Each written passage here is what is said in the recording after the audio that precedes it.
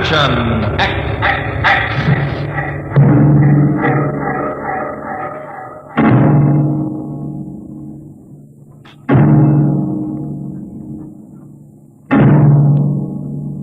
Can you predict what will come in 100 years?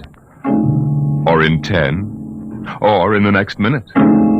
Can you see beyond the known dimensions of time and space into the unknown dimension X?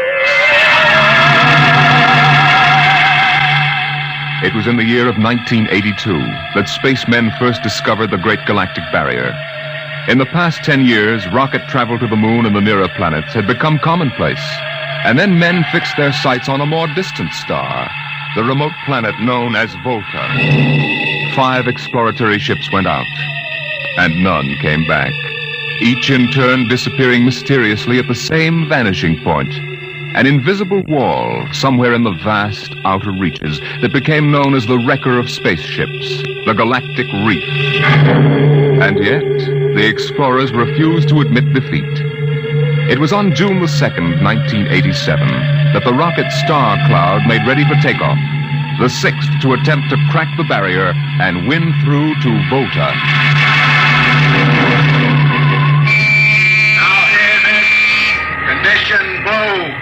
1 minute till blast off. Now hear this. Condition blue. 1 minute till blast off. Bridge to nav control. Navigation, Collier. This is Captain Thorson. Ready, Lieutenant? We're ready, Captain. The course is in the integrator for takeoff at 1200 hours. All right, stand by for acceleration. Bridge to engine room. Fire up your rocket chambers. Take off at exactly 1200 hours. I'll read you off. 30 seconds. 29. 28. 27. 26. Condition red. Hold it. Revoke all orders. Who turned in that alarm? We've uncovered a stowaway, sir. Stowaway where? Hiding at sick bay. Dr. Spitzlin found him. Have him brought up to the bridge. Engine room. Kill your rocket. Stand by. Thorson, this is Colonel Harrison in ground control. What's holding you up? Trouble. What's the matter with you? What's the matter with you? There's stowaway aboard. Stowaway? Yes, I thought your men were supposed to police this base. What's the matter All with right, Captain, take it easy. you? You know what this delay can do to us, don't you? 1 minute late at takeoff can throw us 1,000,000 miles off course. We'll have to reintegrate the whole works. Well, look, how long do you think it'll take? Don't bother me for a while. I'm busy here. Stupid idiot. Come in. Here's your stowaway, sir. Now, court martial. Charlie. Can you use a good radio man, Skipper? Oh, I see you two have met. Met? The Skipper and me made 50 trips to the moon together. Didn't we, Captain? Charlie, if you wanted to come along, why didn't you volunteer? I did, Skipper. They turned me down. What's wrong with you? Oh, acceleration bends. They said my arteries wouldn't stand another trip. Oh, I'm sorry to hear that. But they're wrong, sir. I got one more good trip in me. Now, listen, Captain. You know these green kids don't know the first thing about space radio operation. You put a man like me on, and I'll be getting you bedtime stories from Mars. Now, you know the regulations as well as I do, Charlie. I can't take you as much as I'd like to. Colonel Harrison will murder me for this. I'm sorry, Charlie. I have to put you aground. Tell you what, Charlie. I'll ask Harrison to put you on his ground radio contact. It'll seem as if you're right here with us. He won't do it, sir. He better. I'll have him busted to corporal for letting you sneak aboard. You'll be better off, Charlie. Paulson. Yes, sir. I'm sending a man down from the bridge. Put him aground. Give him time to clear the launching platform. Yes, sir. So long, Charlie. Sorry. Well, good luck, Skipper. I thought you were going to have him drawn and quartered. Been anybody else, I would have, Smitty. But Charlie, well, Charlie's kind of special. He's been with me since my first command, when we began the regular run to the moon. If he wanted to come along this time, well, it's only through loyalty to me. You know, Lewis, I didn't realize it before, but you're almost human. Navigation. Lieutenant Collier. Nav control, Collier. Lieutenant, how badly we fouled up. Can you recalculate the course, or shall I cancel the takeoff? I've already plotted a new course on the integrator, sir. Oh, that's quick work. Are you sure? Positive, sir. All right, Collier. Putting it in your hands. We'll blast off from your signal. Lewis, isn't that a lot of responsibility for a young green officer? Yeah, but if he can't do his job, I'd rather find out now than at the galactic barrier. Bridge to engine room. Ready your rockets. Prepare to blast off on navigator's signal.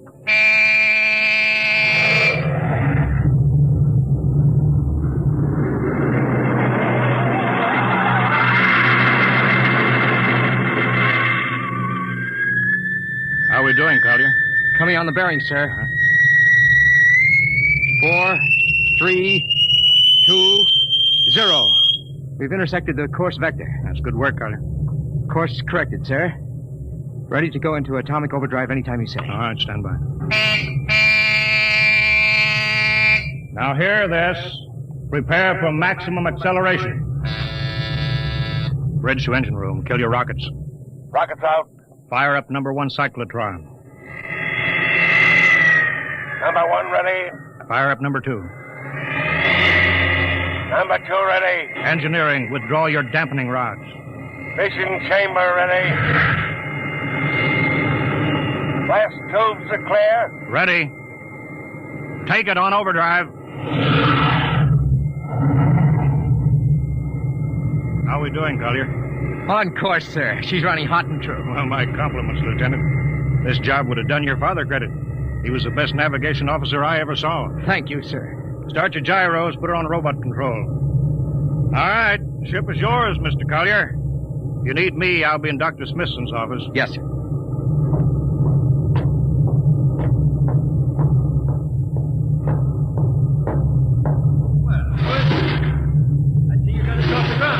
You can thank young Collier for that.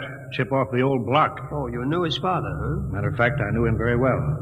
First-rate spaceman. Is he the one who, Yeah, Oh.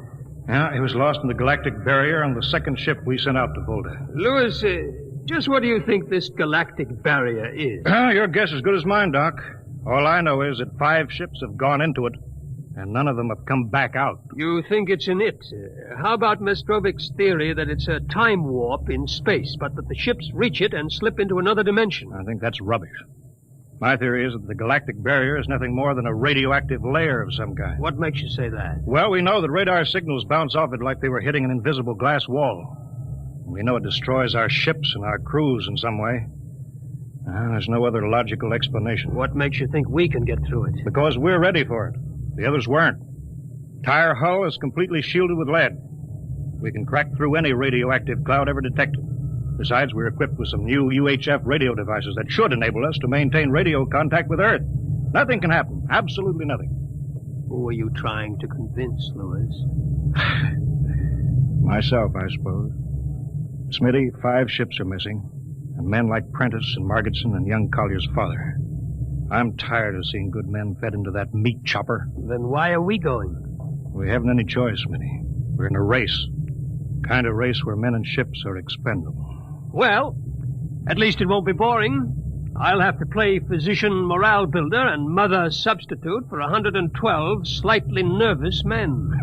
Your morale doesn't sound too good, Doctor. As morale officer, I can state without fear of contradiction. It's terrible. And something tells me that as we approach that galactic barrier, I'm not going to be alone.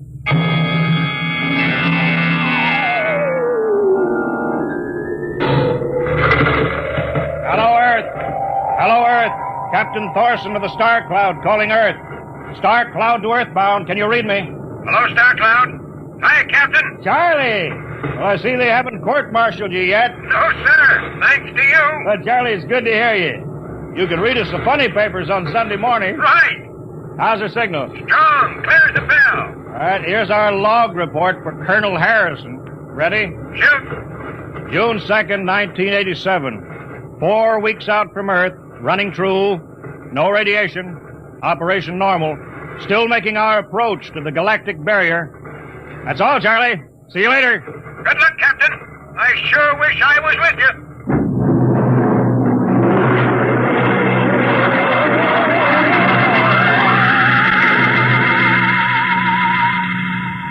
How's the morale, Smitty? Well, the men know we're getting closer to the barrier. They're beginning to show a little tension, Louis. How's their physical condition? Any sickness? About half the crew has come down with space blues. Badly? Oh, same as usual. Lips and hands with a bluish cast. Eyes sensitive to infrared. I don't know. When I first started flying these tin cans, nobody ever heard of space blue. Well, there's a new theory that is caused by the terrific acceleration of these atomic overdrive ships. The change in gravity affects the circulation. What do you think? Oh, I think it's psychosomatic. I've noticed that the same men who get space blues under tension on a ship tend to get blue coloration back on Earth. when they're upset. I guess it's an occupational disease of space navigators. You think it's just nerves, then? I don't know. But young Collier has a bad case. I think it's tension from overwork. Maybe he needs some vitamins. Lewis, when will you realize that vitamins are not the panacea for all the troubles of mankind?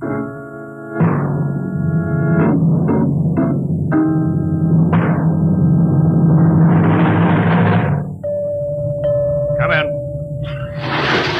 Oh, Lieutenant Collins. Sir, I understand you've relieved me from duty. Dr. Smithson says that you aren't looking very well. I'm giving you a rest. I feel perfectly able to continue, sir. Your lips are as blue as Minnetonka. I'd like to remain at my post, Captain. Don't be foolhardy, Lieutenant. I'm not being foolhardy, sir.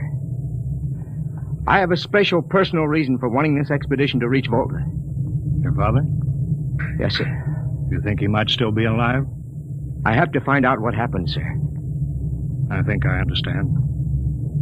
Very well, Collier. Report back to duty.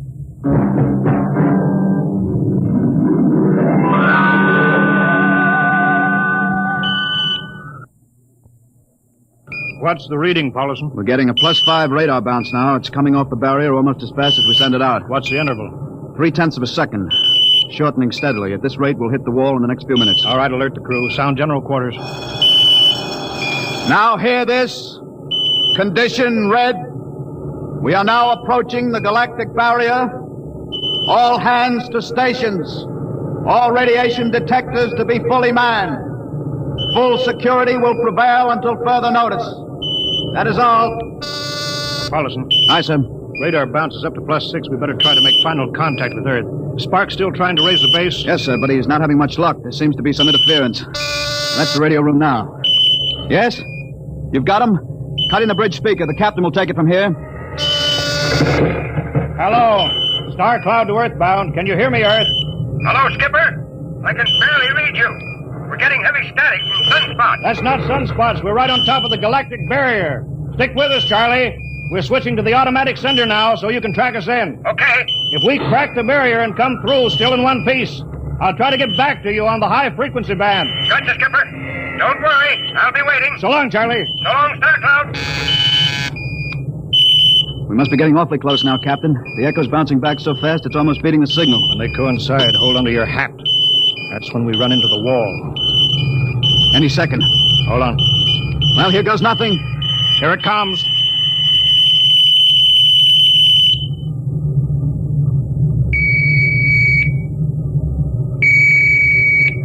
Captain? Why, nothing happened. We made it. We made it, Captain. No radiation, no time warp, no nothing. Why, the crew's gone crazy, sir. Let them. They earned it. Say, Doc, can you break out a few bottles of snake bite serum for medicinal purposes? I sure can, Lewis. This calls for a celebration. How's your morale now? Couldn't be better. How's yours? Condition Hey, what? red. What Radiation detected. Condition red. Radiation detected. Good. Holy mackerel. Look at the needle on that indicator. Paulson.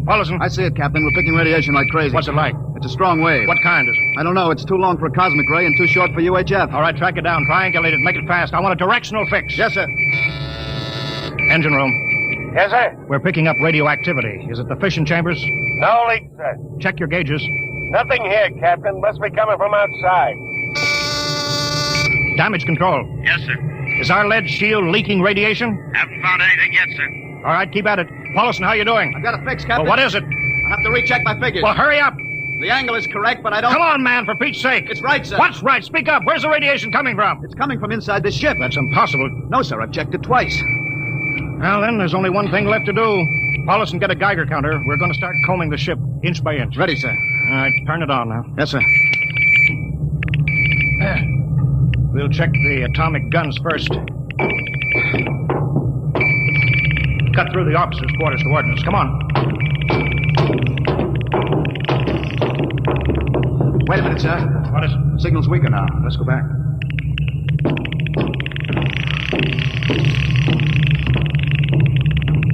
Hold it. Seems strongest right about here. It doesn't make sense. Whose cabin is it? Lieutenant Collier's. Collier? It's probably down in nav control, sir. Try the door. That's not locked, sir. It's in here, all right. Listen to that counter. Strongest over here. Open that wall cabinet. It's locked. Smash it. All right, shut off the Geiger counter. What do you make of this, Pollinson? It looks like some sort of portable transmitter, sir. Must be foreign manufacture. I don't recognize the calibration symbols at all. Never seen anything like it. Which raises a small question. What is Lieutenant Collier doing with a transmitter in his cabin? I don't know, sir. Well, I intend to find out, Paulson. Get down to nav control. Bring Collier up to the bridge. On the double. Well, hadn't we better find some way to shut this thing off first? I know a way.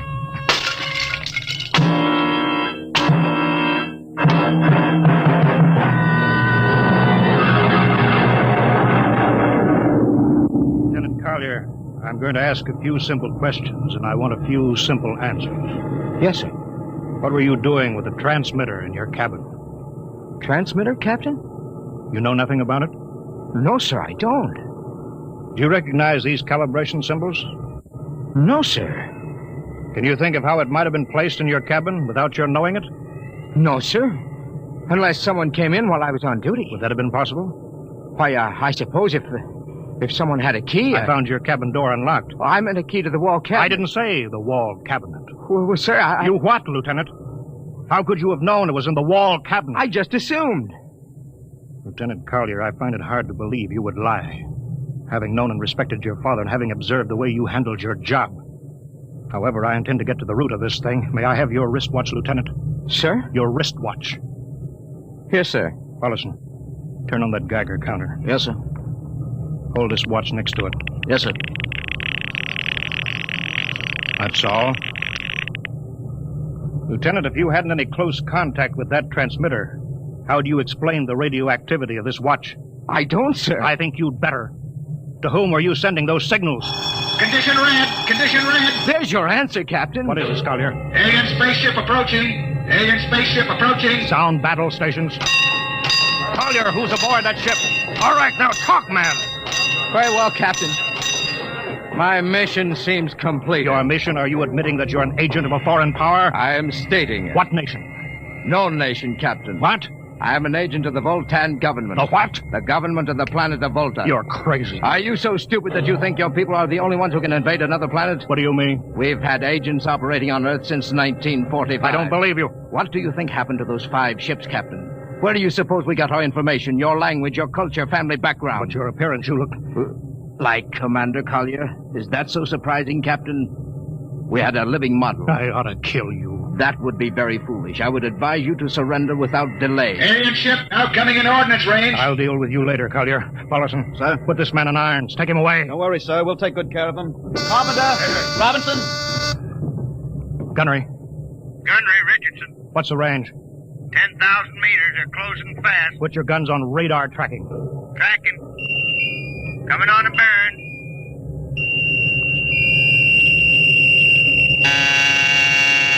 Fire. Fire. Richardson, you hear me? Fire. What's the matter down there? Did you hear me? Richardson, answer me. It's no use to shout, Captain. Collier. Yes, Captain. How'd you get loose? Where's Paulson? Lieutenant Paulson is dead. All stations. Lieutenant Collier has escaped. Seize him, man. Don't waste your breath. Your men can't hear you, Captain. What? Those still alive are my men. You're lying. No, Captain. Every ship that has ever left Earth was controlled by a Voltan crew. That's impossible. Those were hand-picked men. Handpicked by us. I don't believe you. Then why not call for help? Carpenter, Robinson, Haley, report. Carpenter, Robinson. You see, Captain, it is quite useless. I would advise you to sit very quietly and do nothing. It isn't possible. They can't all be dead.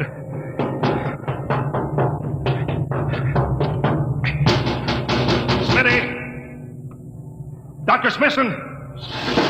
Smitty, what have they done to you? Oh, those dirty... Don't talk, Smitty. Closer. Not much time. Lewis. Space blues. Space blues. What is it, Smitty? What are you trying to tell me? All men with space blues. Voltans. Here, let me help you, Smitty. No, Lewis. Get message back to Earth. Voltan.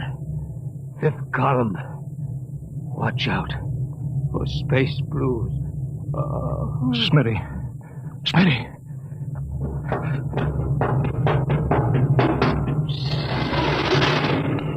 Hello. Star Cloud calling Earthbound. Please, God, let me get through before it's too late. Hello, Star Cloud to Earthbound. Come in, please. Come in, please.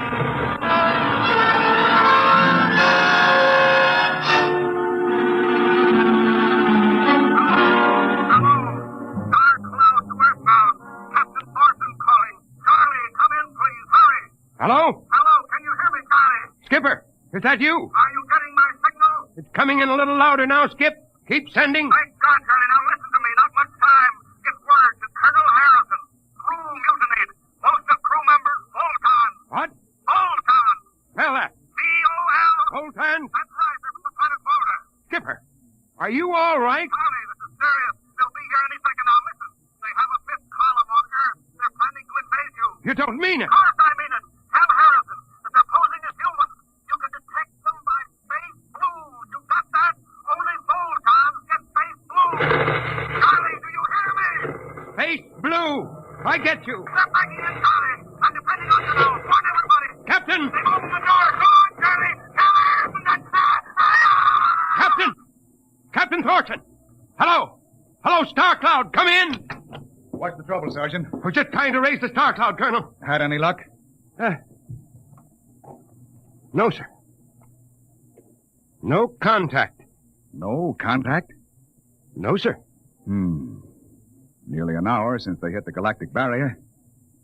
I don't understand why they haven't tried to get back a message. No, sir. Neither do I. All right. I'll take over for a while. Yes, sir. Go right ahead, sir.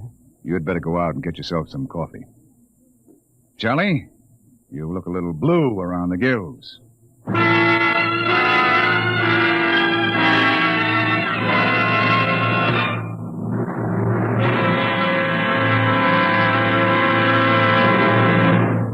You have just heard No Contact, an adventure in time, space, and the unknown.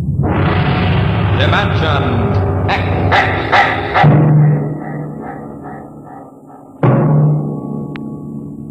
Next week, we have a nice, blood-curdling little story that starts with these two sentences. The last man alive on Earth sat alone in a room. And then there was a knock on the door, which raises the question, what knocked on the door? Left to its own devices, the human mind supplies a vaguely horrible answer. But it wasn't so horrible, really. You'll see next week when we present Knock.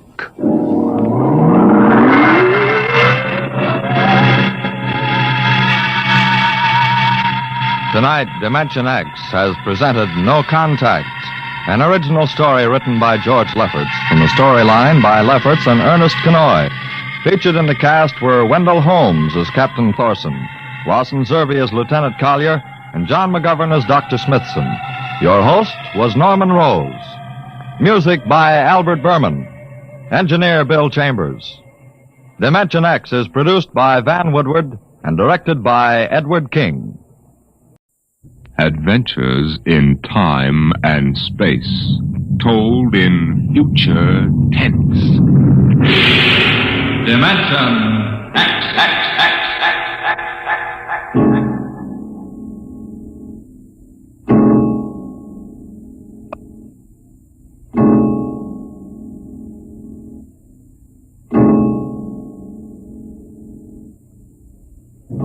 When man first crossed the vast distances of outer space to land on strange worlds, he found that someone had been there before him.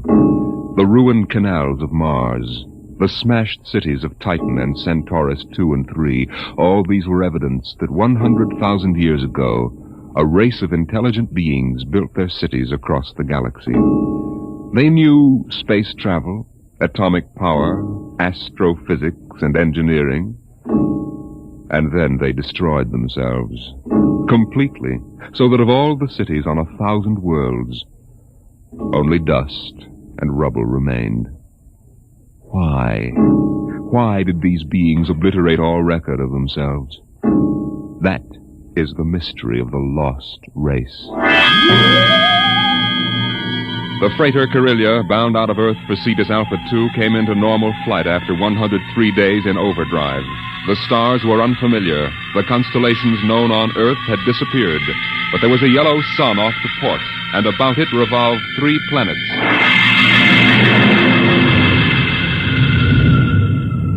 What do you make of it, Briggs? It isn't on any of the star charts, Captain Wharton. I checked through. 1 and 3 are dead, all right. Have to take a closer look at number 2. Turn up the vision scale. Polar ice caps. She's green around the belt. Let's take her down to a 5-mile orbit. Swing around her for a look. Alert for deceleration. Aye, sir. Throw in the manuals. Power room. Power room, aye. We're going down to have a look at something. Give us just enough power to keep her under control. All right, Briggs. Hang on to your stomach.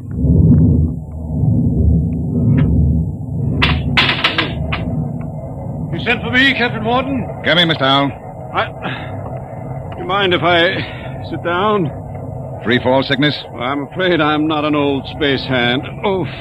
We'll level out in a minute. Do you want something? Yes. We come out of overdrive, smack in the middle of a new planetary system. Briggs says it's unreported. Well, that's rather good news, isn't it? Depends. First report's pretty common. But we'll stake a claim on her, in case there are any mineral discoveries. Well, I meant the possibility of archaeological finds. I'm afraid I'll leave that to you, Mr. Howell. You're the expert. Coming up 5, Captain. Level off. Hang on, Howell.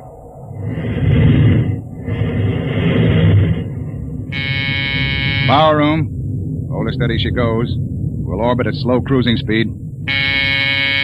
All right. Clear the scope, Briggs. Aye, sir. Nice-looking piece of real estate. Well, the Space Guard requires I check up for radioactives, gold, and lost race rooms. You're landing? Landing? I've got a schedule to keep, Mr. Howell. I can't sit down on every lump of dirt I run into. We'll do a spectroscope check, and I figured you'd spot any ruins. All right.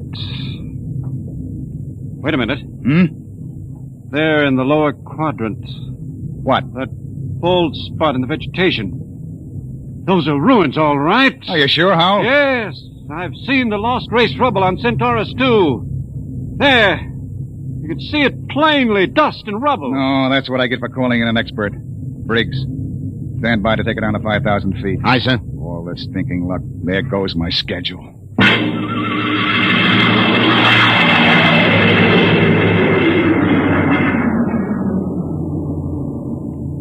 Seen enough, Howell?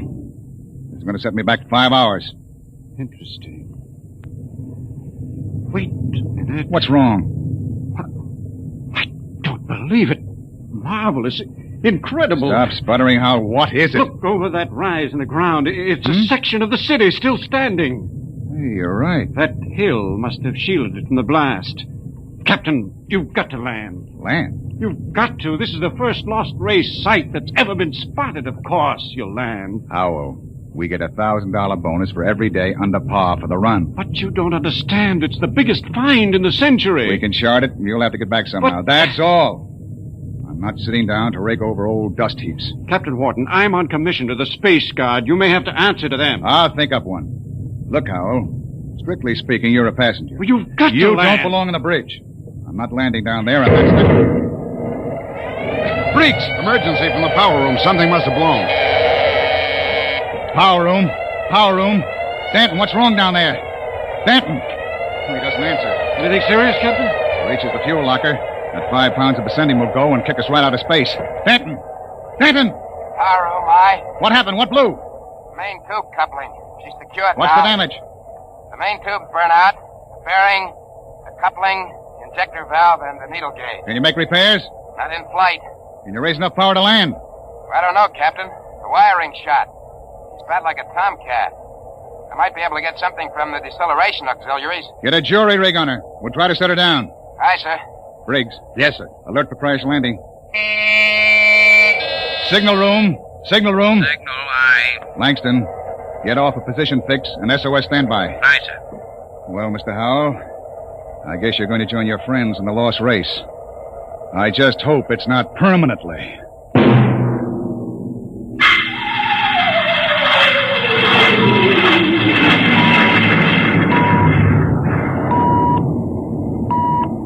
Leveled off now, Captain. Trim her up a point. That's it. She's bucking bad. 5 more minutes and the hull plates will shake loose. Power room.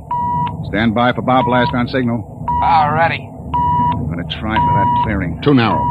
2 to 1 for $1. All right. Hang on.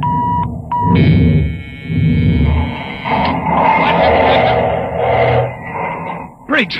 Briggs! You all right? I hit my head on the panel.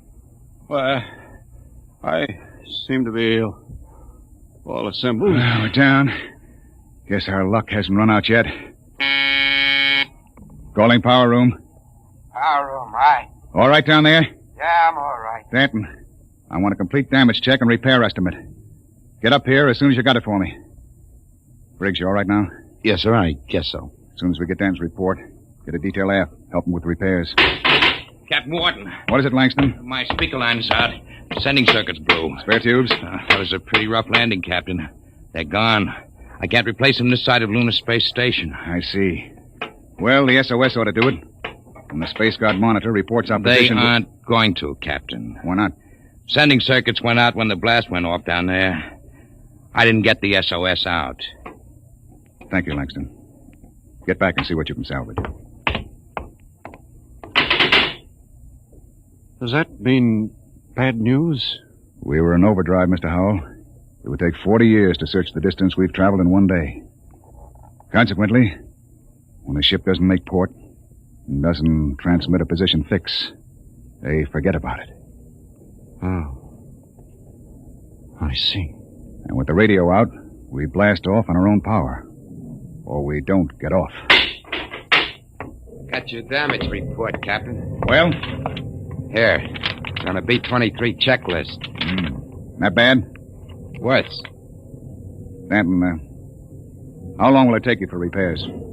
I don't know. An estimate. I know gypsy fortune teller. How about the lifeboat? For deep space? What are they teaching at Sands Point now? Basket weaving? Stanton, Lifeboat couldn't lift half a light year off this here mud heap. Stanton, I'll take just so much. Look. Can it be converted to Bessendium drive? Converter links were mashed when we came down. How long is it going to take you to repair the main drive? Look, Captain, I got 2 hands. You want me to hold a lug wrench in my teeth? See here, Danton. You see here, Captain.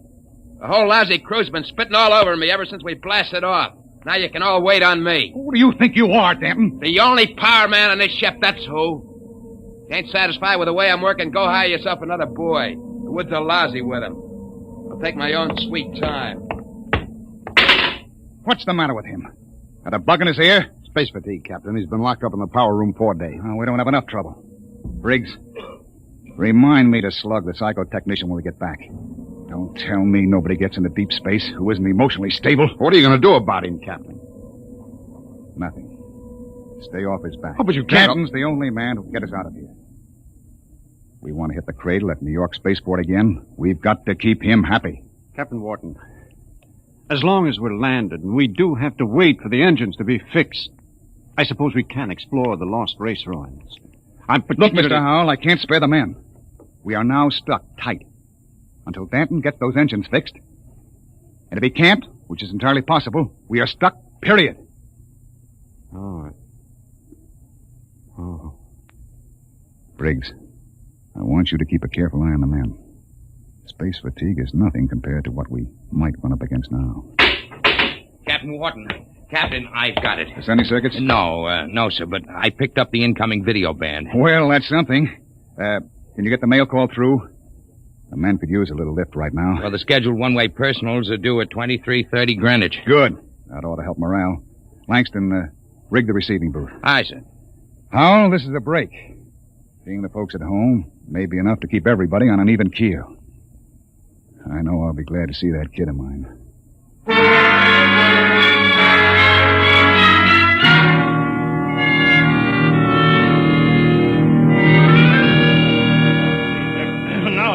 Yeah. Mr. Langston, get Hanson out of the booth. You wear the glass right off the tube. Take it easy, Williams. Everybody gets 3 minutes. Hey, Kelly, I bet that dame of yours burned up the circuits, huh? How'd you know it was his girl? You can't tell through the booth. Well, who else would call that 8?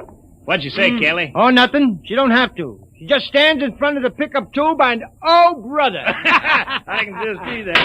Hey, it's a boy. A boy. Alice had a boy. They're going to show him to me in the circuit tomorrow. Congratulations. Who's next, Mr. Langston? The last call's coming through now on ticker. It's for Williams. Well, wait a minute, Williams. Hey, let go of my arm. What happened to my call? No call today, Dan. You're a liar, Langston. Hey. My girl calls on every scheduled circuit.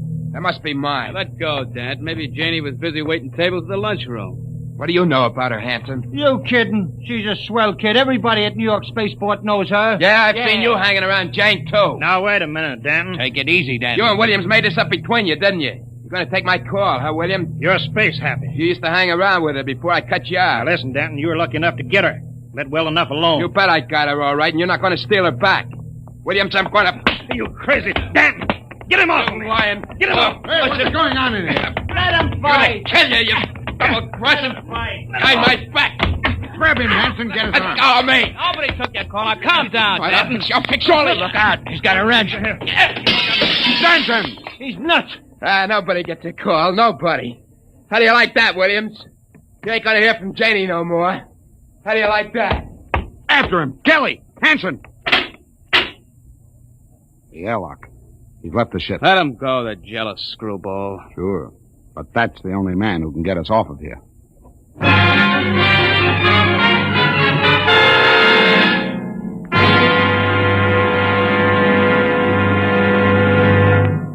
I warned you, so help me, Briggs. I warned you to keep an eye on Danton. Well, I didn't think he'd go off this way. Well, it's that girl of his, sir. He's crazy jealous about her. Any reason for it, Williams? No, sir. She's a good kid. Too good for Danton. I guess he's just so afraid of losing her to some other guy, he's getting psychopathic about it. Well, we've got to get him back. I want every man equipped and ready for search parties immediately. Aye, sir. Williams, rig some portable searchlights. And issue hand blasters and radiation tickers. Kelly. Aye, sir. You had the second party. If you find Danton, send up a signal flare. Aye, sir. Unless we do find him, we'll be on this planet until the next freighter stumbles on us. Maybe 10,000 years from now.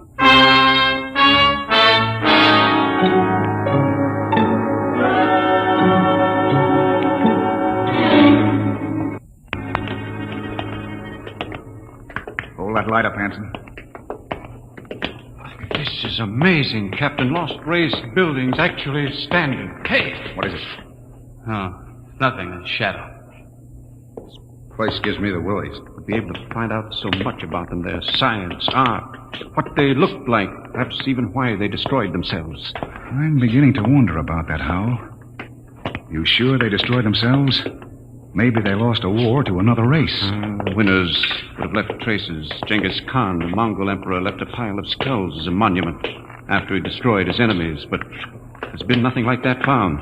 No clues at all, eh? Nothing. When they decided to wipe themselves out, they did a thorough job. But why? That's what we've been asking for 50 years.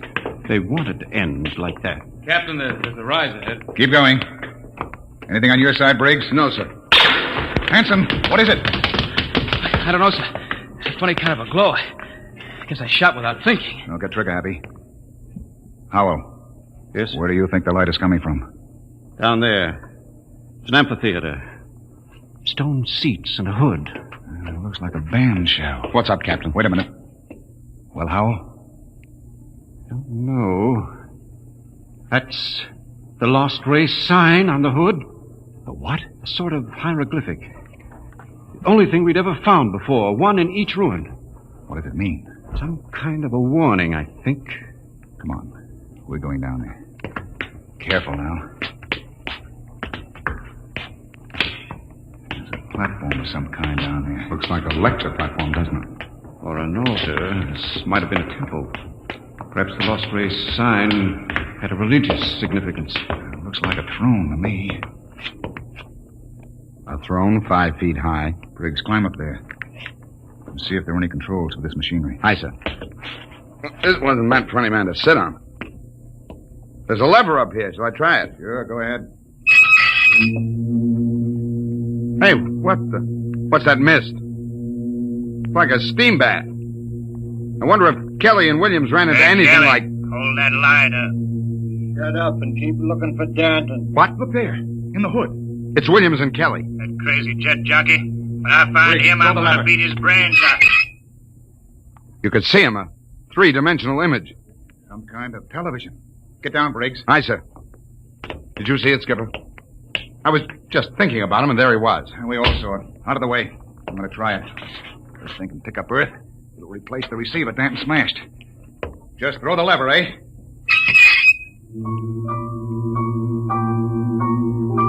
What? That's my son. I'll be darned. His music lesson. Say, it reaches Earth all right. What? Imagine. Television without a transmitter. Looks like the Lost Race was ahead of us in more ways than one. Go up and try it, Howell.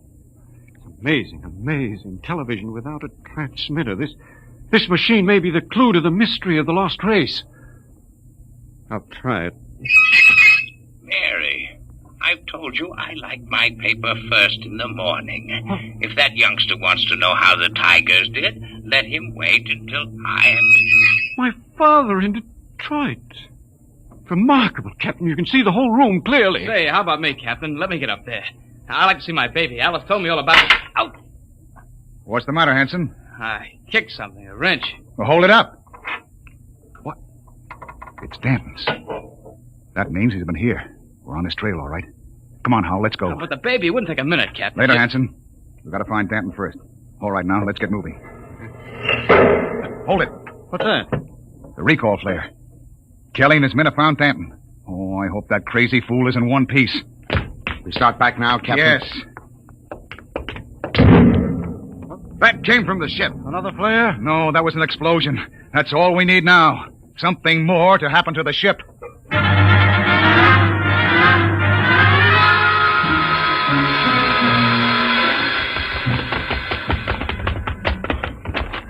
Oh, it's the main jets. Smashed flat. Of all the sleeping rot. Check through the ship for further damage. Aye, sir. Oh, look at those plates. Crumpled like an accordion. Captain! Oh, Captain! Here comes Kelly's party. We got him. We got Danton. Hold it. What happened here? Somebody blew up the main jets. Danton, do you know anything about this? No, sir. Not much, he doesn't. He's crazy enough to blow us all up. Listen, Hanson, I admit I went off my head tonight, but I'm not crazy enough to commit suicide. The jets are smashed. We're all marooned up the same creek. I still think he's got something to do with it. Lay off, Hanson. We found him wandering up in the hills. And he was with us when the blast went off. Yes, that's right. We saw your recall flare before the explosions. Oh, I guess that puts Danton in the clear. Well, then who did it, Captain? I don't know, Howell. Looks like somebody didn't want us to leave this planet. Well, we still got one slim chance left. If we can repair the lifeboat... Skipper, it's gone. Gone? The escape port is open. The boat's missing. Oh, what else? The arms chest was cleaned out, sir, and the fuel locker was jimmied open. The sendium bars are gone. You sure? You can look for yourself, sir. She's clean. I see. There's only one answer left. There's something or somebody out in those ruins trying to get us. Maybe that lost race decided they weren't going to stay lost. You think some of them may still be alive? Who else could have blown up our ship?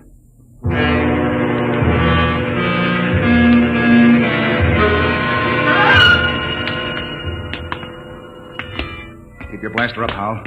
And be careful. It's a hair trigger. What are we doing back at the television machine, Captain? I thought we were looking for the lifeboat. We are. Whoever blew up the ship must be around here. Might as well try to use the machine to track them down. Yeah. Catch them with their own gadget, huh? That's right. All right, Howell, you're the expert. Get up there and try to find him. I hope it works. Well? Trying, Captain. Nothing but mist. I don't understand it. It reached all the way to Earth before. I saw my father in Detroit. Mary, my paper's all rumpled again. What? There it is again. My father in Detroit. I've told him time and time again I don't like a messy paper. Look at that. No selector control, yet all the way to Earth. You can see the whole room, the goldfish bowl, the antimacassars on the chairs. Yet we can't pick up something less than a mile away. Knock it off, Howell. We're wasting time. Come on. That gadget won't work. We'll have to comb these rooms inch by inch. I don't understand. Neither do I. We'll cut behind the hood here and go on. Briggs, you take the lead with the radiation ticker. We might be able to pick up a reading on where the rocket fuel is hidden. Aye, sir. All right, let's go. can't understand why that machine can pick up Earth and not... Help, Captain! Briggs, what is it? Captain, help! I'm falling! It's a cave-in. Hang on, Briggs. I'm slipping, Captain. Grab his wrist. All right. Now pull. Pull! Higher. What happened? Was just walking along and the ground caved in. What? It's some kind of shaft. Hold your light over it, Captain. Oh! 50 feet deep in a stone bottom. I could have split my head open like a grapefruit. Something down there. Hold that light steady. Amazing. Amazing. Looks like a pile of bones to me. 2 piles. It may be the first skeletal remains ever found of the lost race. I've got to get down in there. We haven't got time, Howell. Come on. Let me have your binoculars. Wonderful. That small skeleton must be an infant. They've been laid out carefully at the burial chamber. The way they're lying, it's probably a mother and infant. Yeah. The tail, she's definitely anthropoid. Howell, you mean apes? Something like that. Yet they had atomic power and built cities across the galaxy. Amazing. Howell, we haven't got time. Hello, that's funny. The little one is different. The caudal bones are different. No tail. Listen, Howell. What do I care whether they had tails or not? Come on now. It's almost as if... Well, they did have atomics, and radiation does funny things to heredity. They had that problem of mutations in Detroit. What? Detroit? That must be it. What? The new atomics plant at Detroit. They tore down my father's house to make room for it. Quickly, Captain. Oh, where are you going? Back to the machine. I've got a theory that may solve the whole mystery of what happened to the lost race. I don't care what happened to the dead ones, Howell. I want to find the living ones who wrecked my ship. I think this machine may give us both answers. There's the house, Detroit, down to the last detail. Oh, come on down. We know all that. But don't you understand? That house was torn down. I got a letter before we lifted off Earth. It's gone. But it's on the television machine. Captain, that machine isn't television. It's a thought projector. What? It only mirrors what's in your own mind. But, Mr. Howell, we saw Earth. It was really there. But it was just because we imagined it, Briggs. It's a thought projection. I can produce any mental image that occurs to me on this machine. New York spaceport, a Space Guard patrol, anything. Anything? Yes. And now I think I know what inspired the lost race to do what they did. It was fear. Fear of what was in their own minds. They could all see it with machines like this. But fear? Fear of what? They foresaw the future. So they destroyed themselves. Every last one of them. Hold it, Howell. Are you sure they're all dead? 100,000 years ago. Then who blew up the ship and stole our lifeboat? Danton. Danton? But why? He was pathologically jealous. Yes, but blowing up the ship was like committing suicide. He wasn't crazy enough to do that. The lost race was after they looked at this machine. You mean Danton did too? We found his wrench here. You're right. He must have looked at the machine and thought it was television. He must have seen all his fears about losing his girl confirmed. That was enough to make him completely unbalanced. But he was with Kelly when that explosion went off. He's got an ironclad alibi. No, he hasn't. Wouldn't take a power man long to sneak back to the ship and rig a delayed action fuse. Howell, we've got to get back to the ship before Danton. Never mind, Captain. Stay right there. That's Danton. I'm in the dark. You make a perfect target there. Stop your gun. I got a blaster set at wide angle. Drop him. He's got his cold. I've been following you, Wharton. I wanted to tell you. I'm going back to Earth. I got the lifeboat hidden over that rise. It won't work in deep space. You believed me when I told you that, didn't you? Well, I've got it fixed. And with that Vicendium fuel, it'll be a milk run. I'll reach the Space Guard station at Volta with a long, sad story about how the rest of you exploded in mid-space. Danton, that's murder. Yeah, that's just what it is. And easy, too. Danton, you can't just leave us here. Watch me. Sit in front of that machine and watch me. Yeah, I know what it is. I know it's a television without a transmitter. And I did some checking up. I've seen how you were stealing my calls. Trying to steal my girl. Danton, you're sick. You Pretty can't... smart, that lost race. They built some machine. And it showed me plenty. It showed me enough to kill you. Oh, you've got it all wrong. This isn't a television machine. What are you trying to pull, Wharton? I saw it. Those were your own thoughts, Danton. Those things you saw exist only in your mind. Shut up before I blast all of you down. You're just trying to lie out of it, that's all. But I know the truth when I see it. And you're going to die. All right, Danton, but you're not going to get away with it. Look at the machine. What's that? The machine. It's the Space Guard patrol, Danton. Look, they're coming. X3 to command. Spotted the Corellias. Reported. Preparing to land. That's the Space Guard, Danton. Yeah, whole patrol. You're lying. They couldn't come. There wasn't any SOS. X3 to command. Preparing to land. There's the clearing. That's enough, Howell. All right, Danton. They'll be coming over the horizon. Drop your gun and give yourself up. Oh, no. No, they're not going to catch me. I'll be away in that lifeboat before they land. Stay still, all of you. Stay where you are. I still got you covered. Danton, look out behind you! Burial shaft. He fell in it. Hold the light down, Briggs. Well? He's dead. Deader than the Lost Race. And what about those Space Guard cruisers? Out of my head. Just imagined them. There they were on the machine. Poor Danton believed they were real. I wish they were real so we could get off this planet. No, it doesn't matter. We know where the lifeboat is now. We can send one man to bring back help. And it won't be Danton. The machine got him the same way it got the Lost Race. Through fear. But what was the Lost Race afraid of, Howell? Changing. Changing? Look at those skeletons down there. They had atomic energy, but they couldn't control it. Look. The baby's different from the other. The race was changing by mutation. Mutation? Look at those skeletons. Now imagine a shifted hip socket so they could walk upright.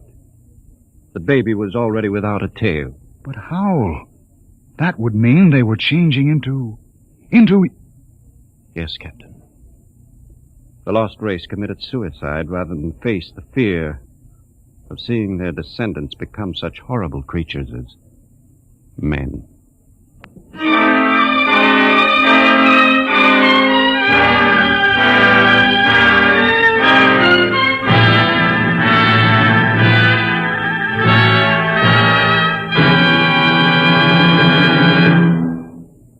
You have just heard another adventure into the unknown world of the future. The world of... Dimension X. And now, about next week.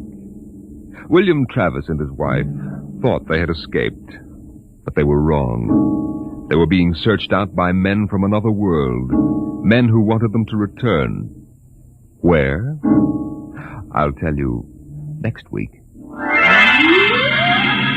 Tonight's drama was based on the Murray Leinster story, The Lost, and was adapted for radio by Ernest Kenoy. Featured in the cast were Matt Crowley as Captain Wharton, Roger DeKoven as Howell, and Joseph Julian as Danton. Your host was Norman Rose. Adventures in time and space, told in future tense.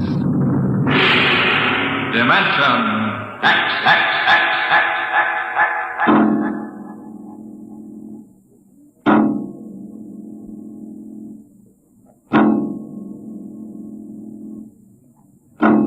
Time is an interesting phenomenon. A ticking clock, the running sands of an hourglass, all these have captured the imagination of men. But time is more. It exists now, and then, and in the future. Suppose we are in the year 1950. Coexistent in time may be worlds we have never seen, the worlds of the past and of the future.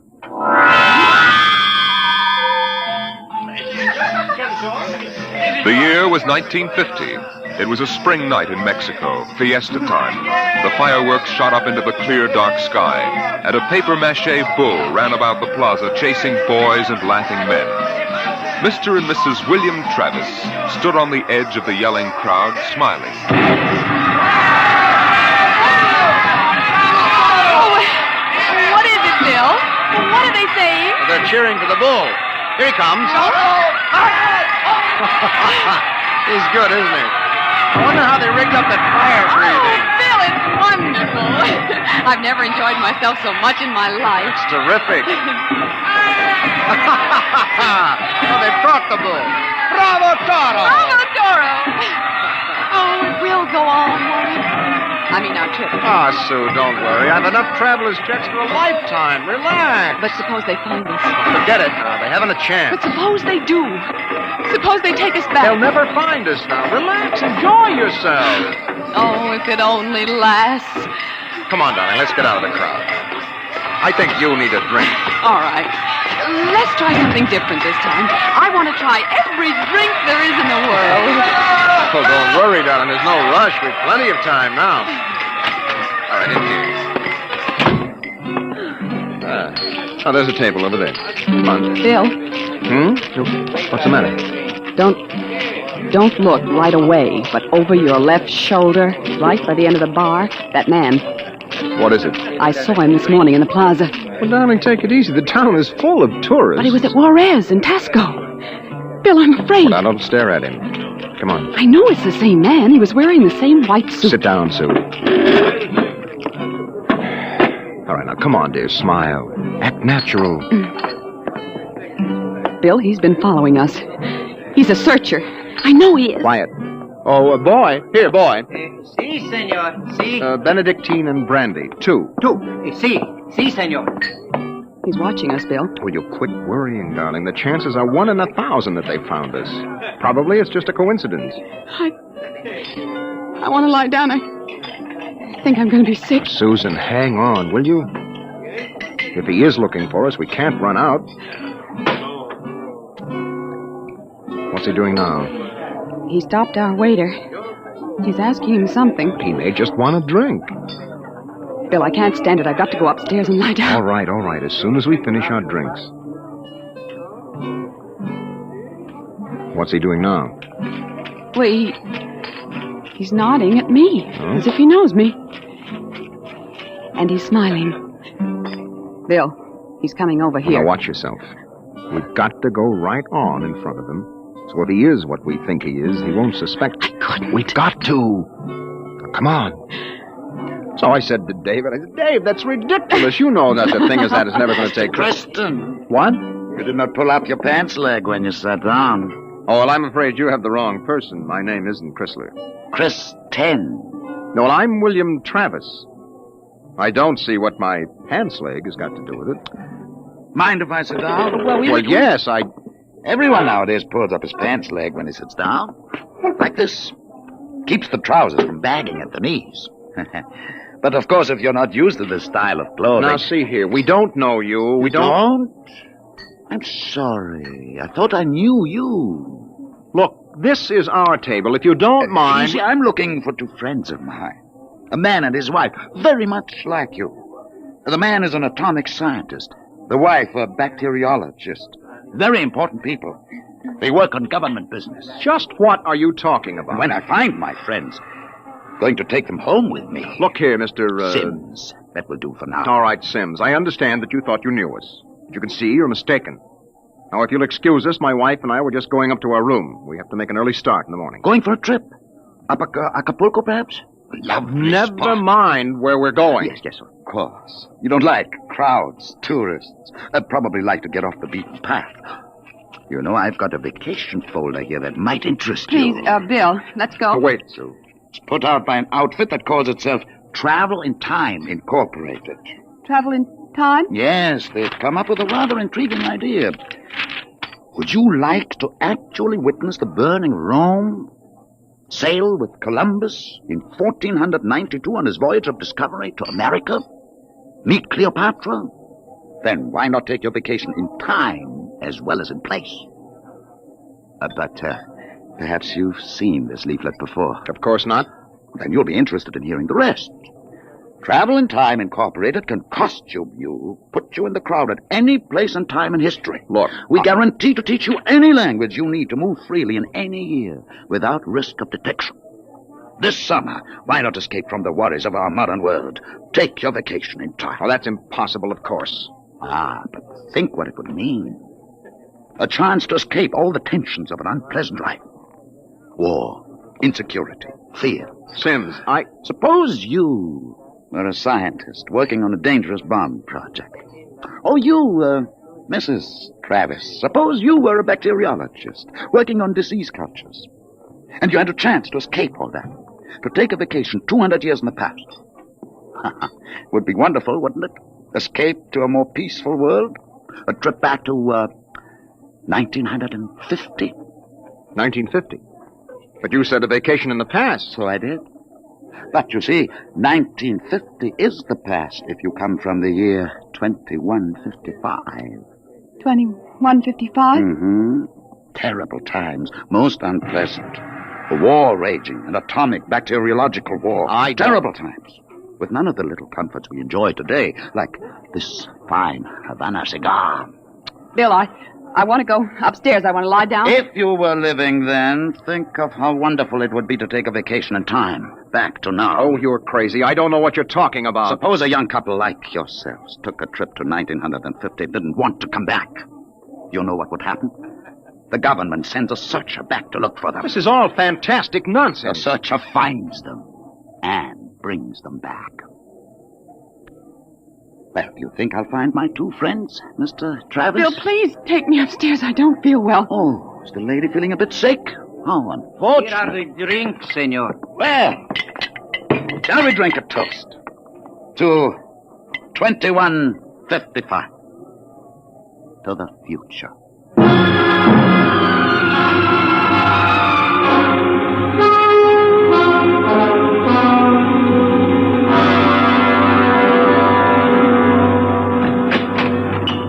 Inside, quick. Bill, what are you doing? Shoving a chair into the doorknob. He knows. He has been following us. Bill, he's a searcher. You keep quiet, Sue. I want to think. Bill, take us back. That isn't over yet. Oh, I've got a headache. I'll get you an aspirin. What will they do to us? I don't know what they'll do to us. Something slipped. Something must have slipped. But we were so careful. Well, the searchers are trained to watch for detail. Things like not pulling up my trousers. That started him thinking. There's a man who isn't used to ancient clothes. Could kill myself for giving it away. No. With my walk. These high heels. Careful now, Ken. Here. Thank you. Bill, I won't go back. I won't go on filling tubes with typhoid and bubonic plague. Now, take it easy, Sue. There must be some way. We don't have to go back to 2155, do we? The nerve of that Sim sitting there looking us up and down like animals smoking those stinking cigars. That's how I first noticed him at Tasco. He had 4 bottles of liqueurs and a pile of chocolate. Yes, well, he still hasn't gotten over that first greedy hunger. We've got to look out for that, Sue. It's the sure sign of somebody from the future, trying to make up for a lifetime of shortages by stuffing themselves sick. Remember our first night? Bill, I can't stand it. We've got to get out of here. What are you doing? Packing. Getting the suitcases out. That's no use, Sue. What do you mean?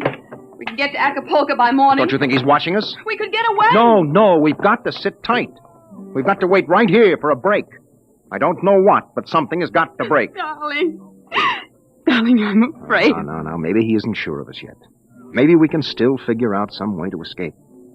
Come on now. We better try to get some sleep.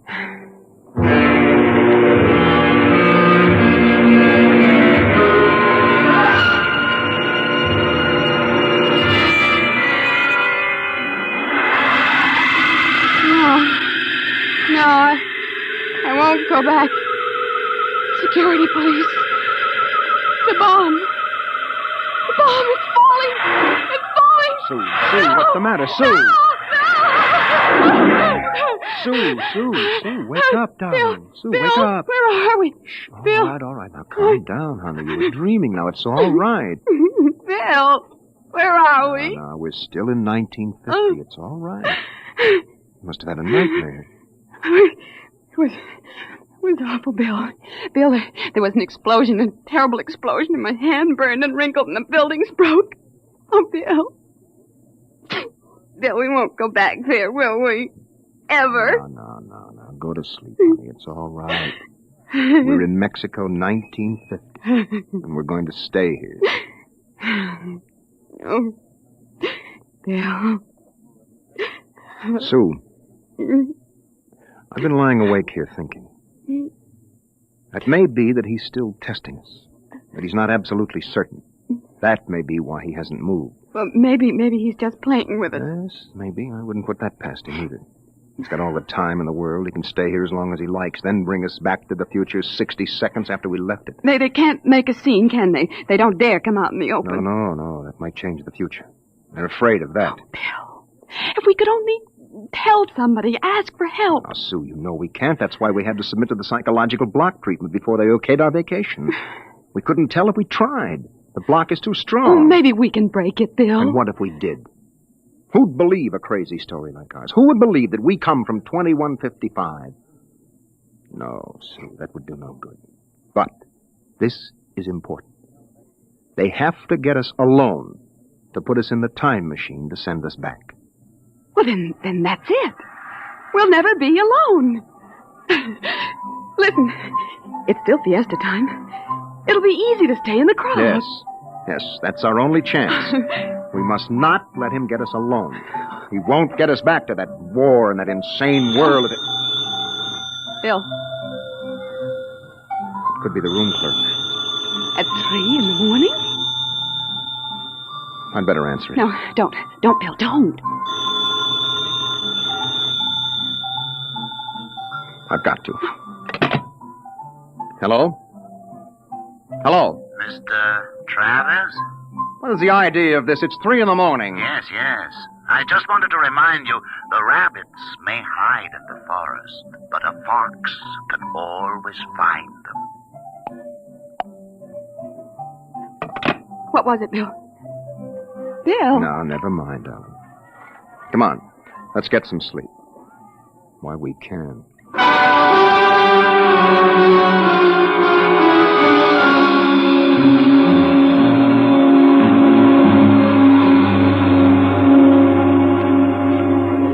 Buenos dias, senor.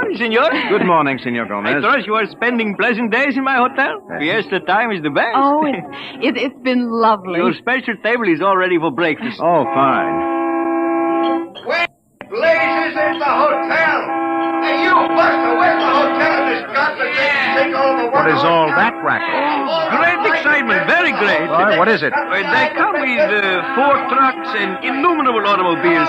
A motion picture company from Hollywood. Oh, what are they doing down here? They make pictures of our fiesta for the backgrounds. Oh, yes. We have a very beautiful town. Beautiful.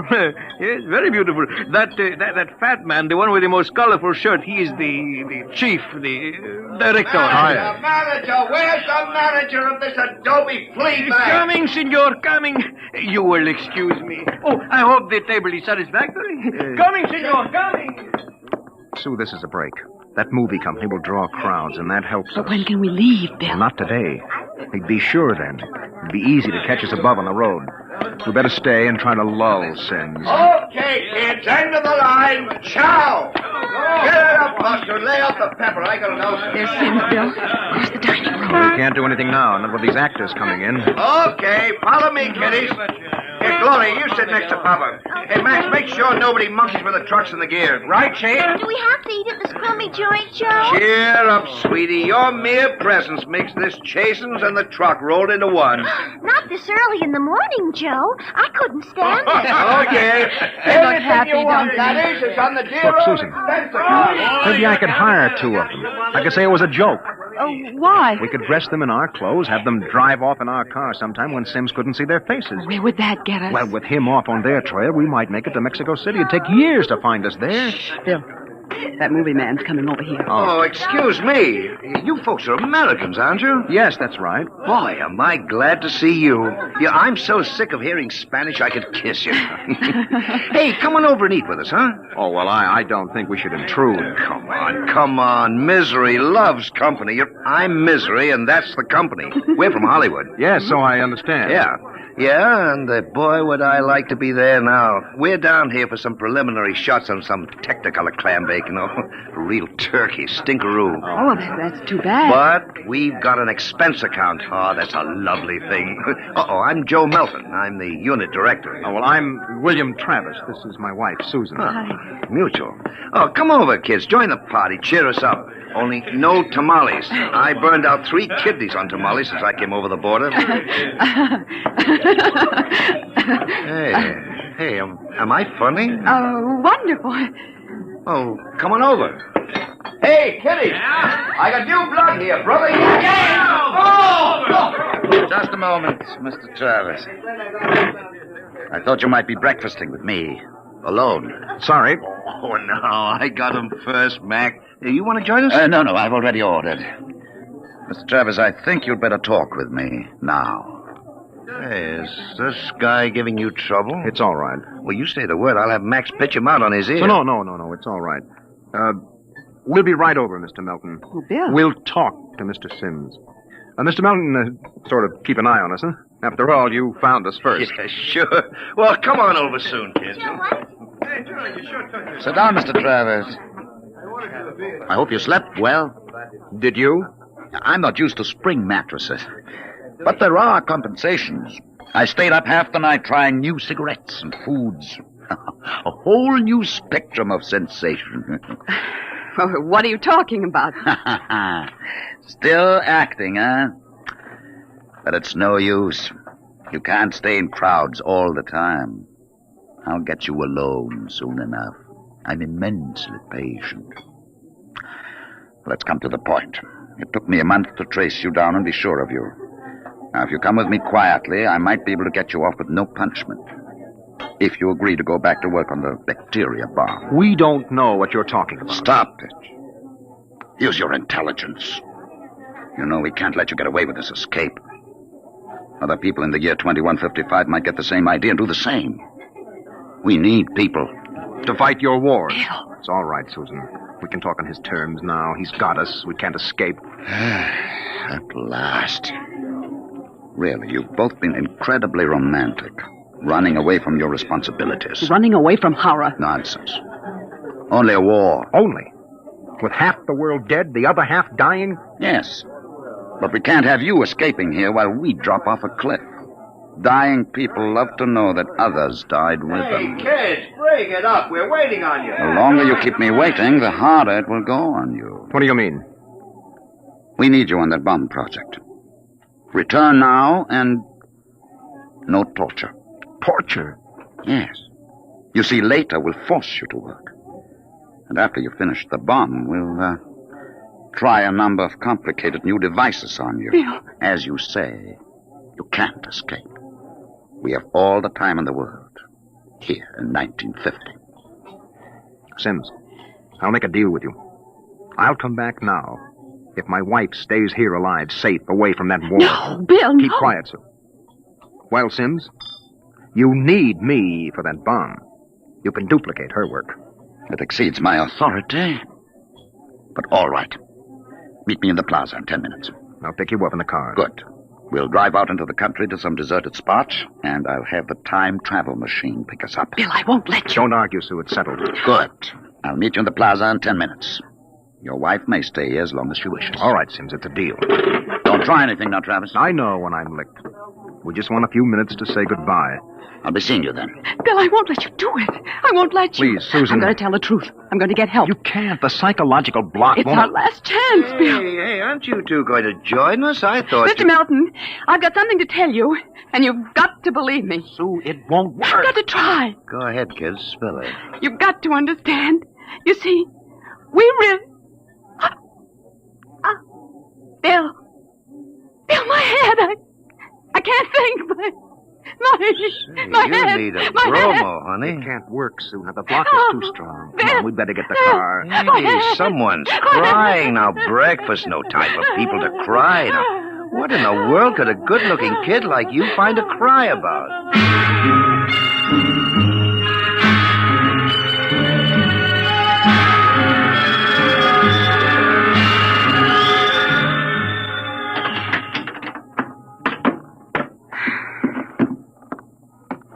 Bill, I won't let you do it. Don't make it harder, I'll Susan. let me go back with you. We'll get through some way. You think I'm going to let you go back to that war? Sue, please stop. We haven't got much time. It was so wonderful here, Bill. Oh, Bill. And there he is, smoking those cigars of his, waiting for us. Only, there must be some way that we can both stay here. Maybe there is.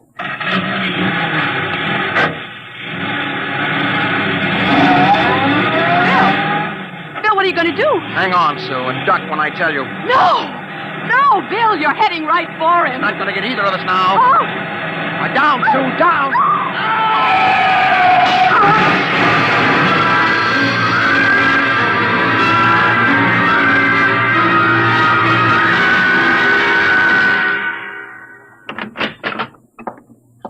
Bill? Bill? It's all right, darling. It's all over now. This is the mayor, dear. Senora, your husband has been officially cleared in this most unfortunate affair. It's obvious this Senor Sims died of an unavoidable accident. An accident? Yes. Oh, yes, of course. Adios, Senora. Adios. Will they want to see you again? No. I'm clear. I lost control of the car. That's the way it stands. Oh, Sue, I hated to kill him. I never wanted to do anything like that in my life.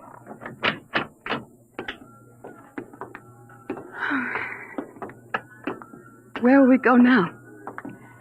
Mexico City? Well, the car's in the repair shop. It won't be ready till 4, then we'll get out of here. Hey there, Travis. Wait up. It's the movie man, Bill. Oh. He was very good to me when they had you in there. Oh? Hey, I heard what happened. They sprung you, huh? Great, Yes. great. It was an accident. Well, it's lucky you didn't get hurt yourselves. Everything okay now? Yes, I think so. That's fine, but you both look a little rocky. So you want to get your mind off your troubles? We're through for the day. Cloud's fouled up our shooting schedule, so we're going to put a header on it up at the hotel. Well, I don't think we'd better. You've got to wait till your car's fixed, don't you? Oh, come on, Nup. It'll do you good to relax. It'll get your mind off what's happened. Gloria's cracking the ice now. Well, maybe we will join you. I've got to go check up on the car, and then... Oh, don't miss the party, kiddies. I'll see you upstairs. Bill, I don't think we... Oh, come on, honey. We've got the break now. Sims is dead. Before they can put another searcher on our trail, we'll have time to make a clean getaway. Bill, I'm so tired. I know, and what you need is a little excitement. We rate a celebration, honey. Well, I guess it would be nice to unwind. Sure. We'll go up to Melton's room, have a couple of drinks and a few laughs. Honey, it's all over. We can relax.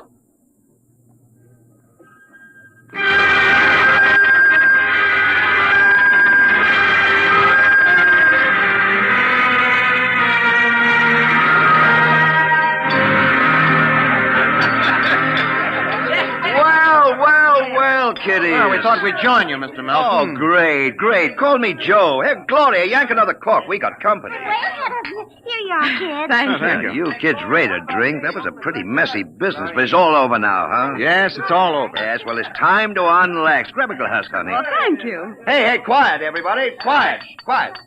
How about a toast to our guests? Oh, sure, you bet. All right.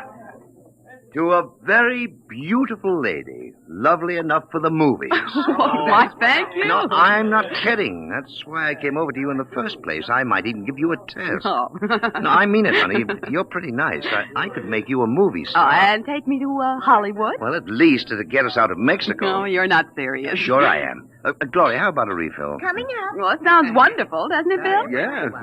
Los Angeles is a pretty crowded city, isn't it? Crowded? Wait till you see the sunset bus. No, you don't really think I could be an actress. You don't have to cheer me up anymore. I'm feeling wonderful now. No, I'm serious. I think you'd be great. I want to do a suspense story. Sort of a war story, you know. Gloria, pour Mr. Travis another glass. Okay, Joe. A suspense story. Yes, dear, yes. A story about a man and a wife who live in a little house. Now, I'm just ad-libbing this, you understand? Oh, yeah, sure. Go on. Well, there's a war on, see? A terrible war, you see. They live in the year 2155. Now, here's the gimmick. They escape into the past, and they kill a man who follows them to bring them back. Gloria, honeypot, get Mr. Travis another glass. Well, sir, this couple takes refuge with a group of movie people. Safety in numbers, they figure. Bill. But the story goes on. This couple is terribly important for a new project. Let's call it a bacteria bomb. So the searchers figure out a way that they can get them alone in a hotel room. Shove a chair under the doorknob, Max. Yes, sir. You see, the searchers may work alone or in groups, so that if one of them's killed, the rest carry on. Don't you think that would make a wonderful picture, huh, Susan? Don't you, Bill? You're not going to get us, Melton. Stand still. Put that gun down, Travis. Who is it? The manager. Grab that gun, Max. Let go of me. He's now made things worse, Mr. Travis. The manager, he heard us. Let's get going. Let go of me. Let go. He'll break down the door in a minute. Max, get ready to travel. Take a good look, Mr. Travis. Take a good look at 1950. You won't be seeing it anymore. Throw the switch.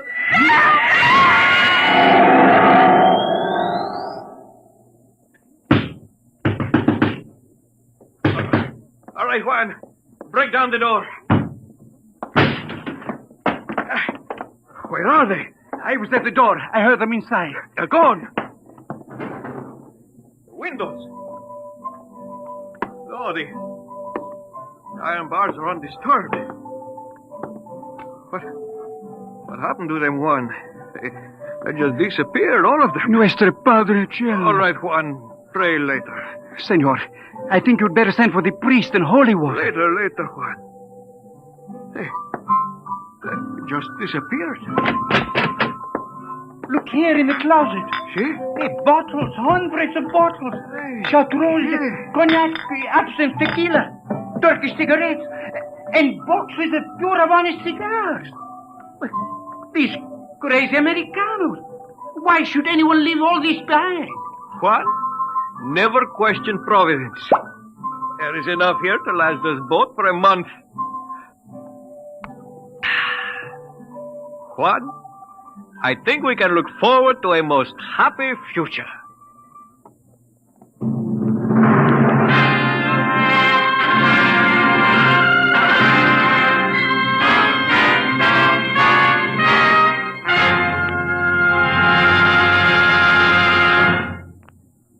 You have just heard another adventure into the unknown world of the future, the world of Dimension X.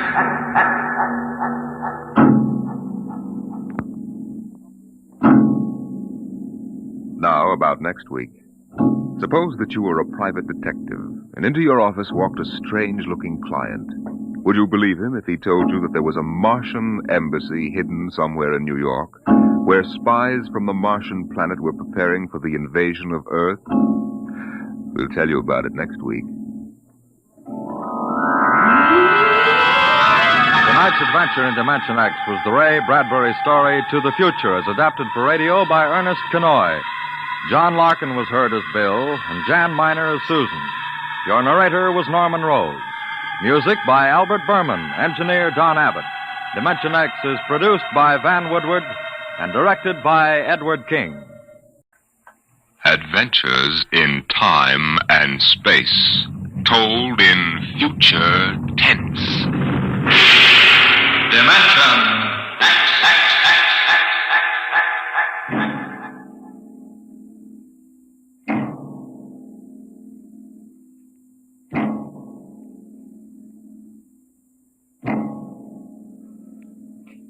Out of the infinitude of stars and planets in the solar system and other systems in the universe, it is almost mathematically certain that there exist other forms of life on other worlds. Someday, in the future, in 1,000 years, or in the next 10 minutes, daring travelers through space will make contact with the inhabitants of another world. But the question is, will we contact them first, or will they contact us?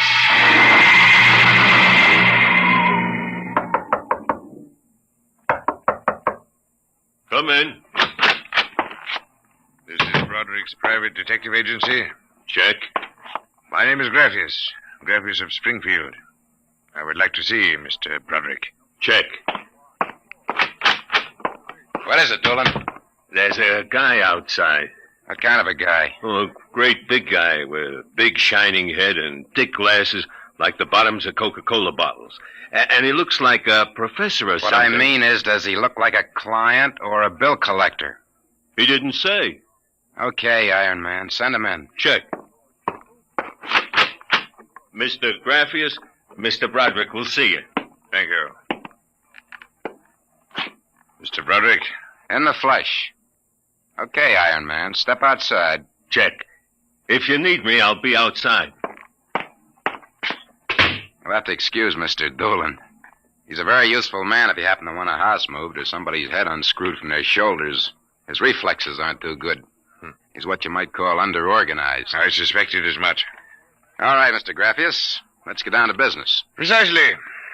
I would like your assistance in helping me locate something here in New York City. Just what are you trying to locate, Mr. Graffius? The Martian embassy. Would you say that again very slowly?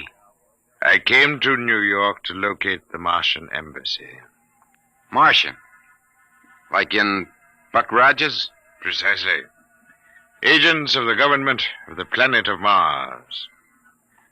Dolan! What's the trouble, boss? Throw him out. He's a crackpot. Of course, if you wish me to leave, I will leave. But before I go, you might examine this. You'll find it quite authentic. Holy mackerel. A 5th-century note. Let me see that. Sit down, Mr. Graffius. Sit down. Make yourself comfortable. Dolan, get Mr. Graffius a light. Check. Okay, Mr. Graffius. Your remarks about our speckled friends, the Martians, I shall ignore. This being the year 1955, I assume you were joking. On the contrary, I'm completely serious. As it happens, I'm interested only in Martians at the moment. I see. Okay, shoot. It occurred to me in the course of my studies that we Earth people cannot possibly be the only intelligent form of life in the universe. Out of the infinitude of stars and planets, there must definitely, mathematically, be others. Since Mars is older geologically, and since it is also an atmospheric planet, its evolutionary history could easily be similar to ours, you follow me? So far, I can't say no. But if this is true, then they must have been watching us, observing us, for hundreds, possibly thousands of years. What for, blackmail? Shut up, Dolan. They know, then, that we are not far from achieving space travel. Atomic rocket ships that can travel to other planets. They also know we're a militaristic, warlike race. We might conceivably set out to conquer and occupy Mars one day. In which case, they'd try to get the jump on it. Precisely, Mr. Broderick. And how would they do that?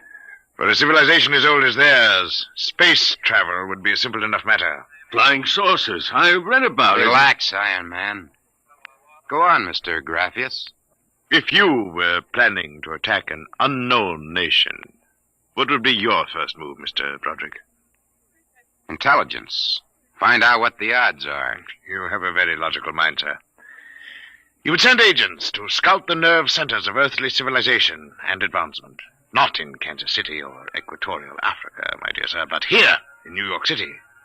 The most technically advanced spot on Earth. Uh-huh. And, you want me to help you prove this theory of yours? Precisely. Expense does not interest me. Well, this may take a very long, long time, Mr. Graffius. After all, nobody's ever seen a Martian. I assure you, they will be very ordinary-appearing people. Very likely they live together in downtown New York, close to the newspapers and publishers, the news cables, communication centers, and the financial center of Wall Street. Most certainly, they live in a private house with no servants to pry into their affairs. Some ordinary people who live in a private house in downtown New York. Yes. I might just as well look up Martians in the classified section of the phone book. There's one other lead which might help you. What's that?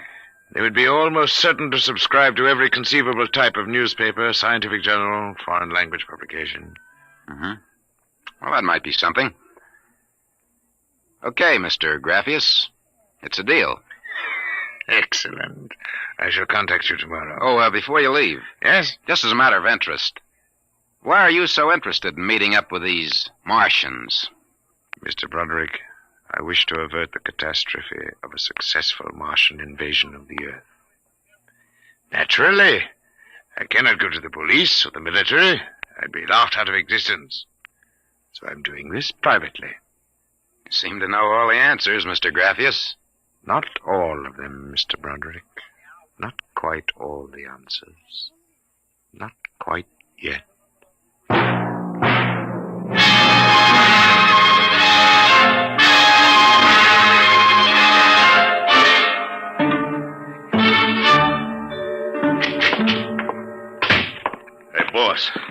Here's a private address. Takes everything from Pick magazine to the Manchester Guardian.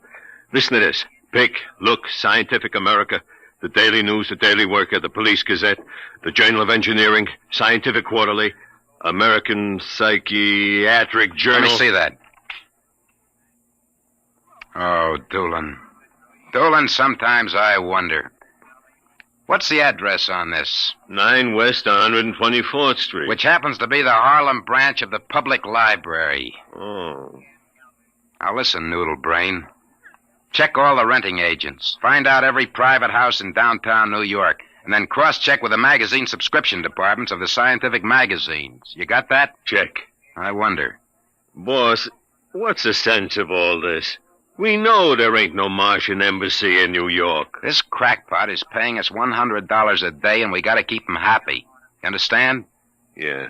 Also, I've got a hunch that Mr. Graphius isn't looking for any Martian embassies. He's looking for something quite different. I'll start making with a telephone.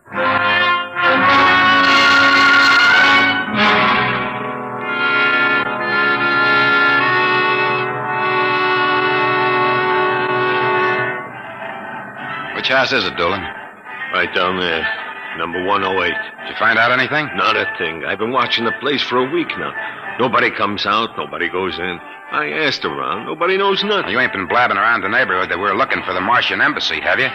Boss, I'm stupid. But I ain't that stupid. Who'd you talk to? I struck up what you might call a casual acquaintanceship with those 2 girls standing with the baby carriages up the street. The cute one is real cute. Now, look, Doolin, don't try to do anything intelligent. Just keep walking up and down. See? Check. I'm going back to the office to meet Graphius. See you later, boss.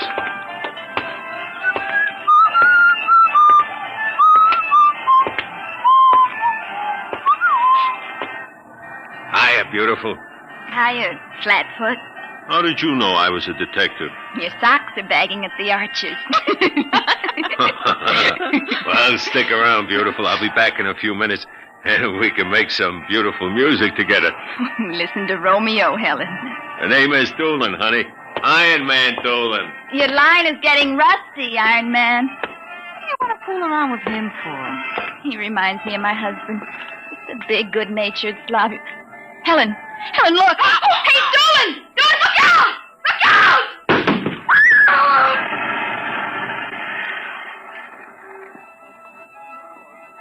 Helen?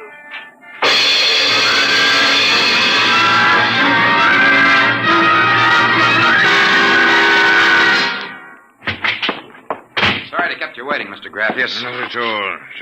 Doolin found a house down in Greenwich Village, privately rented. Number 108 Conklin Street. Nobody seems to know anything about who lives there, except that they subscribe to every paper and scientific journal put out. And also they have a peculiar antenna on the roof.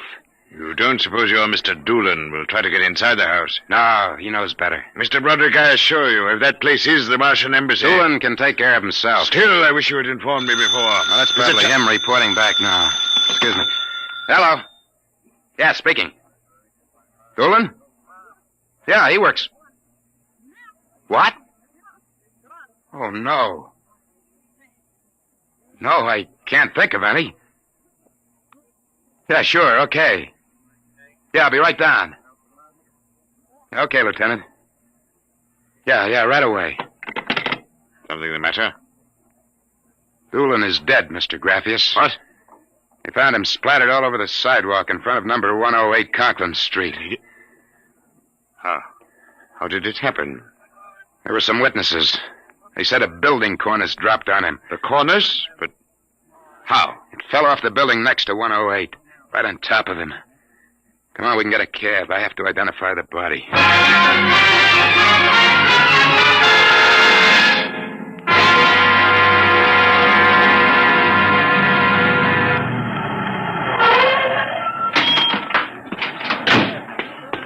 Lieutenant, I'm Broderick. Oh, well, there's your boy, Broderick. Not very pretty. Oh, Mother in heaven. That's a 1,000-pound hunk of concrete. Where did it come from? Dropped off the roof of 106. Anybody see it? Yes, a couple of maids pushing baby carriages. One was so shaken we had to send her to the hospital. The other one is hysterical, but she can talk. Can't seem to get any sense out of her, though. Do you mind if I talk to her? Not at all. I'll be back in a minute, Graffius. I'll wait here. She's standing right over there with the patrolman on the beat. Hanson. Yes, sir? This guy wants a few questions with the girl. Please, I told you what I saw. How many times I gotta tell you? Yes, the dead man was a personal friend of mine. Would you tell me what happened, please? Helen and I were standing in front of Rathman's candy store up on the corner. We both had the babies out. I worked for Mrs. Gillian on Washington Square North. He said hello and joked a little. Then he walked down the street just like he's been doing all week. Hadn't taken more than a few steps when... Please, miss. It's very important. I tell them, but they don't believe me. What do you tell them? How it happened. Tell me. It's too awful. Please. Well, first he washed, and then the stone fell on it. What do you mean, he squashed? They don't believe me, but Helen saw it, too. She saw what? First, he squashed, then it fell on him. He was mashed flat before it even hit him. Now, look. That's the story, Broderick. Please let me alone. Let me go home. I told you what I saw. Now let me alone. Let me alone. Did you learn anything, Mr. Broderick? Huh? I don't know. I don't know what to make of it. It's crazy. Mr. Broderick, if I may make a suggestion at this point, perhaps it would be better if we dropped the entire matter. What's eating you? First you come at me with a chain of nonsense that you're staking real cash on, and now when we hit solid trail, you want to call off the dogs. Well, maybe you operate that way, but Broderick doesn't. May I ask, then, what do you intend doing? As soon as the cops clear out and this place quiets down, I'm going to pay a personal call on the Martian embassy. Whatever number 108 is.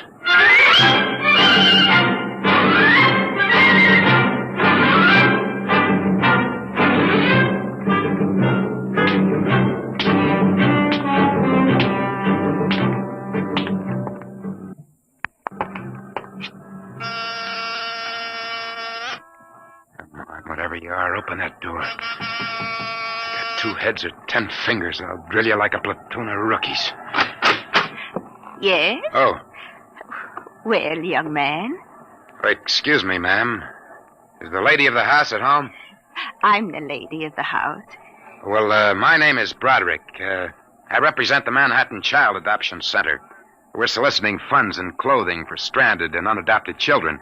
I wondered if... Oh, won't you come inside? Well, we don't usually... Oh, nonsense. I'm old enough to be your grandmother. Besides, my son, Lauren, is working at home. Your son? He's a bibliographer. He writes summaries of articles and books from scientific journals and publications for libraries and universities. I see. Well, sit down, Mr. Broderick.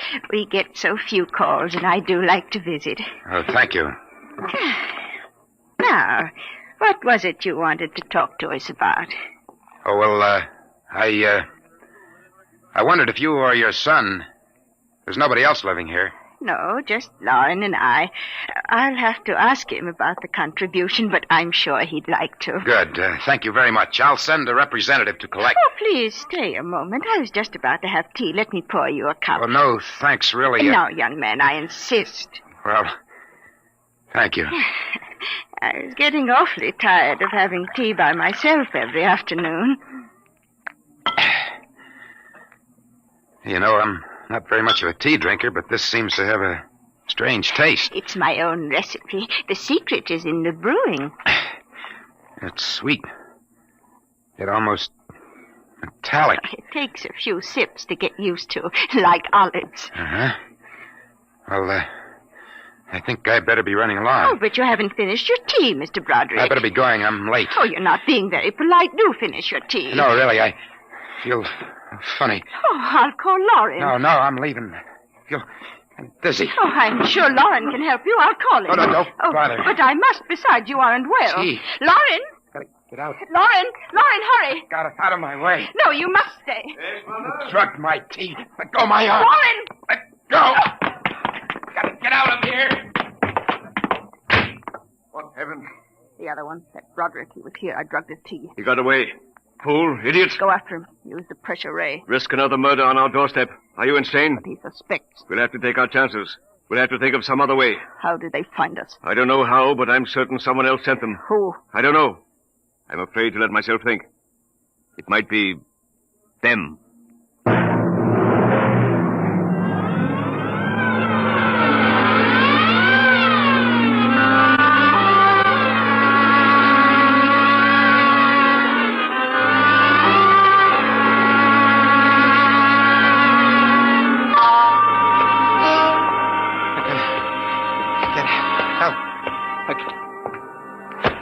Watch where you're going, you drunken fool. Please, I... Get away from me. Stay awake, me. Look out. Miss, please. Let go of me. Help. Please. Help, officer. You don't understand. What's the trouble here? This drunkard is insulting people. I saw him come out of that house there. 108? That's the one. He bumped into a gentleman, and then he pulled at my arm. All right, miss. I'll take care of it. Come along, mister. I'm going to give you a break and take you back to the wife and kids. No, you can't. I'm sick. Sick, is it? What's the matter? Drugged. They drugged me. Who drugged you? Number 108. Martians. Who? Martians. Number 108. It's a Martian embassy.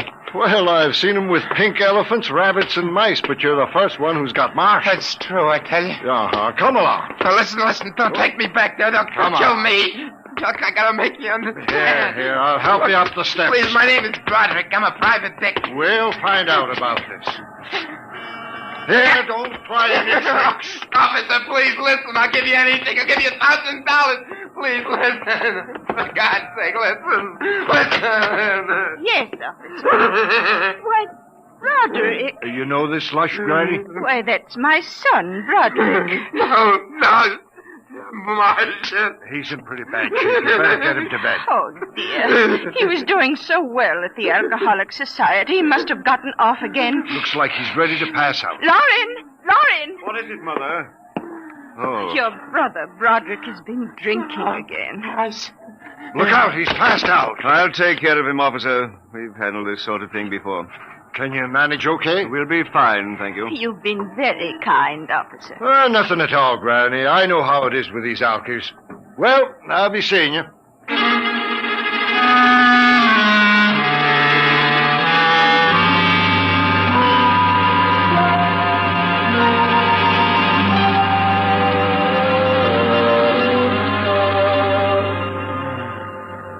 Martian embassy. Martian. Oh, my head. Oh, Mr. Broderick is regaining consciousness, Mother. What happened? Oh, I can't get up. Do not struggle, Mr. Broderick. It'll be impossible for you to rise from that chair. The pressure from this ray will keep you there. Ray? What? Who are you? You've already guessed, Mr. Broderick. You mean this really is the... Martian Embassy, yes. You have the honor to be the first prisoner of the Imperial Government of Mars. First prisoner? Yes. After the invasion, of course, you will all be our prisoners. Hey, look. What sort of a business is this? No business, Mr. Broderick. As your people will soon find out. Our preparations for invasion are nearly completed now. As soon as we give the signal, our armed forces will launch a surprise attack. And then the Earth will be ours. You're crazy. Not half as mad as you, Mr. Broderick, to come muddling so foolishly into our affairs. That was a fatal mistake. So, Doolan's death was no accident, then? Assuredly not. We found it necessary to use a pressure ray on your friend. The block of concrete was an afterthought. We thought it might help to avert suspicion. All right. What happens now? If you cooperate, you can look forward to a quick, painless death like your friend, Mr. Doolan. If not? This pressure ray has many delicate adjustments. It can move a pin, or it can crush a boulder. Let me demonstrate.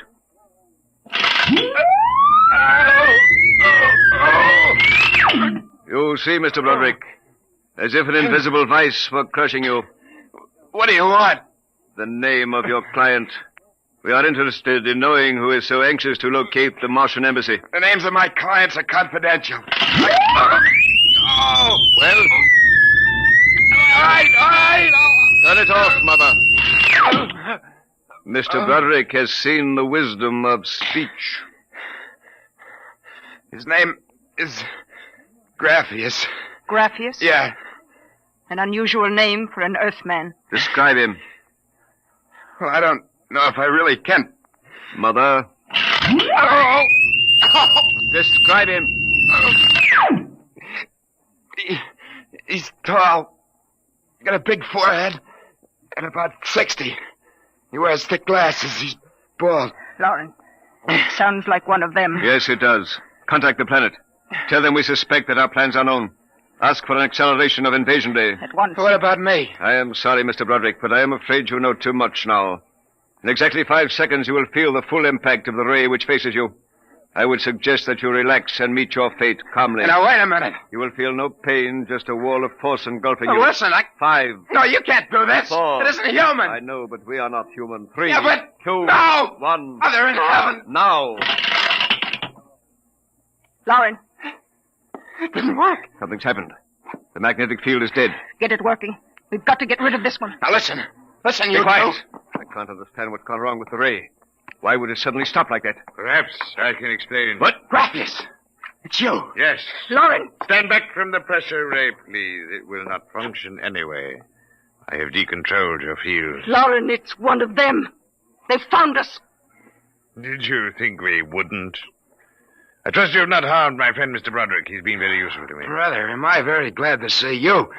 Talk about the Marines landing in the nick of time. You're free to move now, Mr. Broderick. I don't know how you got in here, Graphius, but stick around. These babies are really Martians, just like you said. They're planning to invade the Earth and take over. There will be no Martian invasion. You keep these characters covered. I'll get the police. There will be no need for the police. I intend to handle them myself. Yeah, but the police will Do not call the police. Why not? You fool of an Earthling. Don't you realize with whom you are dealing? The invasion of Earth by Mars will be like Child'sPlay compared... Lauren! Holy mackerel. They just flattened out. Like your friend, Mr. Doolan. I detest the use of violence where the intellect can rule. But unfortunately, the Martians are a threat to us. It must be destroyed. I believe you now. Another 5 seconds, they'd have finished me. I'm glad you didn't waste any time. There is little time to waste. The Martian invasion was to have taken place next week. Yeah, Hey. They never said that. How do you know? You would not comprehend. Wait a minute. There are some things here I do understand. A second ago, that pressure ray didn't work. Now you're using it like it was a toy. How did you get in here anyway? Who are you? Another one of those Martians? No, Mr. Broderick. I happen to be a Venusian. What? A representative of the planet Venus. Venus? That's impossible. Not at all. The Martians are really an inferior race. We Venusians are much farther advanced. As much as we are over you, Mr. Broderick. The Martians would simply have conquered and enslaved your people. We Venusians felt compelled to exterminate you completely. That's impossible. Oh, no.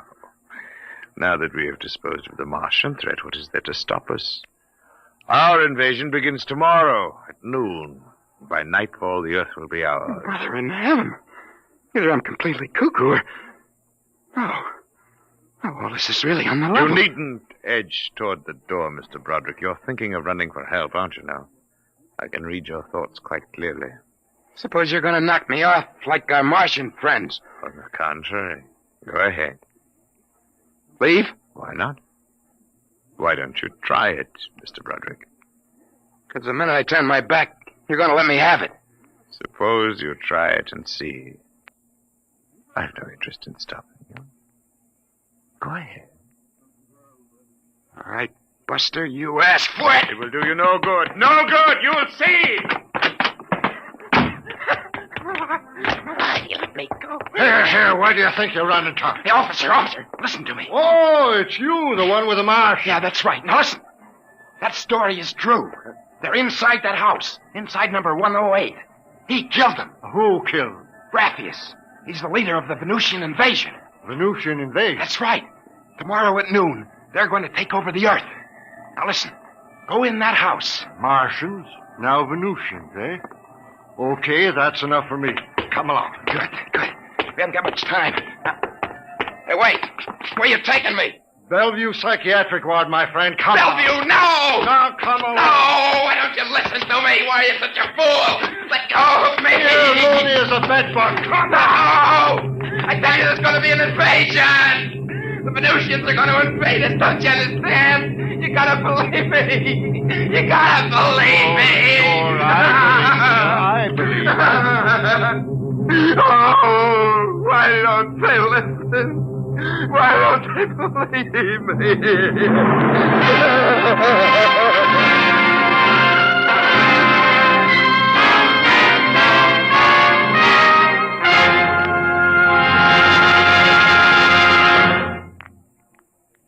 You have just heard another adventure into the unknown world of the future, the world of Dimension X.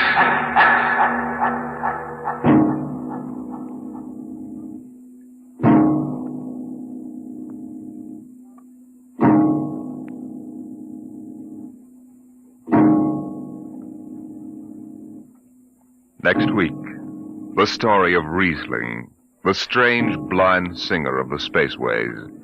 He traveled the space lines from Mars to Venus to the moons of Jupiter.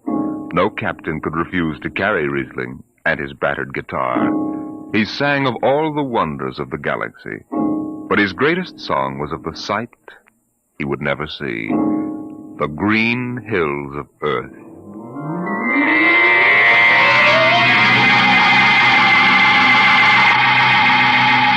Tonight, Dimension X has presented The Embassy, a story by Donald A. Wollheim, as adapted for radio by George Lefferts.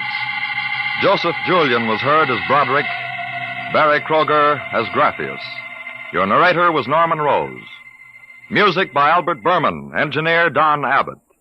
Dimension X is produced by Van Woodward and directed by Edward King. Transcribed in future tense. Dimension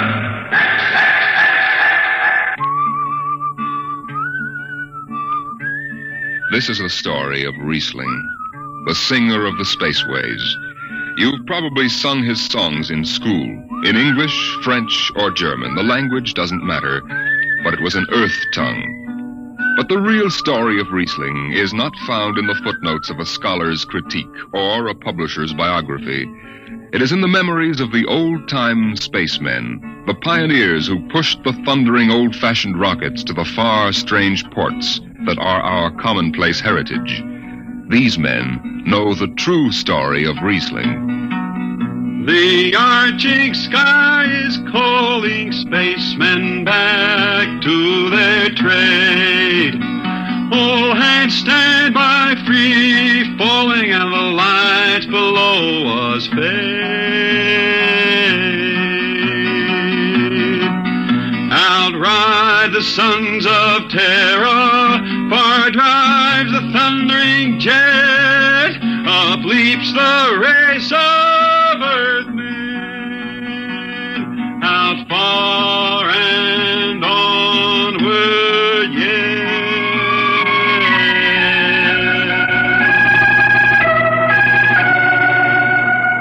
When I first met Riesling, he was hustling drinks in the Twin Moons bar at Drywater, Mars. He'd won a guitar off a Chinese barkeep at Luna City by cheating at one thumb, and he made his whiskey by singing in the bar and passing the hat. Listen to her, Hudson. Don't she strum pretty? Like a 16-year-old gal. Say, how much you collect on that last song? $3 Martian and a slug. Al grabbed it from my bill. You don't trust me no more. Funny, never did have no luck with hound dogs nor Martian barkeep. Hey, Riesling, look over there by the bar. There's an Institute 4 striper giving it the eye. Know him? Captain Hicks off the Goshawk. He's sure giving you the once-over. Maybe he's got a job. They don't make never no mind to me. I've been blacklisted. Hicks logged me for making up a song on watch. Right fine song, too. Hold it. Here comes the brass arm. Riesling, I've been looking for you. I've been right here, Skipper. You saw to that. I need a jetman on the Goshawk. Interesting. Real interesting. Well? I got news for you, Skipper. You blacklisted me, remember? Well, you kept your nose clean, and we need an experienced man.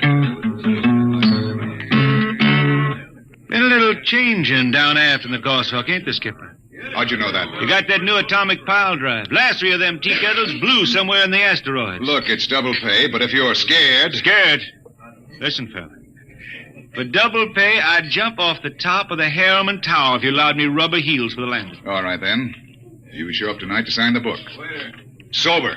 Got no choice, Skipper. Money and me is total strangers. We lift at 11:30 Mars time. Sober, you understand, Riesling? You taking the job? Well, that Goshawk is one stinking old tub. Her engine's got more bugs than a beagle dog in spring. And that new drive is about as safe as a pretty gal in the ozone. But I reckon she'll do for one more trip.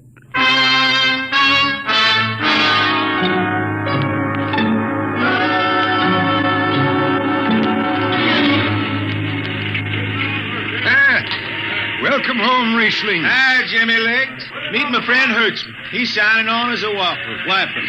This is Jimmy Legs Casey. He's bosun. Can't hold his liquor no more than a sieve, poor boy. Mr. Casey. Riesling, you sober enough to sign the book?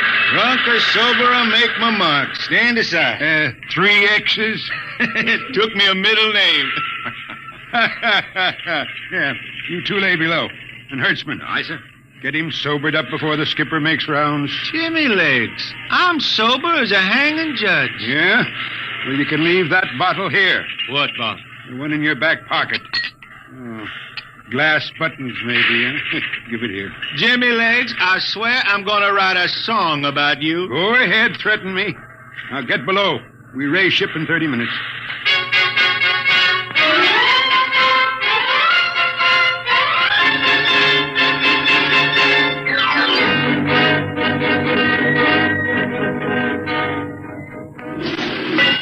Hi, Skipper. Riesling, what the devil are you doing up here on the bridge without permission? Figured I'd take a little stroll. Riesling, get below before I have... Hold on, Skipper. You'll have that gold braid just crawling up your arm. I'm up here on business. Well? That number 2 jet ain't fit. Cadmium dampers are warped. Why tell me? Tell the chief engineer. I did. He says they'll hold. Well? He's wrong. He's wrong. He's got a Harriman Institute degree in power electronics. And some drunk space rat says he's wrong. Skipper, I was damping jets when that shirt-tail Tad wore pins for buttons. I've got no time for you, Riesling. Casey, sound takeoff. Aye, sir. I'm telling you, Skipper, that number 2 jet's gonna blow. Dampers warp crooked like a turtle's back. Riesling, drag your deadhead out of here. Get below. Go ahead from control tower, Captain. All right, Casey. Fire 1 and 4.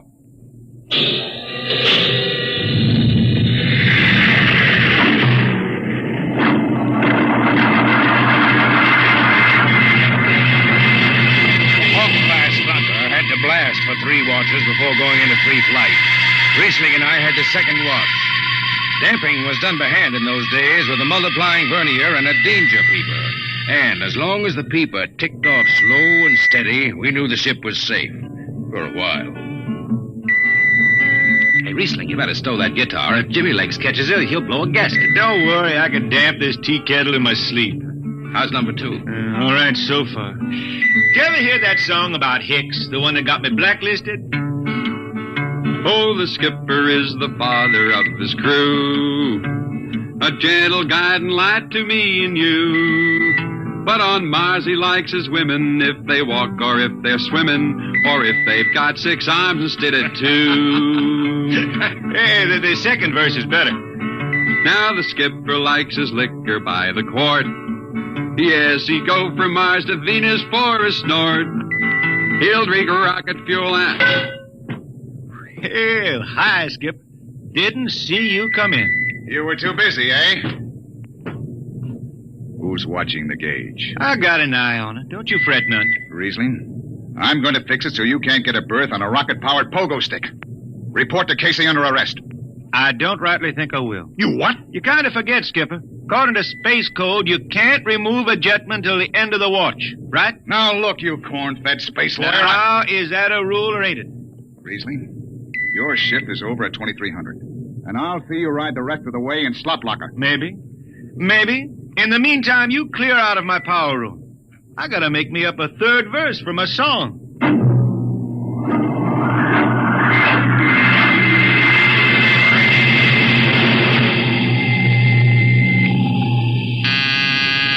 I got it. Power room. Damp number 2 appoint. Number 2, all right. Hey, let me have that mic. Jimmy Legs, is that force dry boil up there? Give me that, Casey. Riesling, I've taken just about enough from you. And I've got a little news for you, Skipper. Number 2 jet is bulging like a fat lady in a satin skirt. Listen, you clown, that's Skipper, I think I'm gonna junk my song and start over. I could do much better This on is you. the last time, Riesling. Damp number 2 appoint. Sure. Look out, Hutch. I'll take it. You watch the gauge. Now. You need to hear. She's bucking a little. Riesling, hit the emergency. She won't. Damn! It's that boy. There go the lights.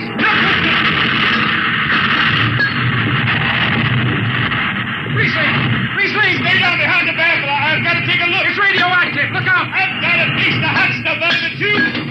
What's going on down there? Shut up, Jimmy Legs. I'm busy. She's tight now. What happened? Number 2 blew, you lunk-headed space rat. You all right? A little sunburn. The lights are gone.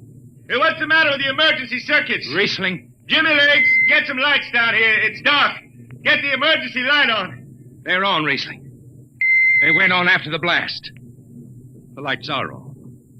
What are you talking about? Jimmy Legs. Jimmy Legs, turn on the lights. It's dark.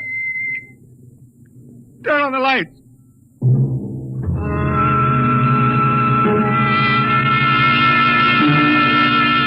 That blue radioactive glow from the jets was the last thing Riesling ever saw. His optic nerve was burned out in an instant.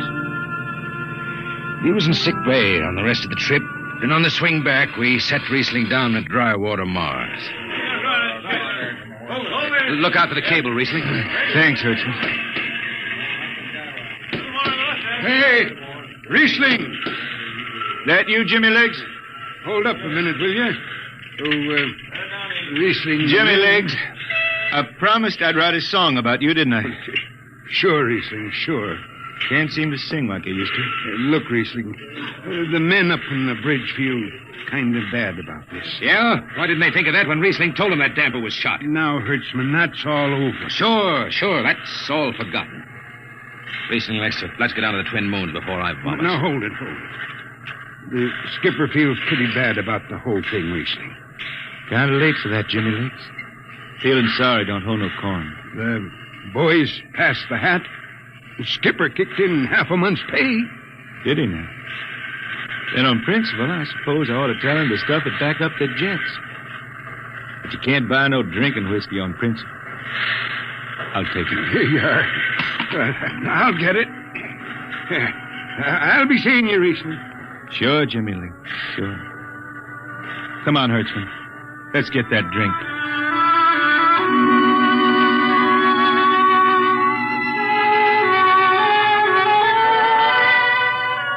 That was all. Just another space bum who didn't have the good sense to finish before his luck ran out. Well, Riesling holed up at the Twin Moons till his money was gone. Then he hooked a ride on a crawler over to Marsopolis. It was a boom town then, with an industrial district mushrooming between the Lesser and Grand Canals. I ran into Riesling about 2 months later, playing his guitar on a jetty that ran out into the canal. He had a dirty rag tied over his eyes with a jetman's knot, and his hat was on the wharf beside him. Riesling! Who's that? Wait a minute. Hertzman. Yeah, how you been? Passable. Say, is this a Venusian dime? Ah, it's a slug. I figured. Well, how's it going? Singing again? Some. Working saloons, mostly. But I've been thinking some funny songs, Hertzman. The words come out different than they used to. Come on along the canal with me. Sure. Here, take my arm. I know the way. That's a funny thing, Hertzman. I figure I know it better than other folks. Look back there, towards the city. What do you see?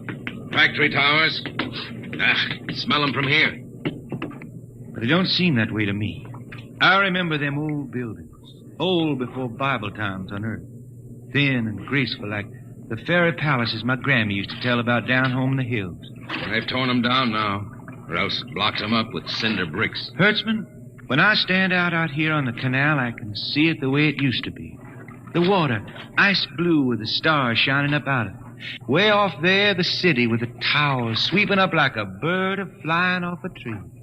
I can see it. It's the dirtiest stinkhole in the system. Not always. Depends on how you see it.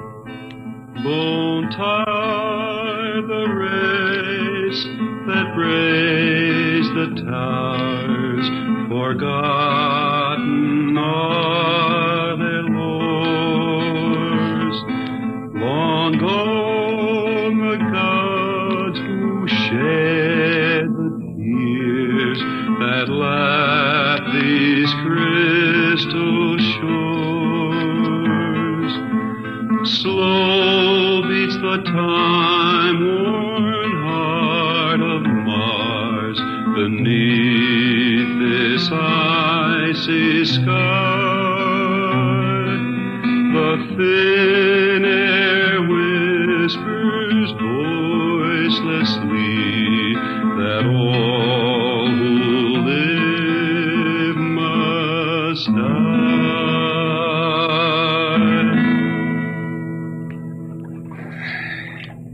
You make that up. Why don't you go home, Riesling? Home? Earth. I've been thinking about that, Hertzman. When I was a youngster down in the Ozarks, I used to climb a big old oak tree my daddy had in the dooryard. You could see the hills for miles, green and cool. I've been thinking about that. Why don't you go back then? I couldn't see them hills no more now. I couldn't stand to see black when I knew they was lying all around me, cool and green in the sun. I couldn't stand that. Yeah. Well, let's get back to town, Hertzman. Today I made $3.50 Martian. I'm all set to drink it down before dawn. Come on!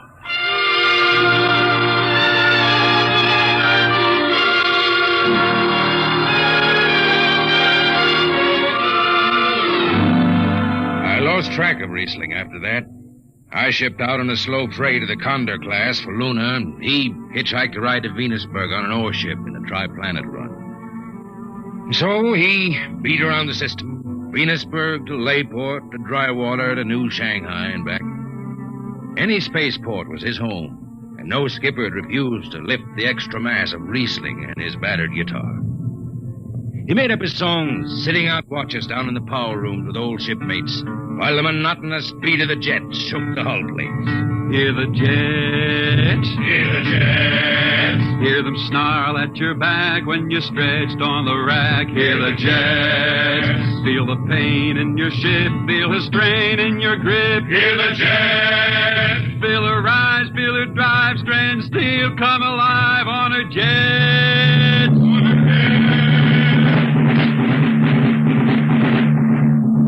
Little by little, his songs began to travel along the spaceways ahead of him. Raw spaceman songs with titles like Since the Pusher Met My Cousin and The Spacesuit Built for Two. But more and more, we began to hear a different kind of song. Strange, sad songs, the ones you find printed in the centennial editions. Dark Star Passing, Death Song of a Woods Cove. And then, finally, The Green Hills of Earth. It grew for 20 years, that song. They say it started way back when Riesling was down in the labor camps on Venus, singing for the indentured men. Now, if someone will kindly pass a bottle. Oh, it is not much, Riesling. Here, it'll do. What is that stuff? Tequila. You cannot make him good here on Venus. What do you use? Karak bush. Home it is different. Where are you from, son? Tasco, Mexico. That's a long way from here. See. A long way. How'd you come to sign on? The man comes out of the village from the city in the shining automobile. Very big. He says there is work. You signed the paper for 10 years and you work. Yeah, work. There is work here, all right. 10 stinking hours in the jungle with machete. I tell you, when I get home to Earth... What'll you do, son?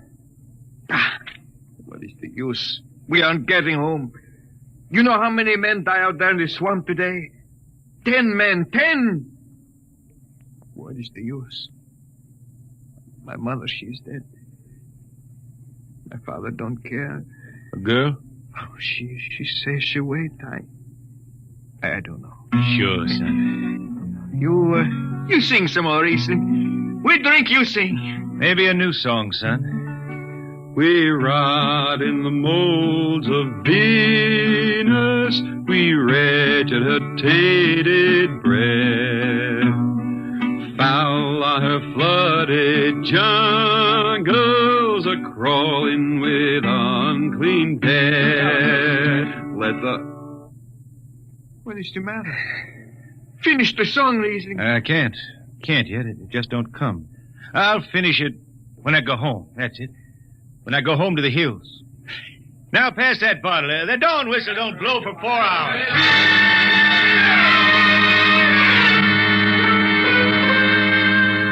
That's where the Green Hills started. And I was there when it was finished. It was 20 years after that. And there wasn't a man flying or on the beach hadn't heard of Riesling and his songs. He was getting old now for a spaceman. He was a familiar figure through the whole system. Tall, gaunt, and with that dirty bandage tied across his blind eyes. I was chief jetman then on the old Falcon. We were cradled at Venus Alice Isle, scheduled for a direct jump to Great Lakes, Illinois, on Earth. I was checking in dunnage when Riesling felt his way up the gangway and came through the lock. Riesling! Who's that? Mike Hertzman. Hertzman. Well, what are you doing on this old hog? I figured I'd ride her back to Earth. Earth? Are you going home, Riesling? I thought you were never going to make that run. I've been hankering to set foot in the Ozarks again. How about those hills? I've been singing about them so long now, Hertzman. I got to finish the song. I got to set foot in the dooryard and hear the wind through that oak tree. About the last thing I'll be doing. I got to get home before... Riesling, there's a new company policy. You see, Hertzman, I'm getting just a little old. Riesling, listen. No more deadhead rides. The new code book is in force. Oh, I seen code books come and go. The skipper's one of them youngsters fresh out of Harriman Institute cadet training. He's liable to throw the book at you. At me? I've been around space as long as Halley's Comet and Brewster's Ridge. I'm going back to Earth, the cool green hills of Earth. I'm going home. All secured, Hertzman. What are you doing here? That's Riesling, Captain. Riesling, huh? I'm dragging it back to Earth, Captain. Not in this ship. Hertzman, have this man removed. Funny thing, Captain, I've sprained my shoulder suddenly. Look, Skipper, you're a youngster. You're pretty new out here. I'm going home. You don't know what that means to an old man, going home. I can't take you. Against the Harriman Code. Oh, now look, Skipper. You can slide me by to the distressed spaceman's clause in that code book. Distressed spaceman, my eye. You've been bumming around the system for 30 years. Skipper, you make me do something I never done for no one before. I'm an old man. An old blind man, and I want to go home. I ain't never crawled in front of a four-striper in my life, but you gotta let me drag home. The law says a man's got a trip coming to him. You can stretch for a poor old blind man, now can't you? You got it, Skipper. All right, you old space rat. But keep out of the way. I run an efficient ship, and I don't want any trouble. No, sir, no trouble.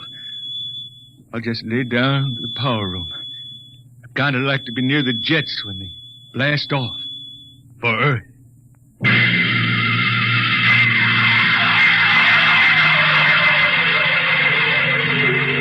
Sit down, Riesling. Take a load off your feet. Thanks, Mac. Stand by for lift. Stand by. Best seat in the system. Power room and an old Hawk glass ship. Power room, fire 3. I see.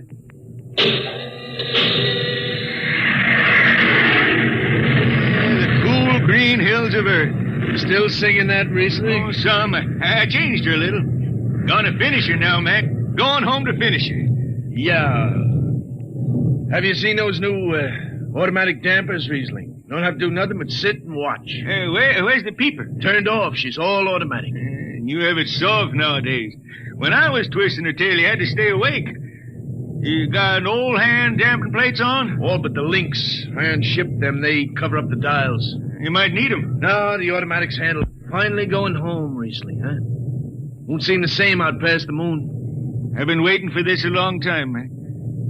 Gonna be good to get home, I reckon. The argent sky is calling spacemen back.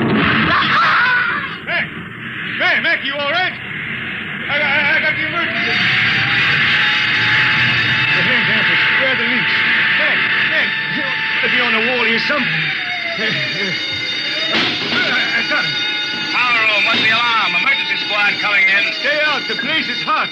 Radiation blast. Stay behind the baffle. I got the link shipped. I can hand damper now. What's going on in there? I'm still in Jet 3. Is this McDougal? McDougal is dead. This is Riesling on watch. Riesling, get out of there. You'll kill yourself. Don't worry, Skipper. I know this power room like the inside of my shirt. Somebody's got a damper. Riesling, I'm sending in a crew. No use. The whole room will be hot for an hour and the other jets won't hold. Skipper, throw on the recording tape. What? Throw on the recording tape. I want to get something down. Tape's on, Riesling. Stop it, Riesling. The radiation will burn you down. Yeah, I reckon. Yeah, pretty sharp sunburn. Pick me out of here with a dong and bury me in a lead shield coffin. Okay, Skipper. She's clean. Radiation's getting brighter. I can almost see it. Bright, rosy like the sun. Like the sun over the hills down home. I got my song figured right now. Here it comes. We pray for one last landing on the globe that gave us birth. Let us rest our eyes on the fleecy skies of the cool green hills of Earth. I can see him now. The hills. The sun. I can see the sun. That's the way he died. Riesling, the blind singer of the spaceways, singing of the home he never reached, the cool green hills of Earth.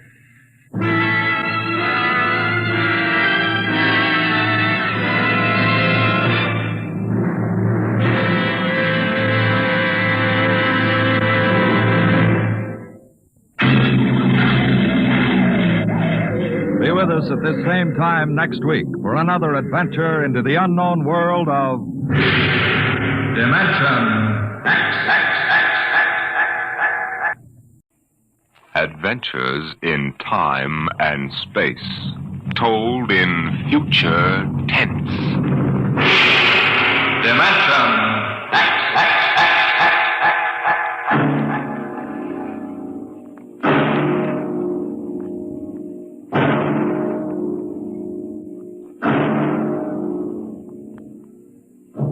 Can you predict the future? Can you tell what will come in 100 years? Or in 10? Or in the next minute? Tonight we present two ventures into the unknown. Two fantasies of the future, chosen from the works of one of our most brilliant young science fiction writers, Ray Bradbury. First, his story entitled, There Will Come Soft Rains.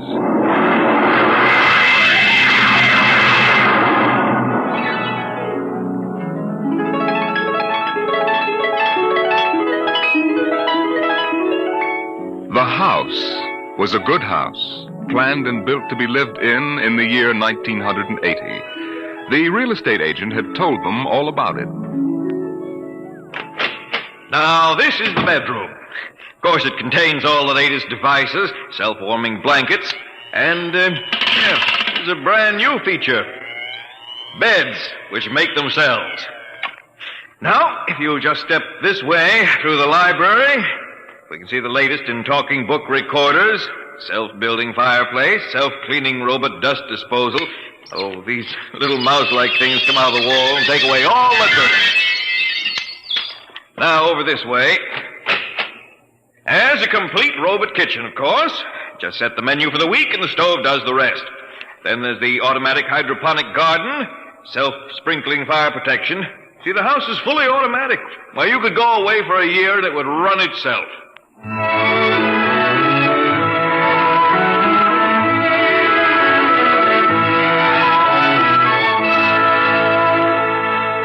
And so the family took the house. The man and the woman and the two children. A boy and a girl. And they lived contentedly, enjoying music and poetry and the rich, warm things in life. And the house fed them and slept them and entertained them. It made a good life for them. Until one day, there were 10,000 explosions, and the world shook, and red fire and ashes and radioactivity fell from the sky. The happy time was over.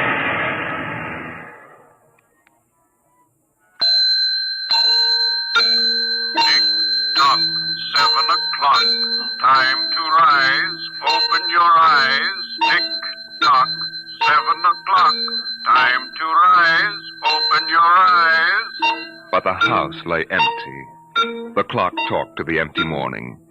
In the kitchen, the stove sighed and ejected from its warm interior 8 eggs, sunny side up, 12 bacon slices, 2 coffees, and 2 cups of hot cocoa.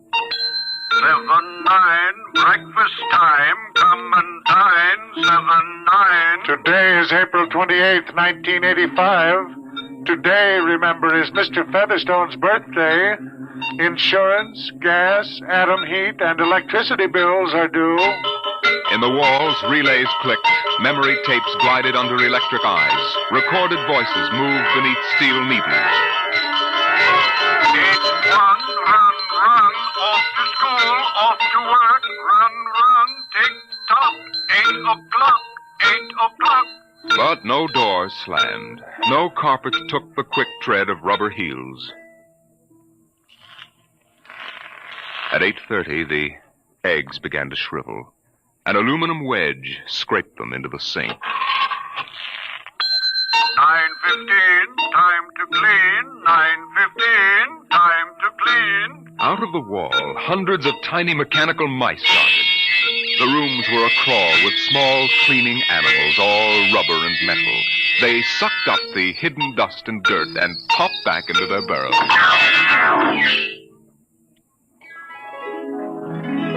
At 10 o'clock, the sun came out from behind the rain. The house stood alone on a street where all the other houses were rubble and ashes. At night, the ruined town gave off a radioactive glow which could be seen for miles. At 10:15, the garden sprinkler filled the soft morning air with golden fountains. The water tinkled over the charred west side of the house, the side which had been facing the blast. It was black, except in 5 places. One of the 5 places was a silhouette of a man mowing a lawn, just as he'd been the instant the radioactivity burned his image into the side of the house. Over there, a woman bent to pick flowers. Still further over, their images burned into the wood, where a small boy, hands flung into the air. Higher up, the image of a thrown ball, and opposite, a girl, her hands raised to catch a ball which never came down. 5 people. 5 spots of paint. On the front porch, the dog whined and shivered. The front door recognized the dog's voice and opened. The dog padded in wearily, thin to the bone, covered with sores. It ran to the kitchen and pawed the kitchen door wildly. Behind the door, the stove was making pancakes which filled the house with their odor, as prescribed by the automatic preset menu selector. The dog frothed, ran insanely, spun in a circle, biting its tail, and died. 1 o'clock, 1 o'clock.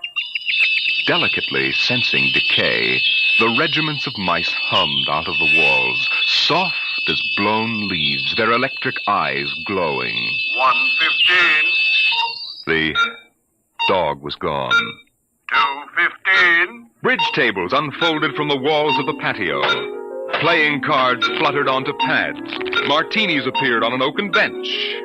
But the tables were silent, the cards untouched.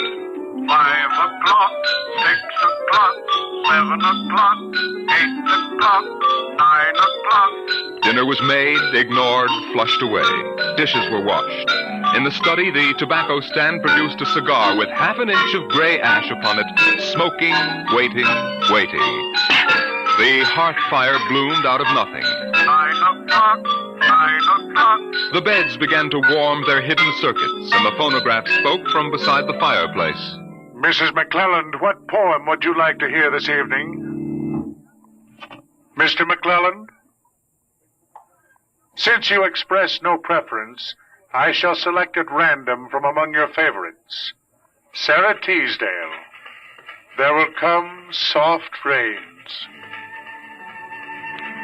There will come soft rains, and the smell of the ground, and swallows circling with their shimmering sound, and frogs in the pools singing at night, and wild plum trees in tremulous white. Robins will wear their feathery fire, whistling their whims on a low fence wire, and not one will know of war. Not one will care at last when it is done. Not one would mind, neither bird nor tree, if mankind perished utterly. And spring herself, when she woke at dawn, would scarcely know that we were gone. The phonograph finished the poem. The empty chairs faced each other between the silent walls. At 10 o'clock that evening, the house began to die. The wind blew the bough of a falling tree into the kitchen window, smashing it. A bottle of cleaning fluid crashed on the stove.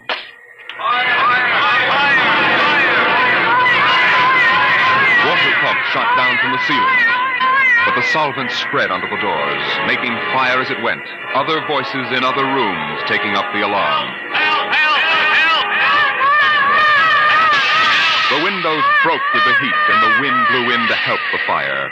The fire crackled upstairs at paintings, lay hungrily on the beds, devoured the rooms. The house began to shudder. The bared skeleton began to cringe in the heat. The wires revealed as if a surgeon had torn the skin off. Voices screamed in every room. Windows snapped open and shut like undecided mouths.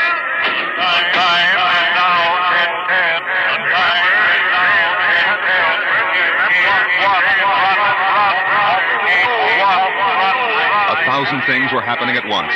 Like the interior of a clock shop at midnight, all the clocks were striking, making a merry-go-round of squeaking, whispering, and rushing. In the kitchen, the stove hissing hysterically was making breakfasts at a psychopathic rate. 10 dozen pancakes, 6 dozen loaves of toast. Then, there was silence.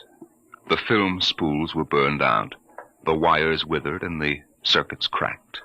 Then the house began to breathe its last. The beams began to give at the foundations. Long cracks appeared in the concrete. The seams were burst from the heat. And finally, with a huge rumble, it crashed into dust and rubble.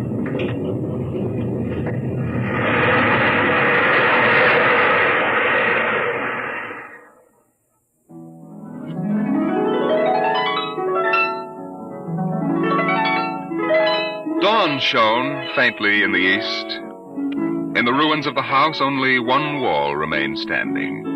And within the wall, even as the sun rose to shine upon the burning rubble, a voice spoke again and again and again. No one would mind, neither bird nor tree, if mankind perished utterly. And spring herself, when she woke at dawn, would scarcely know that we were gone. That we were gone. That we were gone. That we were gone. Today is April 29th, 1985. Today is April 29th, 1985. Strange are the uses of Providence. Is this how the end will come for mankind, with 10,000 explosions and a flash of radioactive gas? Or will destruction come more subtly, extended to us gently and innocently in, let's say, the hand of a child? Who knows in what manner 0 hour may arrest the world we know?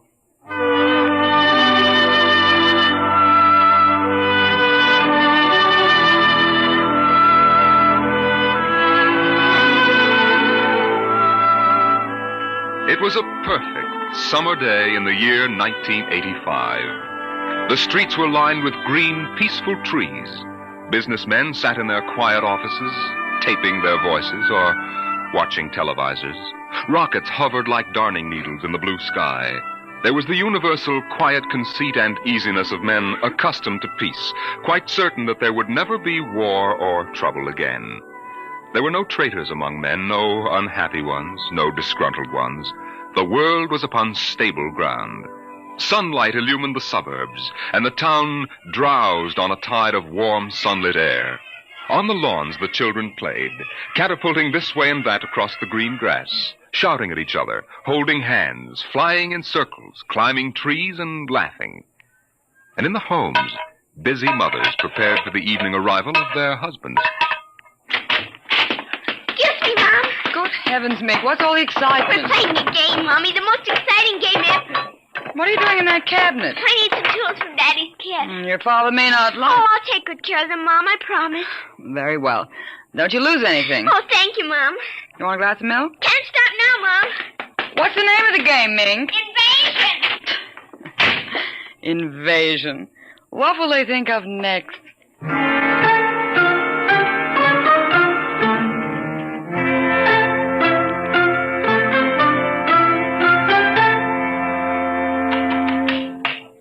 Now this, and this, and this, and this. Now put that there and bring that over here. Oh, no, you ninny. Now get back while I fix this. There, they want it this way, see? Here, just let me fix it. Oh, Mink, it's that smarty pants Joseph Connors. Don't let him play. He's 12 years old. Don't worry, I won't. What you playing, Mink? None of your business, smarty pants. I want to play. Can't. Why not? You're too old. Just 'cause you're only 8. No, you'd only laugh at us and spoil the invasion. Make him go away, Mink. Go away. This is my backyard. Who wants to play with you and your old fairies anyway? They aren't fairies. Nuts to you. I don't want to play anyway. Good riddance. I'm glad you didn't let him play, Mink. He'd only laugh. Now, we'd better talk to Drill and get some more instructions, Art. Now, here's your pad and pencil. Where is Drill? Drill? Here, Drill. Drill? Well, he's in the rose bush, I think. I'll talk to him myself, and you write it down on the pad. Okay. Drill? Drill? Okay. Drill wants you to write down triangle. What's a triangle? Never mind. Drill will tell us when he wants us to know. It helps the invasion. How do you spell it? Well, that's Drill. Drill, how do you spell... Here's your mother, looking out the window. Mink? Yes, Mother? Who are you talking to? The rose bush, Mom. Only it's not really a rose bush. That's Drill. Who's Drill? He's planning the invasion. Oh, I see. Well, you better come in and clean up for supper. Your daddy will be home soon. In just a second, Mom. You got that, Art? See, now what? 4, 9, 7, and A, and B, and X, and a fork, and some string, and a hexagonal droopy. Come on, Mink. Supper's in 10 minutes. Okay, Mom, just a minute. I have to tell Drill. I wish we didn't have to eat, though. It holds up the invasion.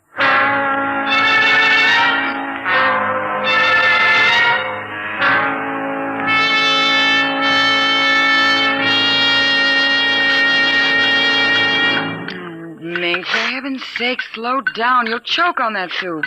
I can't, Mom. It's a matter of life and death. What's a matter of life and death? The invasion. What invasion is that? Oh, just some silly game the children have been playing. Well, whatever it is, Mink, it'll wait until you've finished your supper, I'm sure. I don't want any more. You barely touched anything. Oh, but Drill is waiting for me, Daddy. Drill? Who's Drill? He lives in a rose bush in our backyard. Imagination, Henry. Such nonsense. I've got to run now. You'll sit through dessert, young lady. Oh, gee, Daddy. And while you're at it, tell me more about this new game. It's Martians invading Earth, Daddy. What? Well, not exactly Martians, Daddy. They're from... Well, gee, I don't know. From up. And from inside that little head of yours. You're laughing at me. Drill said you would. You'll kill Drill and everybody. Oh, I didn't know you could kill a Martian. But it's not really a Martian, Mom. Maybe it's from Jupiter or Venus, even. Imagine. They couldn't figure out a way to attack the Earth. We are impregnable. Impregnable, dear. Well, that's the word Drill said, Well, anyway, that was the word, Mom, the same word. Anyway, so we're helping them. Now, who's helping who? Well, the kids are helping the Martians. Oh, fifth column, eh? Well, Drill says in order to make a good fight, you gotta have a new way of surprising the people. That way you win. And he says also you gotta have help from your enemy. Pretty slick, those Martians, using the kids for a fifth column, eh, Mary? And hiding under rose bushes, too, Henry. Don't forget that. Well, that's because grown-ups never look under rose bushes. Only kids. Oh, I see. Well, finish your fruit, darling. You can play for an hour afterward. Mary. Oh, it's so nice out, Henry, and there's no school tomorrow. Very well. Till 8 o'clock. Drill says after the invasion, we can stay up as late as we want. No more bets, either. Oh, is that so? We can watch all the grown-up televisor shows. I don't wonder this invasion has caught on among the kids. Well, some of the kids are giving us trouble, like Dale Britz and Petey Cherrick. They're growing up so they won't believe in the invasion. They make fun. Worse than parents, even. I hate them worst. We'll kill them first. I hope you're saving your father and me for last. But Drill says you're dangerous. What? But I think they'll let me keep you because I'm helping so much. I'll talk to Drill. Maybe we won't have to kill you. Mary, I think this nonsense has gone far enough. Can I go out now, please? Run along, dear. Don't worry, Dad. I won't let them hurt you. Mary, I think the child's taking this game entirely too seriously. Invasion. Now, Henry, you know how Mink is. Besides, all children have their aggressions. Better to get them out in the open, I suppose. Maybe you're right. I was wondering about bridge with the Jacksons tonight, Mary. All right. But, you look tired, dear. Why don't you sit in the relaxer for a while and get a massage? I'll sew for a while until it's time to... Oh, I wanted to call my sister Helen. Oh, good. Find out when her husband's going to return my golf clubs.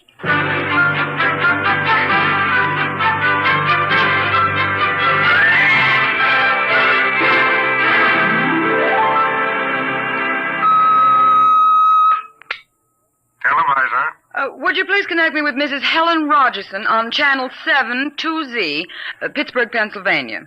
What is your channel, please? 817X, New Rochelle, New York. Thank you. Just a moment. Go ahead. You can see your party now. Hello, Mary. How are things in New York? Fine, Helen. How are things in Pittsburgh?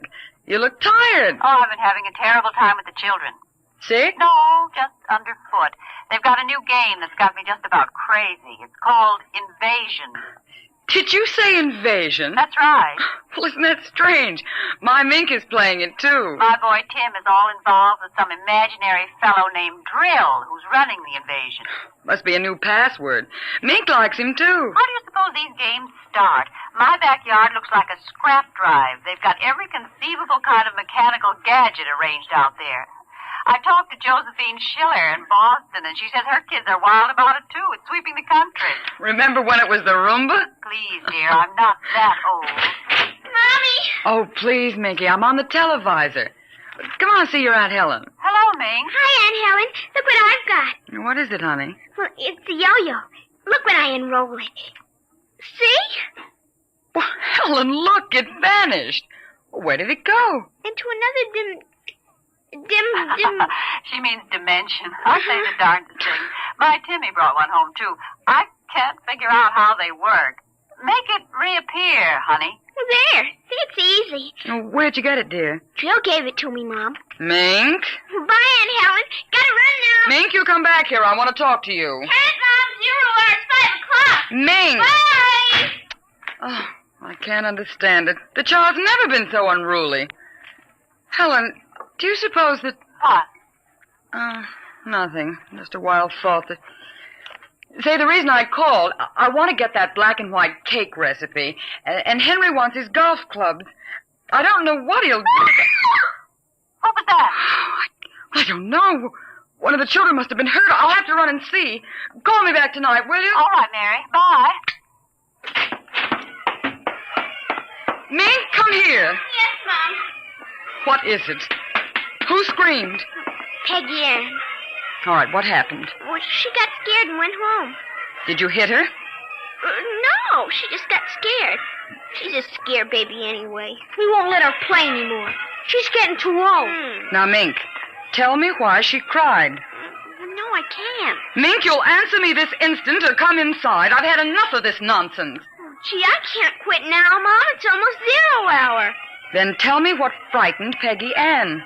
Okay, she saw Drill. Drill? He almost came through. He was just testing. Through what? Well, those pipes and things we set up. She looked into one of the pipes and screamed. I guess she saw Drill. And no one hit her? Very well, Mink. I'll call Peggy Ann's mother and see how she is. And I'll call you for your bath in half an hour. Your father and I want to go out tonight. You won't be able to go out, Mom. Why not? 0 hour is 5 o'clock, Mom.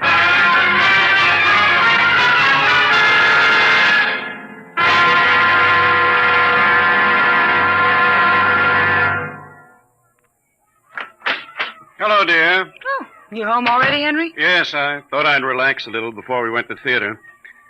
Where's the little one? Out back. Same game? Same game. They've got a stack of pipes and hammers and spoons a mile high out there. Children, why do we have them? Yeah, strange little creatures, aren't they? Even Mink, Henry. She's a part of us, and yet what do we really know about how she thinks and feels? Oh, I didn't mean to start a philosophic discussion. Kids are such a queer mixture of love and hate, though. Even normal, healthy kids.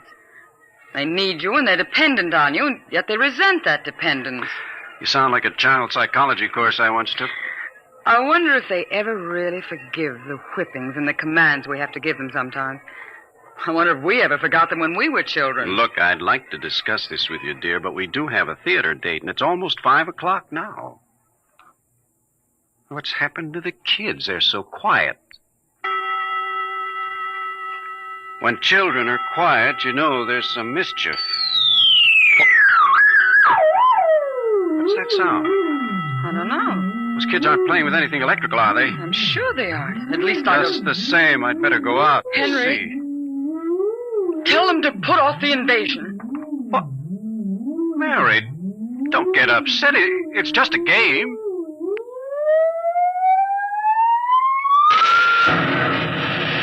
Good Lord, what's that? Look out the window, Mary. What is it? Where are the children? Mary, why are you shaking? What did you see? Henry, quick. Up to the attic. They aren't in the attic. Yes, the attic. Quick. Mary, come back here. Mary! Mary, don't go up. They aren't up there.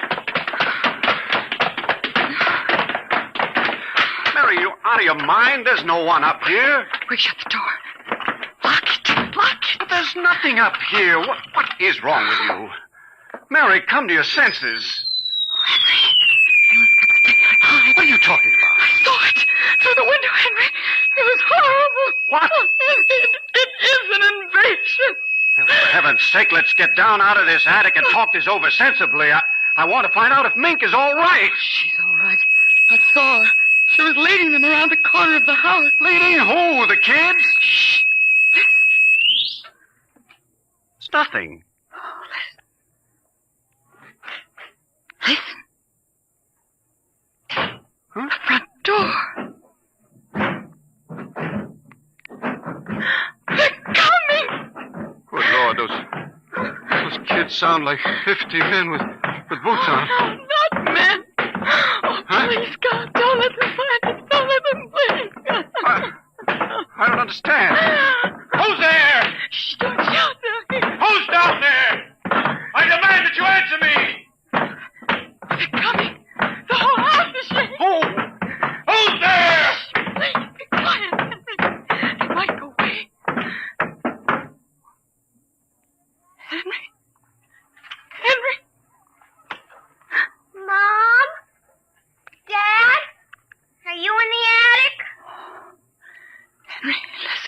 It's Mink.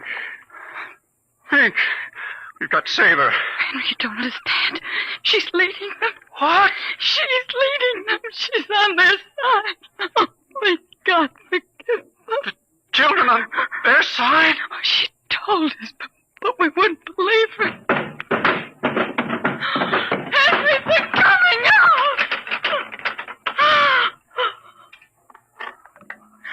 Mom? Dad, we know you're in there. Well, I guess you better melt the lock, Trill. Henry, the lock! It's melting! The door! Oh, dear God! Mom? Dad? Oh, I see you now. Peekaboo!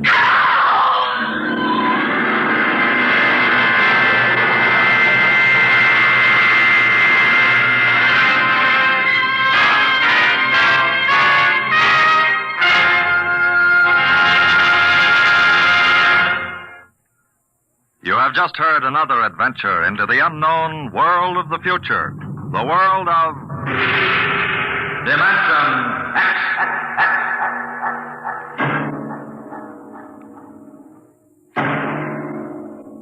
Next week, Destination Moon, a preview of the movie which is soon to have its world premiere in New York, telling the Robert Heinlein story of man's first trip to the moon.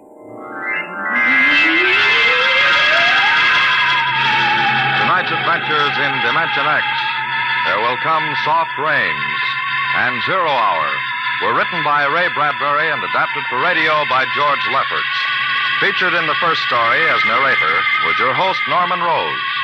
The leading players in Zero Hour were Denise Alexander as Mink and Rita Lynn as the mother, Roger DeKoven as the father. Music by Albert Berman. Engineer Don Abbott. Dimension X is produced by Van Woodward and directed by Edward King. Robert Warren speaking. Adventures in time and space, told in future tense. Dimension X.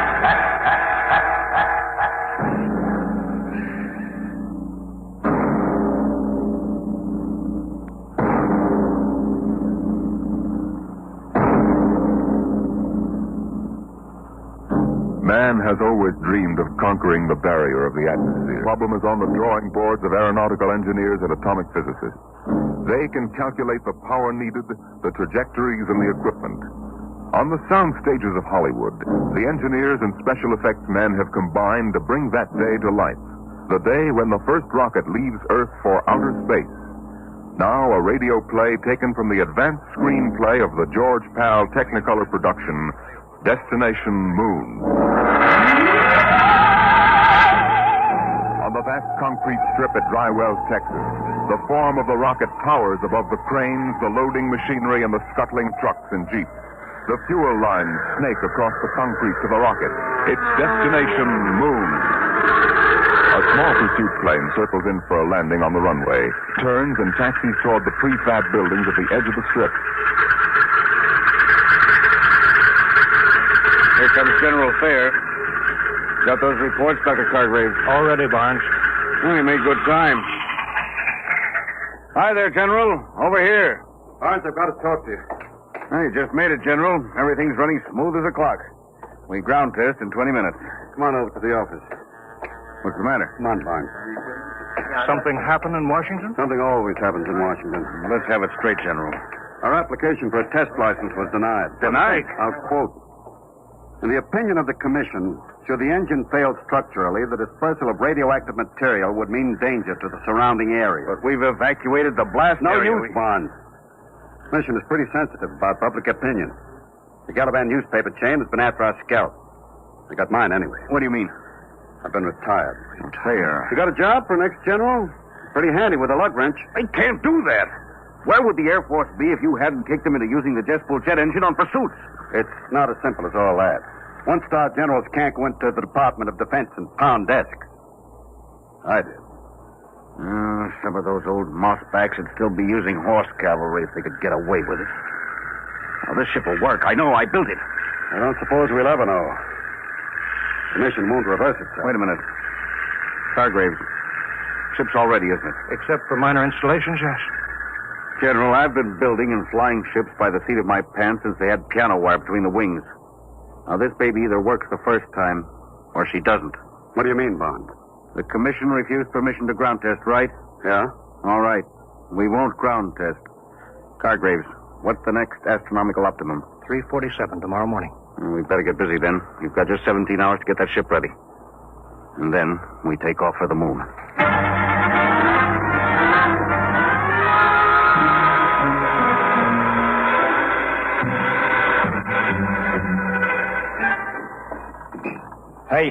Hey, Brownie. What do you want, Sweeney? What color is the skin temperature lead wire on the chart? Orange with a black stripe. This stuff looks like insulated macaroni. I got it. Hurry up, will you? We're running behind. What's your rush? You're going along on this clam bake, aren't you? Can't you wait to break your neck? Hey, look out for the solder. Come on, move. We gotta take off before somebody flaps the writ on us. Brownie, you really going? Sure. Beats me. What do you want to go to the moon for? To see what's on the other side. Ask a stupid question, you get a stupid answer. What's the separation rate positive lead? Red and white spiral. Oh! What's the matter? I'm knocked in a bellyache. Eating green apples? No, I'm all right. Come on, Sweeney, get busy. We've got 2 hours left to patch this mess together.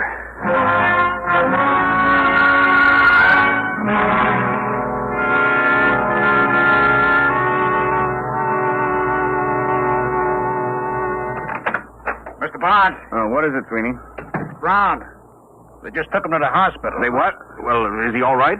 He will be after they cut out his appendix. There goes our radio, man. There's no chance of finding a substitute? No, it's special equipment. Brown installed it himself. I've got it. Barnes here. What? Well, we'll have to delay check of a month. Okay, goodbye. We can't, General. That was Hastings at Dry Wells.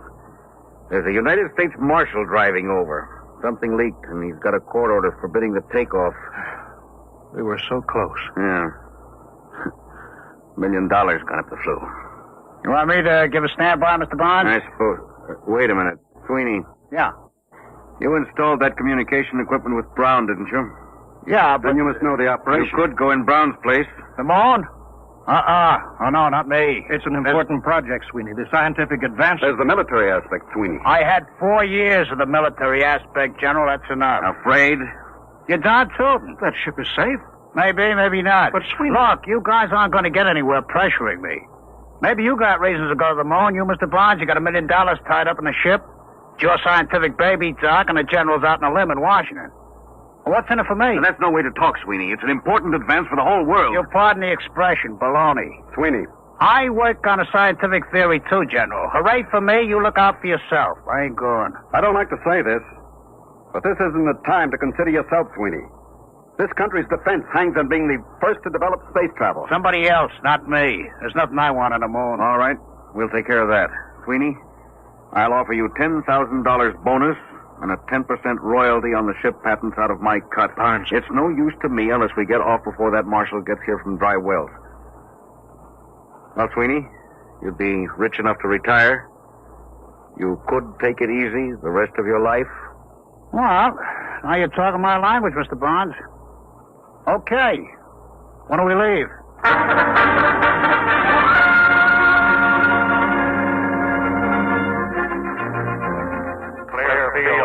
Clear field for firing.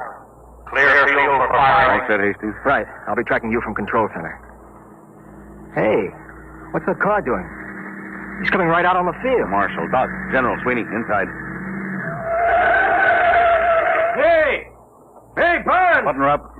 Hey there, commander of that ship. I've got a court order. You can't take off. Stop, mister. You can't do this. Hey! Save your knuckles, fella. You couldn't get in that ship with a blowtorch. Barnes can't do this. Suppose you tell him all about it when he gets back from the moon.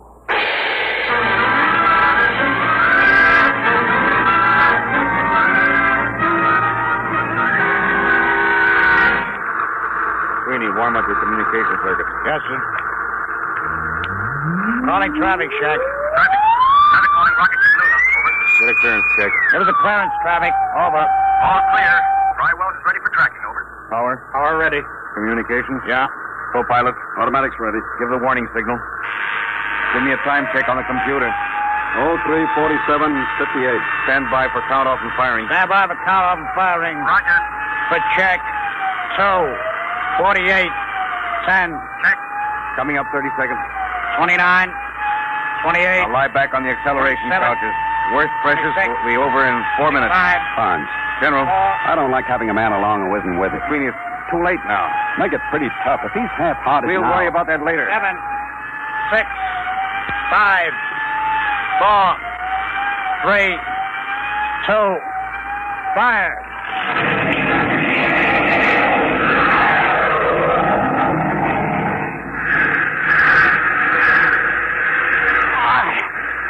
What happened? Noise. All gone. At speed of sound. Switch on televiewer. I can't. Can't move. Pressure. Switch is right under your finger. Go on. That's it. Time. 3:50:12. Altitude 2 miles. Get your sun goggles on. It'll be coming through in a minute. There's the dawn line. And the sun. It works. This thing really works. Now, look in the viewer. There's the Earth down there. Yeah. Time. 3:51:10. Altitude 20 miles.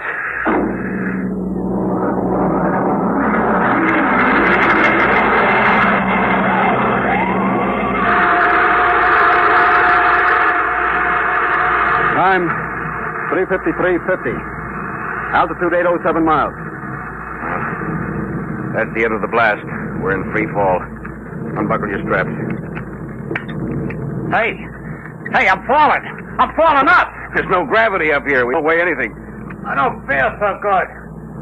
How do I get down from the ceiling? I feel lousy, seasick. No, space sick. What's the difference so long as I ain't healthy? There's a bottle of pills under the head pad. They ought to settle your stomach. I'll break out the magnetic shoes. Then we can at least keep our feet down on the floor plates. Here, Sweeney, you put these on. Hand them up. All right. Here. Now you can walk down the wall. Try it. Like this? Hey, like a human fly. You know, this is the second time I ever walked on a ceiling. Only this time I'm sober.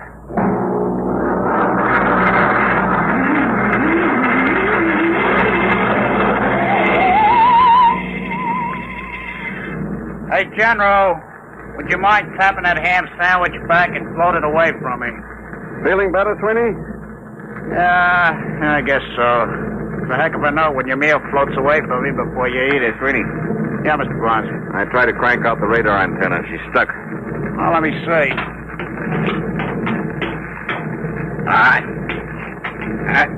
Stuck all right. I don't understand it. I greased it good. Grease? Well, no wonder it's stuck. It's exposed to outer space. It must be frozen solid. What's the idea, Sweeney? Didn't you read the engineering manual? Yeah, and a flush fitting gets greased. Don't jump on me. Well, if we can't get that radar mast cranked out, we can't land on the moon. Well, it's all right by me. Don't you realize that half the value of this trip is in the landing? Geological surveys, radiation tests. Look, General, I told you before I started, this whole thing is slug nutty to me. Who wants the moon?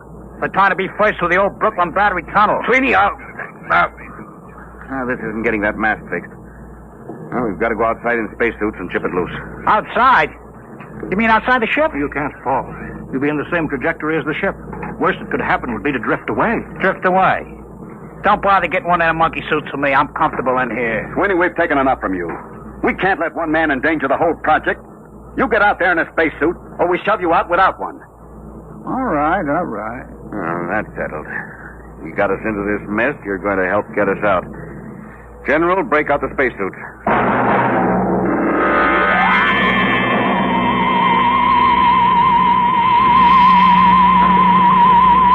Close the inner lock. Now, let's get this straight. Keep your magnetic shoes on the hull plates. Your safety line's hooked. If you break loose, we won't be able to go after you. You'll hit the moon at 20,000 miles per hour and squash. Hey, wait a minute. How come General Thayer don't go? That's right. He doesn't go. He's co-pilot. Okay, I just asked. All right. Now let's make sure our intercom walkie-talkies are warmed up. All set. Check. All right. Fasten helmets. Hello, Doc. I hear you, Barnes. I'm okay. Check instruments. I'm going to pump out the lock.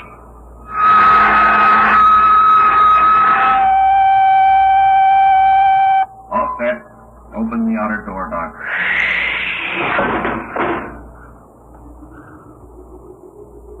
Look at that, will you? 1,000,000 stars. 20,000 miles an hour, free fall and no breeze. That's right. No air. And we haven't got time for the scenery. Let's get to work. Can you two handle it? I want to go aft to see how the firing tubes held up. All right, Doc. Come on, sweetie. Let's get to work.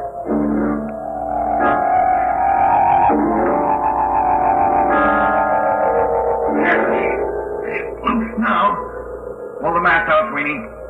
Slippery as a hog on ice. Yeah. Now let's get back. Suits me. That's the Earth up there?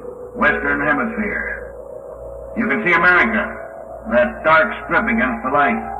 Pretty far away, huh? Barnes. All right, what's the matter? Help, I'm loose. I'm drifting. Doc, what happened? My shoe magnet's pulled loose. There he is. The safety line broke. Hurry, help. He's too far to keep a line. Oh, he's cooked. We'll never get him back. Hello, General Thayer. All right, Barnes, I heard you on the control room speaker. I'm coming outside. Bring an oxygen tank, got that? Right. Hurry. What are you going to do? Throw him a bottle of air and forget about him? Barnes, help. Now, all right, Doc.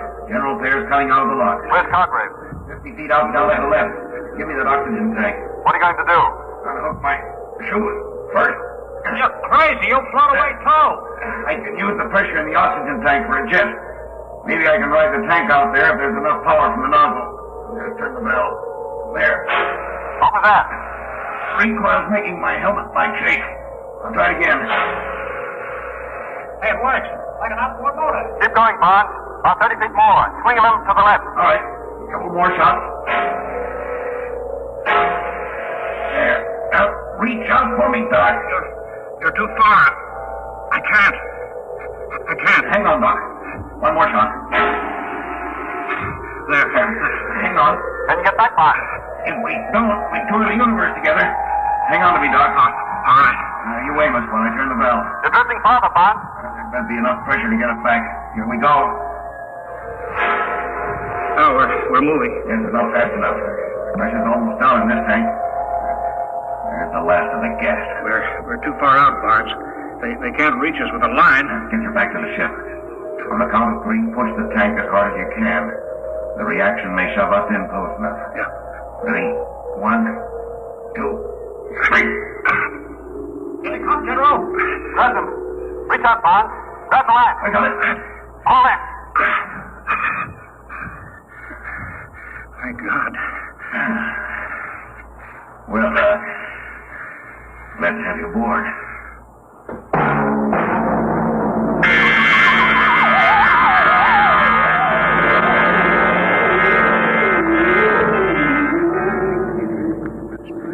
There she is. The moon. Stand by for landing procedure. That's pretty rugged country down there. Stand by to turn ship. Fasten straps. Altitude there. 27.3. All right. Turning ship. Hey, you're leveling off. You're turning too far. We'll go backwards. We land backwards. Use the jets for brakes. Holy smokes, you mean sit down on the tail? Ground speed 1.52. Stand by for deceleration. Now, fire. Radar. Closing is spotted. Give me view aft on the screen. Hey, we can't land down there. Look, mountains, cliffs. That's the crater Harpalus. We're heading for a smooth plane short of there. Don't look smooth to me. I'm going to kill our forward speed. Stand by. You won't clear the mountain. Give another blast. I can't. We won't have enough power to get home. You will make that trip on the right. Look out, we're going to crash. Barnes, blast. You've got right. Now. Automatic landing. Automatic in. Hang on for emergency landing. Stand by for the blast. Hold it. Now. Jack down. Get out your gyros.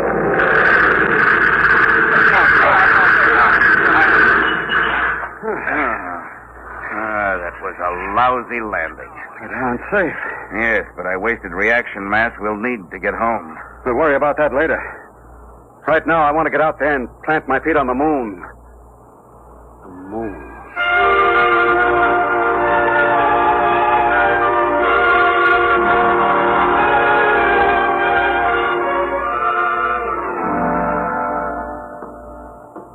Ready to open the decompression lock? Check.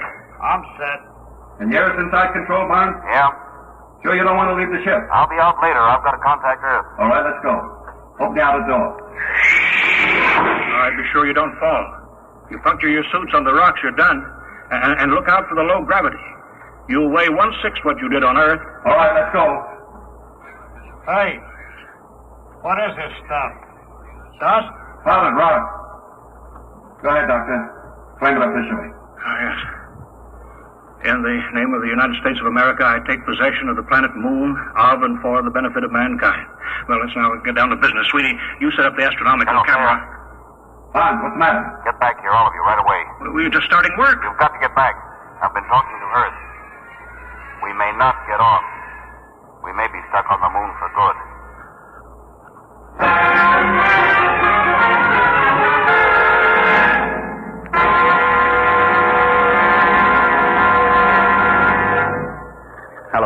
Hello, Earth. Reaction mass down to 0.8672. Wasted power in a bad landing. Request new figures for return trip. Earth to Luna. Looks bad, Mr. Barnes. I'll have to run it through the machine. In the meantime, dump everything you can. I'll check back with the result. I'll be standing by. Roger. Out. Well, Barnes? Well, we wasted too much power on that lousy landing. Hastings checked the figures. We've got the lightened ship. We've got just 4 hours to get off. If we miss that, we don't get another chance to hit the Earth for another month. We don't have more than 10 days' oxygen supply. Exactly. Come on, we better start dumping, and we better pray we can get rid of enough weight.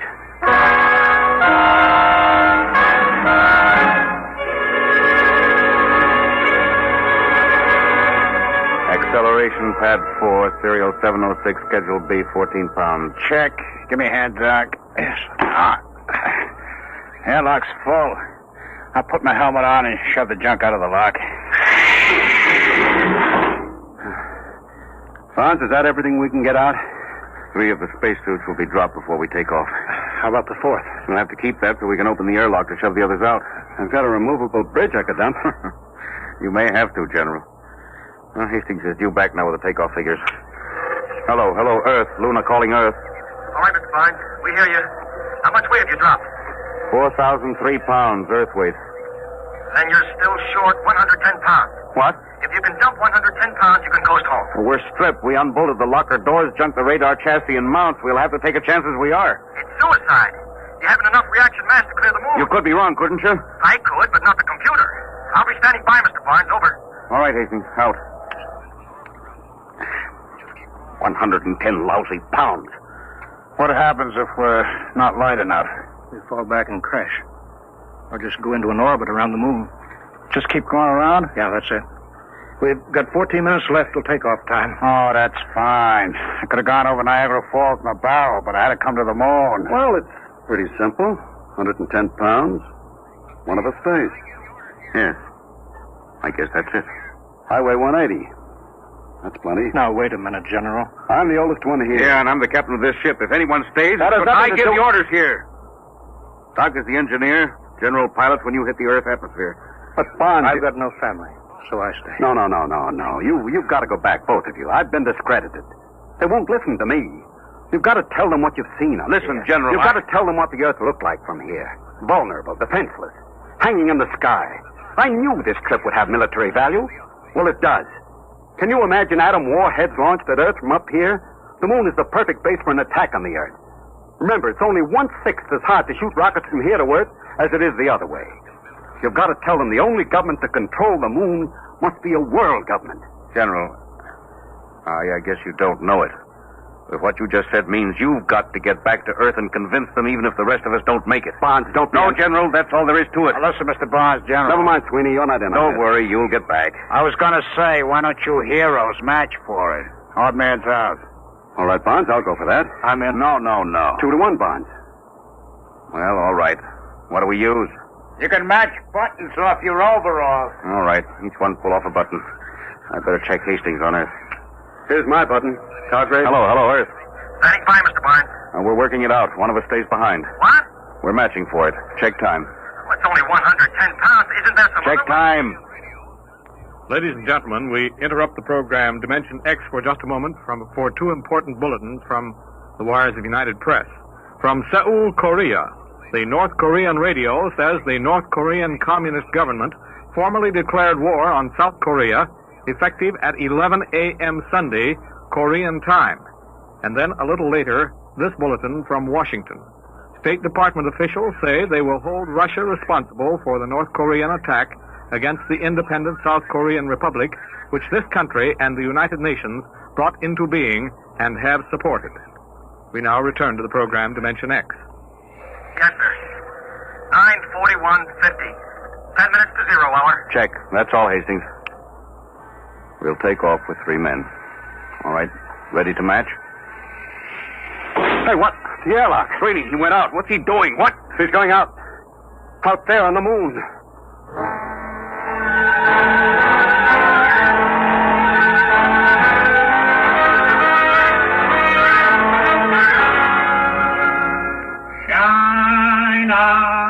Shine on, Harvey. Hello, Sweeney. Can you hear me? Yeah, sure, Bud. Hiya. Oh, come back in here, you fool. Blow it. It's nice out here. Come back, Sweeney. You're going home. Yeah, some other time. Remember me of the girls? Any girls. Listen, Sweeney, come back. This trip doesn't mean that much to you. We've talked you into it. Nobody can expect you to do this.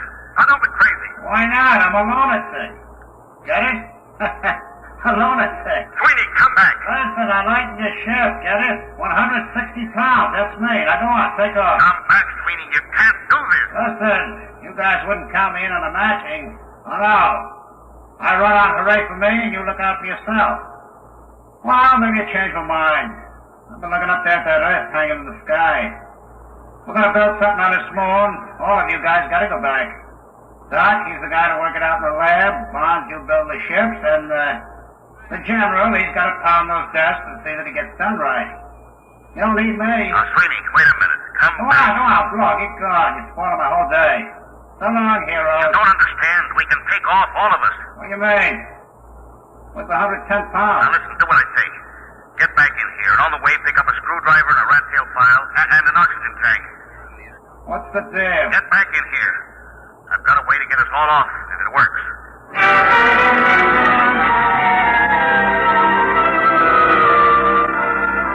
Now, Sweeney, we're reading you clear on the intercom speaker. You in the airlock yet? Yeah. Now, your spacesuit weighs around 70 pounds. The radio weighs 50. Yeah, but I can't open the outside door of the airlock without my suit. What are you trying to pull, Bonds? After you chuck the radio out, you file a hole in the gasket on the outer door. Got that? Then you tie your safety line to the oxygen tank, pass it through the hole. It hangs outside. You got that? Yeah. Then you close the outside door, get out of your suit, come in here. We close up, decompress, and open the outside door again. Oh, I get it. The tank closes so out of the lock. Right. And if it works, we all get home. Now, hurry now, Sweeney. 8 minutes to calculated takeoff time. 8 minutes.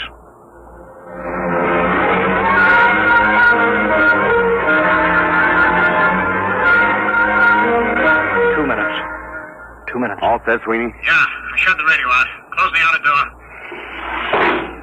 Air pressure up. I'm getting out of my suit. This doorway's pretty narrow, Bonds. If the suit don't clear, we're sunk. We'll have to take that chance. All right, here I come. All set. Close the inner door. Decompress. Now the outer door.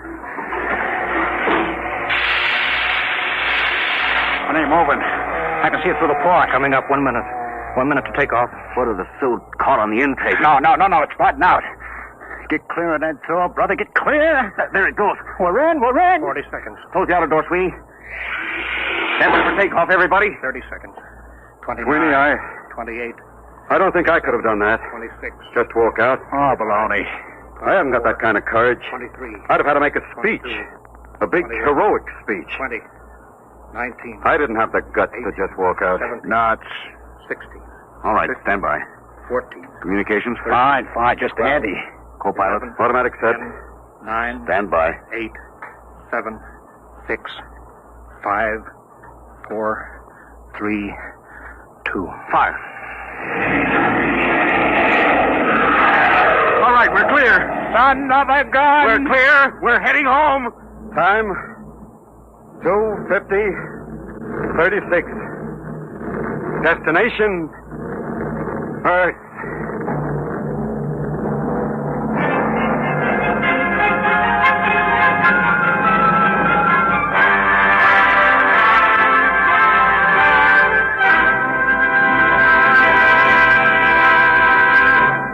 You have just heard another adventure into the unknown world of the future.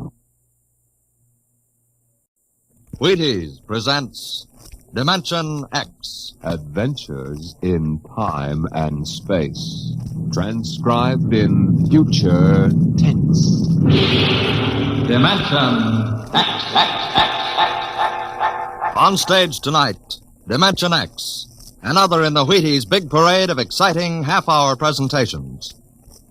Say, tomorrow's Saturday, you know, and maybe you don't have to show up for work.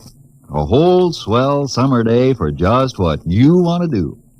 So, start off with a big holiday bowl of Wheaties at breakfast, and just see how it sparks up the morning.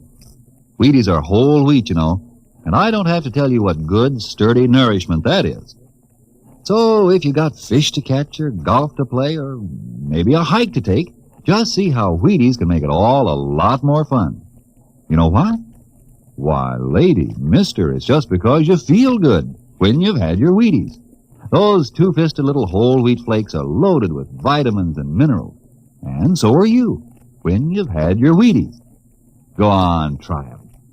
Just you see how Wheaties at 7 can help at 11.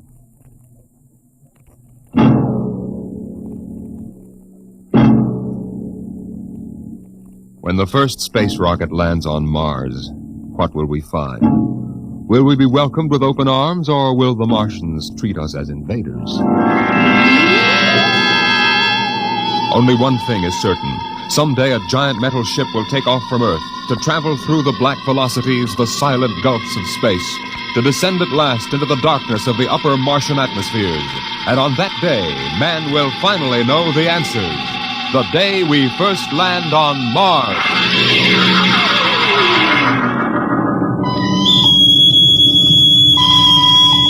Now hear this.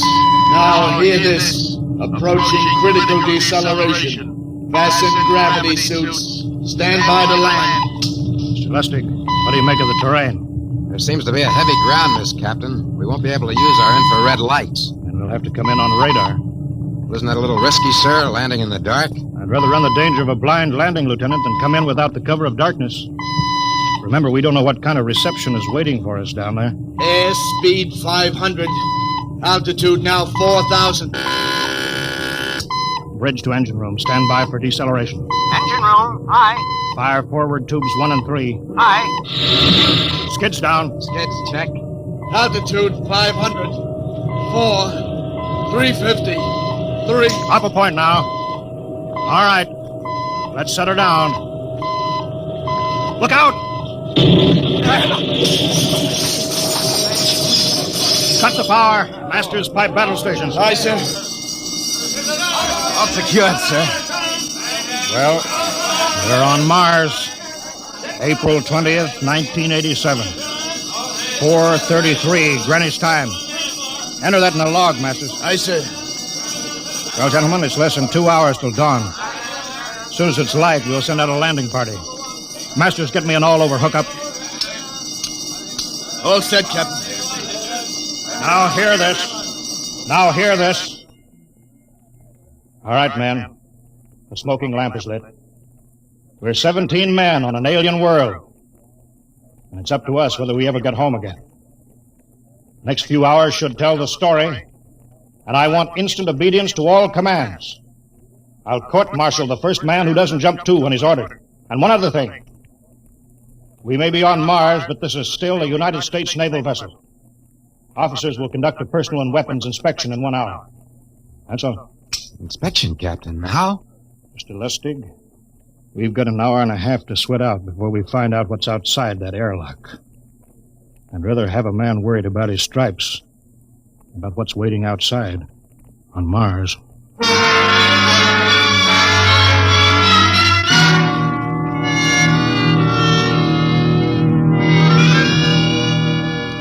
Now hear this. Landing party report to forward airlock. Captain Black, Lieutenant Hingston, Lieutenant Lustig, and Dr. Horst report immediately to forward airlock. It is now landing time -5. Sounds like they're paging us, Hingston. You ready, Dr. Horst? Yes. Ready as I will ever be. Oh, come on. Let's report to the airlock.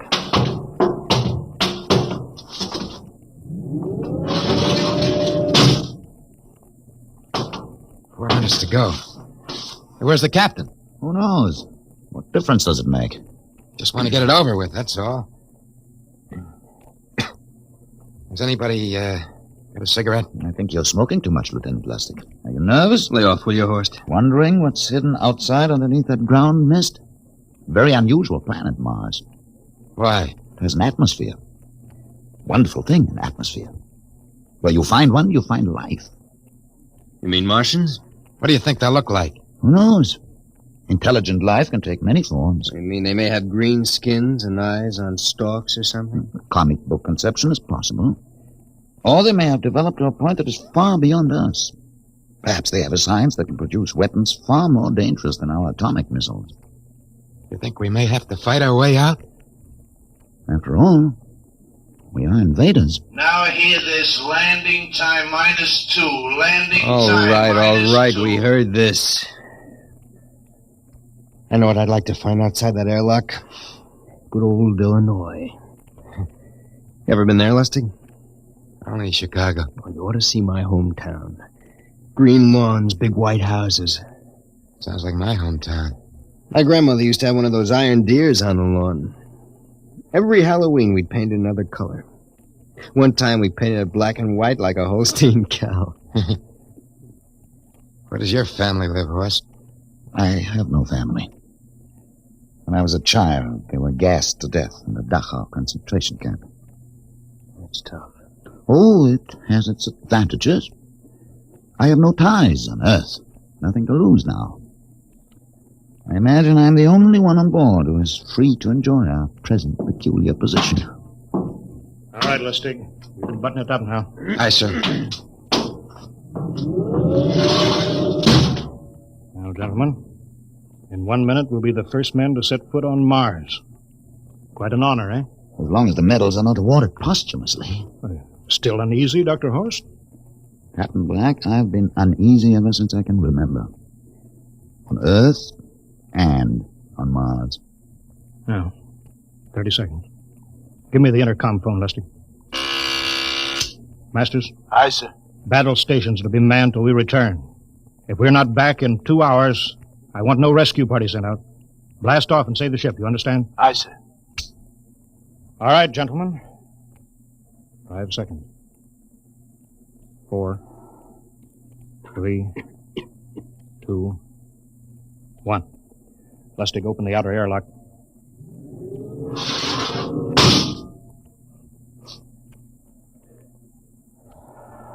Fresh air. Let's go. Hold it now. It's too dark to move fast. Quiet, isn't it? Not even a wind. You can't see anything through this ground mist. Quiet. We don't know what's out here. Come on.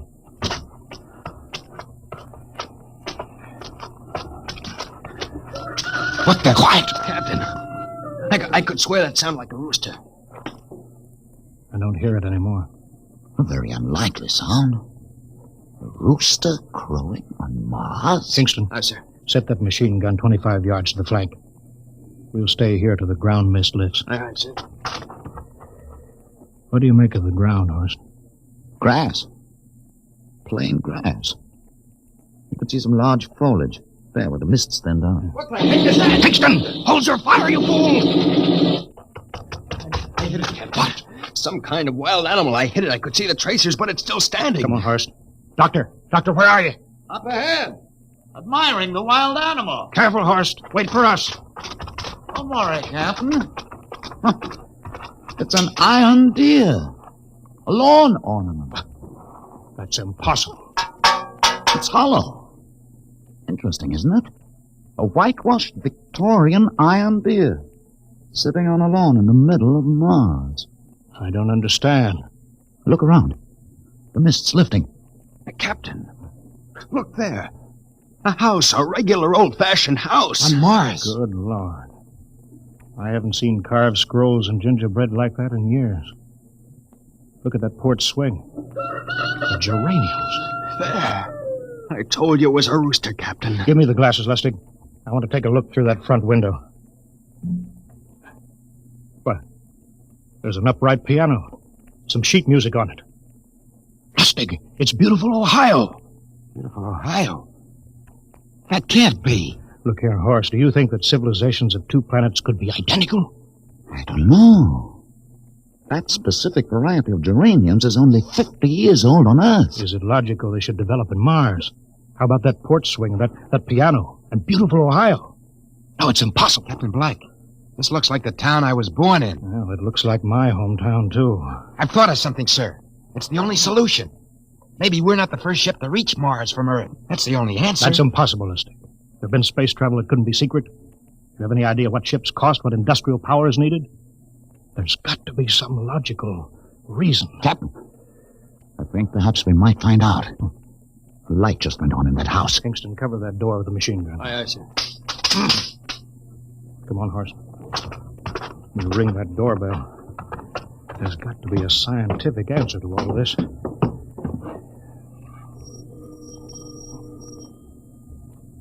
There's something moving in there. Stand back, Horst. Give me a clear shot. Maybe a Martian. Can I help you? We were looking... Well, if you're selling anything, it's much too early. No, wait a minute. What town is it? What do you mean? Are you census takers? No, we're strangers here. We want to know how this town got here. Is this a game? No, it's not a game. We're from Earth. From where? From Earth. Do you mean out of the ground? Hey, are you sure you're feeling well? Madam, we came in a flying ship across space. We're from the third planet. This is Mars. Now do you understand? Mars. You go away now, you hear? I'll call my husband from upstairs and he'll chase you. Now go on. This is Mars, isn't it? This is Green Lake, Wisconsin, in the United States of America. Bounded on the east by the Atlantic and on the west by the Pacific. Now, go away. Goodbye. Of course, do you suppose it's really possible? I've got to find out more about this. For the last time now, go away. Pardon me, madam. What year is this? Year? Well, 1928, of course. Oh, for goodness sake. You hear that, Horst? And we know it's 1987. And we know it's Mars. Is it possible that we got fouled up, made some tremendous blunder, and circled around and landed back on Earth? In 1928? Maybe some switch in time or dimension. Could we have shifted somehow and gone backward in time? Horst, it won't hold water. It's not logical. We've checked every mile. We went past the moon and out into space. We're on Mars. Find out anything, Captain? No, we're going back to the ship till I figure out some logical explanation for all this. Lustig, out at point. Aye, sir. Hingston in the rear. Keep that gun at half load. Aye, sir. Horst, there's got to be some cold, logical solution. Captain. What? That house down the street. The white one with the green shutters. Lustig, what's the matter? I never thought. Thank God. Thank God. Lustig, come back here. He's running for that house. That crazy fool, after him quick. Lustig, stop. Come down off of that port. Grandma! Grandpa! Lustig, what the devil do you think you're trying? Grandma and Grandpa, it is you. Lustig, what's going on here? Albert, why, it's been so many years. How you've grown, boy. Oh, it's so good to see you. Lieutenant Lustig. Oh, Captain. Grandma, I want you to meet my friend. This is Captain Black. Captain, I want you to meet my grandfolks. Howdy. Any friends of Albert's is friends of ours. How long you been here, Grandma? Oh, good many years. Ever since we died. Ever since you what? Oh, yes, sir. They've been dead 30 years. What? You mean to tell me that Mars is heaven? Oh, nonsense, no. All we know is here we're alive again. And who are we to question God's infinite ways? Lustig, we're going back to the ship. But, Captain, I want to talk to my Lieutenant grandfolks. Lustig, I don't like any part of this. You'll come back with us. I have to club you and carry you. Yeah, but, sir, That's they're enough. my... Heaven only knows what they've run up against back of the ship.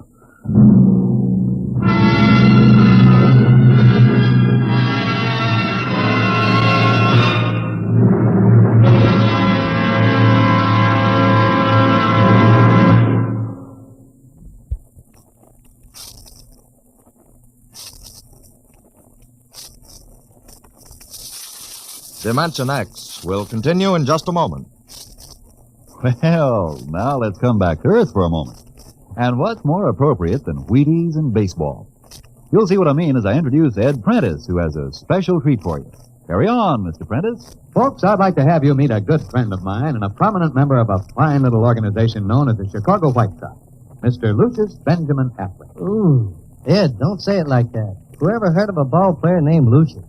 What if I went around calling you Paul Edward Prentice? Let's just make it Ed and Luke, huh? All right, Luke. Say, just how long have you been with the White Sox? Over 20 years, Ed. Golly, I played in darn near 2,500 games. Been at bat almost 9,000 times. Man, I'm from way back. Well, Luke, you don't look it. How do you keep up the pace anyway? Well, Ed, I sleep good. I eat good. I eat mighty good. Wheat is about 4 mornings a week. Those little old flakes put a lot of snap, even in an old-timer like me. Must be because they're 100% whole wheat. I sure like Wheaties and milk and fruit. You know, Luke, that's exactly what I hear from a lot of ball players and plenty of other people, too. No wonder they call Wheaties the breakfast of champions. Well, thanks, Luke Appling and Ed Prentice. You know, folks, you may not be a champion ball player, but Wheaties can help you feel like one. So try 'em. Wheaties, that is. See how Wheaties at 7 can help at 11.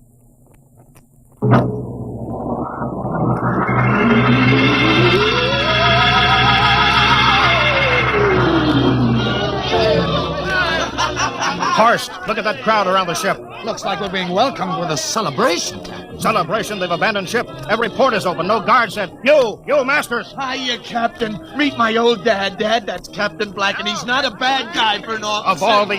Hingston! What, sir? Bring that man back. Use force if you have to. Excuse me, sir. There's my Uncle George. Hingston! I'll be right back, Captain. Uncle George! Uncle George! What the devil is Don't you going... understand, sir? They've all found friends and relatives. They're all here. He's right, Captain. I've counted. The whole crew's out on the crowd. But I gave orders. Definite orders. You don't understand, Captain. I understand mutiny. I don't care how many relatives show up. I'll have discipline on... Johnny! Johnny, you old son of a gun. Edward! It's you. It can't be. Of course it is. Johnny, you old son of a gun. Edward. Dr. Horst, this is my brother, Edward. How do you do? Hello.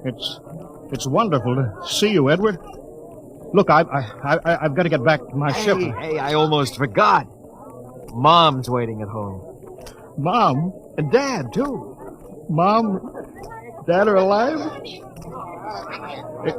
Excuse me, Horst. Then you're real, then. Don't I feel real? How's that, huh? Ed, hey, we've got lunch for you, Johnny. Mom's making corn fritters. Dr. Horst, haven't you found anybody? No, Captain. I have nobody. Then you come on home with me, right, Ed? Sure, you bet. Horst, you wouldn't believe it, but it's been 35 years since I had Mom's corn fritters. By George. 35 years.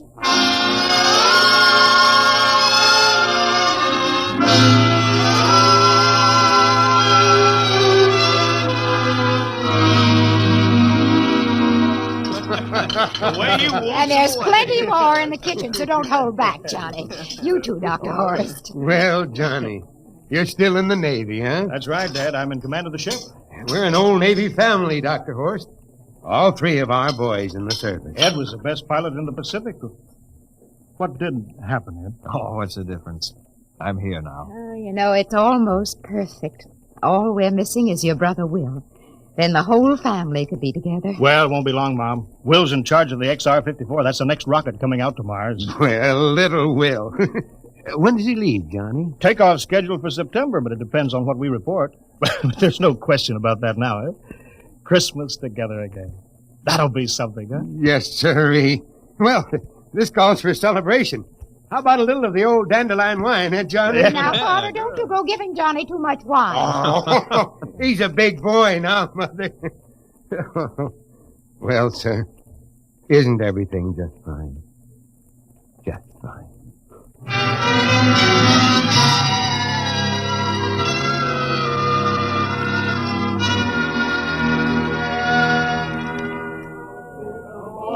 The candlelights are gleaming on the banks of the Wabash. Hey, we have play another song. Sure, Well, Dr. Horace, what do you think of my little family? Very nice. You know, I can't understand why you didn't find any folks here, Dr. Horace. It's just a shame. Everybody else is so happy. I never remembered my family, Mrs. Black. All I know is they were gassed at Dachau during the Second World War. When I was liberated, I was in delirium 3 months. I cannot remember anything before then. A psychiatric phenomenon. That's terrible. Isn't there anything anybody can do? I don't want to remember. Oh. I haven't had a pleasant life. I prefer to be free of emotional entanglements. They interfere with a scientific approach. I'm sorry, Dr. Horace. Oh, I'll get it. Hey, that's our ring, long and 3 shorts. I remember that. Well, maybe we'd better call it a night. You must be getting tired, Johnny. I'd better be going back to the ship. Oh, nonsense. You stay the night. We insist. Oh, I just couldn't rest thinking of you all alone on that ship. Oh, I'll be all right. Well, good night. Oh, wait a minute, Dr. Horace. That phone message was for you. Me? Yes, that's right. A message from Anna. Anna? I don't remember any Anna. She asked if you were better. Perhaps she's someone you knew at Dachau. Anna? She said she's coming over here first thing in the morning. So you'll have to stay over. Yes, well, that but... settles it then. You stay here, Horst. You can bunk with me in my old room. Oh, but Johnny, we thought you'd like to be with Edward. So you could talk the way you used to. Well, we can't put Dr. Horst on the daybed. I think we better share the room tonight. There'll be plenty of time for talking, Ed. I guess so. Well, I suppose I better drop back to the ship. You know, Ed, security check. Well, why do you have to do that here? Well, I don't know. There's no good reason, I guess. Well, suppose we skip it tonight. Oh, sure. Good night, everybody. Oh, it's good to have you home, Johnny. It's good to be home, Mom.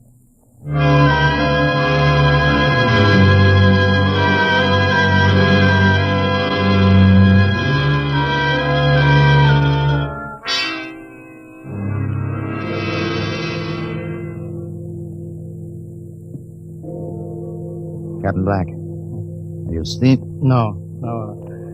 I've just been thinking about what we were expecting. Green-skinned Martians with eyes on stalks. All the time there was only Mom and Dad and Edward waiting.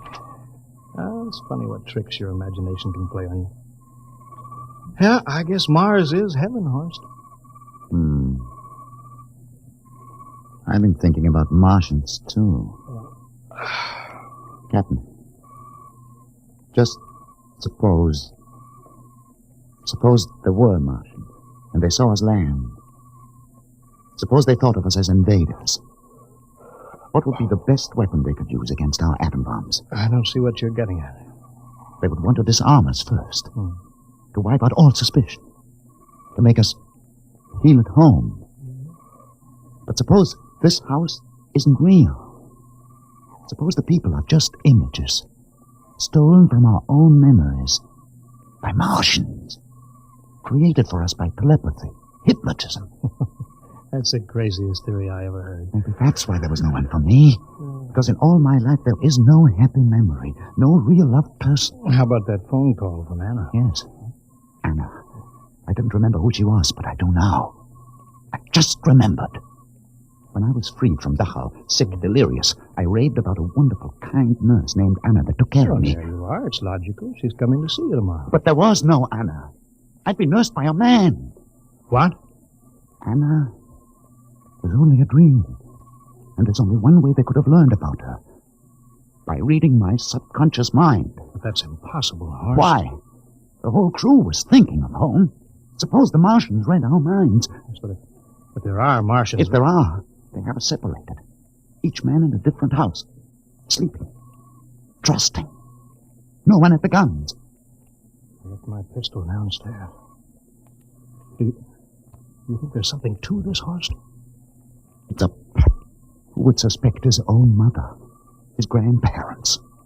How easy. Just a knife in the heart of each sleeping man. It's impossible, Horst. We've got to get back to the ship.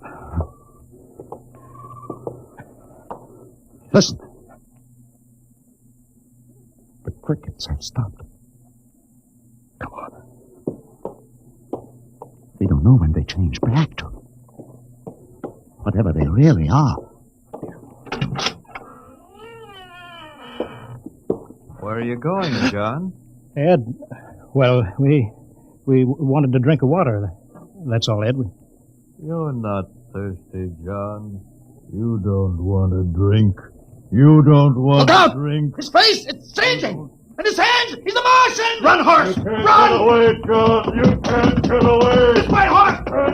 Horse, where are you?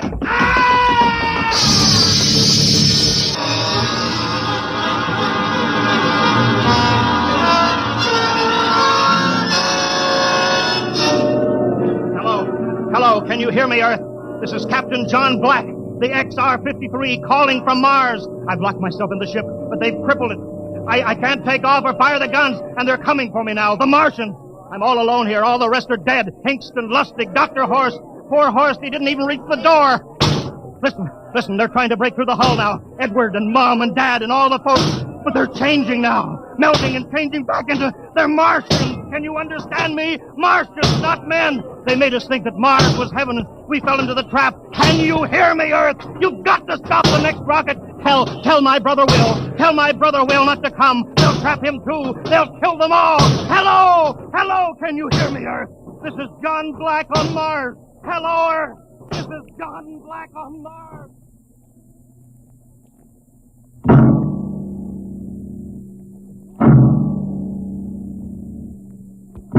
Tonight, Dimension X has presented and transcribed the Ray Bradbury story, Mars is Heaven, adapted for radio by Ernest Kenoy. Featured players were Wendell Holmes as Captain Black and Peter Capell as Dr. Horst. Your narrator, Norman Rose. Music by Albert Berman, engineer Bill Chambers. Dimension X is produced by Van Woodward and directed by Edward King. Robert Warren speaking. In a moment, we'll tell you about next week's show. And now, here is your Wheaties man, Frank Martin. Folks, tonight we have a special guest for you. Here he is, Joel McRae. Hello, Frank Martin. I kind of expected to see a package of Wheaties sticking out of your pocket. What? Did I forget them? You must like Wheaties, Frank. Sure, don't you? You bet. I'm joining the big parade of Wheaties programs, you know, with Tales of the Texas Rangers come Saturday night. That promises to be real entertainment, Joel. I understand these are true stories of the Texas Rangers. Absolutely. Each story is straight from the Texas Ranger files. Well, we're mighty proud to have you join us, Joel, with this new program. We'll all be listening on the same NBC station Saturday night for Joel McRae in Tales of the Texas Rangers. Okay, Mr. McRae? Okay, partner. Good night. Good night, Joel. And friends, be sure to listen Saturday, that's tomorrow night, to Joel McRae and his new program, Tales of the Texas Rangers. And get your Wheaties, everybody. And this is the Wheaties man, Frank Martin, inviting you again to listen tomorrow night to Joel McRae in Tales of the Texas Rangers on the Wheaties Big Parade. See you then. Next week, the story of the strangest case ever recorded in the files of the Bureau of Missing Persons. The case of the Man in the Moon. You'll hear the whole story next week when we venture once more into the unknown world of... Dimension X.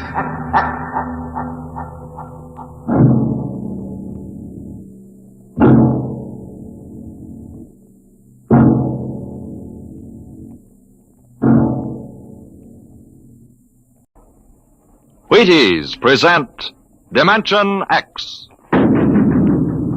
Adventures in time and space. Transcribed in future tense. Dimension X.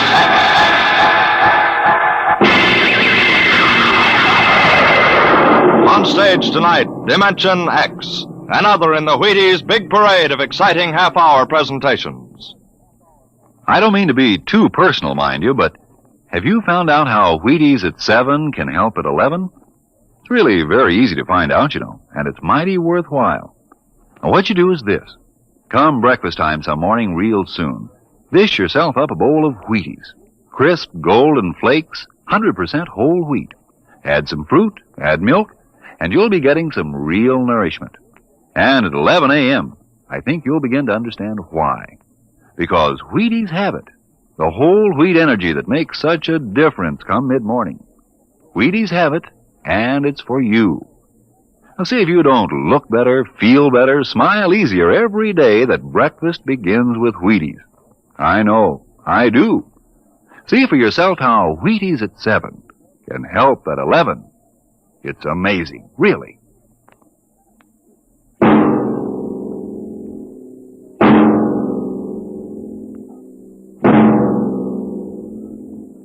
Do you remember when you were young, how your elders would tell you bedtime stories about the man in the moon? Well, tonight we have a different kind of story to tell about him.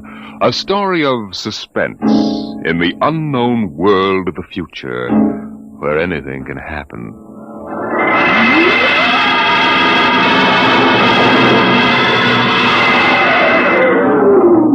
Attention. Attention. This is the Federal Bureau of Missing Persons calling all local agencies. Attention. This is a coded report nationwide. Missing since 9 o'clock this morning the following persons.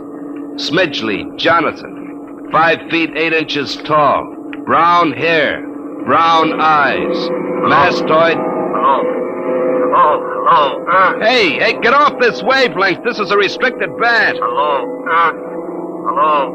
Look, whoever you are, you're on a coded wavelength. Now tune out. This frequency is reserved for the Federal Bureau of Missing Persons. Hello, Earth. This is the moon calling Earth.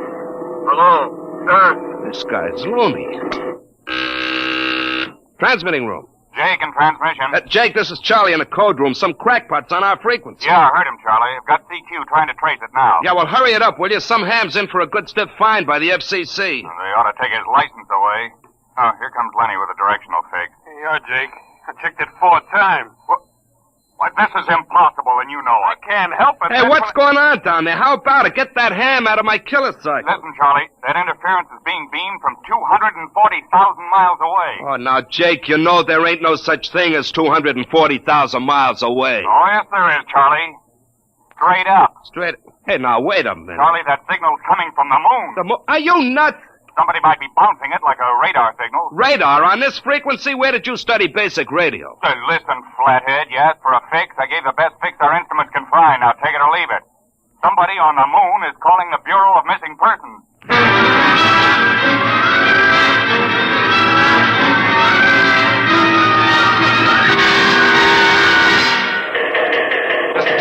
Mr. Timken. What's the sweat, Charlie? Shouldn't you be broadcasting? Now, listen, Mr. Timken, you know I'm a sober citizen, right? Never once have I broadcast with the smell of alcohol on my breath, right? In all your 12 years here at the Bureau, did I What's once... the matter, Charlie?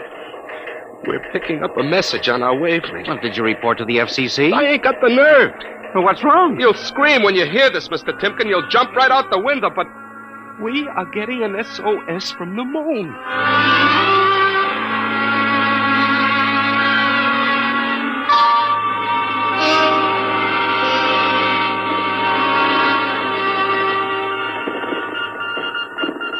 That's got it. Started on voice and switched to Morse.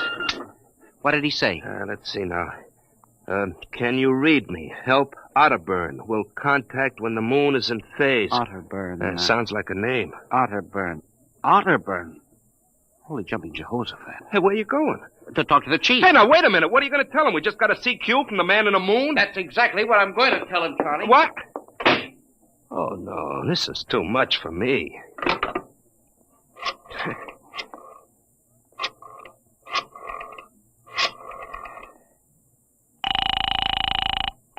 Washington Star-Ledger. Let me have O'Brien on the city desk, huh? One moment. O'Brien speaking. Seamus? Yeah? This is Charlie Starbuck down at the Missing Persons Bureau. You want a hot one? No kidding. This'll cost you a beer, okay? Shoot, Buck. I'll stay in your wavelength for 30 seconds. Yeah, okay. We just got a radio message from the moon. What? From the moon. Call me back when you're sober. Okay, Seamus, if you don't know a story when you see one. I'll send you the name of a good psychiatrist. So long, Orson Welles. Orson Welles? Hey, how do you like that? He don't believe me.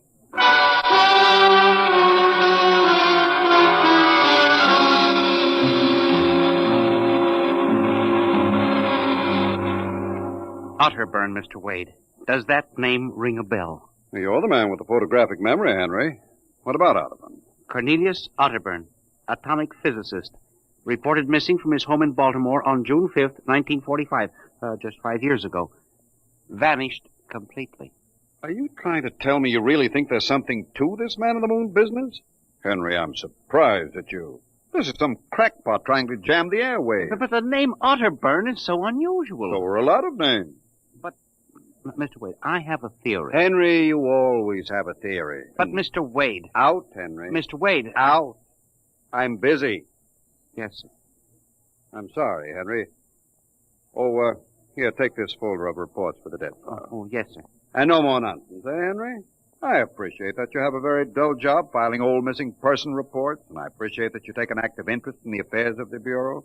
But, no more nonsense. Hmm? No, sir, Chief. No more nonsense. Oh! Pardon me. Hmm? Are you Mr. Henry Timken? That's my name. Permit me, Jefferson Philo, scientific feature writer. May I have a moment of your time? Certainly. Just sit down at my desk right over here. Thank you. My, that's quite a stack of papers. Filing. I'm the records custodian of the Bureau. 12 years and never misplaced a record. Magnificent. Now, Mr. Timken. Yes? Mr. O'Brien, the editor of the Star Ledger, said I might drop by and investigate a rumor. Only a rumor, mind you. That a message from the, moon? Well, we aren't certain it's from the moon. It may be a bounce.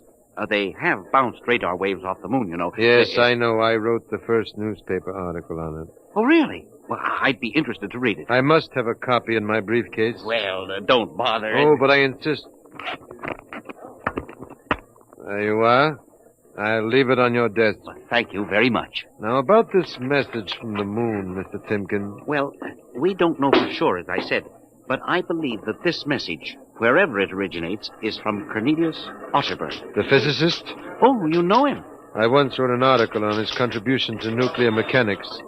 A brilliant man, Otterburn, years ahead of his contemporaries. Well, whoever is sending those signals, if he isn't on the moon, is at least using the moon as a sounding board, bouncing the signal. But why, Mr. Timken? Why? Look here, Mr. Philo. If you will come here tomorrow night at 8, we may learn the answer to that question. I have arranged with Charlie, our radio man, to let me use the equipment. May I consider this an invitation? You certainly may. Very well, sir. Until tomorrow night, then. Goodbye, sir. Goodbye, Mr. Philo. Goodbye. Lack-a-day. Now, let me see now. Oh, that's funny. Where did this list of names come from? Paul Aarons, astromathematician. Robert Simons, electronic engineer. Carl Parker, mining specialist. Oh, this must have got mixed up with the papers on my desk by accident. It's a peculiar list of names. Most peculiar.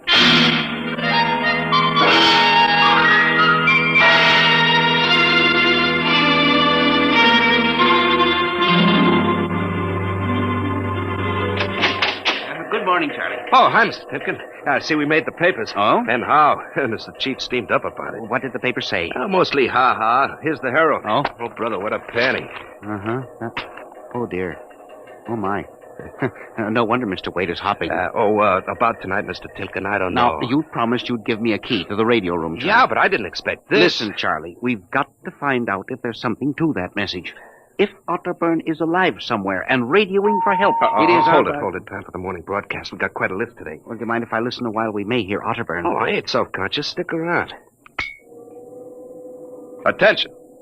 Attention, this is the Federal Bureau of Missing Persons calling all local agencies nationwide. This is a coded broadcast. The following persons are missing.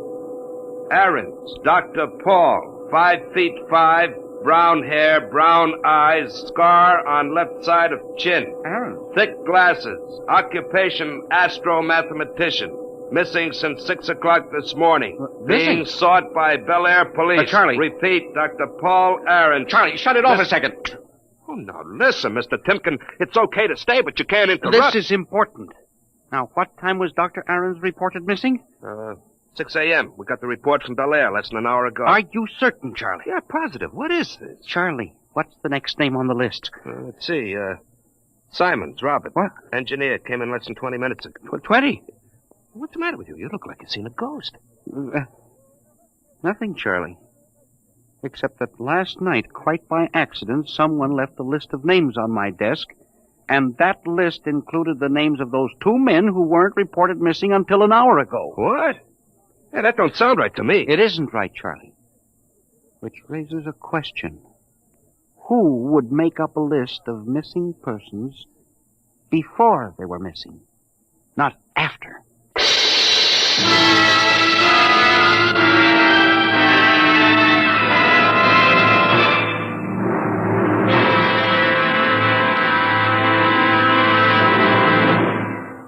Dimension X will continue in just a moment. You know, friends, when I talk about Wheaties breakfast of champions, I mean something like this. Champions do eat Wheaties because they feel Wheaties give them energy they need and because they just plain like the way Wheaties taste. And even though they are champions, that isn't unusual. Sort of the way you and I look at it, isn't it? Here's Ed Prentice with a perfect illustration of my meaning. Now, young man, will you tell us what you do for a living? I pitch. You what? Pitch. You know, baseball. They have a baseball team that have to have a pitcher. I'm a pitcher. I pitch. Oh, yes, I see. And are you on a team? Yes, sir. I'm on the Cleveland Indians. Cleveland Indians, What is your name, young man? I'm Bob Feller, and you know it as well as I do, Ed. Sure I do, Bob. It's good to see you. This makes your 14th season playing with the Indians, doesn't it? Yep, Ed. 14 years. Well, tell me, Bob, how long you been eating Wheaties? Oh, about 20 years, give or take a couple. You mean you started eating Wheaties before you started playing ball? Why, of course. What's so strange about that? Most people start eating Wheaties before they get to playing ball. In fact, most people never start playing baseball. You don't have to be a ball player to enjoy the lift you get from Wheaties with milk and fruit. You're right as rain, Bob. No champ ever said a truer word about Wheaties, breakfast of champions.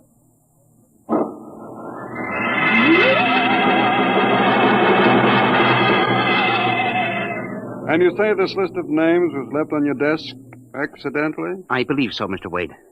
Do you have any ideas? Well, it's hard to say. Mr. Philo left some papers from his briefcase. Mr. Philo?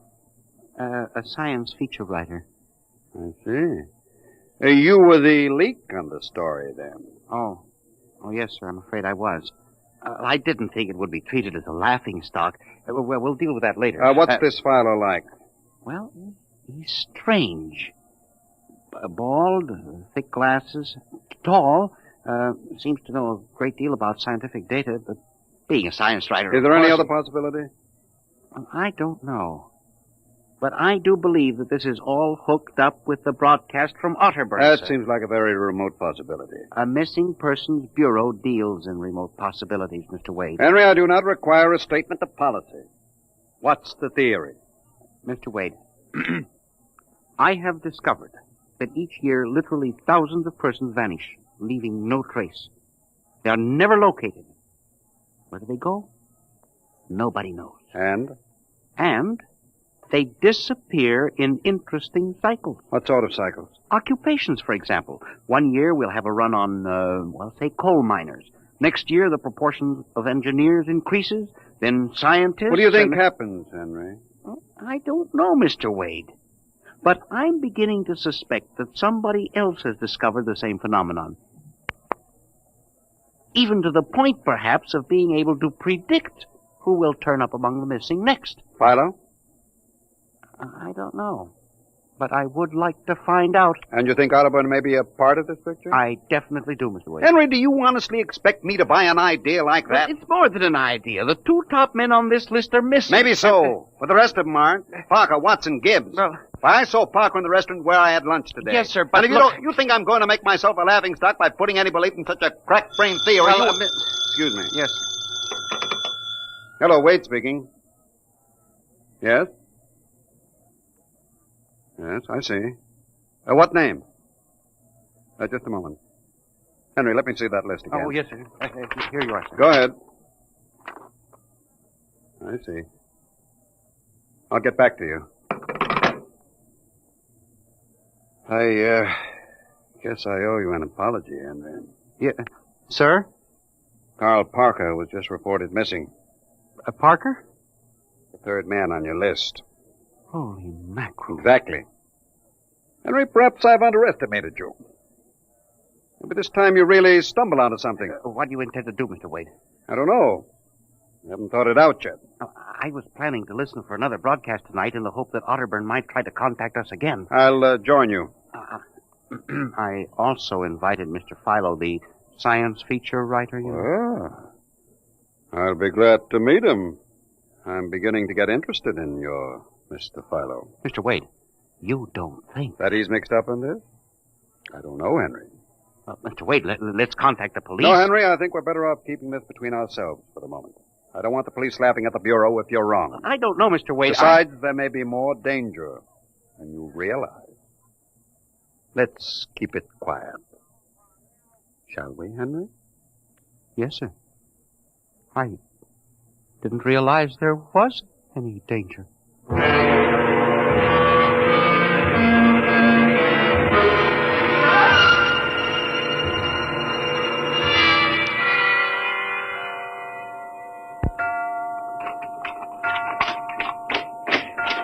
8 o'clock. When Mr. Filer was late. He said he'd be here, sir. Moon is almost in direct phase. You can't wait much longer. You'd better switch on the set. Yes, sir. I'll have to light in the hall for Mr. Filer when he comes. Are you getting anything? Just some foreign stuff. Programming from Johannesburg, South Africa. We continue in Africa. Oh, no, dear me. That's a very peculiar transmission sound. That sounds like something. See if I can work the selector here. The moon is in phase. Yes, sir. Hello. Can you hear me? I'll try to return. Hello? Hello? Hello, Earth. Hello, do you hear me? I get you now. Thank God. Who are you? Can you hear me? Who are you? This is Professor Cornelius Otterburn. Hello? Go on, I hear you. Not much time. They're on to me. They've located my landing point. You hear me? Go ahead, keep talking. I've only enough oxygen for a few minutes more. Well, where are you? I'm on the Earth side of the moon. You get that? The Earth side of the moon. A volcanic crater. Good Lord. Start that recorder, Mr. Wade. Go on, explain, please. Explain, please. Closely. There's an Earth colony on the moon. There is an Earth colony on the far side of the moon. Made up of renegade scientists and criminals. Professor Ernst Holtzman. Holtzman, he died in an insane asylum in 1938. Professor Ernst Holtzman discovered nuclear rocket power in 1935. Turned his plans over to escaped inmates of the asylum. They took off and set up a colony on the far side of the moon in 1938. Go ahead. We're recording you. Each year, they recruit new colonists from Earth. Slave labor mostly. Some women, scientists. The oxygen problem is a big one. I was kidnapped in 1945. Yes, we know. Keep talking. They wanted me to work on atomic drive with their flying discs. Hello? We're still getting you. Go on. 6 others and I escaped. Speak louder. I'm not sure just left, getting weaker. We pulled what little oxygen we had. The others, dead now. Thank God I reached you. You've got to stop them. Stop them. Stop who? The moon colony. Planning to take over the Earth. Listen.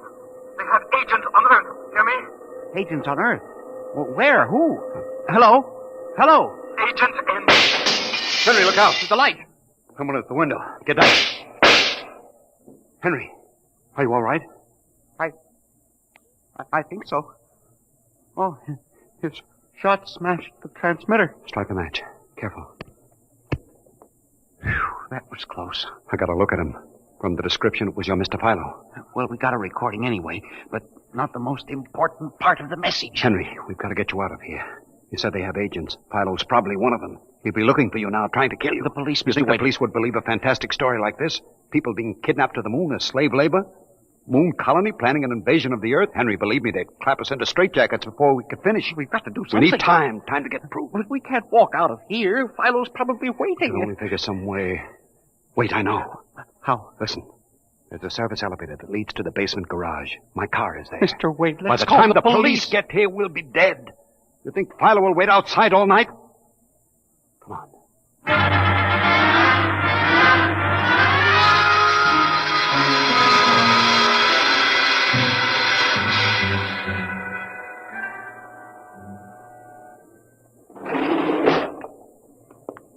This is the basement. Come on. Keep to the side. Yes, sir. Shh. Here's the car. All right, Henry. You open the garage door, then jump into the car. We'll make a dash for it. Where can we go? I have a farm outside Chevy Chase. It's private, miles from the nearest neighbor and completely hidden by trees. We'll run for that. Go ahead, start the door up. All right, Mr. Wade. Quick, jump in. Yes, sir.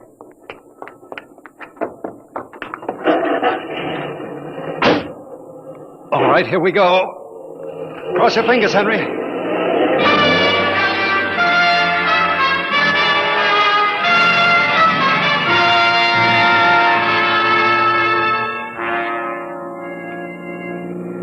We made it out all right. Anything doing? Well, there's a blue coupe behind us. It seems to be following. I'll cut up Pennsylvania Avenue and out Route 1 toward Baltimore. It is following. He turned with us. Can you go faster? Not much faster. He's gaining on us. I've got an idea. Hang on, Henry. Yes, sir. Why did you stop? Turn off the lights, quick.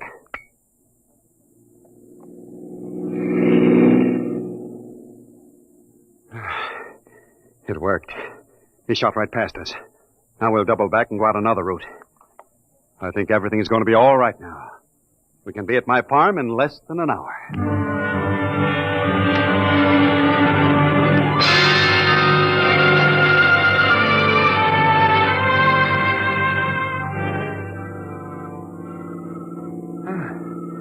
This place is really out in the wilderness, Mr. Wade. You can stay here indefinitely till we figure out the next move. Just up this dirt road now, there's a big abandoned wheat silo on my ground. It's down in a hollow where it can't be seen except from the air. And even then, the oak trees shield it. We'll hide you out there. Now we can leave the car here. We'll leave it to see. Come on. How did you ever find this place, Mr. Wade? I've always liked seclusion. Came up here to get away from it all. There's the silo. Oh, it's certainly well hidden. There's a small door around the side. Come on. Yes, sir. Oh, careful of those bushes. Hard to see them in the dark. Do you suppose Philo will find us? I assure you, Henry, that Mr. Philo will never find us here. Not in a million years. Here's the door.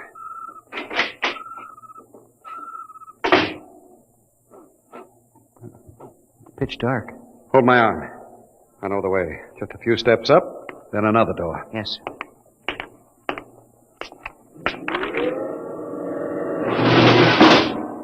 Steel. This is an unusual silo.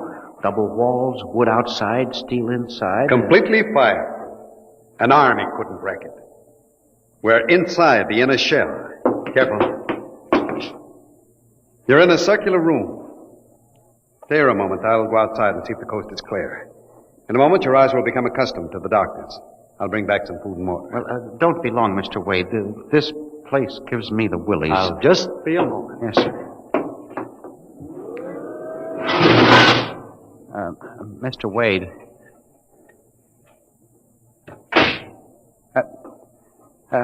Mr. Wade. I swear I hear something. Mr. Wade! What's that? There is something. Good Lord. There's someone in here. It's locked. Oh, no. Oh, this must be a light switch. Oh, thank God. Oh, no. People. 10, 15, 20 of them. Mr. Wade! Help! Help! Will do you no good to shout, Henry. Mr. Wade, where are you? Outside, speaking over the intercom. Mr. Wade, there are people in here. 15 or 20 of them. They're sitting like statues just staring at me. They won't hurt you, Henry. They've all been drugged. They're even more helpless than you. Yes, but who are they?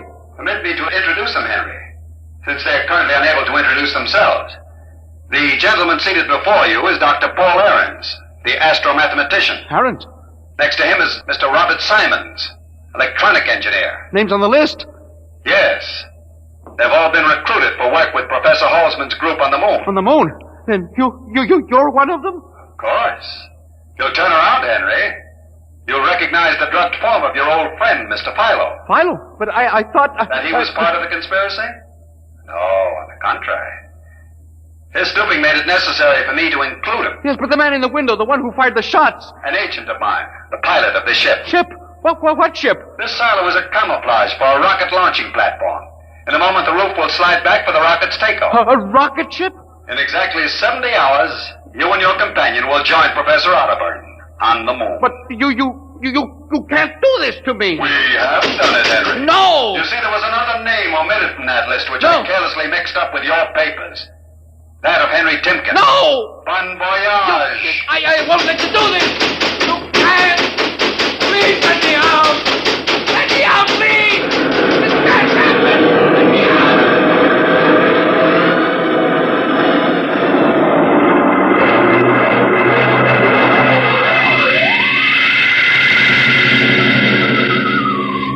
Attention. Missing since 8 o'clock last night. The following persons. Timken Henry, age 45, height 5 feet 8, brown eyes, slightly balding,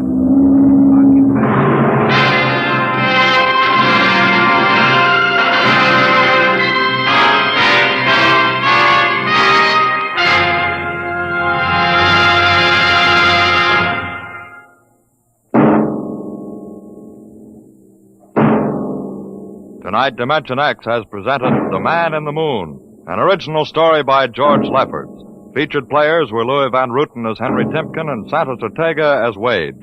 Your narrator was Norman Rose. Music by Albert Berman, engineer Bill Chambers. Dimension X is produced by Van Woodward and directed by Edward King. Wheaties presents Dimension X. Adventures in time and space. Transcribed in future tense. Dimension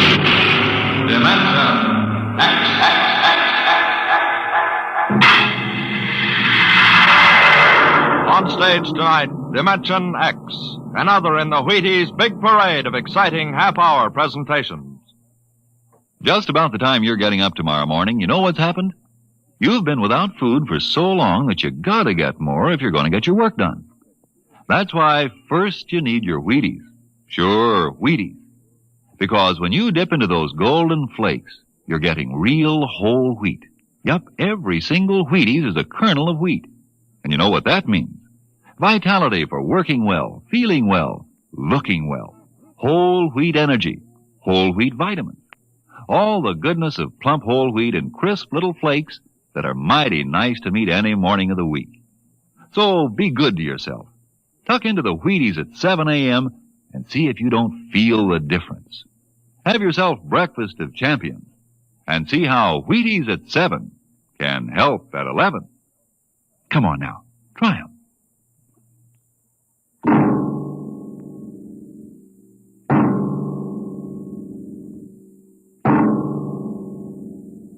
What will happen when man, finally conquering the galactic distances of interstellar travel, finds life on the strange worlds across the universe? Will he discover civilizations of incredibly advanced scientific knowledge, or primitive cultures deep in a stone age of savagery? Here is a story of the relation between men of our world and beings from beyond the stars. On the desk stood a yellow bowl, the profile a simple curve, clean and sharp. The body was thin without fragility, and the beauty of its shape was matched by the glowing intensity of the glaze, a glorious transparent yellow, soothing as sunlight, yet glowing with the fire of a volcano's core. The desk belonged to Michael Tom, Regional Administrator for the Department of Interplanetary Affairs.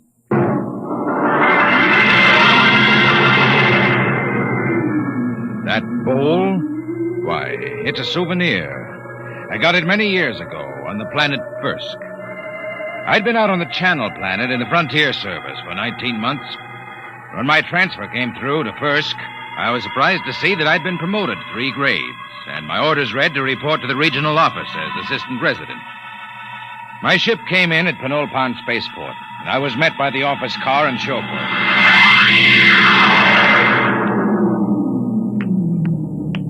Mr. Tom? That's right.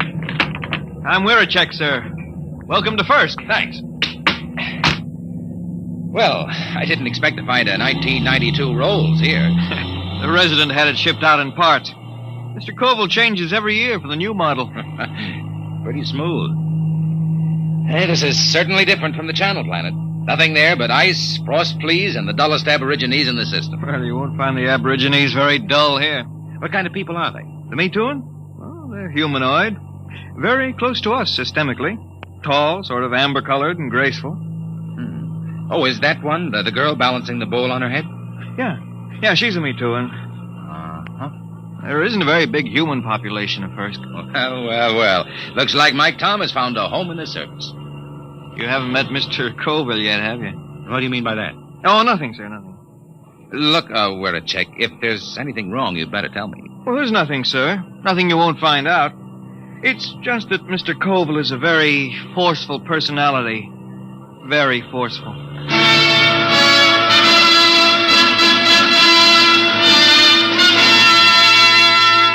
We drove through Penolpon, threading our way through narrow streets between rows of low houses of reed, parchment, and wood. Canals of green water laced the city, and the bridges trailed ivy and orange flowers. Suddenly, we turned a corner, and there on the bank of the main canal was a large concrete and glass building, Earthstar. This was the district office, and in a room that gleamed with black plastic and glass, I found George Koval, senior resident. You're Tom? Michael Tom? Yes, sir. My last junior took off for the hills with a dancer from a Me Too and grog shop. If I have any trouble with you, I'll ship you back to Earth with a minus 50 efficiency rating. That clear? That's clear, sir. And don't get edgy with me. Sit down. Now listen, Tom, I'm easy to get along with. I like things done right the first time. Got to give a good example for the gooks. Gooks? Yeah, the natives. I don't know what's good for them. I brought in a high-grade silica yarn to replace the root fiber they were using in fishnets. Took me 3 months to talk them into using it. I thought the Bureau policy was to avoid introducing Earth technology to stable cultures. Yeah, that's what those boneheads at the main office say. They don't have to live here. Have you seen those pigsties they live in? There isn't a concrete building on the planet. The Me Too and delegation, Mr. Colville. Tell them I'm busy for 15 minutes. Yes, sir. Well, I'll be going along then, sir. Why? Well, if you're busy. Forget it. I always let those gooks wait at least 15 minutes. Softens them up. They're not hard to handle, if you know how. I was assigned to pest control, a duty Colville considered beneath his dignity. In the next few weeks, I carted rat poison and insect spray through the poorest sections of Penolpon, where the trees ended and the plains stretched out to the Cookmant Mountains. It was there that I first heard of the Potters of Firsk. I had found a pottery bazaar, long shelves of jars of every size and shape, crocks, paper-thin vases, bowls, demijohns, tankards. The glazes were remarkable, deep, glowing colors. And yet, something was missing. I looked up and down the shelves. Mr. Tom, is anything wrong? No, it's just, I've got it. There isn't any yellow. Yellow? That's right, there are no yellow glazes at all. They have every other color, ruby, green. There's a jar that's translucent, but no yellow. Oh, maybe it's a superstition. Could be. Yellow might be connected with death or disease. Well, you can find out, Mr. Tom. Here comes a Me Too, and she probably runs the place. May I help you, sir? Oh, you speak English. I must. We trade with the Earth colony. Your wares are very beautiful. For example, how much is this bowl? 75 credits. That much? They are our ancestors. And to sell them as cheaply as wood or glass would be irreverent. Your ancestors? You mean the bowl? Yes. Uh-huh. Tell me, where's the pottery made? In Penolpon? No, back there. In the mountains? There our ancestors go and the pots are brought back. Aside from this, I know nothing. The Mituan fear the potters. Why? No one knows what lies beyond the first hill, Earthmen. Sometimes we see the glow of furnaces, and when there are no dead for the potters, they take the living. Living? There are the potters now. What are they shouting? That they have sold all their wares. That they will ride back to the mountains now. Hey, big devils, aren't they? Red hair. They are very strong. I think I'll visit the Potters one of these days. No, Earthmen. No? Why not? It is dangerous for you. They have guarded their secrets from all Penelpan. They are very fierce.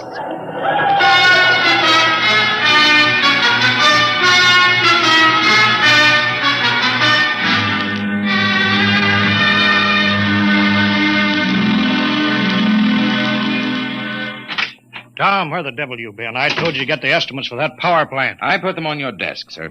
Oh, yeah. Yeah, so you did. Say, what do you know about the Potters back in the Cookmanks, Mr. Colville? Huh?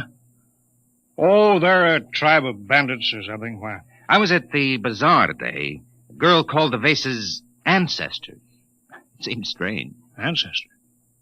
Well, it probably has something to do with religious death rites. They take away the dead bodies and cremate them for a fee or trade goods. The girl said that when they don't get the dead, sometimes they take the living. What? Well, so that's it. What, sir? Raiding. About every month or so, a couple of Me Too and turn up missing. The whole city clams up like tongue-tied parrots. For 2 years, I've been trying to track it down. Tom, these Potters must be behind it. Raiding, huh? Well, we'll see about that. No, we don't know anything definite. Well, we will. Get Weircheck to roll out the copter. We're flying out to those mountains. I'll put a stop to this if I have to blow them clean off the planet.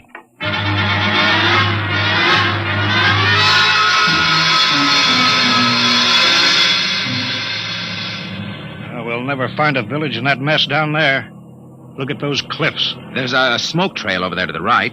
Potters need kilns. Kilns need heat. That's a volcano, not a chimney. Let's try out along that ridge, then we'll go back. Wait, I think we found them. Where? At the base of the volcano. Look close. You can see buildings. Yeah. Set her down. Should we land, sir? They're supposed to be pretty rough on home ground. We're official representatives of the system. Remember that. That might not mean much to a tribe of mountaineers. Don't argue with me, Tom.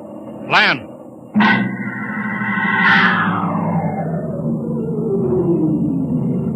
Get your pistol ready. I don't see anybody. The village is deserted. They're hiding. It's the Potters, all right. There's a heap of old broken jars. But I don't see the kiln. We'll stay here till something moves. What's that? One of the Potters. Wait a minute. Here they come. 3 of them. You cover them, Tom. I'll do the talking. Hey there, you!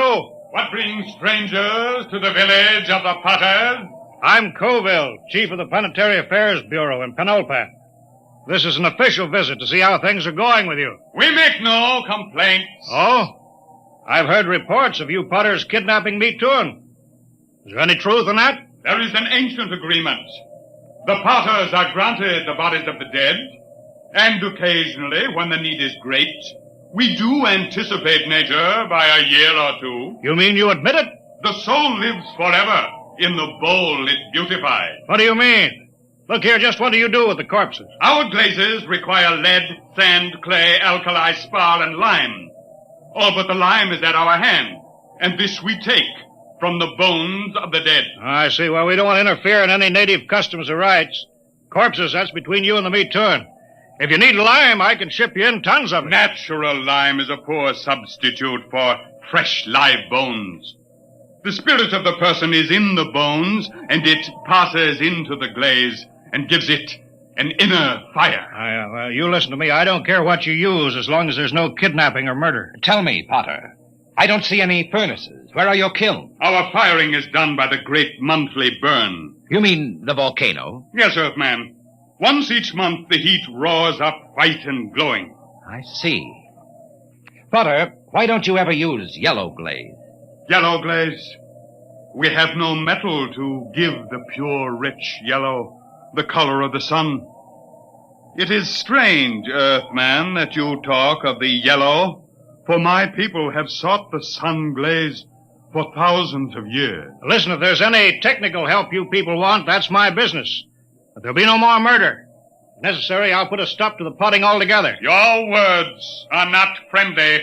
Don't think I can't do it. I'll drop an atom bomb down the throat of your volcano and cave in the whole mountain. We'd better pull out, Mr. Colville. Shut up, Tom. You understand? My job is to protect everyone on this mud-hole planet. And that includes the lead tour. Get back in the cockpit, Mr. Colville. They're getting ugly. Fire over their heads. Keep them back. Quick, get in, sir. They're scared now, but in a minute they may jump us. All right, let's go. Don't worry, Tom. Now those gooks know who's boss. No, sir, we won't have any more trouble from the Potters.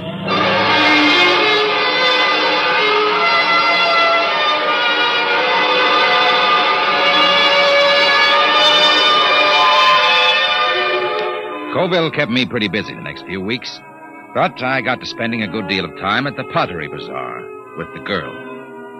Her name was Sue Thin. She was interested in everything I had to tell her about the rest of the galaxy, and I was lonely, so I got to looking forward to my visits there. I was on my way there one evening when suddenly I heard shouts down the side streets. I hurried toward them, pulling out my gun. And then I heard the deep cry of the giant Potters and the crack of hooves on the cobbled streets. Suddenly, a group of riders burst around a corner and charged down on me.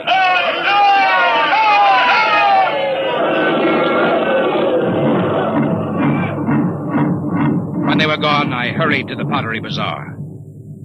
Sue Thin was gone. Earthman! She's not here. They took her. The Potters? She has gone to her ancestors. Did they kill her? No, they have taken her to the hills. But soon she will live forever, her spirit wrapped in the glorious glaze. Sue Thin. There is nothing to be done. When the Potters take you, it is the end.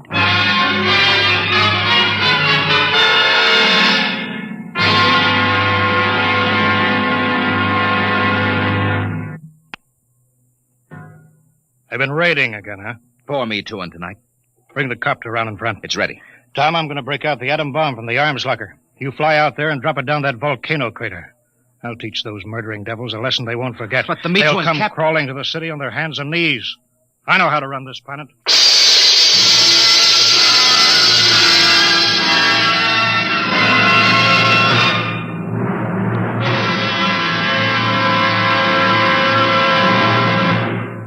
Dimension X will continue in just a moment. Friends, this is Frank Martin, the Wheaties man, and I want you to know an associate of mine, Ed Prentice. Okay, Ed. Folks, I'd like to have you meet a good friend of mine and a prominent member of a fine little organization known as the Chicago White Sox, Mr. Lucius Benjamin Appling. Ooh, Ed, don't say it like that. Whoever heard of a ball player named Lucius? What if I went around calling you Paul Edward Prentice? Let's just make it Ed and Luke, huh? All right, Luke. Say, just how long have you been with the White Sox? Over 20 years, Ed. Golly, I played in darn near 2,500 games. Then at bat almost 9,000 times. Man, I'm from way back. Well, Luke, you don't look it. How do you keep up the pace anyway? Well, Ed, I sleep good. I eat good. I eat mighty good. Wheaties about 4 mornings a week. Those little old flakes put a lot of snap, even in an old-timer like me. Must be because they're 100% whole wheat. I sure like Wheaties and milk and fruit. You know, Luke, that's exactly what I hear from a lot of ball players and plenty of other people, too. No wonder they call Wheaties the breakfast of champions. Thank you, Mr. Prentice and Mr. Luke Appling of the Chicago White Sox.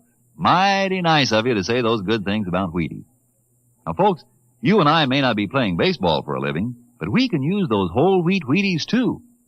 Step around to the grocery tomorrow yourself for Wheaties, breakfast of champions. Breakfast for you.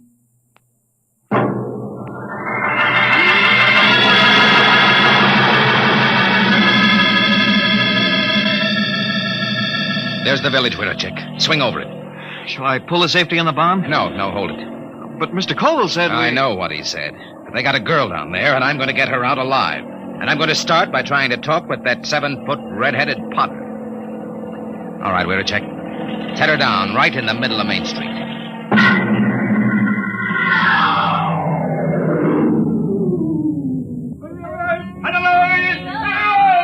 Have your gun ready, we're a check. Here they come. Tall one, the chief. So, this is the insolent lordling again. Come on, out of the copter. Good. We are in need of bone lime, and yours will suit us well. They're closing in, Mr. Tom. Prepare your soul for the great burn. Stand back. I'll kill a lot of Potters, and you'll be the first. I've come for the full Me Too'ing that you took from Penultron. You don't seem to understand that we can punish. We can kill you before you can do much damage. We Potters do not fear death. Death is merely eternal meditation from the glass. Potter, listen to me. I didn't come here to threaten, but to bargain. You have a Me-Too'ing girl. Is she still alive? She still lives? Chief Colville gave me orders to destroy your volcano. We can do that easily. If I'm harmed, the next bomb will drop on your village. I've come down here against his orders to bargain. Bargain? With what? We care for nothing but our craft. Potter, I can give you the secret of the yellow glade. Empty words. No, the truth. In exchange, I want the girl and the other Me-Too'ing you've stolen, and your word not to raid again. How would we get lime? We've told you we can ship it in. Pure lime, as good as yours.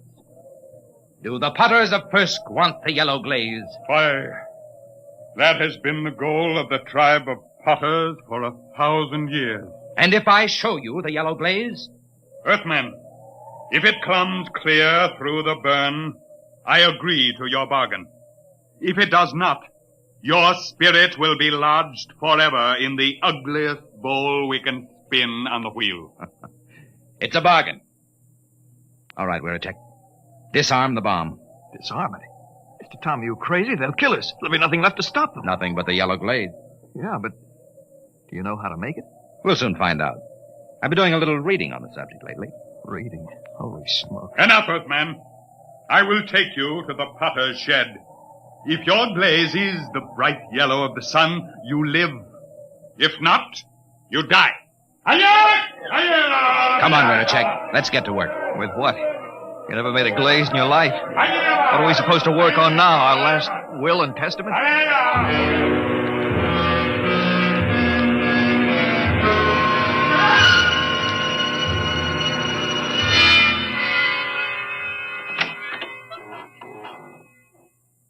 Who's that?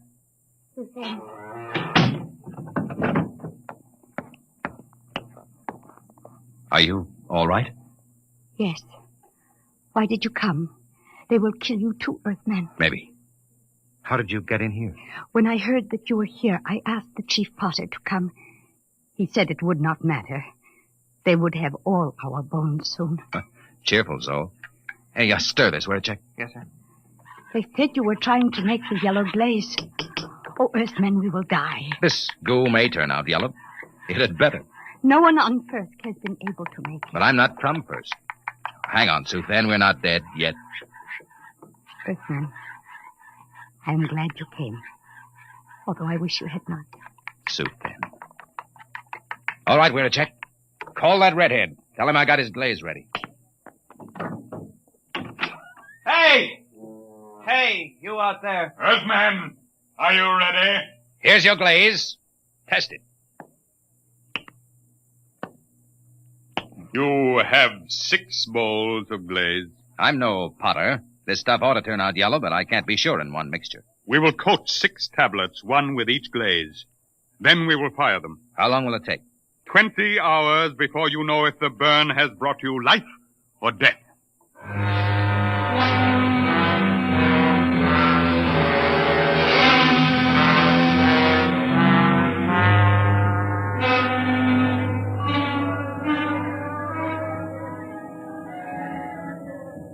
How long can they keep that up? It's been hours. Tiles ought to be done soon. Earthman, here comes the Chief Potter. It must be time. The tiles are cooled. It is time now to open the kiln and test your glaze. A bargain has been made. The glaze is yellow, or you die. I will open the kiln. How are they, Mr. Tom? Mr. Tom? I can't see inside. It's dark. All right, Potter. Pull them out. What are you waiting for? I will remove the first tile. No. A dull, dirty brown, Earthman. Pull out the next one. The color of mud. Now, wait a minute. What is the use? There is no yellow glaze. Get that next tile out. We made a bargain. Mr. Brown, your glazes are worse than the feeblest work of our children. Prepare your spirits for the great burn. Now, wait. Look in there. The next tile. Get it out here. Earthman, you waste time. Well, I'll get it out myself. There. Look at it. Yellow. Bright, shining yellow. There it is. The yellow glaze.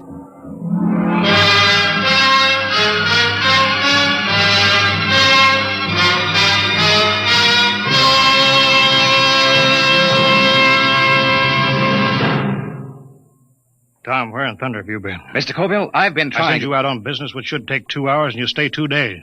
Why? I got the 4Me2 back, and I made a contract with the Potters.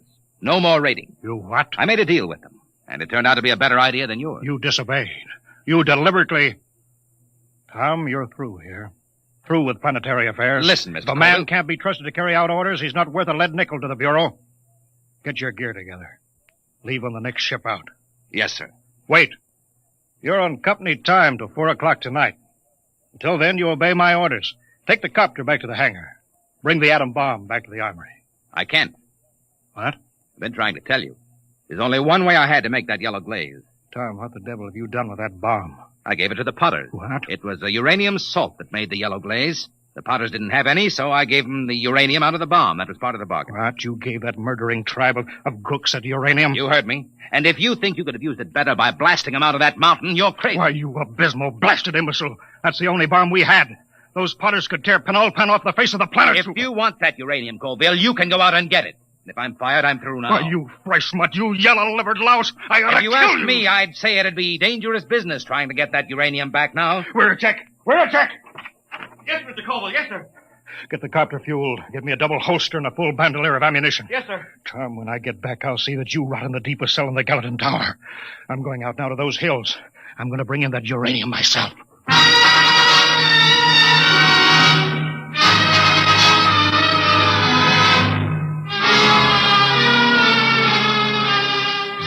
Two days later, Wiracek came into my office. His face was pale, his hands shook with excitement.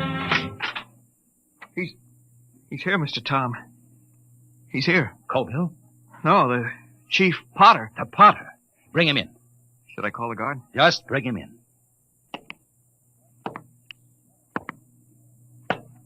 Well, Potter, I was just going to the mountains to see you. Earthman, does that bargain we made still stand? Just a minute.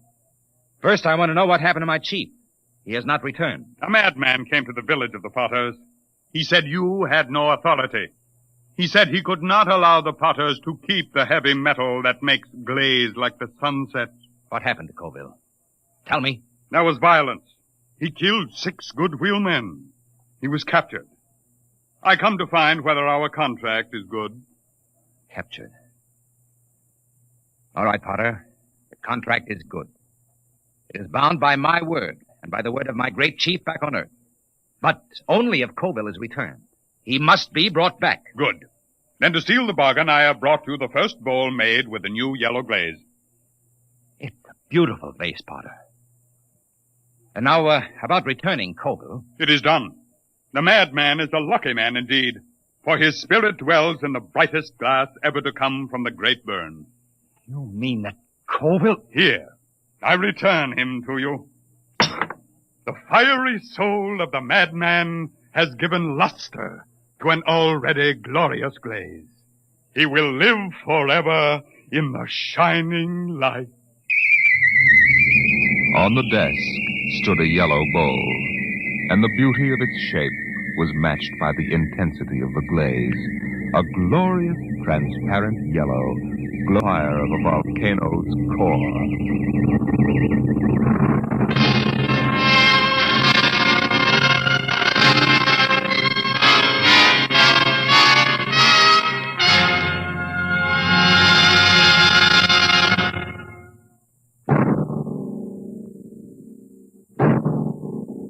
Tonight, Dimension X has transcribed The PottersOfFirsk, written by Jack Vance and adapted for radio by Ernest Kenoy.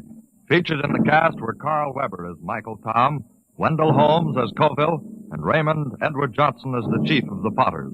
Your narrator, Norman Rose. Music by Albert Berman. Engineer, Bill Chambers. Dimension X is produced by Van Woodward and directed by Edward King.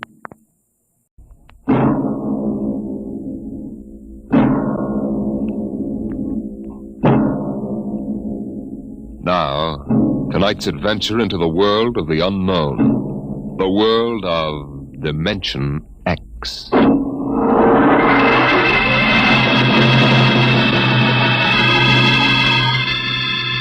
In the South Pacific, night comes on rapidly. The sun dips below the flat horizon. The sea is crimson for a moment, and then night falls. But on Tahani Atoll, giant arc lights turn night into day. Across the waters of the lagoon within the barrier reef, launches and tugs skitter back and forth, while on the curving half-moon of the island, army trucks and jeeps scuttle down the rough roads bulldozed by the Seabees just 6 weeks ago. A low Quonset hut stands near the beach, surrounded by tangled wire. This is the preliminary command post, and inside is General Frank Gaydosh, field director of the test. Operation Destruction.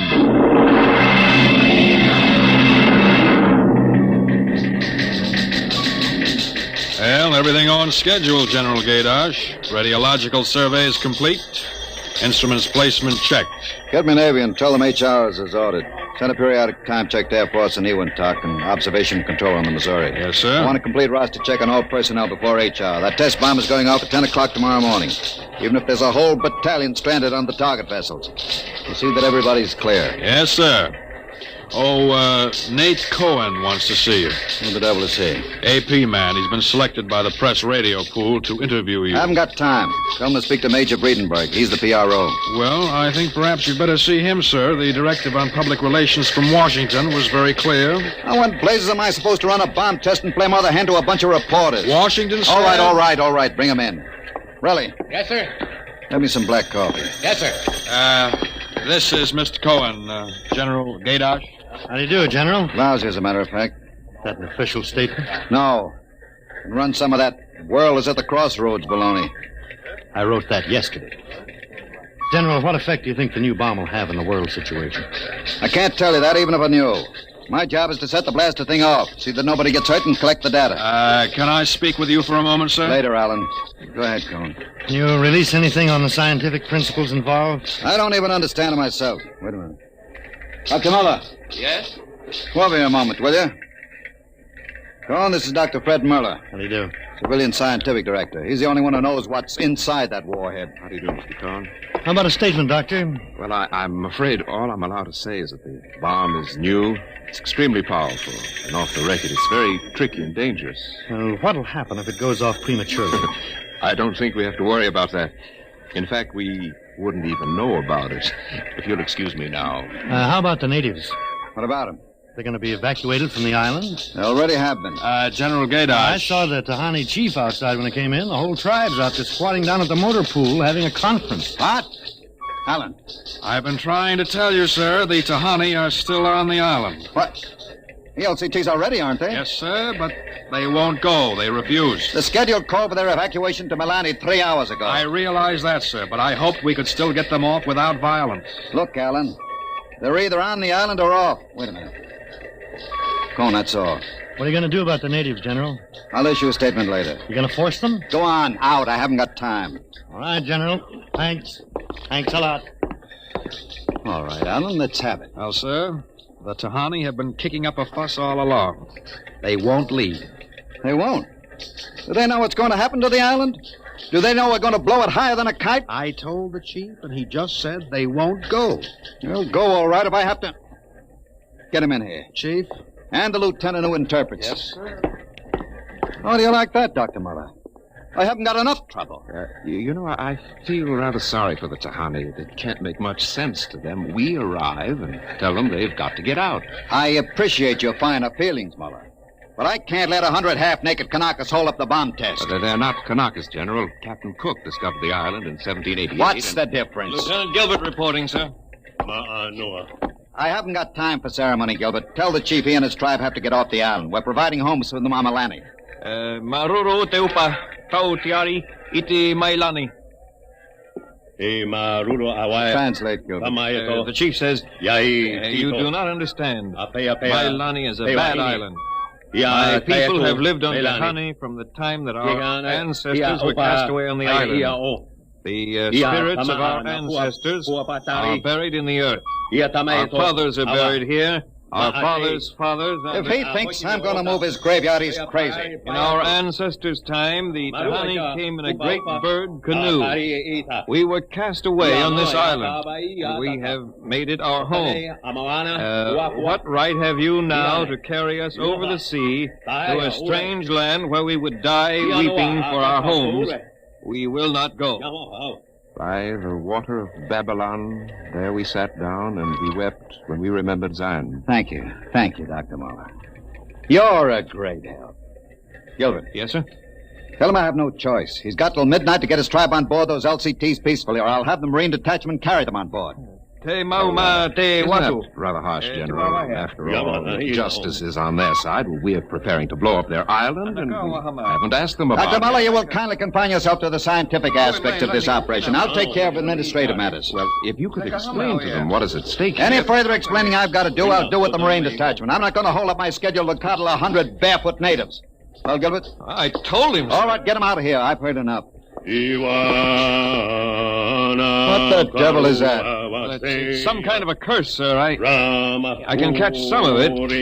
The island will remember the tears of its children and punish the invaders. The great destroyer will not destroy, and the evil man who is the chief will travel far through the blackness of night, even as the children of the island end, so will he. All right, Gilbert, take him away. Yes, sir.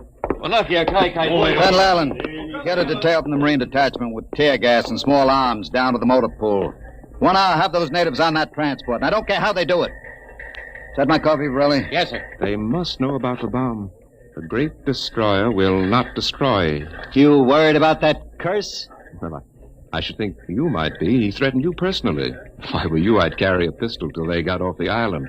The chief looked as if he'd cheerfully strangle you with his bare hands. I'm supposed to end the way they do, huh? What's that? Oh, probably the Tahani saying goodbye to their island. I think I'll go down to the motor pool. Well, stay out of the way and get back here in an hour. We've got to have this wrapped up and headquarters moved out to the Missouri by dawn.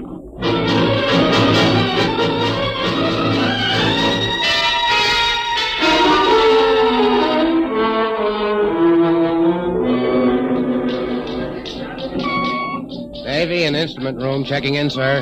That's the last. Have the Missouri take over control and send for my chief. Yes, sir. Are the LCTs standing by with those natives? Yes, sir. They're on the beach. The bomb unit is assembled in place, General. 2330. Right on the nose. Robin, start evacuation procedure. The Tahani have stopped.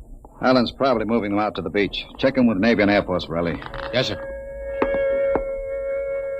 What's that? It's coming from the beach. Tahani making trouble. Come on. You, Gilbert, what is it? Yes, sir. Colonel Allen ordered the Marines in, sir. What happened? What happened, man? The natives. They just got up and started marching. Did they embark? Oh, you don't understand, sir. They marched up the cliff and right off into the lagoon. What? All of them. The women and the kids, too. They didn't even try to swim, sir. What were you doing all this time? Just standing around with your thumb in your mouth? Where was the Marine detachment? We couldn't stop them, sir. They just walked over the cliff. They didn't even scream, not even the kids. We sent the crash boats out, but we couldn't get any of them out. Crazy idiots. Were any of the reporters there? Cohen and a life photographer. Get his film and hold it till I release it. What are you going to do, General? Postpone HR? It's too late for that now. Calling HR off isn't going to bring the natives back. But 100 men, women, and children just walking into the water. It's horrible. Look, I'm not happy about it either, but there's nothing we can do now. I gave them a chance to get off. They didn't want to take it. That's their hard luck, not mine. I hope you're right. What do you mean by that? Oh, I was just thinking about the curse the chief put on you. Even as the children of the island end, so will he. That's what he said to you, General. I heard him. Keep waiting, General. The great destroyer will not destroy. That must mean the bomb. Don't worry, Dr. Muller. It'll take more than a mumbo-jumbo curse from a native witch doctor to stop this operation. At 8 hour, that bomb goes off.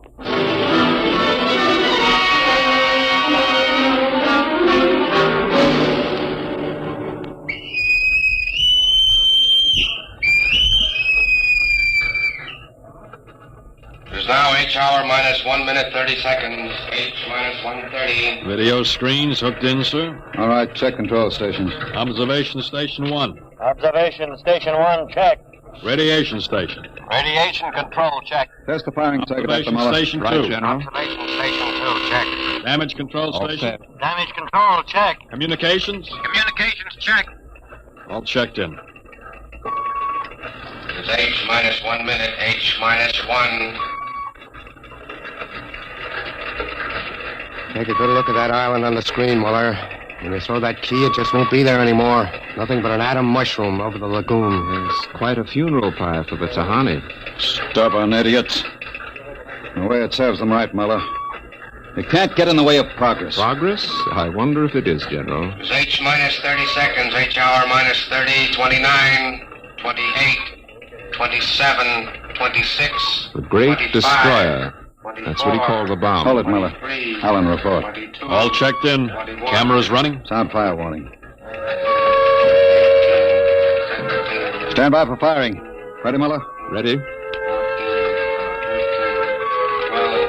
11, 10, 9, 8, 7, 6, 5, 4, 3, 2, 1, fire!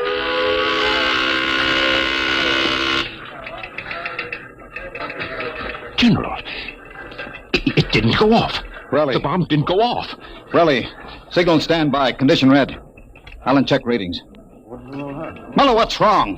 What happened? I don't know. The bomb didn't go off. What do you mean?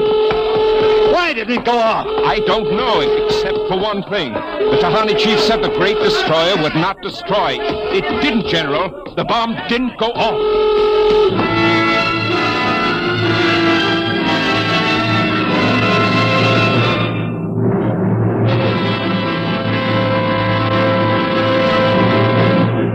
Dimension X will continue in just a moment. It's National Wheaties Week. And from behind the scene in the radio studio, here comes one of Hollywood's foremost radio producers, Mr. Joe Parker, stepping out of the control room to help celebrate National Wheaties Week. Mr. Parker puts on radio programs, and he's a visitor to Dimension X tonight. His regular program for Wheaties is Sarah's Private Caper. Joe's a regular guy. He sits there in the glass cage called the control room, running his show. But right now, here he is at the microphone to say his say about Wheaties. Ready, Joe? Thanks, Frank. You know, folks, I sit there in the glass cage, as Frank calls it. And I have to stop my programs long enough for him to talk about Wheaties. But you know, I don't mind. I kind of like this talk about Wheaties and milk and fruit. That's a lot of good eating. And I like the idea of celebrating National Wheaties Week, too. You know, we enjoy putting radio programs on for your entertainment. And we'd enjoy knowing that, well, that you're going to try Wheaties because of us. I hope you'll get Wheaties tomorrow and have some. The whole family. Matter of fact, I think I'll join you. Thank you, producer Joe Parker. If you like this program, friends, get some Wheaties and help celebrate National Wheaties Week.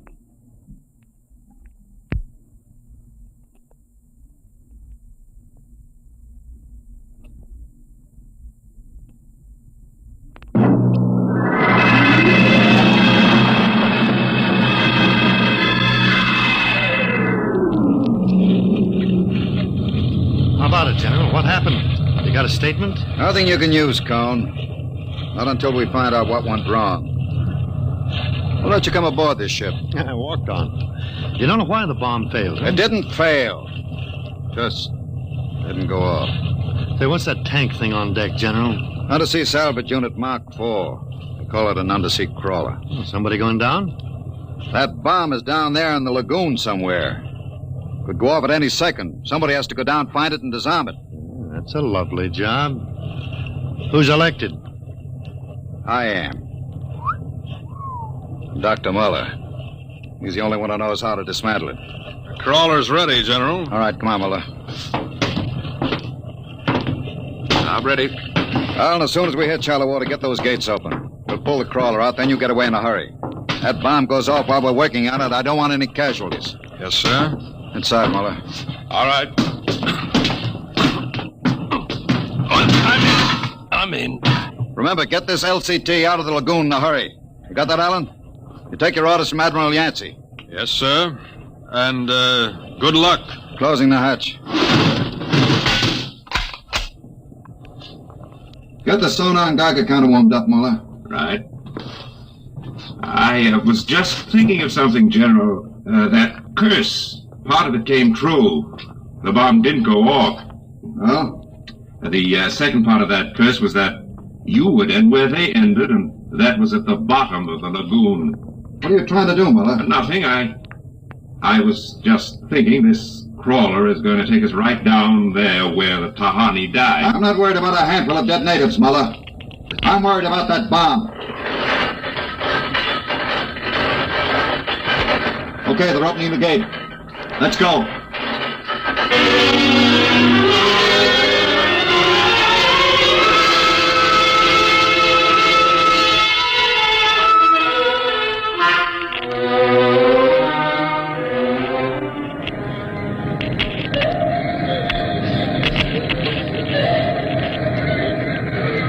USU-4 to control. Depth 50 feet, bottom sandy, dropping off sharp. Anything on sonar, Muller? A school of fish. Ever been down the crawler before? Only in the tank at New London. I think I've got a Geiger reading dead ahead. Hang on, we're going up over the reef. It must be the bomb, all right. The Geiger count is clucking like a brood hen. Keep an eye on the front vision plate. If we run over the bomb, we're liable to set it off. I think I'm getting something on sonar. Left of point. USU-4 to control. Over. USU-4 to control. Over. That's a fine note. Radio's out. Dead ahead. It looks too large to be the bomb. Can't see much in the forward vision plate. Wait a minute. That's part of the reef ahead. Well, that's where the Geiger reading indicated. The bomb must have settled in a hole in the reef. We'll have to go after it in diving suits. Suits are in the locker. Let's get this over with. Less time I spend down here waiting for that bomb to blow, the better I like it.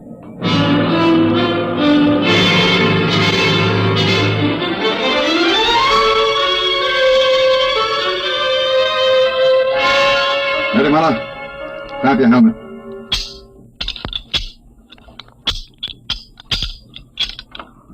Getting me all right on your headset? Okay, I'm gonna fill the lock.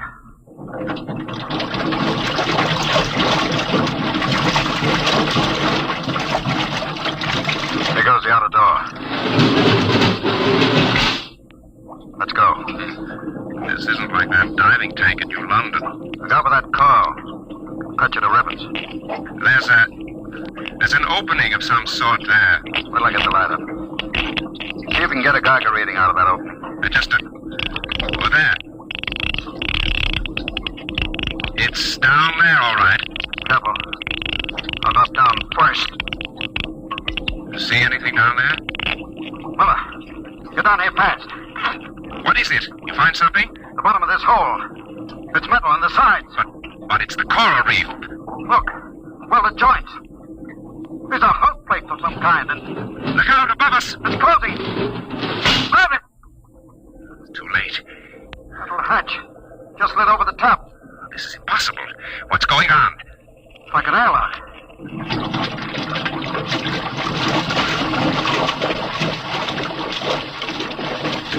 Water's being pumped out. General, do you realize what this means? Not sure. There's an inner door opening. Careful. It's a passageway. What do we do now? There isn't much to do. You can take off our helmets, so.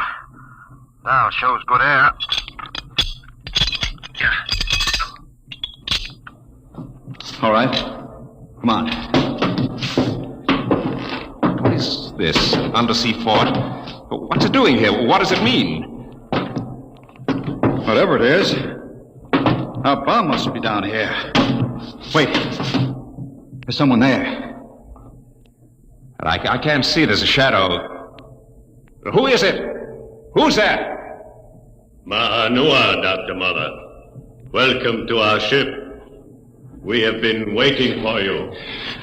General, it can't be. Do you see it? It's the Tahani chief.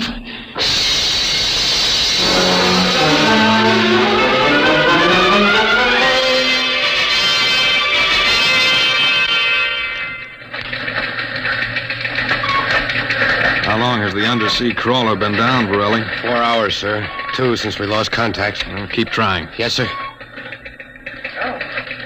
I've given them enough time. I'm going to send another crawler down. What do you figure happened to them, Colonel? Well, there are a lot of things. Hey, how did you get in here? I walked in. Say, when are you going to release this, Colonel? It's the biggest story since the election. The bomb a dud, Dr. Muller, General Gaydosh dead. They're not dead. At least we don't know they are. As long as the bomb doesn't go off, there's still a chance that something will... The bomb! Borelli, condition red. Gilbert, radiation control into action. Get the hot squad into Tehani Lagoon as soon as it's cleared. And get me a PT board with radiation screens. What is it, Colonel? What happened? The bomb must have blown. What about Muller and the General? If they were down in that lagoon, you guess.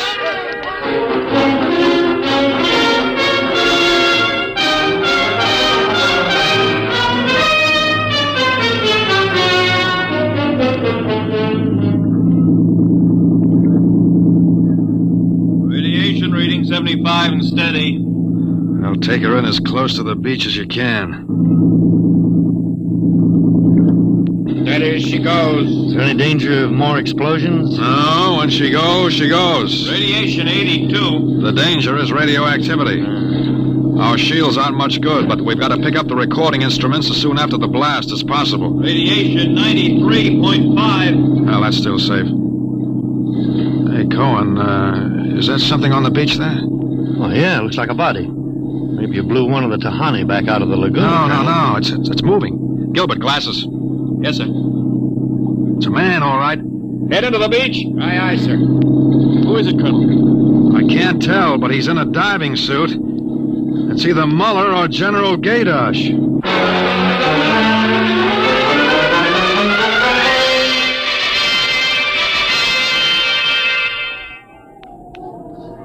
No radiation burns, superficial bruises, mild shock. He'll be all right, Colonel. Can he talk? For a while. I'm going to give him a sedative shortly. Muller, what happened? How did the bomb go off? You didn't. He's still out of his head. Quiet, Cohen, quiet. Go on, Dr. Muller. What did you find? A ship. A giant metal ship. There under the lagoon. A submarine? No. It was a spaceship. Camouflaged right next to the reef. What? When we went inside, we found the Tehani chief and all the tribe alive. What are you saying? Well, they drowned in the lagoon. I saw them. No, they didn't commit suicide as we thought. They just dived underwater into the rocket. A rocket? Built by Polynesian savages? But they're not savages. They're the castaways.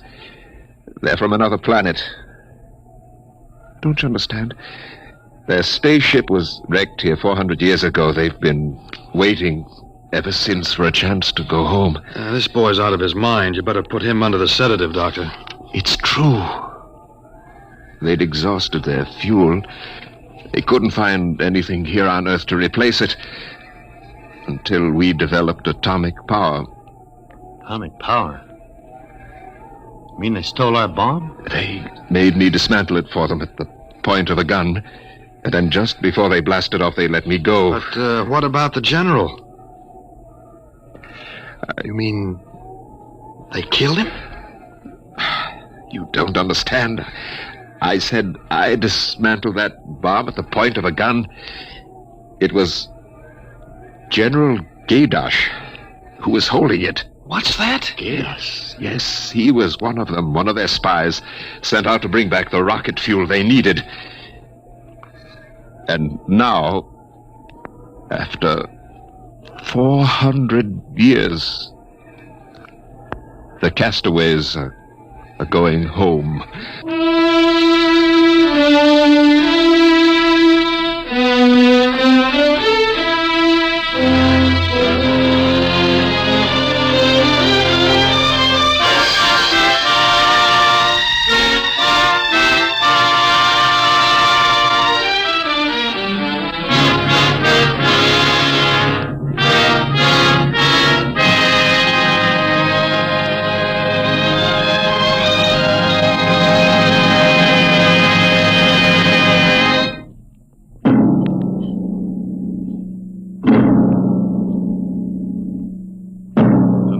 Dimension X has transcribed The Castaways, written by Ernest Kenoy from an original story by Ernest Kenoy and George Lefferts.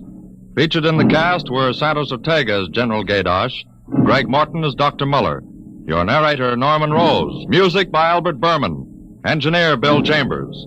Dimension X is produced by Van Woodward and directed tonight by Jack Cuny.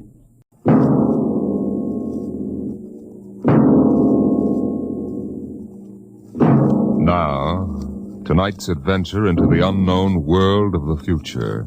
The world of Dimension X, where anything can happen.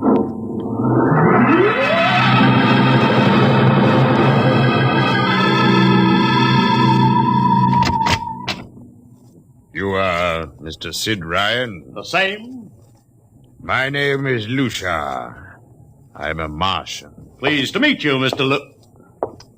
What was that again? A Martian. A Martian, eh? As in Orson Welles? Precisely. I'm a Rotarian myself. Sit down. Thank you. And now that we've had our little joke, Mr. Lucia, what can Publicity Associates do for you?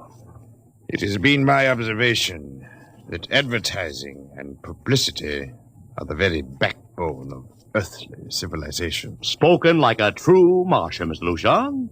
Now, if you'll tell me the name of the client. The client, of course, will be the Martian. You don't give up, do you? Give up? The gag, I mean. Oliver.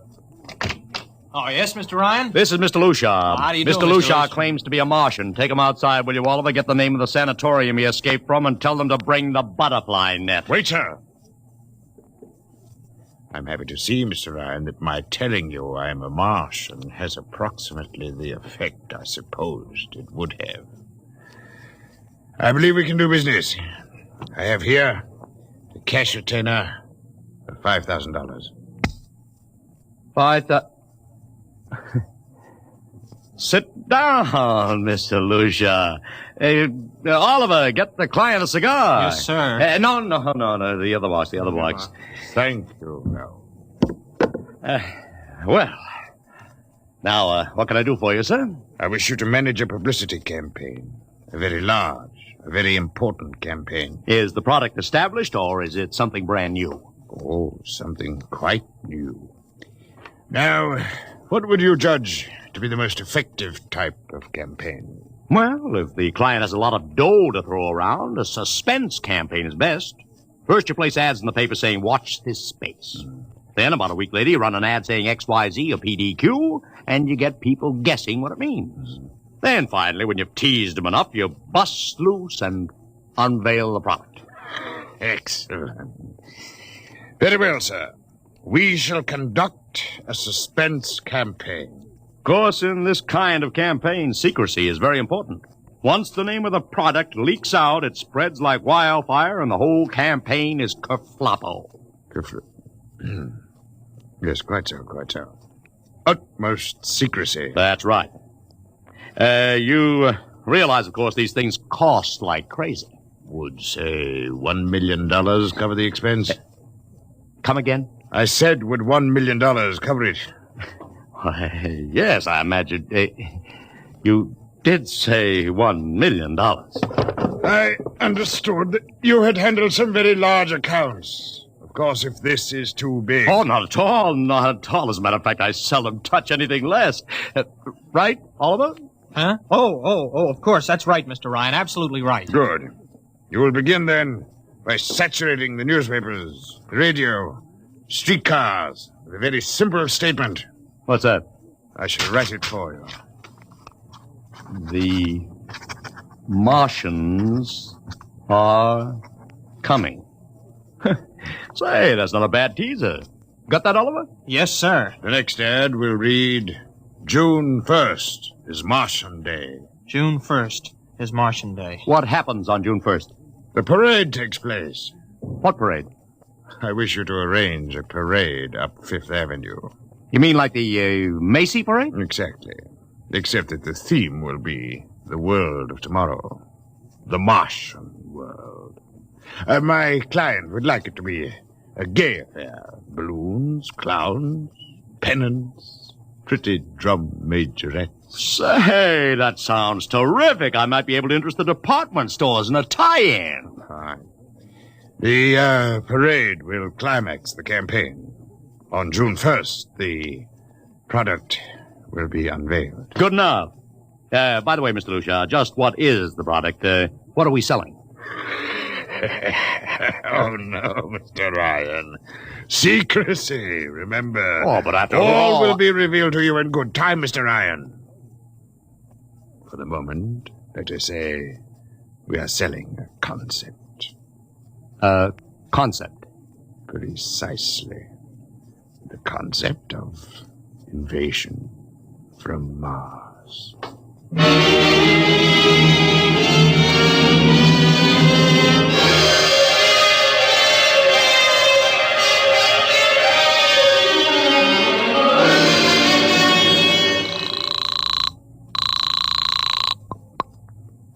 Benny Marcus, please. This is Benny. Benny, this is Sid Ryan over at Publicity Associates. Listen, Benny, how you fixed for midgets? I got midgets. Fine. I need 40 midgets for a parade. 40. June 1st.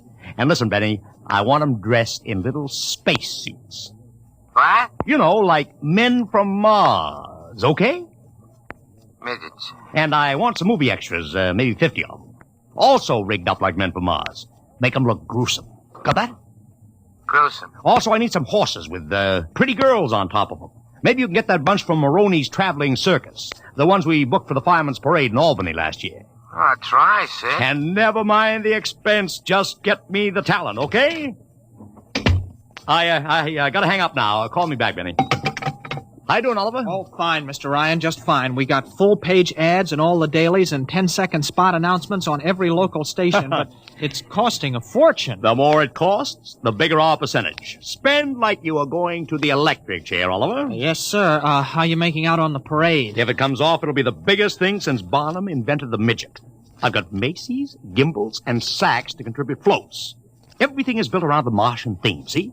Even the horses will have long feelers attached to them and funny-looking extra legs. It'll be sensational. Oh, yeah, it sounds fine, only... Only what?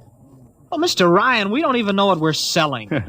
Oliver, my boy, do you think old Sid Ryan has been sitting here spending all this moolah and not putting two and two together? You mean you know who Lucia represents? Just by accident, understand? I have learned that Century Pictures is making a big new epic. A space opera entitled Invasion from Mars. Get it? Oh, I begin to see. Also, by mere coincidence, it happens to be the premiere sometime around June 1st. You follow me? But, Mr. Ryan, Century has an exclusive contract with New Features Syndicate for all their publicity. Suppose Century Pictures doesn't like the way New Features is handling their stuff. They want to get out of the contract, but New Features says no. So they have to get around the contract. A man named Lucia, client unknown, starts publicizing the Martian invasion. Need I go further? Oh, I get it, Mr. Ryan. Gee, I suppose I should have thought of that. No, Oliver, that's what I like about you. You're so innocent.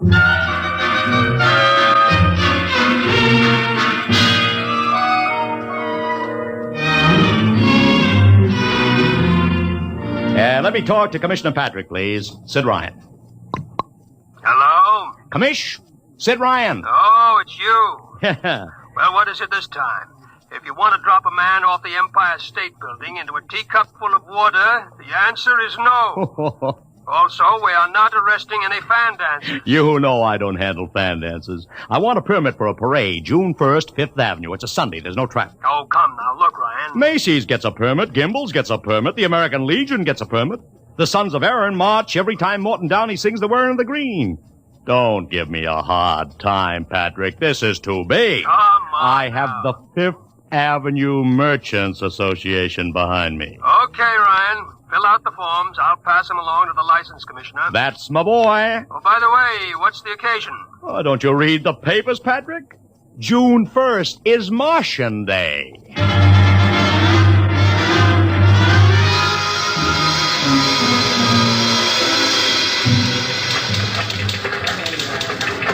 Well, Mr. Ryan, how is the campaign going? Like fire, Mr. Lucia, like fire. Everybody and his brother is going along with the gag. Yesterday, we distributed 50,000 Martian hats to school kids. I even arranged for Commissioner Patrick to accept a $50,000 check for the Policeman's Benevolent Fund from the man from Mars. Excellent. I understand Century Pictures spent over $1 million making that space opera. I beg pardon? Oh, come, Mr. Lucia. Sid Ryan wasn't born yesterday, you know.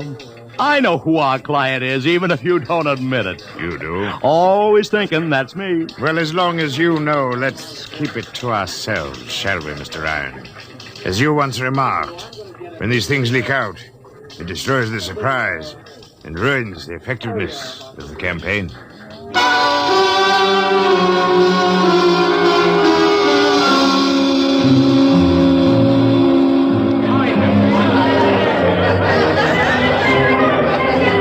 Ladies and gentlemen, this is Ron Heileman speaking to you from our portable transmitter atop the reviewing stand for the much-heralded Martian Parade on Fifth Avenue. It's a beautiful sunlit day here in New York. A perfect day for a parade. And the streets are packed with thousands of spectators, all eager to find out what this is all about. There's an air of shrill expectancy. Helen, over here! Okay, tell them all right. I've just had word from Sol Brown up at Central Park Mall that the Martians have landed from big pink balloons. And while we're waiting here for the arrival of the parade, we brought some people up to our microphone to tell you their reactions to this spectacular affair. What's your name, madam? Miss Ada Shackley. A little louder, please. Miss Ada Shackley. And where are you from, Mrs. Shackley? Columbus, Ohio. I see. And I see you have your family with you. Two little curly-headed boys. Are you in New York for your vacation? Yeah, we came for the Shriners Convention with their daddy. Well, what do you think of Martian Day, Mrs. Shackley? Well, it all seems very strange to me, but the boys have been pestering me to watch it, so we've been standing here for 2 hours. I can't make head or tail of it. Well, neither can a lot of other people, Mrs. Shackley, but judging by the thousands here already, there's a lot of curiosity. Curiosity killed a cat, folks say. Let's hope not. Thank you, Mrs. Shackley. And now here they come, ladies and gentlemen. The first units of the big Martian Parade swinging down Fifth Avenue. There's fanfare, colored streamers, music, confetti, floats, all the trappings of a Mardi Gras. Let's listen to the band for a minute.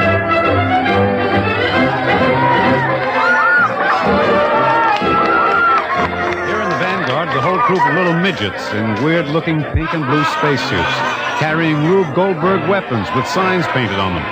I can read one which says Atomic Blaster. Another has a placard reading, We're Martian through Georgia. And here come the clowns, laughing and falling all over each other. They're giving free sugar candy to the kids along the way. Yes, ladies and gentlemen, there's a happy, laughing crowd along Fifth Avenue today. A true reflection of the great sense of humor and good nature that makes America the place it is. Why, only... What's that? What's this? The crowd's murmuring now. They've fallen somewhat silent. There's something coming. I'll try to get it for you. What? Ladies and gentlemen, here comes the Martian contingent. This is promised as the climax of the show. And now a great hush has fallen over the crowd. It's quite a sight to see these thousands of people standing here expectantly, hearing only the great regular sigh of their mass breathing. Now here they come, ladies and gentlemen. The Martians, marching in booted, helmeted ranks, row after row of them. This is an impressive sight, ladies and gentlemen, and a rather serious contrast to the rest of the joyous slapstick parade we've been witnessing up until now.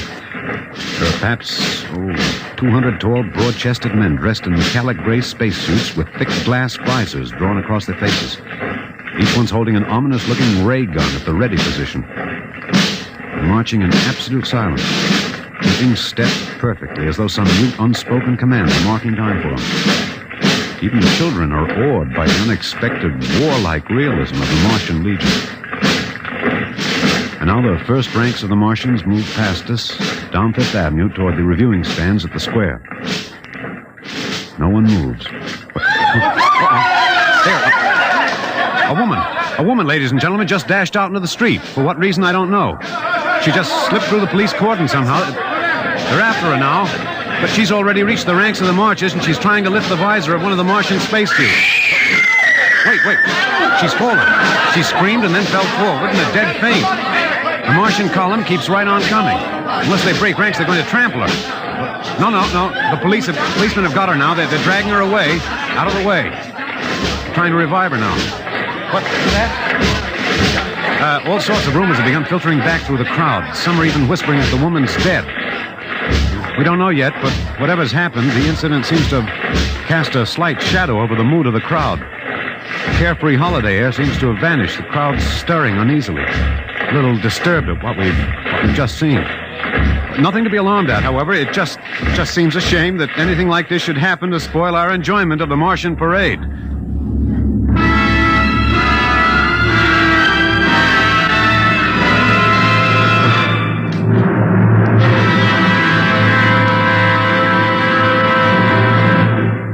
Dimension X will continue in just a moment. It's National Wheaties Week. I want to take that again, Frank? Oh, sure. It's National Wheaties Week, and we're celebrating. And that voice you heard belongs to my severest critic, who is here to help us celebrate tonight. He's the fellow who's backstage when I'm telling you about the Wheaties. He listens to see that I tell you right. Wheaties' best friend, next to me, Blaine Butcher. I think you took that introduction a little fast, Frank. Now suppose... You see what I mean, folks?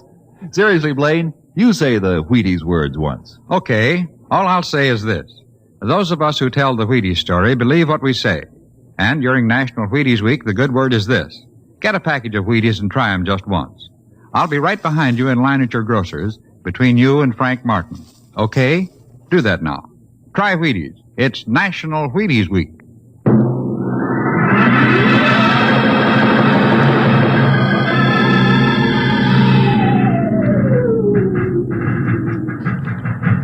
Mr. Ryan, did you see that? A woman fainted. She ran out into the street to get a close look at the Martians, then she screamed and fainted dead away. I'm well aware of that, Oliver, since I paid her $50 to do it. What? The dramatic moment, Oliver. The stock and trade of the good publicity, man. Relax. Holy smokes, you sure think of everything. For my share of this deal, roughly $100,000, I can afford to think of everything. Shut the window. Oh, okay, but don't you want to see the finish? We'll go down to the reviewing stand for the finish. Right now, I want to make a phone call. By the way, where's Lucia? I haven't seen him. Well, close the window, Oliver. Well, okay, Mr. Ryan.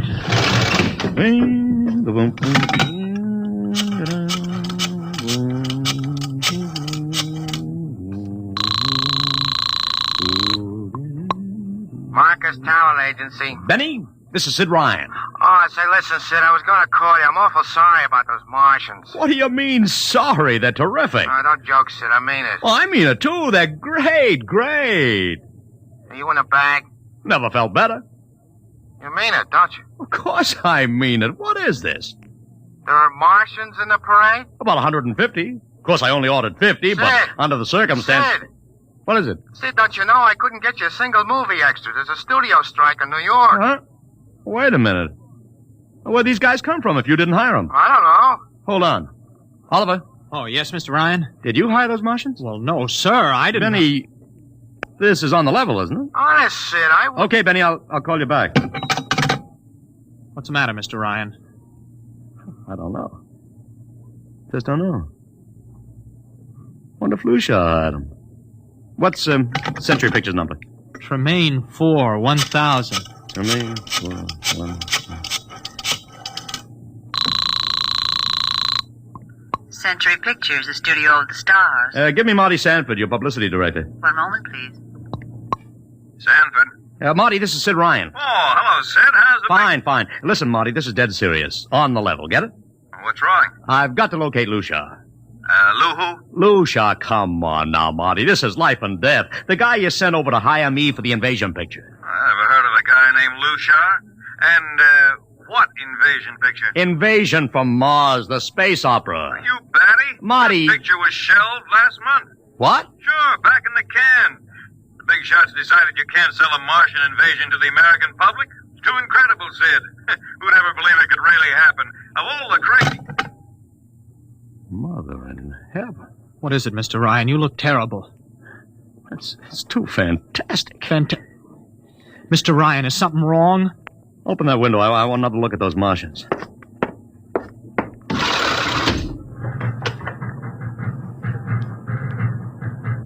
Look at him. Oliver, you were in the Army. Could 150 movie extras learn to march like that in, say, 24 hours? No. Not in 24 days, Mr. Ryan. Not a second's hesitation. Not one out of step. Look at the way they carry those ray guns at the ready. The only other time I've seen troops march like that was on a film of the Nazi SS troops marching through the streets of Paris. Mr. Ryan. Oliver, get down there. Find that woman who painted. Her name's Gloria Montez. Get her up here. Make it fast.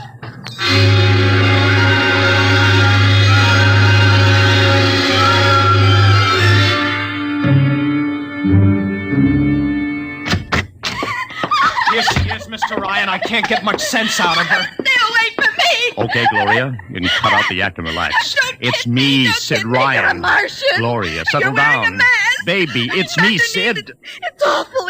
It's so big green eyes and those feelings like a catfish. Baby, snap out of it. Listen, what happened down there? You ran out and screamed like I told you, but the fainting, that wasn't in the act. Go away, please. Go away. Just one question, baby. Inside that helmet, what did you see? Don't get anything out of her, Mr. Ryan. She needs a doctor. Okay, Oliver. I've heard enough anyway. You take care of Gloria here. Get her a drink. Where are you going? To see the commissioner. You gotta stop this parade before things begin to happen.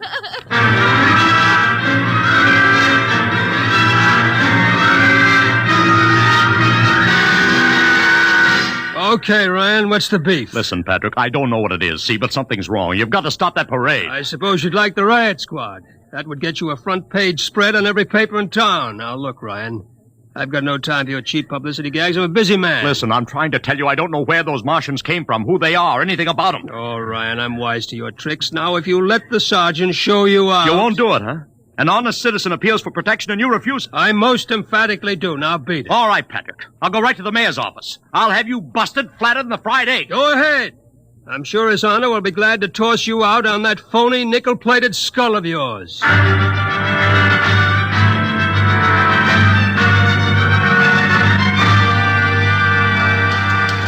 You heard me, Ryan. You can't see the mayor. Adolf, please. This isn't a gag. I don't want publicity. All I want to do is maybe prevent something horrible from In happening. case you don't know it, wise guy, something horrible's already happening.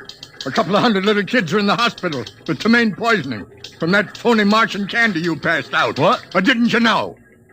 I didn't. We've got to stop that parade. Sure, you'd like nothing better than start a panic now. Maybe a few hundred people get trampled to death. Think of the newspaper space. That'd get you and your phony product. I won't stand for this, Adolf. This may be a matter of life and death. Don't get out of here quick. It'll be your death. Go on, beat it. Get out. You and your publicity stunts make me sick to my stomach.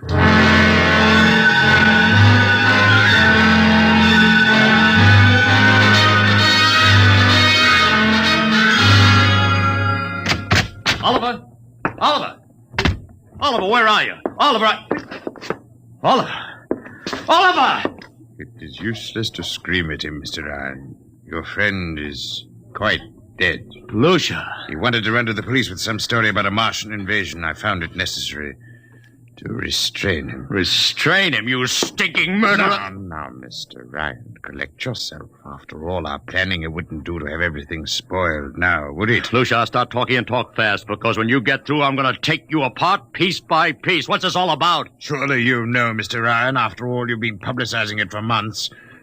You see, before colonizing your planet, the Martian government sent some of us as scouts in advance, disguised as Earthmen, of course, to study your habits, your weaknesses. We found that the people on Earth are predominantly conditioned by advertising and publicity. And so we conceived the idea of treating our entire invasion as a vast publicity stunt. Clever, yes? After all, Mr. Ryan, who would suspect an invader who advertised his invasion in the newspaper, invited the public to his surprise attack, and spent millions publicizing his plans? Holy jumping... You've done very well, you see. Then there was no product. Ah, but there is a product. The product is death. What are you trying, Lucia? We Martians are a humane people, Mr. Ryan. We do not like to destroy thousands where a few hundred will suffice. In exactly 2 minutes, our troops will treat the world to a spectacle of death, which will bring the rest of your planet to its knees in horror. nations will clamor to surrender. Perhaps, Mr. Lucia, but not if I can help. No!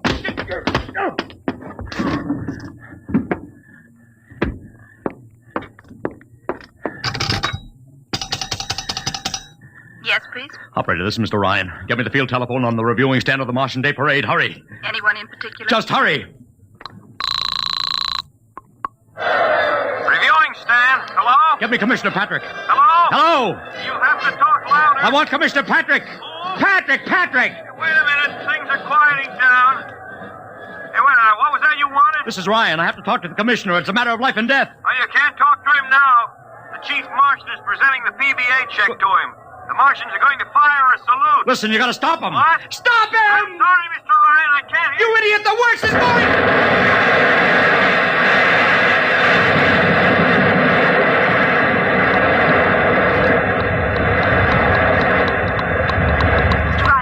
Mr. Ryan, you've been cut off. I heard it. Is something the matter? No, operator. Doesn't matter. Nothing matters now.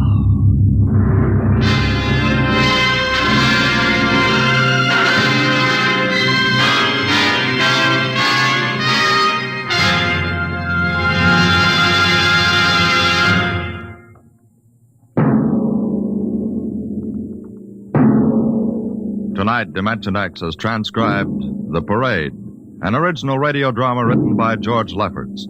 Featured in the cast were Joseph Curtin as Ryan, Barry Kroger as Lushar, and Alexander Skirby as Ron Heilman. Your narrator was Norman Rose. Music by Albert Berman. Engineer Bill Chambers.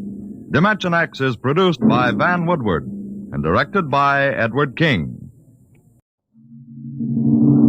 Adventures in time and space. Transcribed in future tense. Dimension X.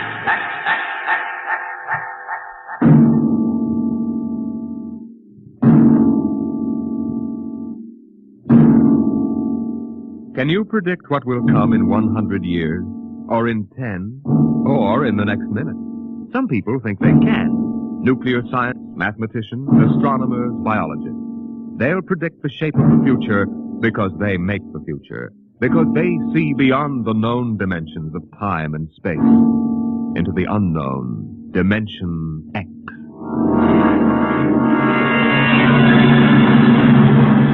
We go ahead now in time to 1965.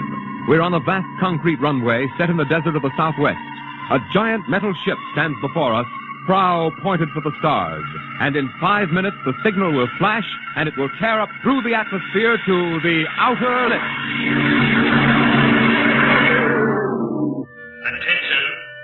Attention. Clear field for takeoff.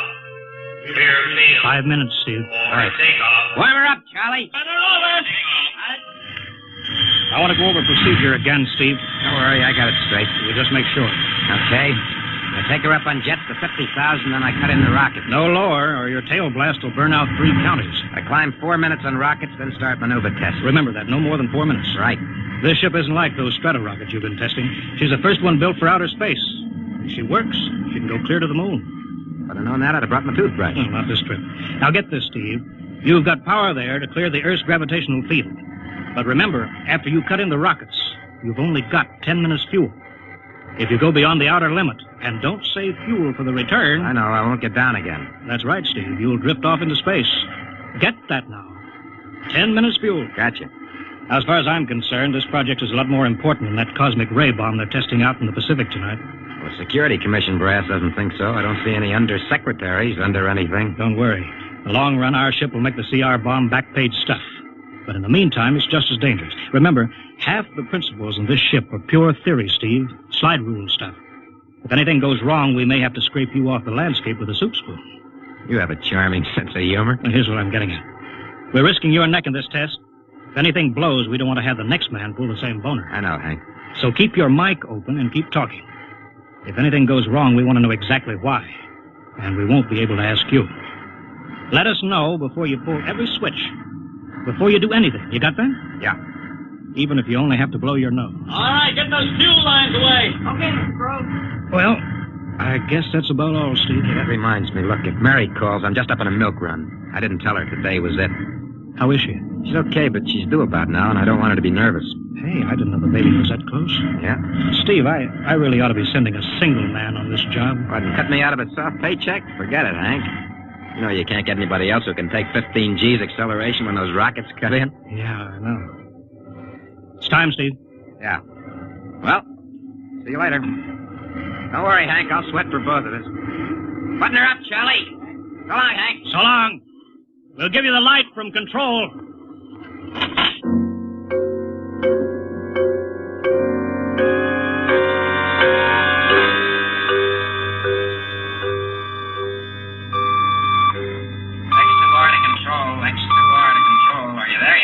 Okay, Steve. Got you on the speaker. I'm ready to go. Mr. Hanson. Ready on radar, Sergeant? Mr. Hanson, you better see this. What is it, Elsa? Message center for Steve. Mrs. Weston just left for the hospital. What? Hello, Steve. Yeah. Stand by a minute. Shall we hold the takeoff, Mr. Hanson? What? Oh, yes. No, wait just a minute. It's too late now. You going to tell him? Maybe he's got enough to worry about. Hey, what's holding us up, Hank? Something on your mind? No, it's nothing, Steve. I just wanted to say good luck. Clear for takeoff, Charlie? Right. Okay. Give him the light.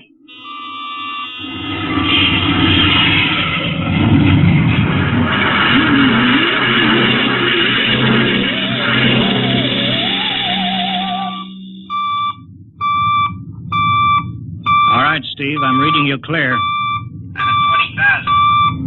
Airspeed 600. She's running fine. Soundproofing works. There's a third-degree waiver in the AGY pressure. Got that, Charlie? Check. Dead center on radar, Mr. Hanson. 50,000 now. Cutting out the port jet. Now the starboard. Off jets. Airspeed dropping. Opening the rocket ports. Switch sticks a little, Charlie. Maxing out to all pressure at 350. All right, now I'm advancing the ignition key. Here goes rocket one.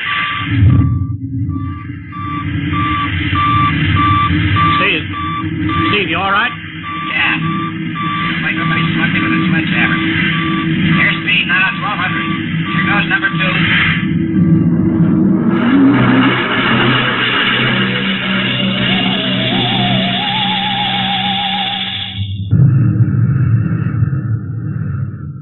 Hello, Steve.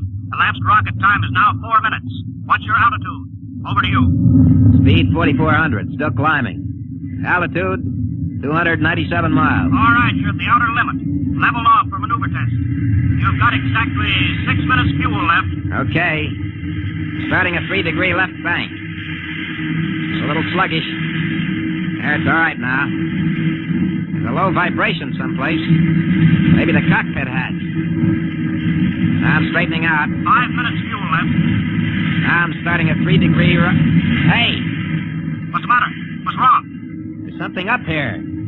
Something shining. What are you talking about? There's something above me, Hank. I'm going to chase it. Steve, you're at the outer limit now. I can see it plain now. Steve, don't go any higher. You've only got 4 minutes left. You've only got... Getting static. I can't hear you, Hank. It's dead ahead now. I'm going to make a pass at it. Get a good look. Hey, it's swerving to meet me. It's dead ahead now. It's dead ahead.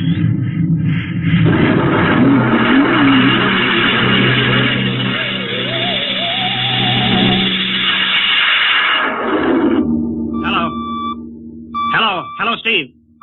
Steve, come in. 9 minutes fuel gone. Still no sign on radar. Hello, Steve. Steve, what's happened? Charlie, get out the crash squad. Tell the Army squadron to alert their search planes. Right. 9.5 minutes gone. Hello, Steve. What's happened? Who the devil is it? Charlie, Hello. for Mr. Hanson. Come in, Steve. We need a search squadron. Come in. No, Mr. Hanson's busy. Hello, Steve. Hello, Steve. 10 minutes, Mr. Hanson. That's the end of his fuel.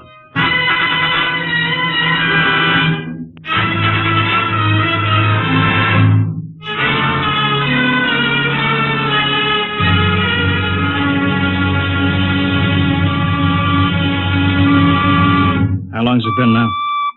10 hours, Mr. Hanson. Nothing more on radar, Sergeant? Screen's blank. Colonel Corelli called in. Search planes are back. He didn't find anything. Should be some trace. Couldn't have bailed out, could he? You don't hit the silk at 4,400 miles an hour. Either went past the outer limit, ran out of fuel. Something blew, and we'll find the pieces scattered from here to the coast. Why does it have to be the best man? Always the best man. I'll get it. Charlie, we've got to figure out what was wrong. All right, I'll tell him. Something must have blown. Yeah? There's a message from Northside Hospital for Steve. Well, what is it? Mrs. Weston's fine. The boy. Thank you, Elsie. It's a boy, Charlie. Oh. Fine. It's a boy. He didn't even know she went to the hospital. How am I going to tell Mary that? Wasn't your fault, Mr. Hanson. Ship had to be tested. Yeah, we'll build another one, and some other flying fool will shoot past the outer limit into space. Oh, I'm getting old, Charlie. You can remember when I used to take them up myself. Now I've got to send other men. It's a job, Mr. Hanson. Now I'm afraid. Every time I hear a jet go off, I jump. Every time I have to send someone up in a new model, I start to sweat.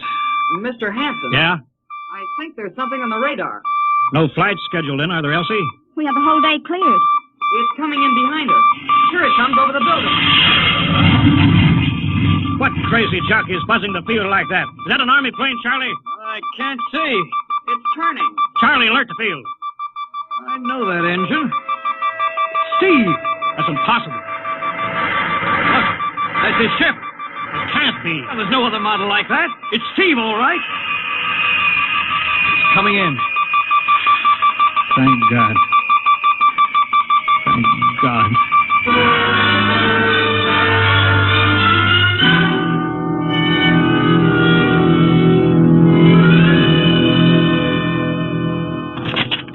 All right, sit down, Steve. The quicker we get this done, the quicker you get over to see Mary and the baby. Hank. Elsie, give the order to check and refuel the rockets. I don't want anybody in here till I get Steve's reports. Bury any calls. All right, let's have it. What the devil happened to you? Hank, does that cosmic ray bomb still go off tonight? What are you talking about? Straighten out, Steve.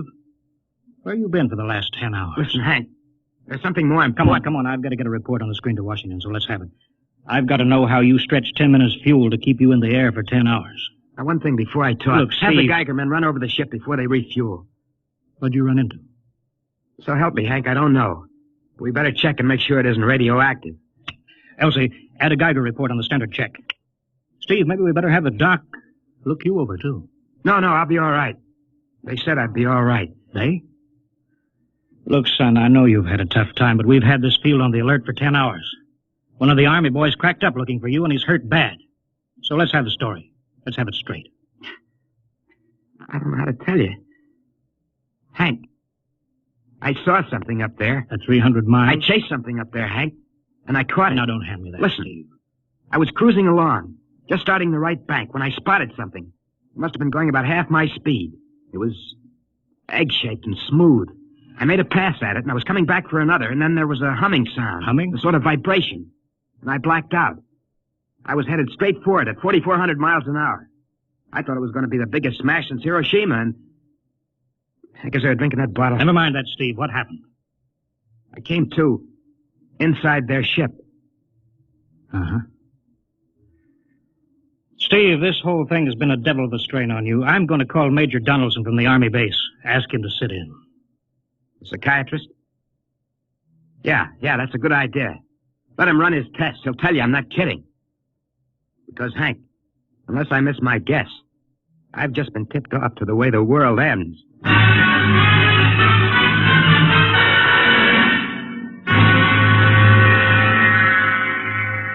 All right, Mr. Weston, suppose you continue your story. Yes, let's have it, Steve. You woke up inside the ship? Yes, and the place was jammed with machinery.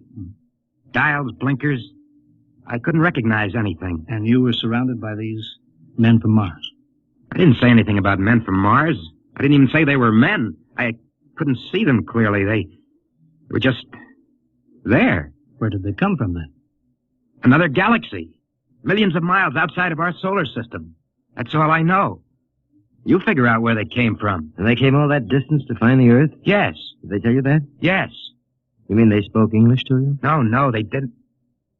It's funny. I hadn't thought. They didn't really speak to me at all. They just planted the thoughts in my mind. You mean thought transference, telepathy? Yes, that's right. Well, Steve, what brought them here? We did, Hank. We rang their bell. We brought them in. Well, how? with our atomic explosions. Hank, that's why you've got to stop that bomb test tonight. I'll give up. Look, you've got to believe me, Hank. Oh, how can I make you understand? Maybe I can help, Mr. West. Would you submit to narcopsychometry? What's that? Under proper drugs, I can put you back in this, ship. By suggestion. Then we can get a playback record of your memory pattern on the audio circuit. How long will that take? Half an hour. We'll have to go over to the lab. Will you believe me if it checks? It will give us an accurate memory picture of what your mind reports. All right, let's go. Hank, you gotta believe me. We haven't got much time.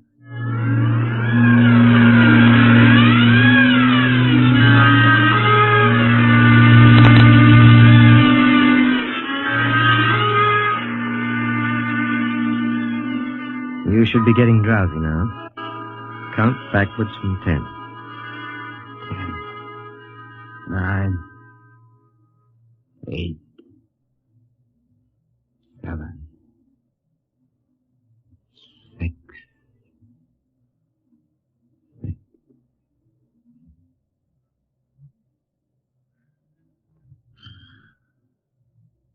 He's under. Now we attach the head plate electrode. The cortical pickup. Look out for that wire, Mr. Henson. 3-old setting. 31.3. Now throw that switch, Mr. Henson. I have to start him off by suggestion. All right, Steve. You're in your ship now. You're in the rocket. Rocket. You're in the rocket. You're in the rocket. And you've just sighted something strange. Now I'm starting at 3-degree right. What's that? Hey, there's something up here. Something shiny. His memory pattern. We're picking it up electronically. There's something above me, Hank. I'm going to chase it. It's piped through the audio circuit. I'm getting static. I can't hear you, Hank. This is where we lost contact with him. I'm going to make a pass at it and... Hey, it's swerving to meet me. It's dead ahead now. It's dead ahead. Now what? This is where he blacked out. There's no telling how long, minutes or hours. What's that noise? I don't know, quiet. Where? How did I get in here? What? Who are you? Is he seeing things? Intergalactic Patrol. What's that? What are they saying, Steve? What are they saying? It's about nuclear fission. They know about it. They know the danger of it. Long ago, they had wars that almost destroyed them. But finally, they learned. Now they've outlawed war. Go on, Steve. They patrol space. When their detector picks up an atomic explosion, they send a patrol. What are they going to do? They've quarantined us. Quarantined? They've isolated the Earth. Because we don't know how to control ourselves yet. Until we learn, we'll be a menace to the whole universe. What is this nonsense? Quiet. How are they going to do it, Steve? They've spread a layer out here of... I don't know how to call it. All around the Earth. It's miles deep. When there's an atomic explosion on Earth, the radioactive particles will drift up to this layer and set off a chain reaction. It'll go around the world in microseconds. And that's the end. The end? What's he... Wait. Yes. Yes. I understand. I've got to bring back the warning. You're going to put me back in my ship to bring the warning.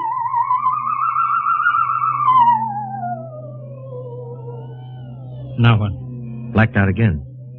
I guess that's all. What does all that mean? It's what he remembers. Don't think that really happened. No. Narcopsychometry circuits produce what he remembers. It just means that Steve believes this happened. I don't like to see this. I've seen too many top pilots snap. Steve is the best I've known. How bad do you think he is? Frankly, outside of the presence of this well-organized hallucination, there's no sign of unbalance. May not be too serious. If he had a more plausible story, I'd be inclined to believe him. Warning. Hank. It's all right, boy. Did you hear it, Hank? You understand? Sure. We've been quarantined. Let me give you something to make you sleep, Steve. Don't you understand? They fixed it so that if we set off one more nuclear explosion, that'll be it. Of course. Don't roll your sleep down. You don't believe me. Now, take it easy, Steve. For the test tonight. They're setting off the CR bomb. Hank, what time is it? 11:20. Well, it's scheduled for midnight. Hank, we gotta stop that bomb. Steve, let Donaldson give you the hypo. Hank, you've gotta believe me. I saw them. I got the warning. If we touch off that bomb tonight, it'll be the biggest galactic 4th of July of all time. The whole Earth will go up like a Roman candle. April 10th, 1965, the end. Now, look, Steve, you better calm down. Don't you want to see Mary and the baby? You've got a new son, remember? Yeah, that's just it, Hank. I want to see my son. I want him to live.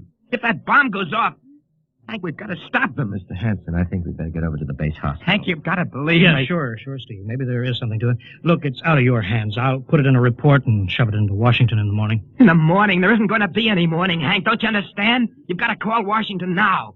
Get the head of the Security Commission and postpone that test. Now, you know I can't do that, Steve. My neck would be out a mile. Besides, this is 1965, not 45. 20 countries have atomic bombs now. What's the use of stopping just this one? The rest will keep right on popping them Well, off. we'll have to call an international conference. Can't you understand, Hank? The first one that goes off finishes us at the end.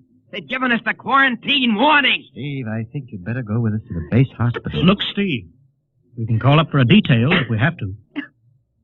All right. I'll go with you.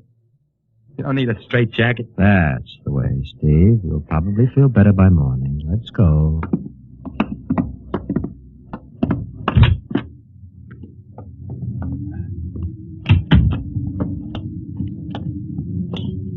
Well, Steve, tomorrow I'll drive you over to the hospital to see Mary and the kid.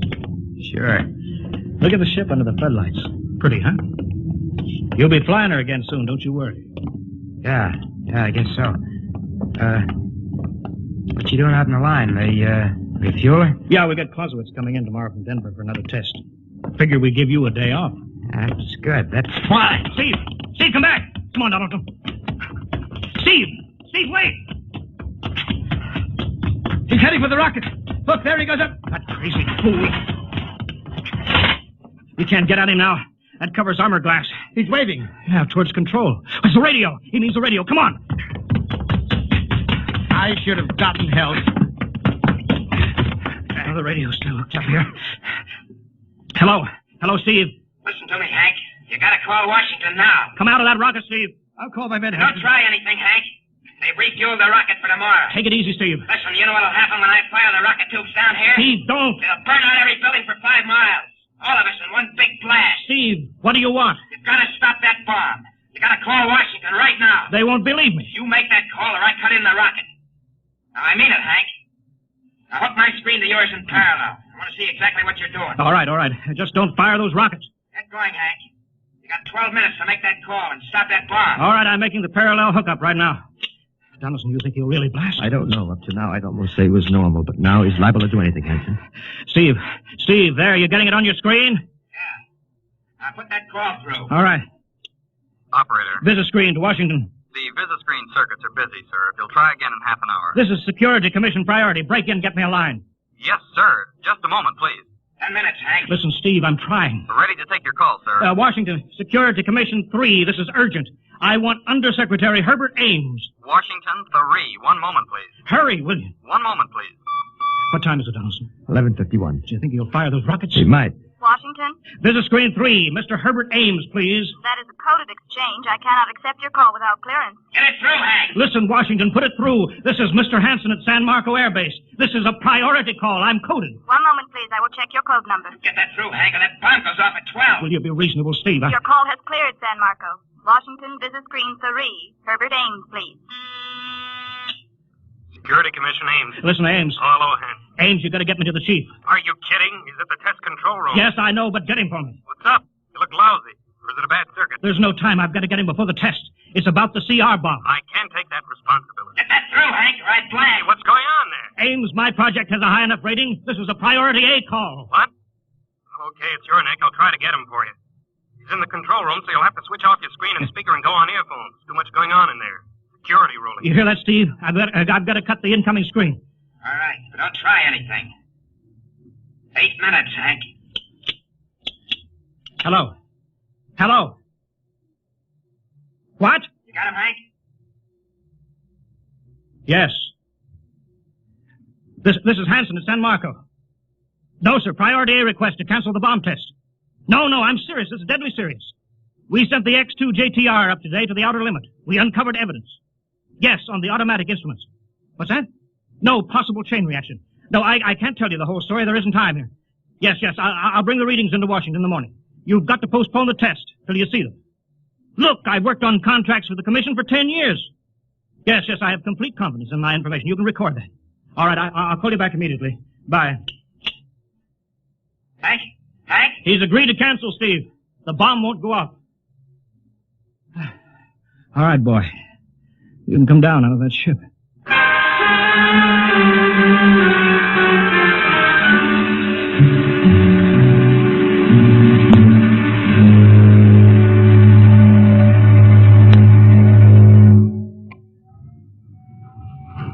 He's opening up. Here he comes. All right, Steve. Come on down. Sure, Hank. Just a second. Hank, I was scared. I was plain scared. Easy now. It's all over. The bomb won't go off.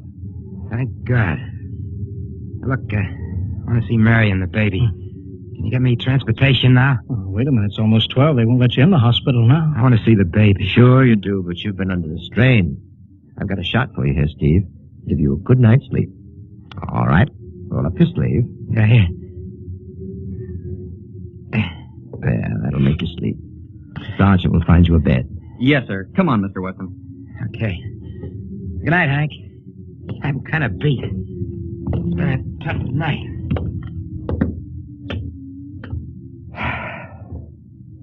It sure has. I thought for a minute he was going to blast those rockets and send us all to Kingdom Come. Yeah.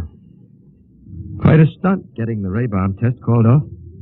It isn't called off. But the chief said... Ames couldn't get the chief. I was talking to a dead circuit. Bomb goes off in a couple of minutes. Oh. Poor Steve. Was one of the best. He was the best. 1 in 10 million. Some story of his, poor guy. For a while, he almost had me believing that quarantine. That's a very common delusion. End of the world. Yeah, I suppose so. It's a nice night. Never saw the stars so bright. We better be getting in. That wind is cold. Well, the bomb goes off in 30 seconds. Poor Steve. You know, Hanson, there's just one thing. Yeah? It's outside my field, but I'm curious. How did he keep that ship in the air for 10 hours with only 10 minutes fuel?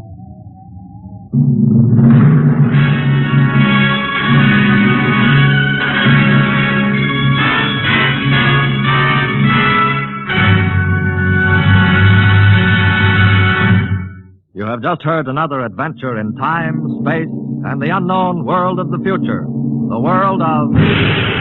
Dimension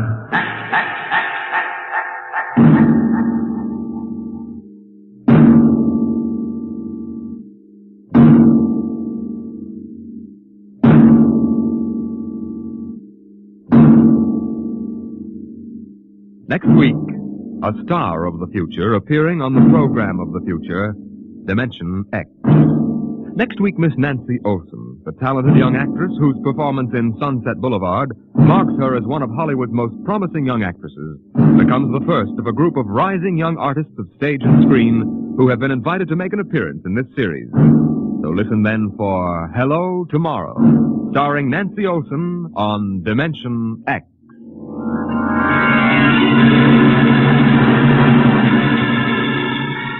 Tonight, Dimension X has transcribed The Outer Limit, written by Graham Dorr and adapted for radio by Ernest Kenoy. Featured in the cast were Wendell Holmes as Hanson, Joseph Julian as Steve, and Joe DeSantis as Donaldson. Your host was Norman Rose. Music by Albert Berman, engineer Bill Chambers. Dimension X is produced by Van Woodward and directed by Edward King. Dimension X.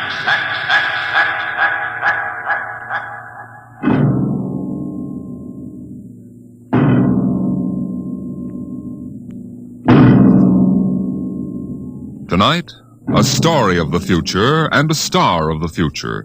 The story, Hello Tomorrow, and the star, Miss Nancy Olson, the talented young actress who is currently winning critical acclaim for her performance in one of the outstanding pictures of the year, Sunset Boulevard.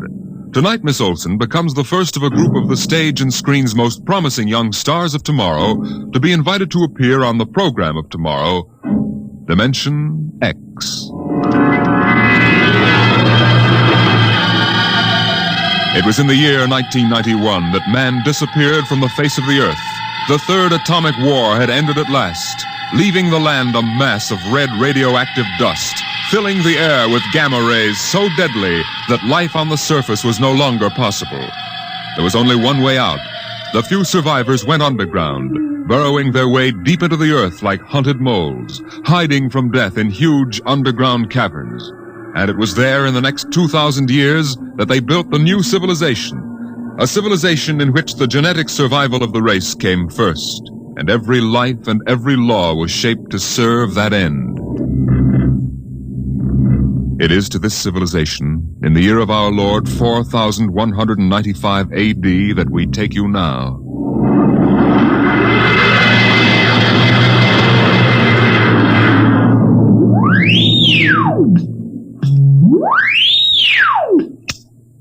Yes? I have a call from the Director of Emotional Stability for the Third Oblong for Professor Lois Burton at the Institute of Genetics. This is Professor Burton. One moment. Go ahead, sir. Lois? Listen, darling, good news. What? The Genetic Board has approved our application for marriage. Oh, so soon? The tests found our chromosomes perfect. We can marry any time we want. Our offspring should be genetically in the 19th percentile of perfection. What's the matter, dear? Oh, nothing. I'm just sort of breathless. You are happy about it, aren't you, darling? Oh, of course, terribly happy. I'm coming right over to the lab. I have a surprise. Oh, not now, Walter. What? Well, I mean you'll have to give me some time. Time? What's the trouble? No trouble. It's that genetic survey I've been working on. What about it? Well, I've finally gotten permission to study an actual living case. A specimen of imperfect genetic transmission. Really? Yes, they're bringing him up from the condemned cages on the lower level. You will be careful, darling. The supervisor says there's nothing to be afraid of. The specimen they're bringing is, XJ12. It's been studied before many times and is quite well trained. Well, I don't like it. Nonsense, darling. I've been waiting for this opportunity for years. Oh, there's my door signal. I'll have to hang up, darling. See you later.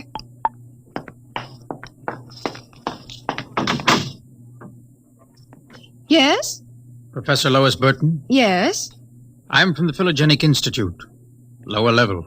Oh, then you brought me specimen XJ12. May I come in?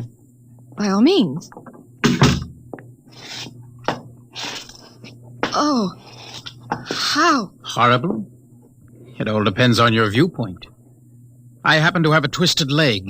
My parents were genetically unsound. But then you... Yes. I am specimen XJ12. I see. I hope you aren't shocked. No stable person permits feelings to enter into his work. I will admit to surprise. I was expecting something a little more, abnormal. Sorry, I try to be as abnormal as possible. If I am, the Phylogenic Institute allows me out of the genetic cages every so often, so I can breathe the pure air of the upper levels and mingle with the genetically perfect. You seem quite well educated. I spent the first years of my life here in the upper levels. How is that possible? They segregate imperfects. As a small child, my mother concealed me from the director of selective heredity. I was brought up in secret. My mother actually, dreadful word, loved me. I see. That would explain your obviously low threshold of emotional control. If you choose to call it that. At first, you seemed to be struggling to repress a few feelings yourself. We will confine ourselves to the impersonal aspects of our work. As you pleased. I shall require you as a demonstration for a lecture I'm delivering to one of my classes tomorrow. At your service, Professor. Sit here, please. Grip these electrodes tightly. I'm going to calibrate your electrochemical tension. I'm quite familiar with the procedure. Oh! I realize that as an imperfect, I'm expendable. But I should hate to be electrocuted. The charge is not lethal. Plus 15 surface tension. You know, you have beautiful hair. Plus 12 at a depth of 4 centimeters. Lovely blue eyes. Crystal clear. Plus 10 at 7 centimeters. Pretty. A perfect woman. Lovely, expressive hands. And a heart of stone. Like all the rest of you perfect survival types. Try not to jump, sir, when the current strikes. No feelings. Under control. Passed by the Director of Emotional Stability. Shut up!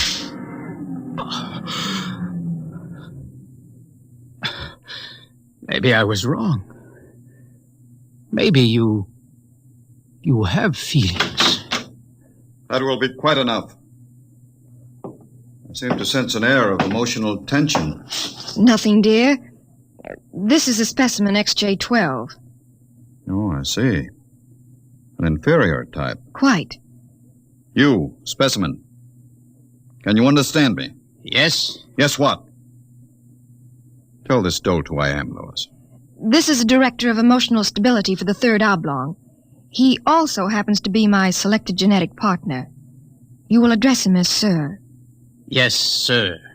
This creature seems quite impertinent. He's only a specimen, darling. I suppose. We'll use him and ship him back to the cages at the Institute. He's probably radioactive. You, specimen. Mr. Director? You will confine your speech to answering only those questions addressed to you. Understand? Yes, sir. Perfectly.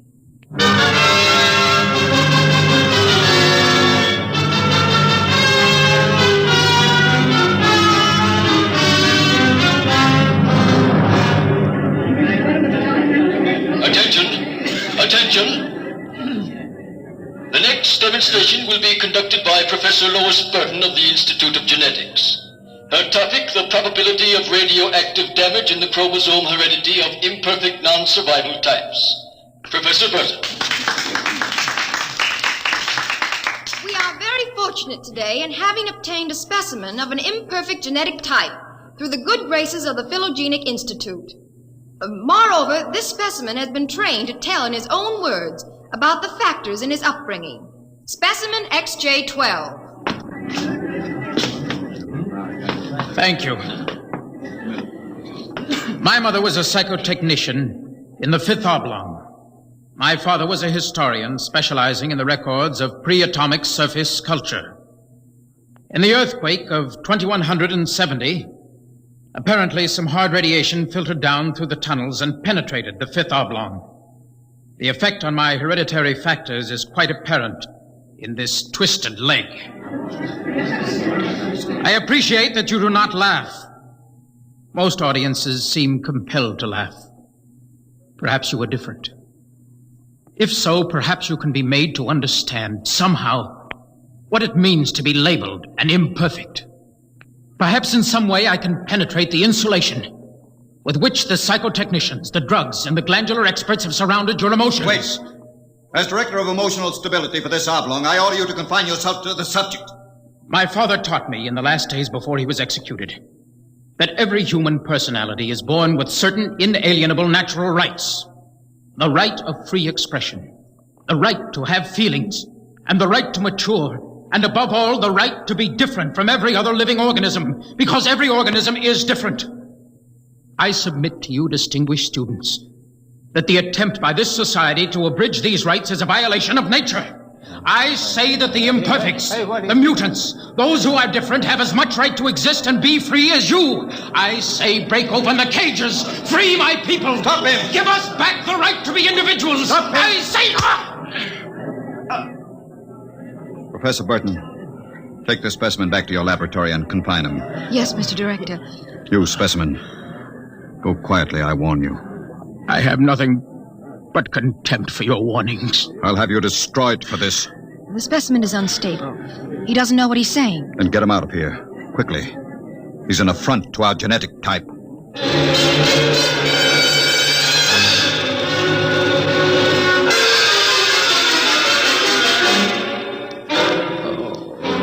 Hold still while I bandage your head. He'll be all right. I suppose you detest me for getting you into trouble. Don't squirm. Not that I blame you. I don't detest you. Oh. In fact, I thought you quite magnificent. You... what? As you spoke, something began to stir in me.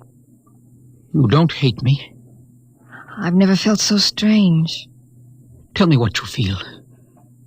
If I moved you, then I must have moved the others, some of them at least. I don't know quite how to explain it. A strange sympathy. Compassion. For some reason, I took pride in what you were doing. Seeing you stand up against them. Why do you look at me like that? Because I can't help it. I wish you wouldn't. You're only an imperfect, you know. You have no rights. Please, XJ12. My name is Oren. Please. Say it. Oren. Oren? Again. Oren. Lois. Oren. Lois, Lois, Lois. What is it?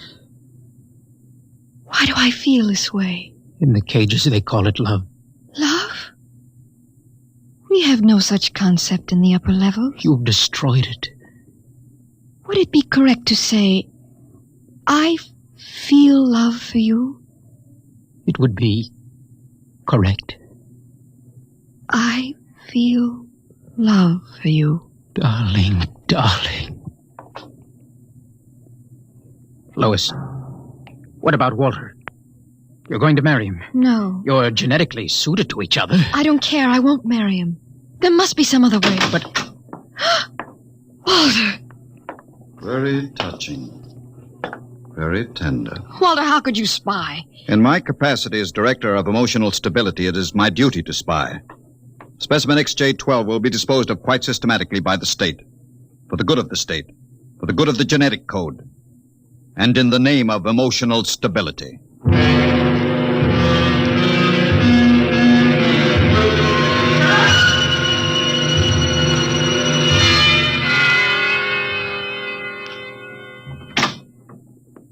Come in, Lois. I wondered how long it would be before you came to my office. Walter, I have to talk to you. Go right ahead. Walter, you mustn't destroy him. Send him back to the cages, but don't kill him. You speak of destroying an inferior creature as if it was something unethical. Walter, please, for my sake. Lois, I understand that you've entered a plea for postponement of our marriage at the Records Bureau. Yes, I was too upset to go through with it. It came as a great disappointment to me. If you were married to me, you would be safe from influences such as this XJ12. In which case, I might even be persuaded to send him back to the cages instead of having him destroyed. You see? Yes. I see. Think it over. Well, my dear? When can we be married? Soon. Tomorrow, if you like. The sooner the better. Lois. Lois, you make me very... What about XJ12? Oh, I see. A bargain is a bargain.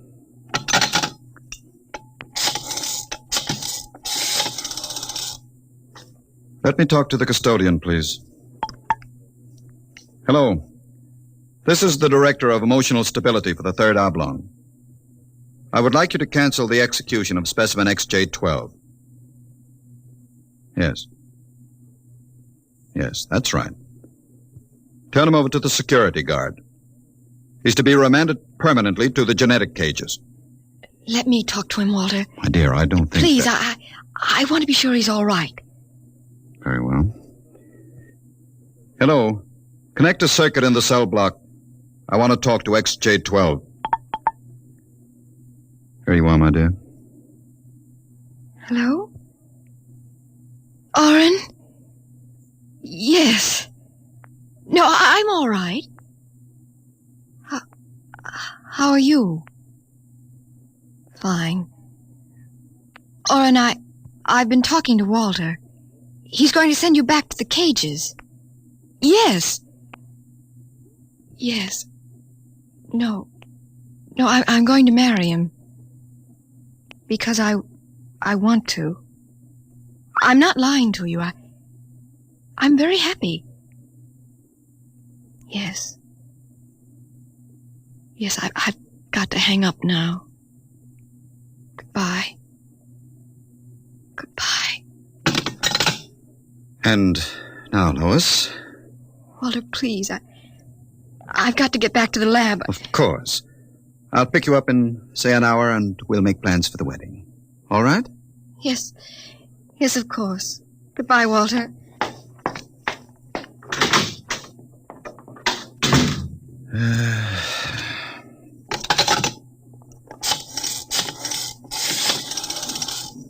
Hello. This is the Director of Emotional Stability again. I want you to cancel that last order. Proceed with the execution, but under conditions of absolute secrecy. No. Don't use the lethal chamber. Take him to the tunnels on the upper level. That's correct. Fine.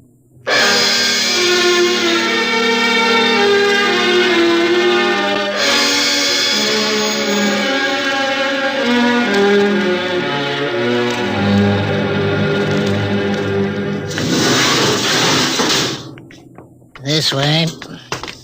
Where are you taking me? You're being returned to the Philogenic Institute. Orders from the Director of Emotional Stability. Into the elevator. Very well. Why are we going toward the surface? The cages are on the lower levels. Radiation check. They've never done that before. New procedure. All right. Walk. Hawk, state your business. I'm the custodian for the third oblong. This imperfect is my prisoner. You can't go beyond this checkpoint. There's radioactivity in the tunnels. This is a special mission, if you know what I mean. Oh, I see. Well, just a moment, I'll open the airlock. Go ahead. You'll find 2 radiation suits in the chamber. We will need only one. So this is how they get rid of imperfects. March inside. All right. Turn around. Suppose I refuse. It'll be less painful if you cooperate. Before you dispose of me, could I give you a message for a friend? That depends. What is the message? This! Security! Help! Security! What is it? What happened? The prisoner, he struck me. Before I could recover, he escaped into the tunnels. Well, he won't last long. If the radiation doesn't get him, he'll starve to death. Can you go after him? I could send a robot, but it isn't worth the trouble. There's no way back from the tunnels except through here. Only other direction he can go is toward the surface. The closer he gets, the hotter the radiation. No, I think you can consider your prisoner dead.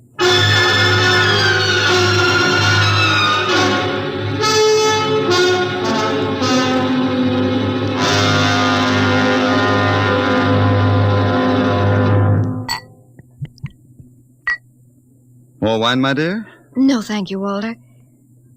You look very beautiful, my dear. Very beautiful. Thank you. These hydroponic fruits are delicious, aren't they? Oh, the wedding will just be a small affair. I've arranged for a few friends. The director of endocrine control, the chief of the security guards, 1 or 2 assistants to high council members. Walter, did... Yes? Was he returned to the cages? Now, why must you spoil this lovely dinner by bringing that up? Was he, Walter? Well... Was he? Well, as a matter of fact, there was a little difficulty. Difficulty? Yes, you see, he escaped. Escaped? He struck a guard and ran off into the tunnels. The tunnels? But that's death. He's free to return any time he chooses. When did it happen? Just a few hours ago, as a matter of fact. Walter... Now, don't become upset again, darling. You planned it, didn't you, Walter? Stability, darling. Stability. Stability. Stability. Is that all I'm to hear from you for the rest of my life? Darling. Here's what I think of stability. Well, we're not to be married. I'd be compelled to turn you over to the endocrine surgeons for doing that. Well, you can go right ahead, because we aren't going to be married.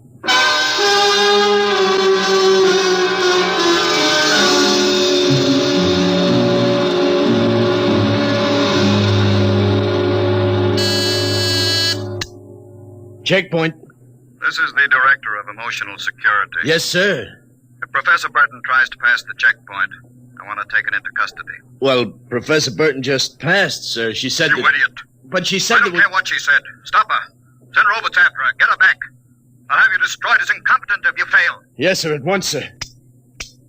Robot control. Checkpoint to robot control. Order out all televocal robots into the tunnels. Have them bring back any humans. This is a first priority order.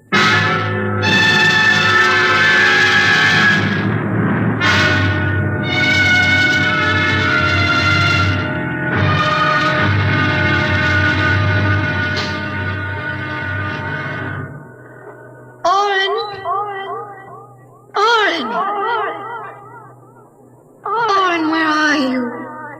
Oren. Hello? Oren, it's Lois. This way. Behind the rocks. Over here. Oh, darling. Lois, why did you come here? It's suicide. I had to. Darling, are you all right? So far. You've got to turn back. Give yourself up. They'll kill me. You can't stay here. The radiation is +4 at this point. It gets worse as you approach the surface. Go back, darling. What will you do? I'm going ahead. But you can't. I can. I'm going to the surface. Not even the robots can survive it. At least I'll be the first human in 1,100 years to see what the surface of the Earth looks like. Come back with me. No, darling. Then I'm going with you. Lois. Don't try to stop me, darling. There's nothing to go back to now. Nothing but Walter and emotional stability. Lois, you really want to come with me? Yes. You know what it means. I don't care. Oh, darling, I can't let you go. Oren, I love you. See, I know how to say it now. Say it again. Oren, I love you. Lois, what's that? Sounds... Oh, Oren, it's the robot control. It's looking for us. Come on, we've got to hurry. This way, hurry.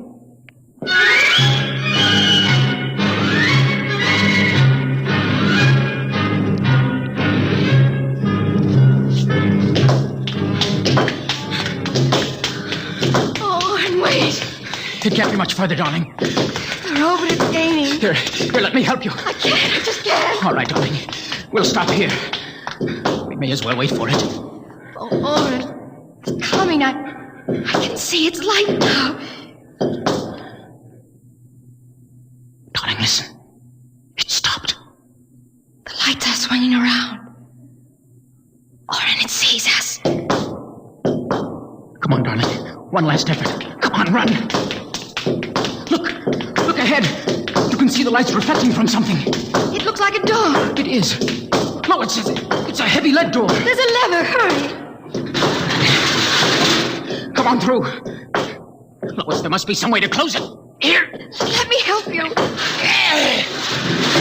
It won't get through that. It's solid lead. Oren, where are we? I don't know. Look. There. A huge round light. Lois. Yes, Oren? That's Luna. The moon. We're on the surface. How red everything looks. How it glows. It's the radioactivity. Quiet. Peaceful. Deadly. Oh, darling. Sit here and rest a while. Put your arm around me. Oren, I'm afraid. Oren, we're going to die. Don't think about it. Just think about us alone. The first humans to stand on the surface of Earth in 2,000 years. Lois, that door must have been placed there by the last handful of survivors who went underground after the atomic wars. Those other lights, the small ones, they must be stars. Oren, I'm so tired. Go to sleep, darling. Put your head on my shoulder and sleep. Hold me, Oren. Hold me very close.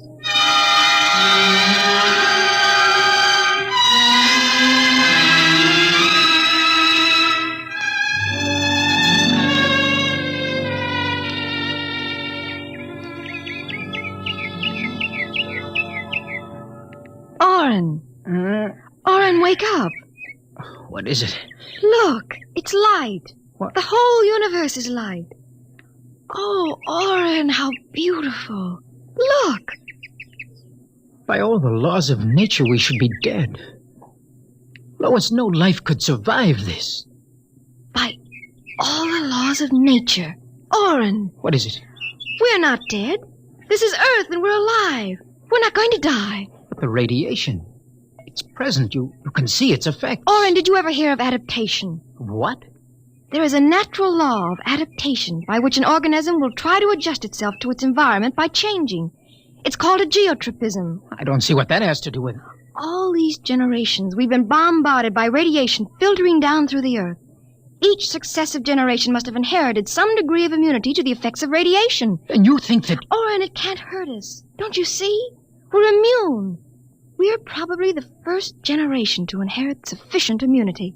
But if that's true, then we can transmit that immunity. We can pass it along to our children. Come on, darling. We'll have to find food and water. The practical wife. Oh, wait a minute, darling. What are you doing with that rock? I want to scratch something on the outside of this lead door. Lois and Oren. 4195 A.D. Hello, tomorrow.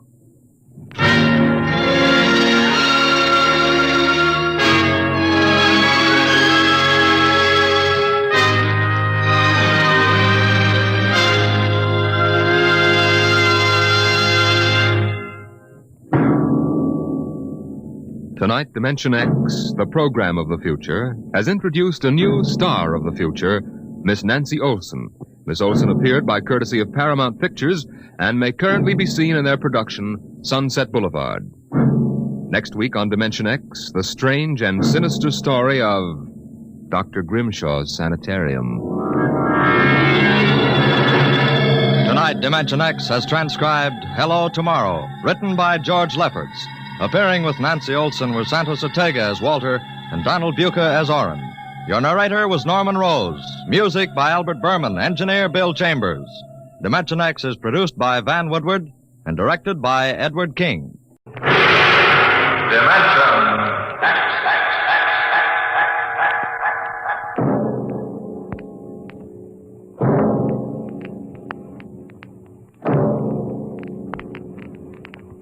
Can you predict what will come in 100 years? Or in 10? Or in the next minute? Some people think they can. Nuclear scientists, mathematicians, astronomers, biologists. They'll predict the shape of the future. Why? Because they make the future. Because they see beyond the known dimensions of time and space into the unknown. Dimension X.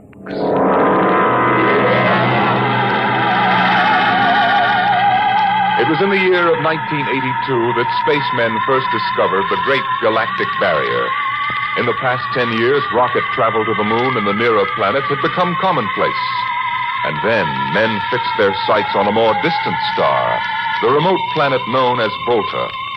5 exploratory ships went out, and none came back, each in turn disappearing mysteriously at the same vanishing point, at an invisible wall somewhere in the vast outer reaches that became known as the wrecker of spaceships, the Galactic Reef. And yet the explorers refused to admit defeat.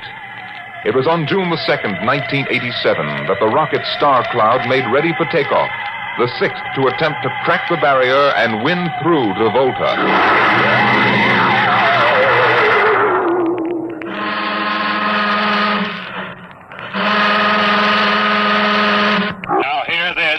Condition green. 2 minutes. Captain, I don't suppose you'll want the ship's doctor up here on the bridge during blast off. I think not, Smitty. All right, then. I'll be in the sick bay, counting vitamin pills if you need me. Good luck, Lewis. Thank you, Smitty. Lieutenant Collier. Yes, sir. You're relieved. You'd better get down to navigation control and take over. Yes, sir. Oh, Lieutenant. Yes, sir.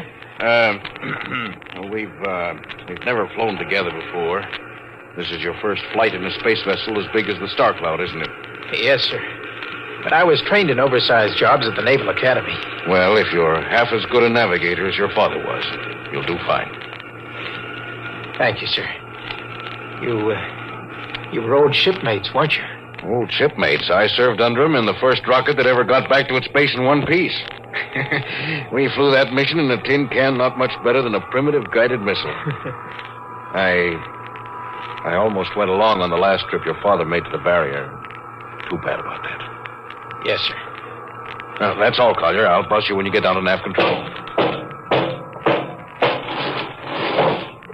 Lieutenant Paulson. Yes, sir. Get me ground control tower on the radio. I want to talk to Colonel Harrison. Sparks has the circuit up now, Captain. Go ahead, sir. I patched in our bridge speaker. Colonel Harrison? Yes, Captain? We're standing by for takeoff in 60 seconds. Good. The field is cleared of all personnel. We'll try to reestablish radio contact immediately after takeoff. In any event, there'll be a 24-hour ground monitor. Fine. Good luck. I hope you make it. Thank you. Bridge to navigation control. Nav control, Collier. Ready, Lieutenant? We're ready, Captain. The course is in the integrator for takeoff at 1200 hours. All right. Stand by for blastoff. Bridge to engine room. Fire up your rocket chambers. Take off at exactly 1200 hours. I'll read you off. 20 seconds. 19, 18, 17, 16. Condition red. Hold it. Revoke all orders. Who turned in that alarm? We uncovered a stowaway, sir. Stowaway? Where, Masters? Hiding in 6 Bay. Dr. Smithson found him. Have him brought up to the bridge. Engine room, kill your rockets and stand by. Thorson, this is Colonel Harrison at ground control. What's holding you up? Trouble. What's the matter with you? What's the matter with you? There's a stowaway aboard. Stowaway? Yes, I thought your men were supposed to police this base. What's the matter with you? All right, Captain, take it easy. You know what this delay can do to us, don't you? 1 minute later, takeoff can throw us 1,000,000 miles off course. We'll have to reintegrate the whole works. Well, look, how long do you think it'll take? Don't bother me for a while. I'm busy. Stupid idiots. Captain Thorson. Oh, come in, Smitty. Here's your stowaway. I'll court-martial the... Charlie. Can you use a good radio man, Skipper? I see you two have met. Met? The skipper and me made 50 trips to the moon together. Didn't we, Captain? Charlie, if you wanted to come along, why didn't you volunteer? I did, Skipper.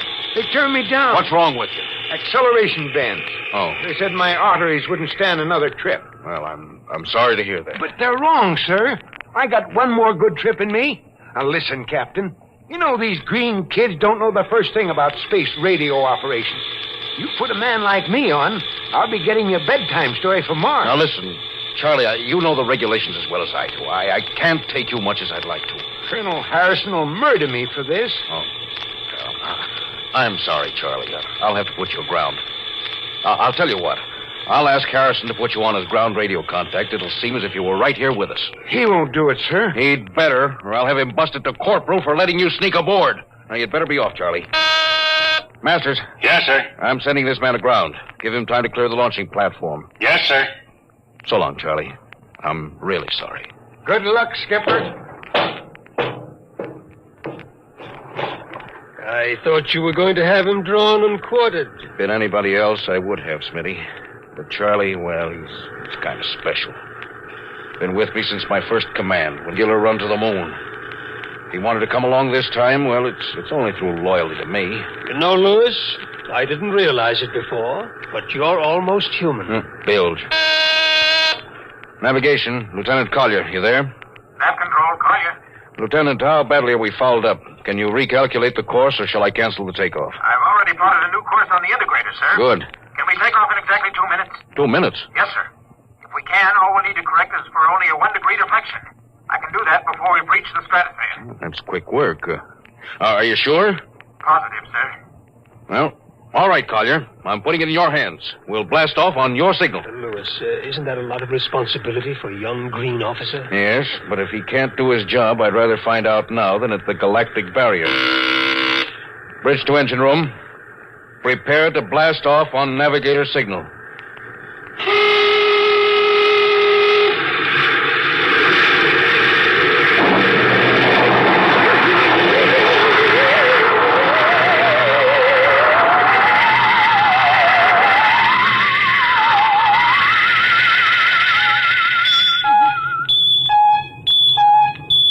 How are we doing, Collier?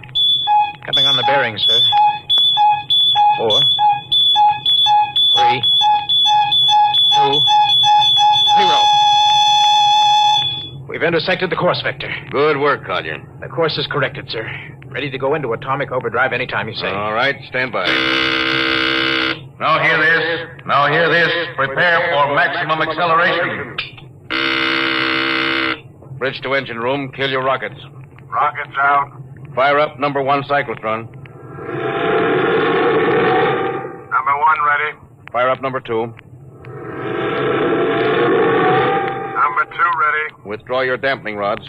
Aye. Fission chamber ready. Blast tubes cleared. All generators operating on capacity, sir. Right. Go into overdrive on the count of 0. 5 seconds, Captain. 3. 2. 2. 1. 1. 0. 0.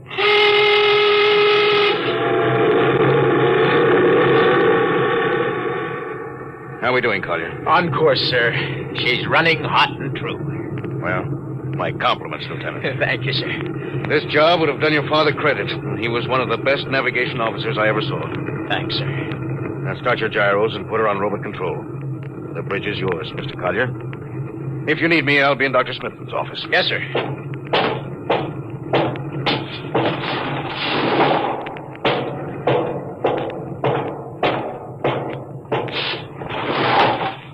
I see you got us off the ground. You can thank young Collier for that. Chip off the old block. You knew his father? Matter of fact, I knew him very well. First-rate spaceman. Is he the one who, Yes.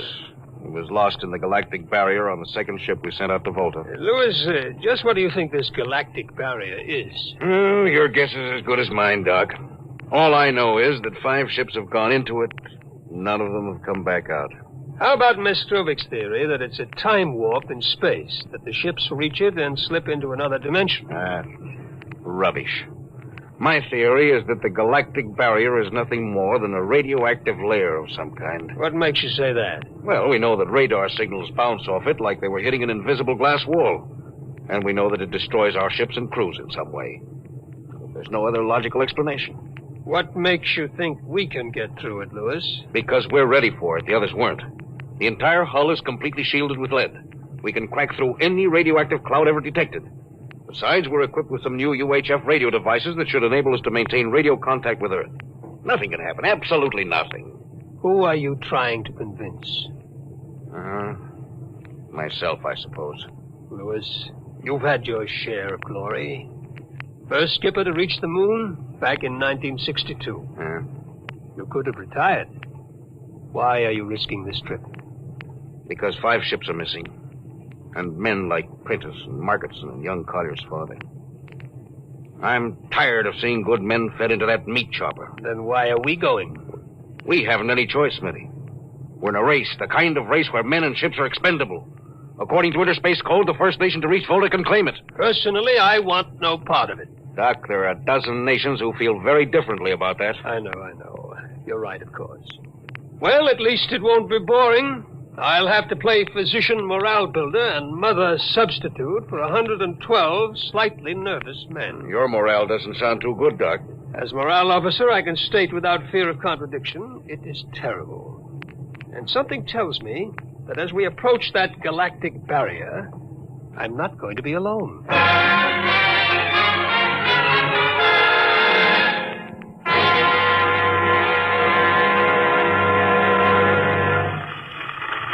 Hello, Earth. Hello, Earth. Captain Thorson of the Star Cloud calling Earth. Star Cloud to Earth. Can you read me? Hello, Star Cloud. Hi, Captain. Charlie. Well, I see they haven't court-martialed you yet. No, sir. Thanks to you. That's good to hear you. You can read us the funny papers on Sunday morning. Right. How's our signal? Strong. Clears the bell. Well, here's our log report for Colonel Harrison. Ready? Shoot. June 2nd, 1987. 4 weeks out from Earth. Running true, no radiation. Operation normal. Still making our approach to the galactic barrier. That's all, Charlie. See you later. Good luck, Captain. I sure wish I was with you.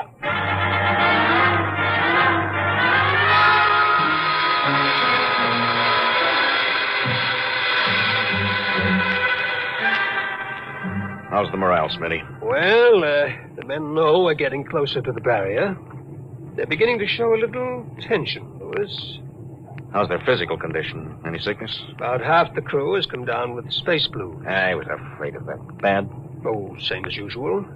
Lips and hands with a bluish cast. Eyes are sensitive to infrareds. I don't know. When I first started flying these tin cans, nobody ever heard of space blues. There's a theory it's caused by the terrific acceleration of the atomic overdrive.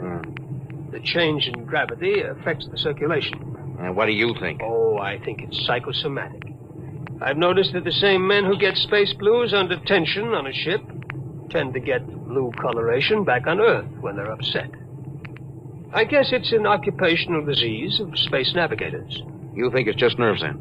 I don't know. Young Collier's got a bad case. Yes, I think it's tension from overwork. Well, maybe he needs some vitamins. Louis, when will you realize that vitamins are not a panacea for all the troubles of mankind?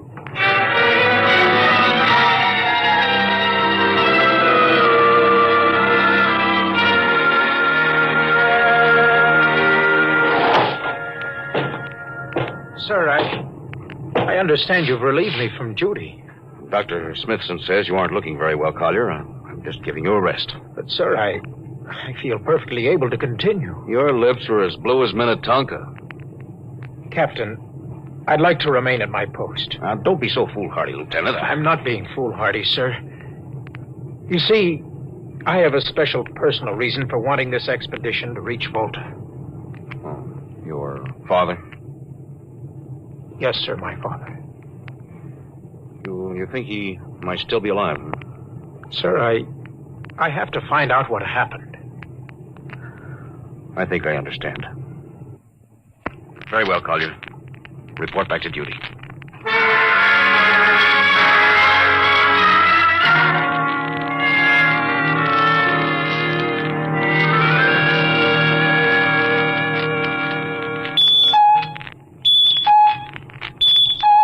What's the reading, Paul?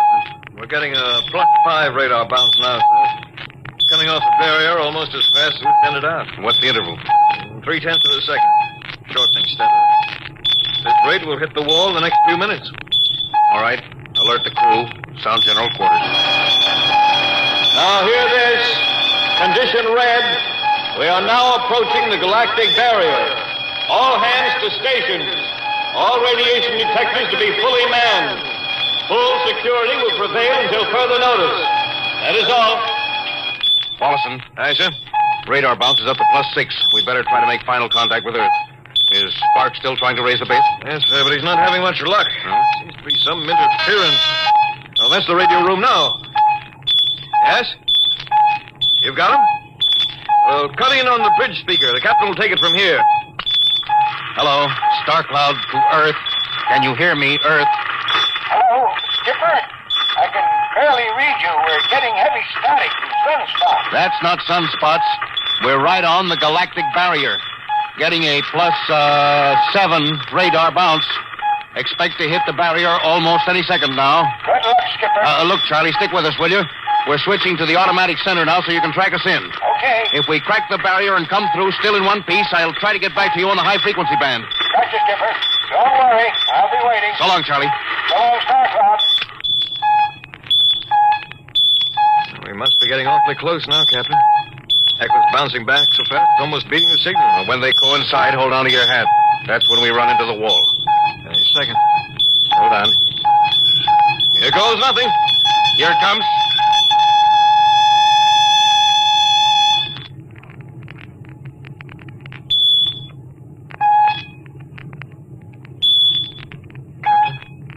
What?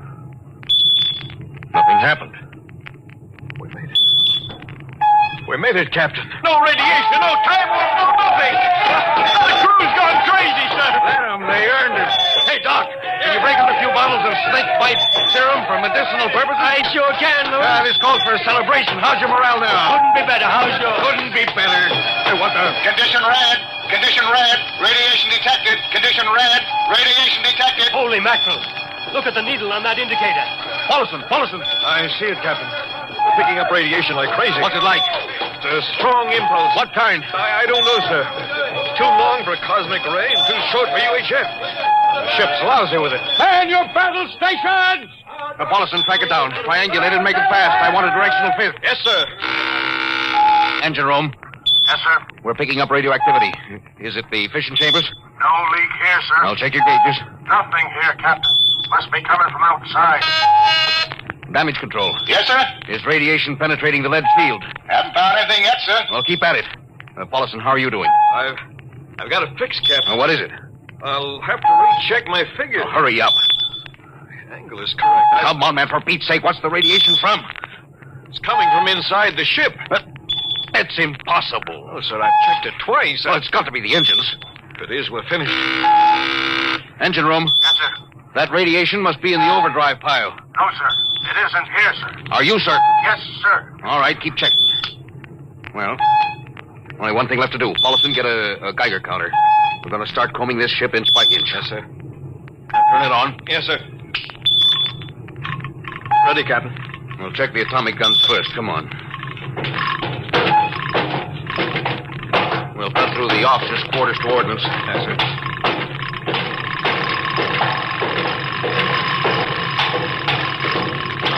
Through here. All right. Wait a minute, sir. Huh? What is it? The signal's weaker now. Yeah. Let's go back.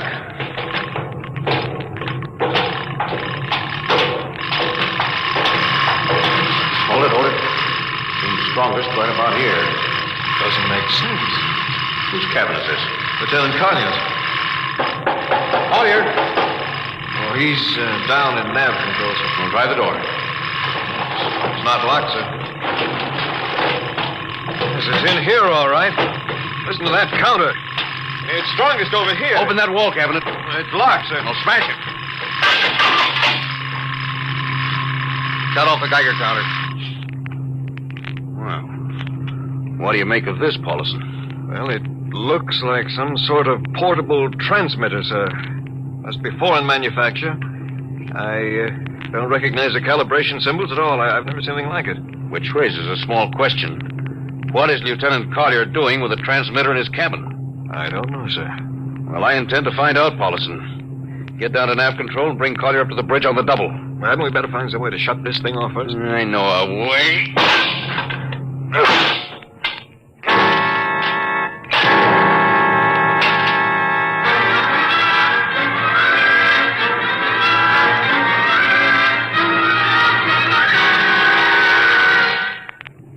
Lieutenant Collier, I'm going to ask a few simple questions. Yes, sir. And I want a few simple answers. Yes, sir. What were you doing with the transmitter in your cabin? Transmitter, Captain. You know nothing about it? No, sir, I don't. Do you recognize these calibration symbols? No, sir. Can you think of how it might have been placed in your cabin without your knowing it? No, sir, unless someone came in while I was on duty. Oh, would that have been possible? Well, I suppose so. Well, if someone had a key. I found your cabin door unlocked. I meant a key to the wall cabinet. I didn't say the wall cabinet. Oh, what?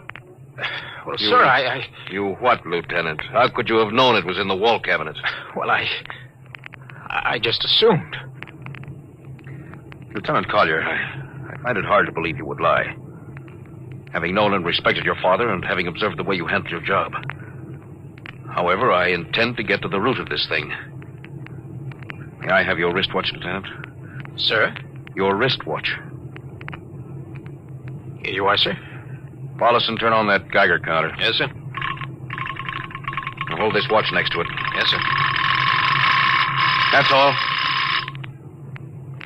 Lieutenant, if you hadn't any close contact with that transmitter, how do you explain the radioactivity of this watch? Well, I don't, sir. I think you'd better. To whom were you sending those signals? Condition red. Condition red.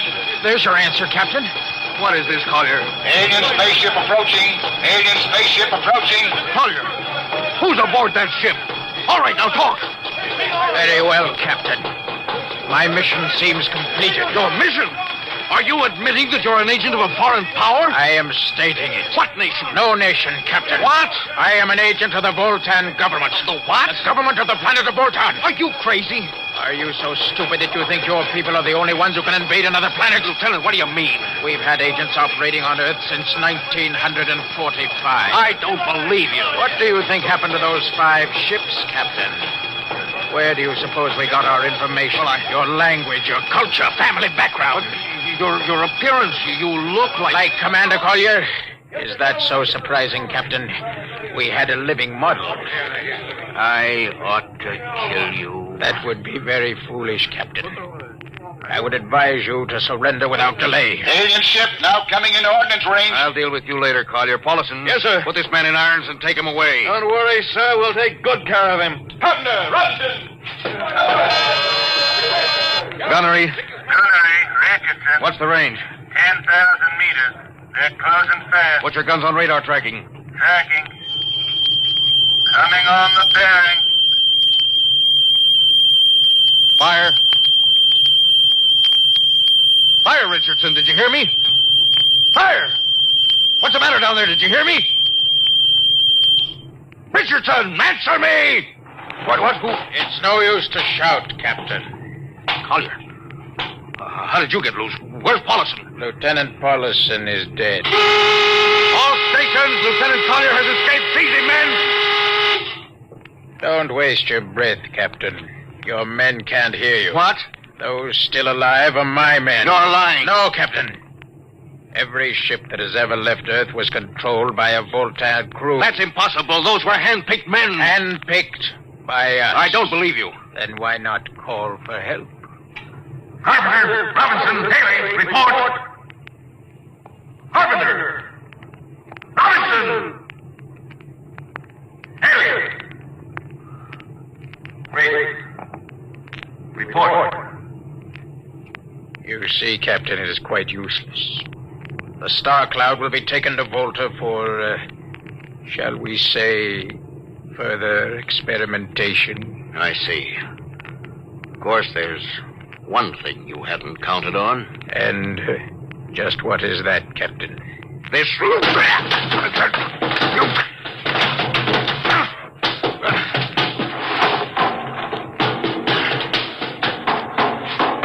Carpenter! Are you in there, Lieutenant Carpenter?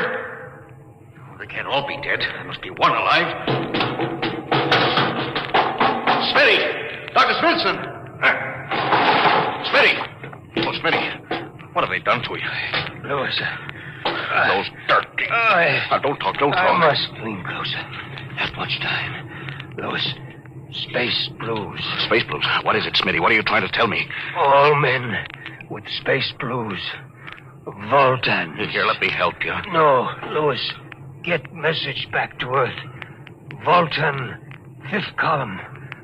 Watch out for space blues. Smitty.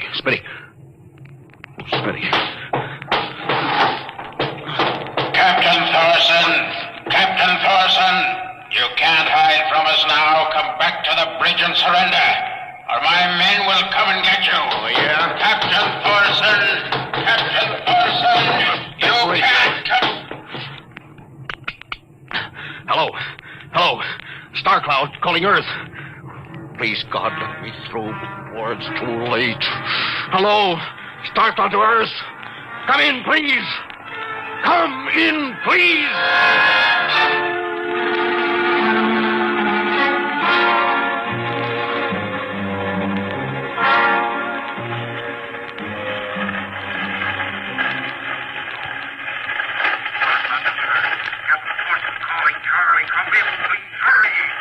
Hello? Can you hear me, Charlie?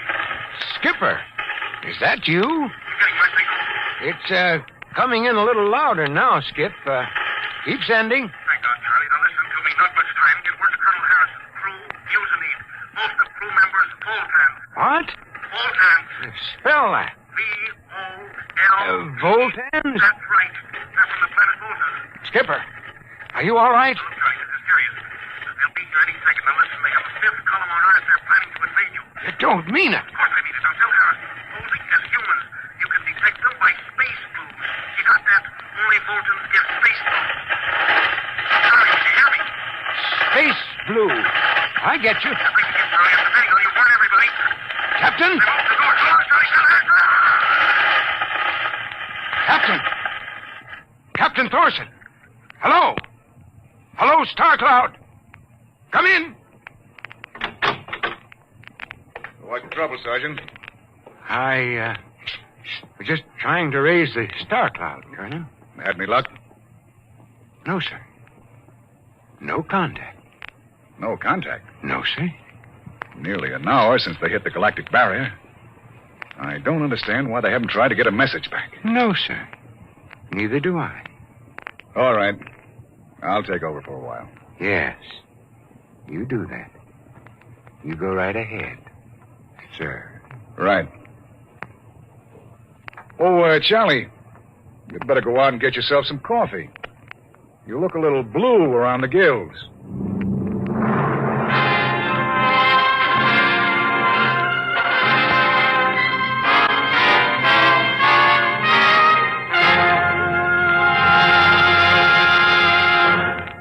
You have just heard No Contact, an adventure in time, space, and the unknown. The world of...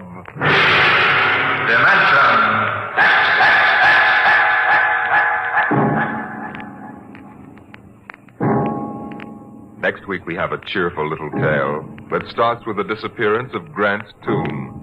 It's about a veteran newspaper reporter and a strange little man who calls himself the world's greatest genius. You'll hear all about it next week at this same time when we present The Professor Was a Thief.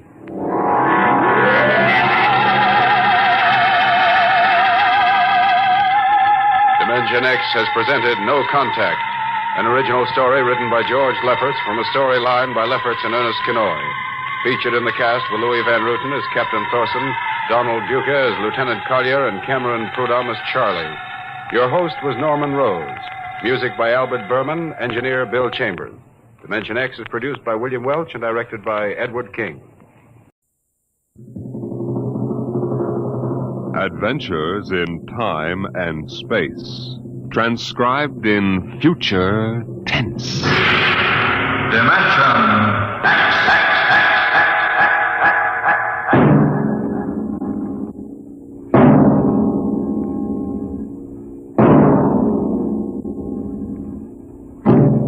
Can you predict what will come in 100 years? Can you see beyond the known dimensions of time and space into the unknown, Dimension X? In 1987, Atlantic Spaceport was established on the site of old Fort Devon outside of Boston. And as the ships pushed deeper and deeper into space, the time of voyage increased by geometrical progression. It became more and more difficult to persuade able spacemen to sign on for flights which lasted for years, 10 to 15 monotonous years in the cramped forecastle of a deep spacer.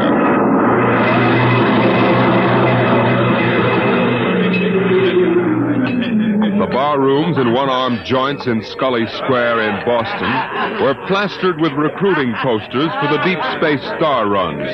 Flashy four-color signs with a blue-eyed young man gazing into a star-studded sky. Seek your future in the stars. Jeff, there's your last chance to get out of the wedding. Sure. Just send Judith a short note. I can't get away to marry you today. I'm 300 million light years away. Very funny, very funny. Well, think it over, boy. Tomorrow, the shackles of matrimony. But tonight, the stars. The mystery of the galaxy. Eat, drink, and be merry, for tomorrow you commit matrimony. Oh, come on. We came here to have a little fun. We might as well be at Mother's Music Hall on Commonwealth Avenue. Please. The problems of the rich. Hey, Jeff, just where does the coffin fortune come from, I guess it started in Nantucket. My great something or other used to be a whaler. A whaler? There she blows! A dead whale or a stove boat? Watch my trusty harpoon! Ouch! Look out with that fork! Where's the money now? Oh, I don't know. We've got a lot of commercial holdings, mills, import, export outfits, rocket lines, you know. Mere trivia. Hey, why don't we get out of this dump? We could go up to the Copley Plaza. It may be stuffy, but at least the glasses are clean. You're the condemned man. All right, you guys go ahead and get a taxi copter. I'll settle. Meet you out in front. Right.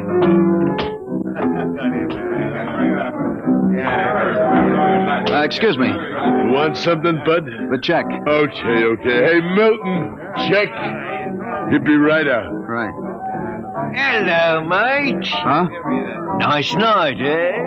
I suppose so. I've been watching you. Celebrate? Sort of. Well, so am I. Just got off a deep space run out to Centaurus. Centaurus? That's a 15-year run, isn't it? 15 and 3 blooming months. How'd you know? You a spaceman? No, not exactly. Hey, barkeep, where's that check? Hang on to your hat, bud. Milton is slow, but he's sure. Fill it up, Charlie. Say, why don't you join me, mate? Here, Charlie. No, thank you, no. Oh, come on, won't take off on Mo. Celebrate whatever it is you're celebrating on me. Come on, pour it, Charlie. Yeah, sure. Well, I guess I might as well. Thank you. Cheers. Cheers. Was that varnish? Charlie's special brand, eh, Charlie? Yes. Hey, look, could you get that waiter out here? I've got to meet my friends. They're waiting what's outside. your hurry, mate? You got plenty of time. Sure. Sit down. Take it easy. You don't look so good. I don't feel so good. Well, here now, you sit right here. You'll feel chipper as a blooming grasshopper in a second. Gotta get outside. In a hurry. Where's the check? Check! Oh! All right, come on. Get him out the back before his mates turn up. Grab his other leg. Let's go. In a hurry, is he? That's what he thinks. Where he's going, he's got plenty of time.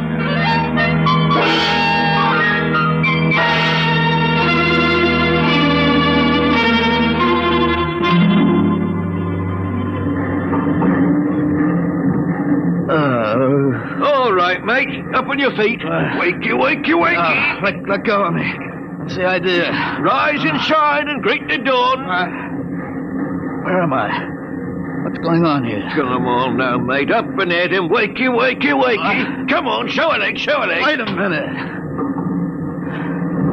Hey. You were at that bar.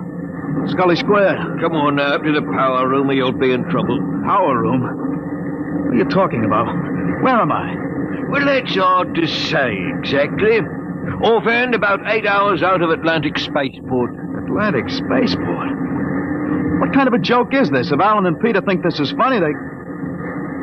What ship is this? R.S. Michael M. Rafferty. Coffin line. Coffin line. Well, that makes it easy. You've got to put back to port. Forget your toothbrush, mate. Listen, you runt, take me to the captain or I'll tear you apart. Here, let go of my lapel. Get moving. Sure, mate, I'll take you up to the captain. Captain Lundstrom is just the man you want to see.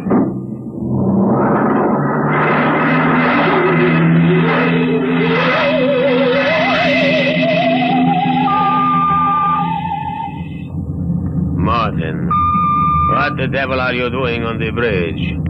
Get below. Right away. Only this here gentleman asked to see you. Now, that's right, Captain. There's been a mistake made. I'm afraid it was supposed to be a joke. Oh? Yes, you see, I'm going to be married today, and I suppose my friends thought it would be funny to make me miss the ceremony. I'm sure it won't be too much trouble to have you drop me off back at Atlantic. What? Martin, what is this? Oh, it's simple, Captain. He wants you to turn the ship around, that's all. If there's any trouble with your superior, I'm sure I can fix it up. You see, I'm Jeff Coffin. Yes? Well, you don't understand. My father is Cyrus Coffin. He owns this ship. He does, eh? I can understand you're not believing me, Captain, but I can identify my... Hey, where's my wallet? My. Look, Captain, all you have to do is radio back and check. Mr. Black, remove this man from the bridge. Aye, sir. You heard the captain, Buster. Wait a minute. Let go of me. This is no way to treat a passenger. Passenger? Wake up, sonny boy. You're one of the crew. What? Well, you're crazy. I'm Jeff Coffin. Maybe, but you're signed on as a crewman. Now stand at attention. You can't get away with this. And say, sir. Why, you cheap hoodlum. Now listen careful, sonny. You're a spaceman on this ship. And when an officer gives you an order, you're going to jump. Now, how do you all busted? Let go of my arms. I guess you need a little lesson in ship's discipline. And you might as well get it now. All right, Mr. Black. Now take him below.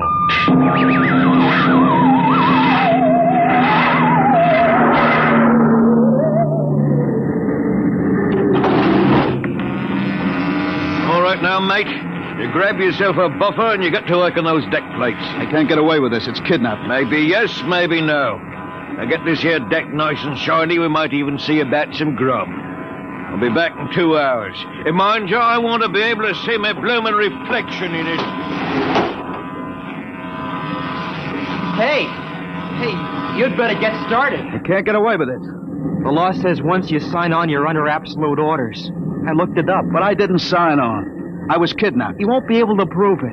Come on, mister, please. I didn't get anything to eat today. Give me a break. All right. You run the buffer over it, is that it? Yeah, that's right. Like this. Yeah, okay. You sign on? Yeah. I ran away from home. What? How old are you? 16. I'll be 30 when we get back. What do you mean 30? We're headed for Mars, aren't we? Only to refuel. We're bound out to Centaurus. But no, we can't, but that's 15 years. Morton! I've got to get back. It's no use. I'm getting married. She'll think I'm dead. Morton! Now what's up? You want me to call Mr. Black again? He'll give you what for. No, listen. Now listen, I've got to get back. I can't disappear for 15 years. How is that a fact? Look, we stop at Mars, right? Yes, and you'll be below decks under lock and key. Listen, I can make it worth your while if you get me off at Marsport. Jumping ship? Why, that's real naughty, mate. $1,000. Why, what would I tell me poor old mother in Battersea? 2,000? 5. In advance. What do you mean in advance? I'll bet you're the one that rolled me for my wallet. As a way.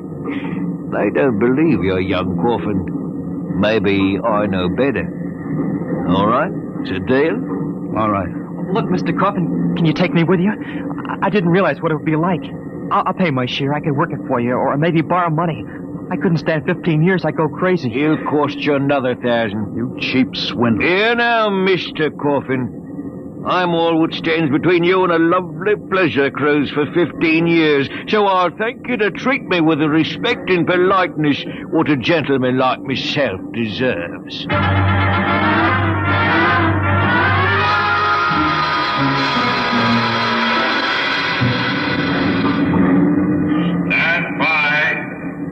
Stand by for landing procedure. All right now, listen careful.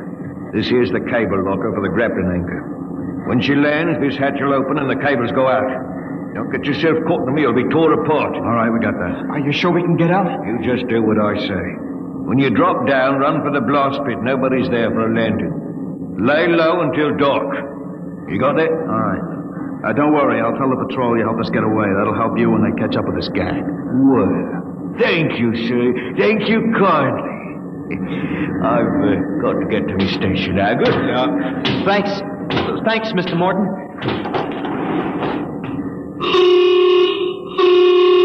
There's the landing horn. Yeah. Keep clear of that cable, Joey. Here comes a deceleration blast.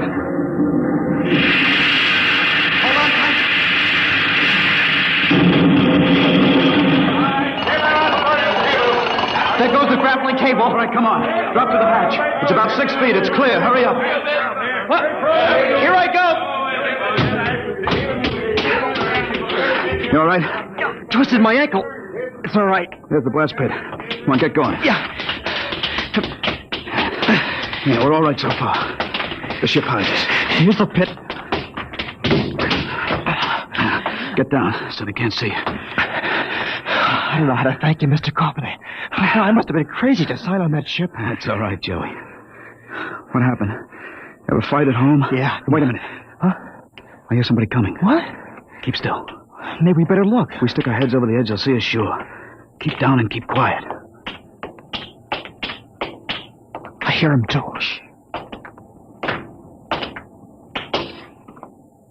Well, look what we have here. 2 little babes in the wood. You 2 move and I'll shoot you each once in the belly. Morton, you got good eyes. I told you I saw him come this way, Mr. Black. Jumping ship. Why, that's a terrible thing to do. You double-crossing rat. You got paid in advance, didn't you? Then turned us in. I'll see the port police about this. Yeah? We already turned your papers over to the port police as ship jumpers. Papers? I didn't sign any papers. You just don't remember signing them. We got them stamped nice and legal. It's no use, Mr. Coffin. We haven't got a chance. My, jumping ship. Well, don't worry, mate. You'll see your girl again in 15 years.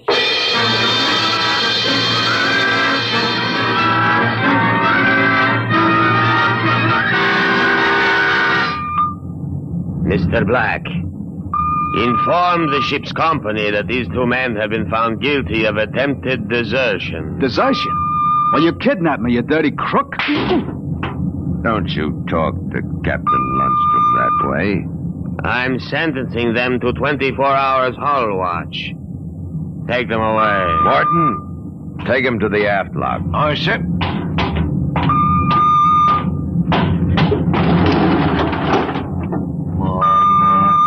Ship jumping. If you didn't have that gun, I'd break you in two. Double-crossing rat. You calm down after 24 hours hull watch. What's hull watch? Very simple. We put you two in spacesuits and shove you through the airlock on the end of a line. You sit out there and you watch the hull for 24 hours. You can talk to each other on the wireless intercom, but no food and no water. And the heating units in those suits are just a little bit defective. Makes it interesting long about the 18th hour. I'll bet. Well, here we are, gentlemen. The airlock. Now, you get in here. You've got 5 minutes to get into suits and we blow you out of the lock. See you in 24 hours. Maybe.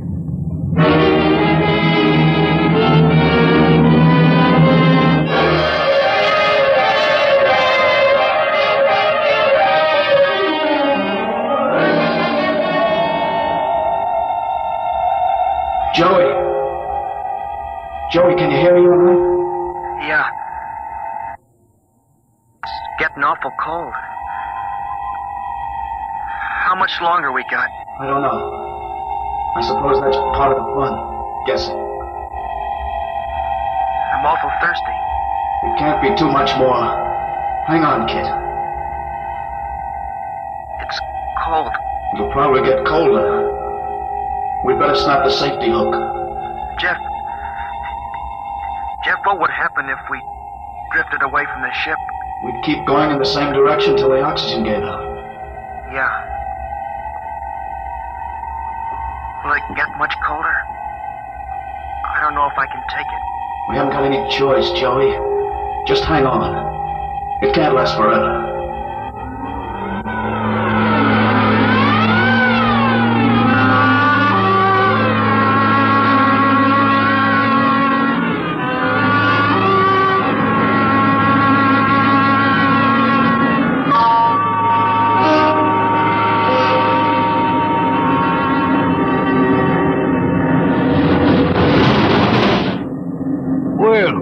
Welcome back to our little home. Water.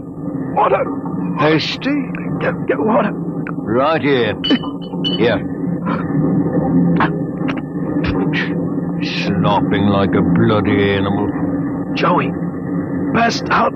You'll be all Help right. him. Teach you a lesson, both of you. Just take my advice and behave yourselves. You've got 15 years to go on this here ship, and you might as well make the best of it.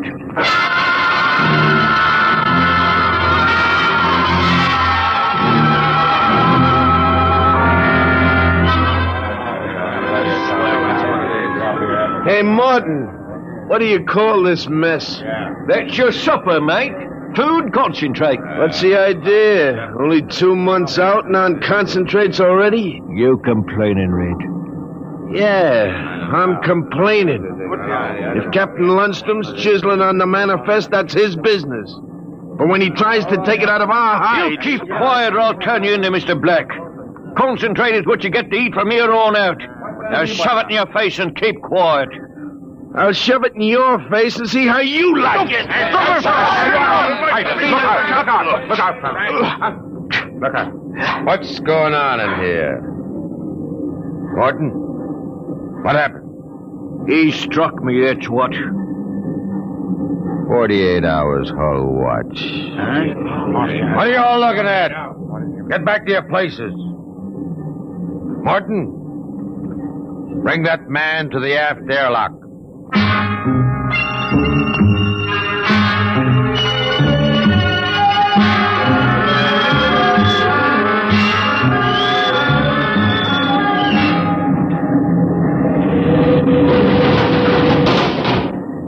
All right, Red. Come on out of there. Your time's up. Come on. You, mate. Go in and get him. Come on, Joey. Gee, 48 hours out there. Unsnap the helmet. Careful.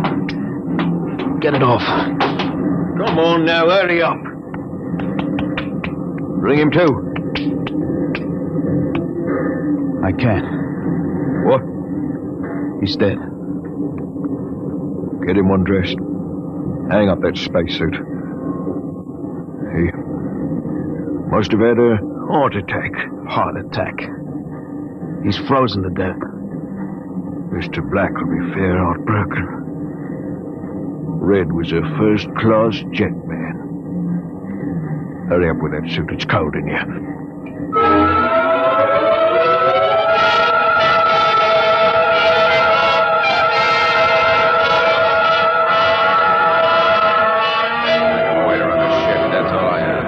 It's murder, that's what. Just plain murder. Space Code gives a 30-hour limit for punishment. They didn't even have a burial. Just shoved him out of the lock. Well, if the owners knew about this, they'd stop it. Oh, fat load of good that's going to do us for the next 15 years. Oh, wait a minute. Wait a minute. If we could get the ship back to Mars... Oh, look, that's no good, son. 2 weeks after we landed, we'd be hung.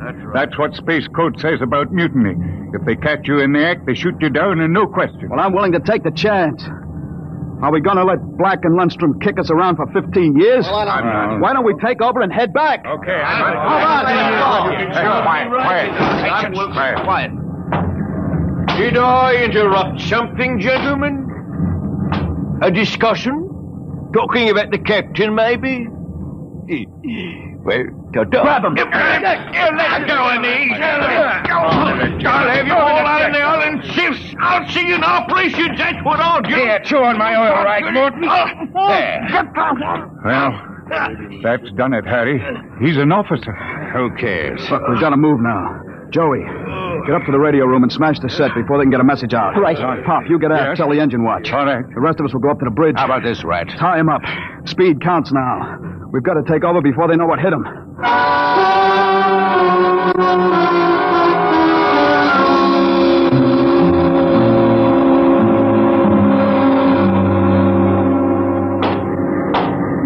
Careful.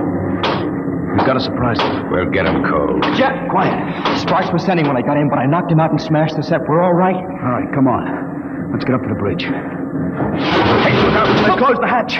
We're cut off from the bridge. We'll never get through that. They must have found out somehow. Forecastle intercom. Black must have turned it on from the bridge. He must have heard the whole thing. Yeah. We better get out of here. Yeah. What'll they do? I don't know. They got all the controls up there. We can shut down the drive, but we can't steer. Better dog down the hatch behind us. Yeah. Well, what next? All right, men. Captain Lundstrom's giving you 1 minute to give up quiet. In a pig's eye, Black! You'll hang for mutiny, every one of you. What do we do now? Quiet.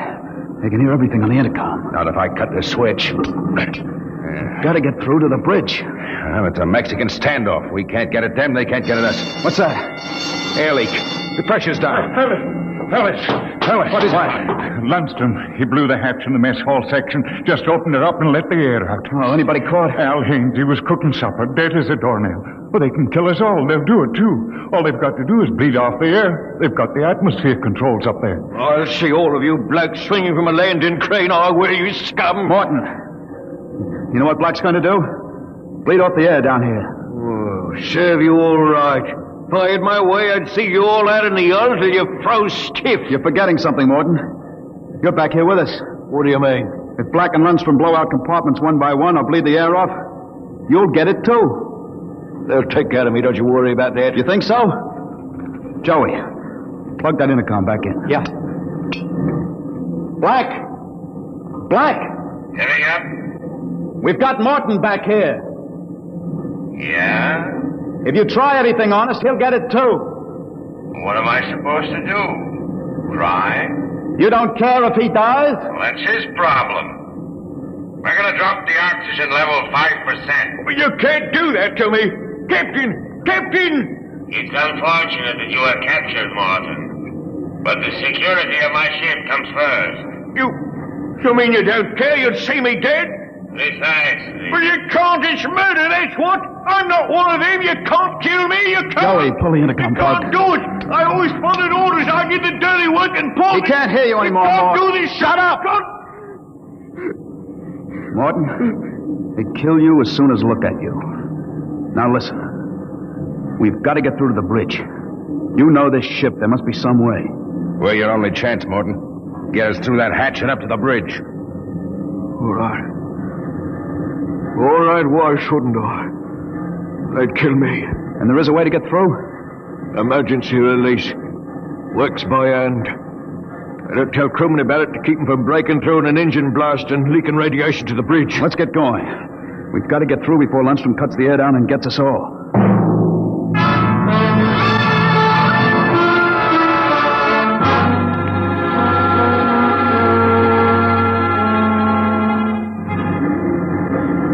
Here's the hatch, Morton. Where's the release? Under the floor panel. You can pry it up. Harry? I got it. He's up. Works on a key. Ready? Back against the walls. They've got the guns. Let them have them. I want to wrap my wrench around Black's neck. All right, Morton. Open it up. Here goes. Look out! They're headed wide. Morton! He's dead. Electrocuted. And the hatch is still closed. He didn't get to turn that key. It killed him instantly. Harry, you got your watch gloves? They're insulated. Oh, sure. They'll take any current. Let's get Morton out of the way. Hey, don't touch him, Joey. He's got the current through. Yeah, I'll pull him away with the glove. All right, now stand by. Here goes the key. Let's go! Get him! Hey, back there! Like this. Drop the gun. Joey, look out! Oh, let go of the gun, Lundstrom. Hold them both. You don't have to worry about Black. I got him square with a wrench. Anybody else hurt? I am. In the side. I think it just grazed me. We'd better tie Lundstrom up. What do you think you are going to do now? Turn around and go back home. I don't think so. I have burned the navigation tape. And none of you can recalculate. What? You'll just wander in space till the fuel gives out. You'll die right here on the ship.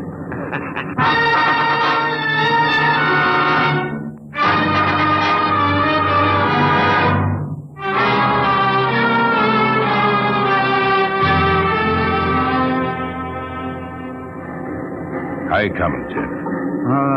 It's no use. I've had a little space math, but not enough to compute a flight. Sooner or later, you're going to beg me to let you surrender. Jeff, the interceptor screens went on. Meteor? No, it's a ship. A patrol ship coming up on us. Hey, must have got off an SOS. No, we don't have to worry. We can just tell them the truth. Sure. You are not familiar with the space code, young man. Mutiny is punished by immediate execution on the ship itself. In other words, they don't ask questions, they shoot. He's right, Jeff. We're through. Can we get away? Not from a patrol ship. They've already sent us a Heave-2 flash. If we run, they'll blow us out of space. I'm afraid your mutiny is over, gentlemen. Soon they'll be alongside with an airlock coupling. And 10 minutes after that, you will all be dead.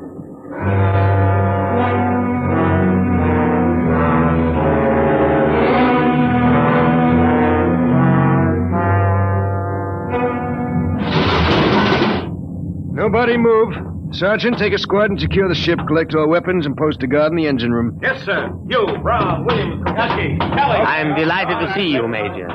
I was not sure that an SOS had gotten through. Oh? You're Captain Lundstrom? That's right. I can swear out the affidavit of mutiny as... I don't think a mutiny charge will stand up, Lundstrom. Not with the relief of command warrant out for you. I think we'll just forget about it. You're under arrest, Captain. Oh, you can't do that. Space code is clear. You recorded my SOS. SOS? Of course. How else did you get here? They sent us after you to get Jeff Coffin. Where is he? I'm Jeff Coffin. We had a missing persons alarm for you, and then when a check you signed turned up at Marsport... A check? That's right. I gave one to Morton to help me get away. And he sold it to a fence for half face value. We traced it back to this ship. Coffin, I've got orders to escort you personally. We're taking you back to Earth, son. Major, can I send out a message? Of course. Oh, that reminds me, I've got one for you. From your fiancée. Oh? She said to tell you that she didn't object to a bachelor party in principle, but, well, she did think 6 months was stretching it a bit.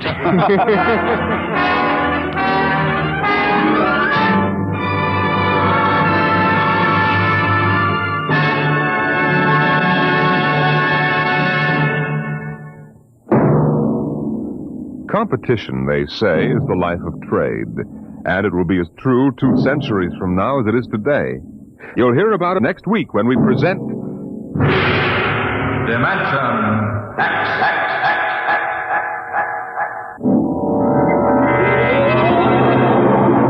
Today, Dimension X has transcribed Shanghied, an original story by Ernest Kenoy. Featured in the cast were John Sylvester as Jeff and William Griffiths as Morton. Your host was Norman Rose. Music by Bert Berman. Engineer Bill Chambers. Dimension X is produced by William Welch and directed by Edward King. Dimension X.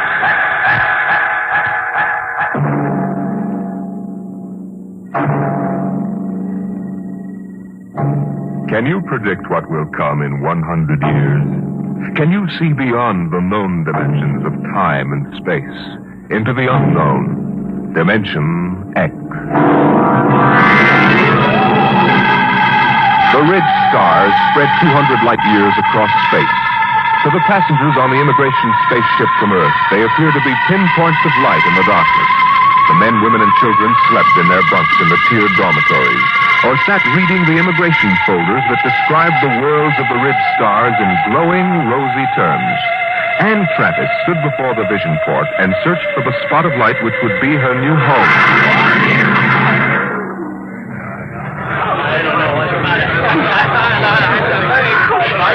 You can't tell which is which, can you? Well, I asked the steward for mine. There it is, you see? That nice, bright little star up in the left-hand corner?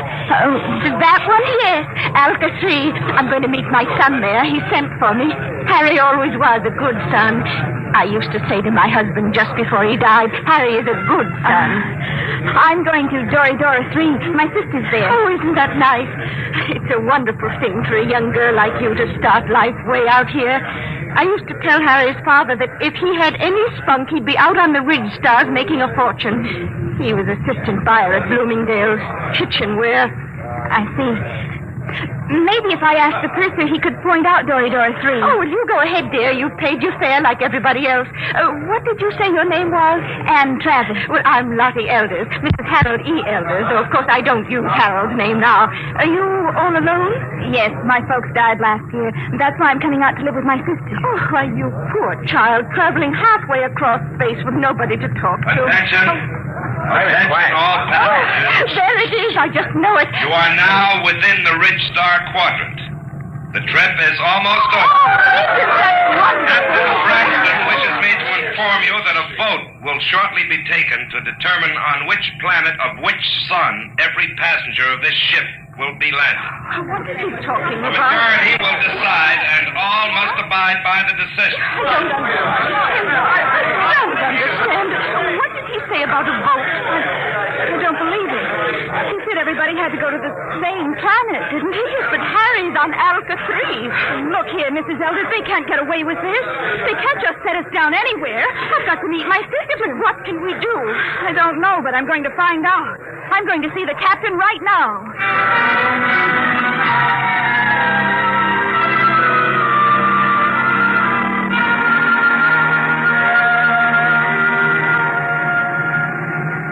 Landing manifest 12436. Cargo holds 1 through 12 at premium rate, including... I want to see the captain. Oh, look, I'm busy now. What kind of an outrage is this? I'm going to join my sister on Dory Dora 3. That's where I bought my ticket for, and that's where I'm going. Vote or no vote. That's what you think, baby. I'll call you back, Jerry. I want to see the captain immediately. Do you hear? Yeah, sure I hear. Perfect in both ears. What's the meaning of this? What are you people trying to get away with? We're not trying to. You're in space now, kid. We don't go by Earthside red tape.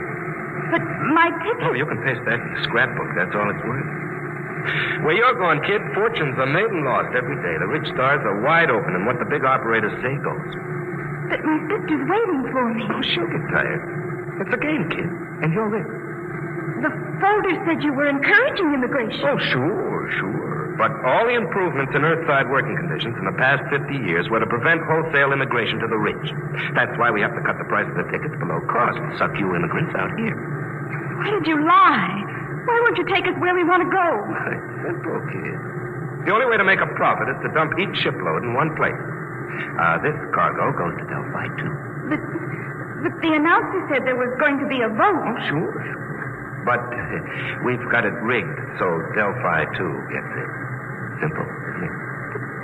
But you can't. Oh, it's not so bad, Delphi. It's okay. We'll bomb it. Great world. Especially for a kid like you. But how would I get to my sister? She's expecting me on Dory Dora 3. Can I take another ship? Not where you're going. What do you mean? Look, baby. Space travel is an Earthside monopoly. They own the patents on the rocket power that makes space travel possible. Now, the rich government offered a prize for a new kind of power that wouldn't infringe on Earth rocket patents. But until that drive is developed, you just won't get off, Delphi 2. You can't travel to another planet? That's right. There isn't any public transport, and only a millionaire could afford a private jet. You mean I'm just stuck? Like a fly on flypaper. Hey, where you going? Back to my bunk. I want to lie down. Wait a minute. I'm afraid you can't leave here till that boat is taken. Why not? Well, I'm a kindly type friendly fella. I always give a straight story to anybody, but that means I've got to keep them under wraps. So, you'll stay right here till we land on Delphi 2.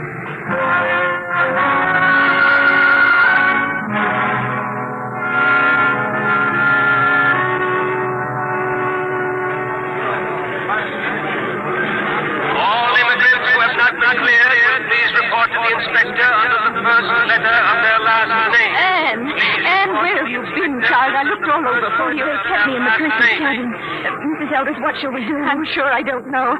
Harry, he's my son, you know. He'll be just frantic. Attention! Any immigrants not cleared or in the proper line in 10 minutes will be indefinitely detained. Oh, dear, I haven't been cleared yet. Oh, you'd better go then. I'll wait for you right here. Oh, be sure you do, dear. I'm so frightened. Oh, which way do I go? Oh, the ink sign is over there, see? Oh, I don't have my distance glasses. You will wait for me, dear? Yes, right here. Go along now. All right, you. Come on. Who are you? Never mind. Come on. Grab her, Al.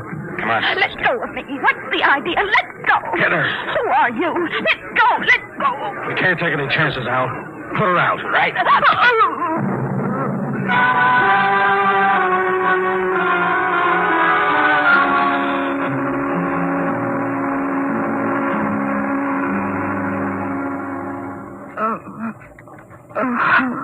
Come on, up. What happened? Come on, sit up. What? Who are you? Your face. That's a motor-driven face dissolver mask. I've read about them. I've never seen one. Who are you? That's why I'm wearing a mask, because I don't want you to know. But there must be... Look, lady, quit babbling. I hauled you in because you're pretty and intelligent-looking. But why? You're going to make 1,000 stellars for yourself, whether you like it or not. Now stop looking like a scared rabbit. You can't do this. I'll call the police. The police? What do you know about the Red Star's government? Nothing. Obviously. A lot of your things are different. Now listen. You go to the New Sol Hotel. As soon as you're registered, you go to the Fair Play Employment Agency. They'll take care of you. Now take this. It's a tape reel. Play it back in your room. It'll tell you what to do. After it's played once, it'll destroy itself. Is that clear? I don't understand this at all. Have you ever heard of the 7-day poison? I don't think so. Well, it's an interesting device. It feeds on the blood. On the 7th day, undergoes a chemical change and... Oh. Very easy to use. You just inject it like this. Oh. Yeah, it's all over. For 7 days. The beauty of this poison is it can be made to look like a lock pattern in many thousands of small variations. The only antidote must be some of the original poison at its base. And I have that. Don't get hysterical. I'll keep the antidote here. You can get it after you've done what I want. But I don't know where I am. I don't know who you are. What if something happens to you? That's your problem. But remember, the police can't help you. I have the antidote to the poison. All right, I'm through with her. Take her out and drop her at the hotel.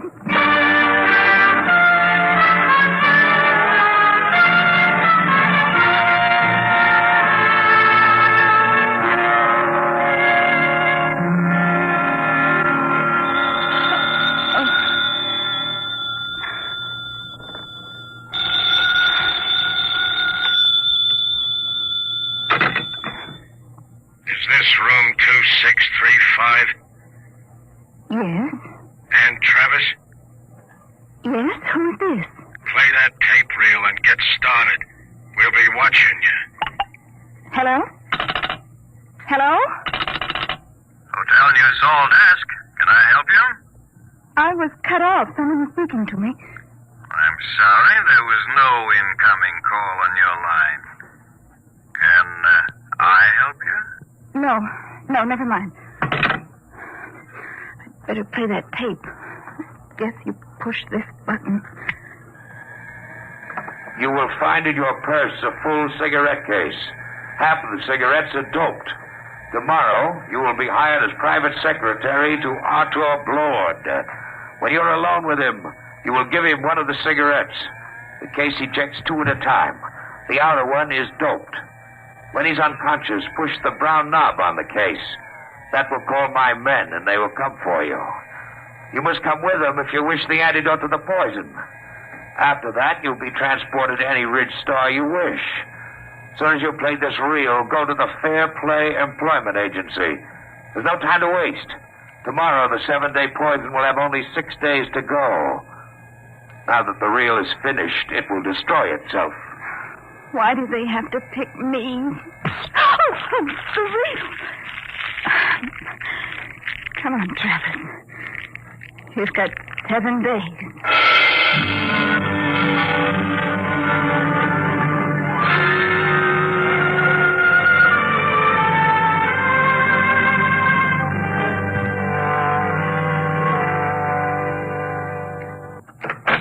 Come in, Miss Travers. Well, everything seems in order. I must verify one thing. Yes, Miss Margaret. You did arrive just yesterday on that immigrant ship from Earth. Oh, yes, sir. And this is your first job, not only on Delphi, but on any planet other than Earth. Yes, sir, that's right. We'll check that, of course. In the meantime, we can go up to see Mr. Blord. You'll be his private secretary. Just wait, please. Did you say... Did I say what? Never mind. Nothing. Have you heard of Arthur Blord before? Not exactly. You would if you'd been in the Ridge Stars longer. Amazing man. Amazing. We'll wait here for the elevator. He must be very important. Important? There are names out here that they've never heard of back on Earth, and the greatest name is Arthur Blord. Really? In less than 10 years, he's made himself an astronomical fortune. Astronomical. Here we are, after you. Penthouse. What's he like? You'll see. Very dynamic. Sharp. He outsmarts the big shots, the planetary operators. They exploit whole worlds. He exploits them. They hate him, the Ridge Star operators. Well, here we are. Come along, Miss Travis. Mr. Blord is waiting for you.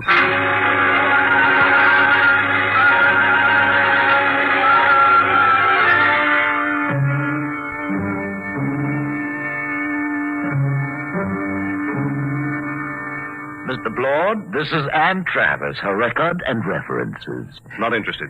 You check them. Margerson, get out. Yes, Mr. Blord. Ready, Miss Travis? Yes, Mr. Blord. Take this dictation. Chromium field on Transition 4, value 100 billion stellars. Just plain slogging. Let somebody else do it. Trigona 7, Forest, all treasure wood, priceless. Dennis Carey, operator, hard, cruel, brilliant. Should be interesting.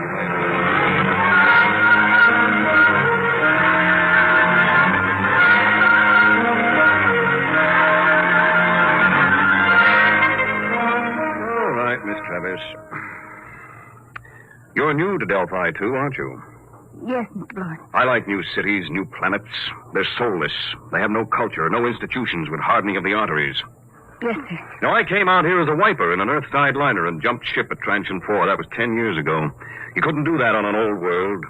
Earthside, they developed the science. Out here, we use it. The great developments today aren't in science. You don't believe that, do you? I'm not sure, sir. Will there be any more dictation, Mr. Blord? No, that's all. Don't leave yet. Mind if I smoke? No. Like a cigarette? I, sir? I asked if you'd like a cigarette. Oh, thank you, but I have my own. Oh? Earth cigarettes? Would you mind letting me have one? They're very rare out here. Of course. That's an interesting case. Eject two at a time. Here, Mr. Blord, take one. Yes, thank you. Haven't smoked one of these in years. Light, Miss Travis? Thank you. Oh, drop the lighter under the desk. I'll get it. Sit back in your chair. Should be down here.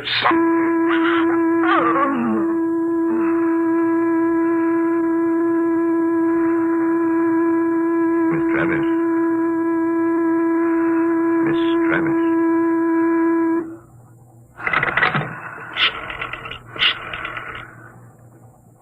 Hello, Dr. Gregg. Lord. I've got a girl here I want you to examine. No, she's out cold. Nope. Had her sitting in that wired chair, and I just threw the switch. There was something phony about her from the beginning. The pickup needle from her chair was jumping like a kangaroo, and when I mentioned cigarettes, it practically blew a fuse. That's what I want to find out. Why she should be carrying doped cigarettes. I want her examined. The full hypnotism treatment if necessary. I want to find out who sent her. I want to know who's gunning for me.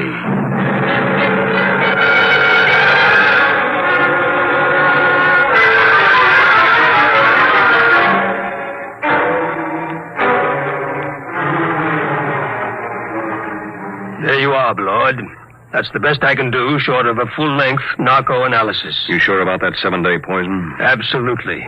She's got less than 6 days. And she was right off the immigrant ship. This is the first time I've had a plant.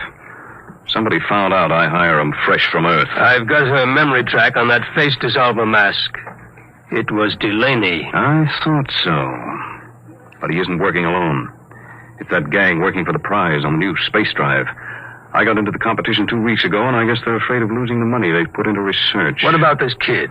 She's got 6 days to live, and I wouldn't take any bets that they try to save her if she doesn't deliver the goods. They wouldn't even save her if she did. Delaney wouldn't want witnesses.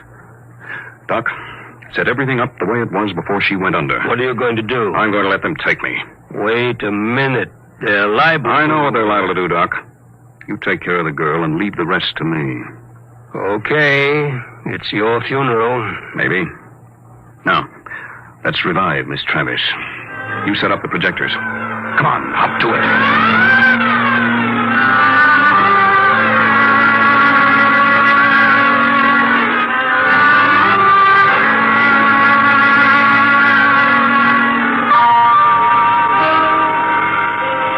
All set now. When you reverse the field, she'll come to, and she won't even know anything happened. You remember exactly what you were doing when you knocked her out? Sure. I was looking for the lighter under the table for that doped cigarette of hers. Well, I'll be going. Good luck, Artur. You'll need it. I'll be seeing you, Doc. All right, Miss Travis. Now let's take up where we left off. I felt faint for a minute. Did you find the lighter, Mr. Blord? Yes. Thank you. I haven't had a good drag on an Earth cigarette in years.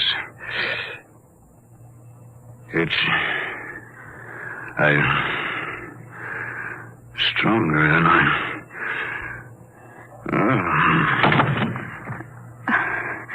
I've got to call those men now. Let's see the brown knob on the case.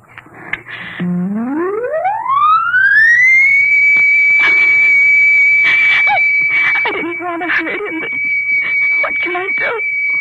What can I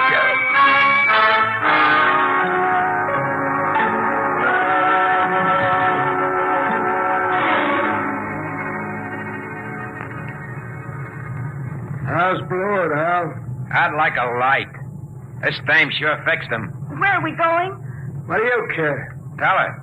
In 6 days, it won't matter. The boss give orders. What's the difference? These two are dead duck. What do you mean? You think the boss will give you that antidote? He promised. Hal, he promised. Did he really? But did he give his scouts honor? You know, spit twice and cross his heart. Please, stop it. What will happen to him? Blord? Oh, you got me. Last 3 guys I brought over here ended up in the disposal unit. You mean they'll kill him? Wouldn't be surprised. Oh, no, they couldn't. They don't play for marbles out here in the rich stars. But the police. That's just like Earthside, sister. Police take their cut and arrest a couple of bindle stiffs every night to make it look good. Lord was playing around with some pretty big men. He knew what he was getting into. Oh, I didn't think they'd kill him. I don't know anything about the Ridge Stars. Oh, that's tough, lady. Real tough. There's the beam. We're hit. All right, fasten your straps. I'm taking her down.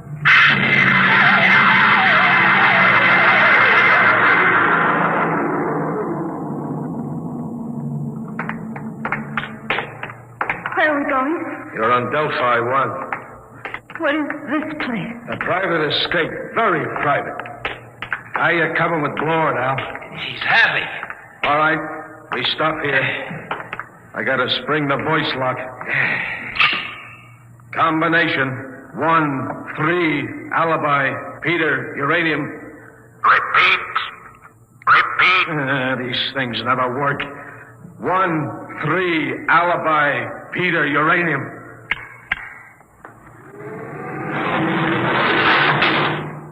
All right, drag him in now. Where do you want him, boss? Clamp him in the chair. Give me a hand, will you? Yeah. All right. Get his feet straight. Now throw the clamps.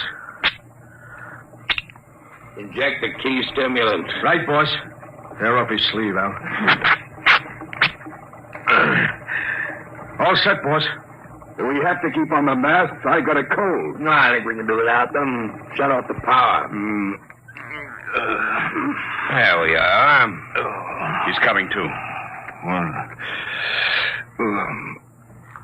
Delaney. What am I doing here? I think we can get down to business, Blord. We represent 90 companies. We've entered the Ridge government contest to develop a space drive that won't infringe on Earthside patents. Oh? Well, Delaney, I've got news for you. Unless one of you has a power drive that's 25% faster than an Earthside rocket, you're licked. What do you mean? You must know, Delaney, you said... Quiet. Can't you see you're trying to get us arguing? When I heard some of the low speed you boys were Shut using... up! All right. You have the floor, Delaney. 2 weeks ago, you entered the contest. We know your reputation. You can't afford a failure. Your whole financial structure is a bluff. We know you have the drive. Lord, you better save time. Tell us now, what does your space drive run on? Twisted rubber band. You'll force us to extremes, Blord. All right, take that girl out of here. No, let go of me. You can't kill him. I didn't know you tricked me into getting him. Get her out. Come on, sister. Let go. Oh, all right. So you want to play rough?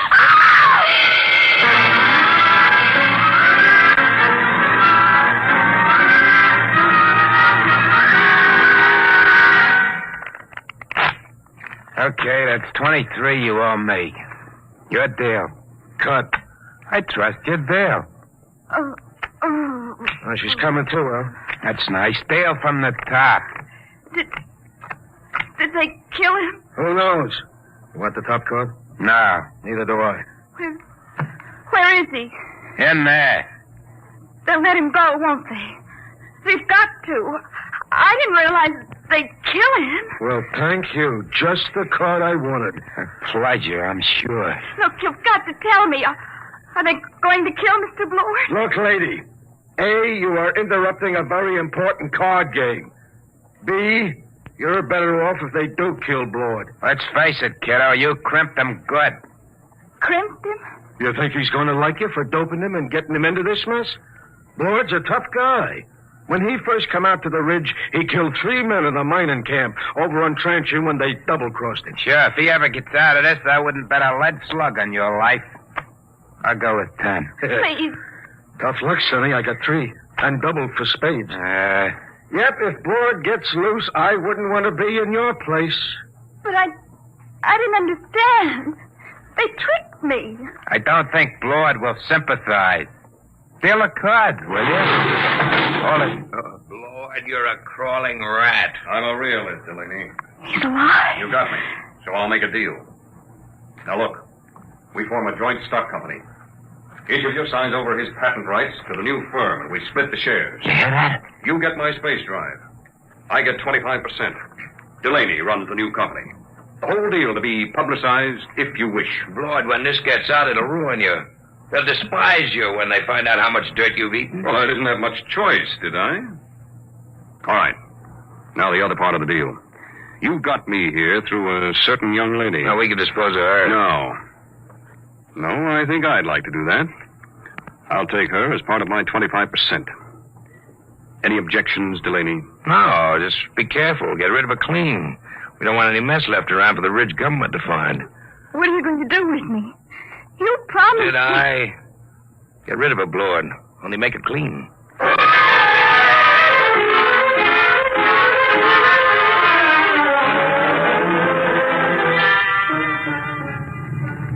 You can loosen your strap now. We're on automatic. Where are we going? Back to Delphi 2. I didn't understand what they were going to do. I know. I didn't realize. I'm sure you didn't. Miss Travis. What are you going to do? I'm going to pay you off. Let go of my arm. Let go. Oh, Let go of me! Shut up. What are you screaming about? Now hold still. This won't take a second. Just one small injection. No, don't. Let me go, please. Stop strangling. Stop. There. Scratched my face like a cat. Will it take long? What? For me to die. For you to... Stop it, please. Please, stop it. But it's funny. It's very funny. That was the antidote. The antidote? The 7-day poison Delaney gave you. I got it from him before we left. Young lady, I knocked you out in my office and had your mind examined. I knew just what you had done. I came here because I wanted to. You mean you're not angry with me? Certainly not. Besides, everything turned out my way. Your way? But they forced you to give them the drive. You signed away the right. I'm a percentage man. Let them do the operating. Besides, it was their drive in the first place. Their drive? Yes, it's simple. I knew that after the contest there'd be a merger of research, so I merged it before instead. Wait till they discover they signed away their own patent rights. I don't think they'll feel like laughing then. But to give Delaney control of the new company. But don't you see, I had to get him to go along. He had the antidote to your poison. What about me now? Look at the vision port. Now turn up the scale. That's the ridge. You can have your pick. Name your world, and I'll take you there. You said your sister was on Doridora 3. Yes, but... But what? I wonder if the opportunities for advancement aren't greater on your planet, Mr. Blower. You know, Miss Travis, I wouldn't be a bit surprised if they were.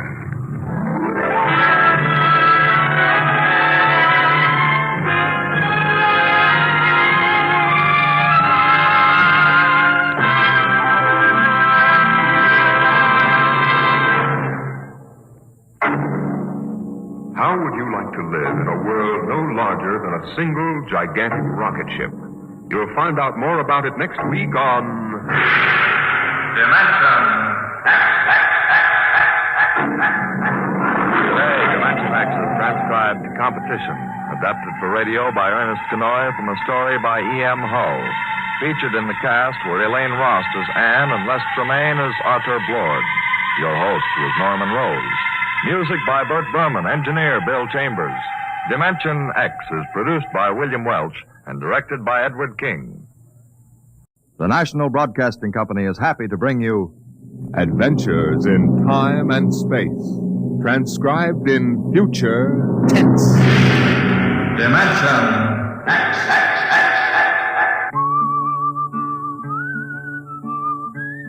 This is the story of Riesling, the singer of the spaceways. You've probably sung his songs in school, in English, French, or German. The language doesn't matter, but it was an earth tongue. But the real story of Riesling is not found in the footnotes of a scholar's critique or a publisher's biography. It is in the memories of the old-time spacemen, the pioneers who pushed the thundering old-fashioned rockets to the far, strange ports that are our commonplace heritage. These men know the true story of Riesling. The arching sky is calling spacemen back to their trade. All hands stand by, free falling, and the lights below us fade. Outride the sons of terror, far drives the thundering jet, up leaps the race of earthmen, out far and onward yet.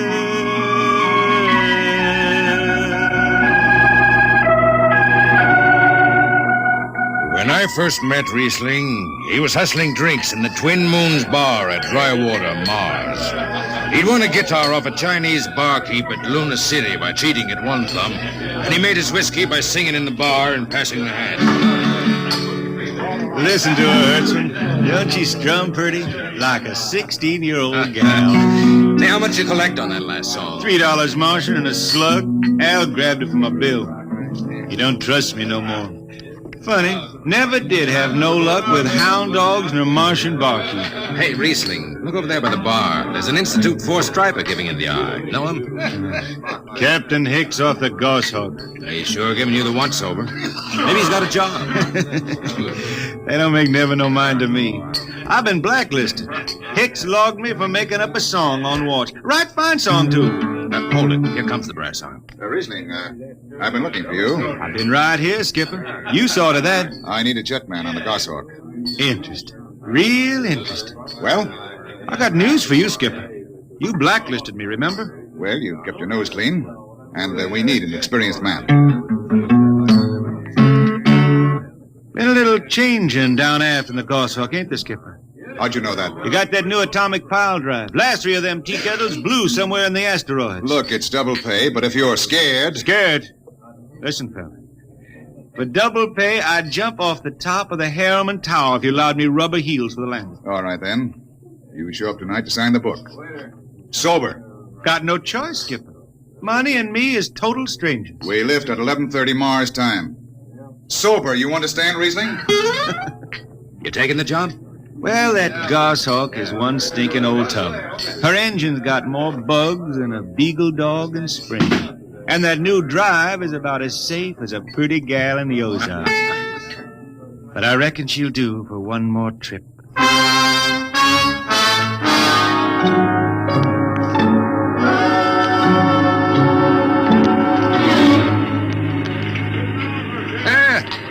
Welcome home, Riesling. Hi, Jimmy Legs. Meet my friend Hertzman. He's signing on as a wiper. This here's Jimmy Legs Casey. He's bosun. Can't hold his liquor no more than a sieve, poor boy. Mr. Casey. Riesling, you sober enough to sign the book? Drunk or sober, I'll make my mark. Stand aside. 3 X's? It took me a middle name. Yeah, you two lay below.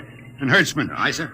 Get him sobered up before the skipper makes rounds. Jimmy Legs, I'm sober as a hanging judge. Yeah?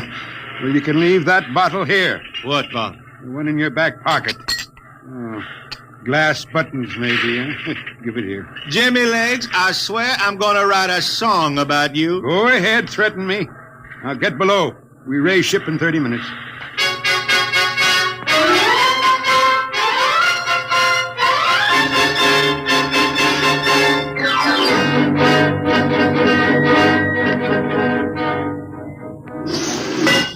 Hi, Skipper. Riesling, what the devil are you doing up here on the bridge without permission? Figured I'd take a little stroll. Riesling, get below before I have... Hold on, Skipper. You'll have that gold braid just crawling up your arm. I'm up here on business. Well? That number 2 jet ain't fit. Cadmium dampers are warped. Why tell me? Tell the chief engineer. I did. He says they'll hold. Well? He's wrong. He's wrong. He's got a Harriman Institute degree in power electronics. And some drunk space rat says he's wrong. Skipper, I was damping jets when that shirt-tailed tad wore pins for buttons. I've got no time for you, Riesling. Casey, sound takeoff. Aye, sir. I'm telling you, Skipper, that number 2 jet's gonna blow. Dampers warp crooked like a turtle's back. Riesling, drag your deadhead out of here. Get below.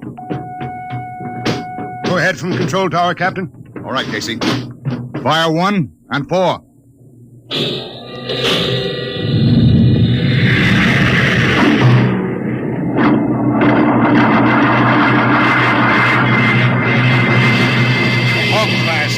Had to blast for 3 watches before going into free flight. Riesling and I had the second watch. Damping was done by hand in those days with a multiplying vernier and a danger peeper. And as long as the peeper ticked off slow and steady, we knew the ship was safe. For a while. Hey, Riesling, you better stow that guitar. If Jimmy Legs catches it, he'll blow a gasket. Don't worry, I can damp this tea kettle in my sleep. How's number 2? All right, so far. Did you ever hear that song about Hicks, the one that got me blacklisted? Oh, the skipper is the father of his crew, a gentle guide and light to me and you. But on Mars he likes his women if they walk or if they're swimming, or if they've got 6 arms instead of 2. Hey, the second verse is better. Now the skipper likes his liquor by the quart. Yes, he'd go from Mars to Venus for a snort. He'll drink rocket fuel and... Hell, hi, Skip. Didn't see you come in. You were too busy, eh? Who's watching the gauge? I got an eye on it. Don't you fret none. Riesling, I'm going to fix it so you can't get a berth on a rocket-powered pogo stick. Report to Casey under arrest. I don't rightly think I will. You what? You kind of forget, Skipper. According to Space Code, you can't remove a jetman till the end of the watch, right? Now, look, you corn-fed space lawyer. Now, is that a rule or ain't it? Riesling, your ship is over at 2300. And I'll see you ride the rest of the way in slot locker. Maybe. Maybe. In the meantime, you clear out of my power room. I gotta make me up a 3rd verse for my song.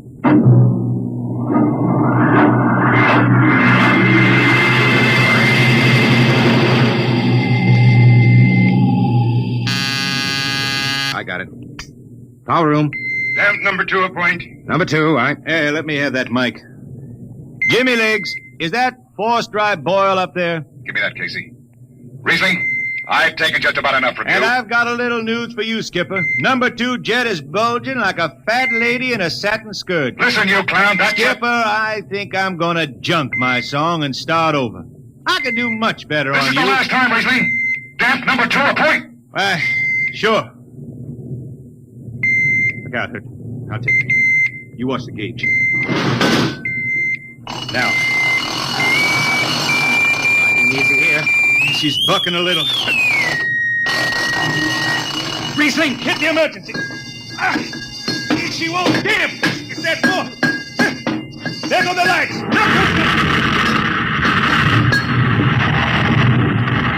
Riesling!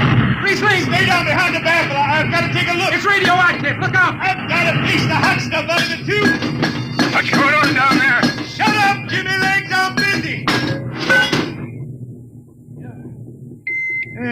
She's tight now. What happened? Number 2 blew, you lunk-headed space rat. You all right? A little sunburn. The lights are gone. What's the matter with the emergency circuits? Riesling. Jimmy Legs, get some lights down here. It's dark. Get the emergency light on. They're on, Riesling. They went on after the blast. The lights are on. What are you talking about? Jimmy Legs. Jimmy Legs, turn on the lights. It's dark. Turn on the lights.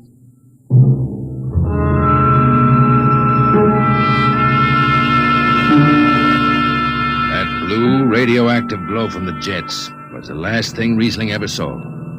His optic nerve was burned out in an instant. He was in sick bay on the rest of the trip, and on the swing back, we set Riesling down at dry water Mars. Look out for the cable, Riesling. Thanks, Hertzman. Hey, Riesling. That you, Jimmy Legs? Hold up a minute, will you? Oh, Riesling. Jimmy Legs, I promised I'd write a song about you, didn't I? Sure, Riesling, sure. Can't seem to sing like I used to. Look, Riesling, the men up on the bridge feel kind of bad about this. Yeah? Why didn't they think of that when Riesling told them that damper was shot? Now, Hertzman, that's all over. Sure. That's all forgotten. Riesling, let's go down to the Twin Moons before I vomit. Now, hold it. The skipper feels pretty bad about the whole thing, Riesling. Kind of late for that, Jimmy Legs. Feeling sorry don't hold no corn. The boys passed the hat. The skipper kicked in half a month's pay. Did he now? Then on principle, I suppose I ought to tell him to stuff it back up the jets. But you can't buy no drinking whiskey on principle. I'll take it. Here you are. I'll get it. I'll be seeing you, Riesling. Sure, Jimmy Lee. Sure. Come on, Hertzman. Let's get that drink.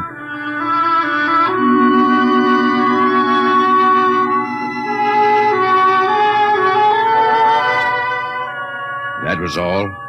Just another space bum who didn't have the good sense to finish before his luck ran out.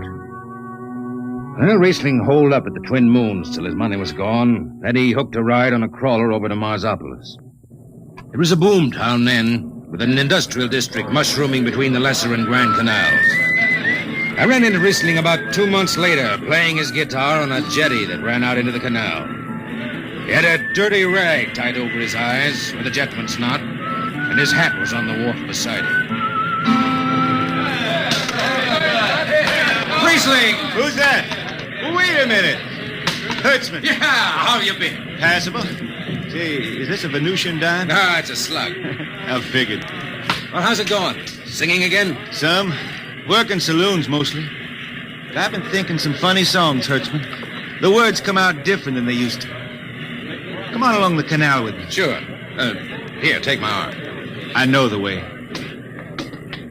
That's a funny thing, Hertzman. I figure I know it better than other folks. Look back there, towards the city. What do you see? Factory towers? Smell them from here. But it don't seem that way to me. I remember them old buildings, old before Bible times on earth.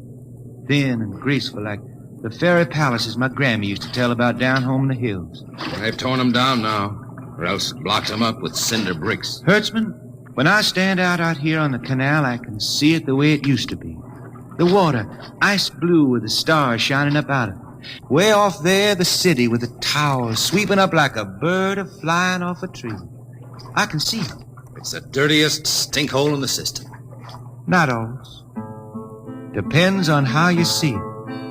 Bone tied the race that raised the towers, forgotten are their lores. Long gone the gods who shed the tears that lap these crystal shores. Slow beats the time-worn heart of Mars. beneath this icy sky. The thin air whispers voicelessly that all who live must die.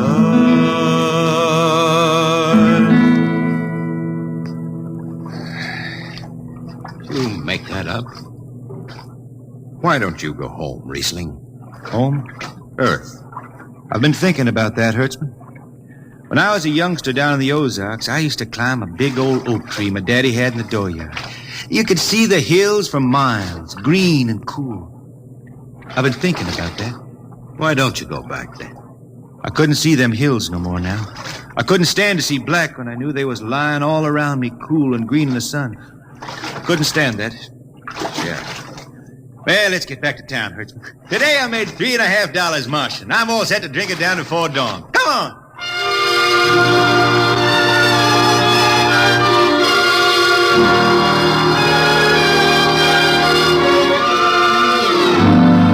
I lost track of Riesling after that. I shipped out on a slow freight of the Condor class for Luna, and he hitchhiked a ride to Venusberg on an ore ship in a tri-planet run. So he beat around the system, Venusberg to Layport to Drywater to New Shanghai and back. Any spaceport was his home, and no skipper had refused to lift the extra mass of Riesling and his battered guitar. He made up his songs, sitting out watches down in the power rooms with old shipmates, while the monotonous beat of the jets shook the hull plates. Hear the jets, Hear the jets. hear them snarl at your back when you're stretched on the rack. Hear the jets, feel the pain in your ship, feel the strain in your grip. Hear the jets. Feel her rise, feel her drive, strand steel come alive on her jets.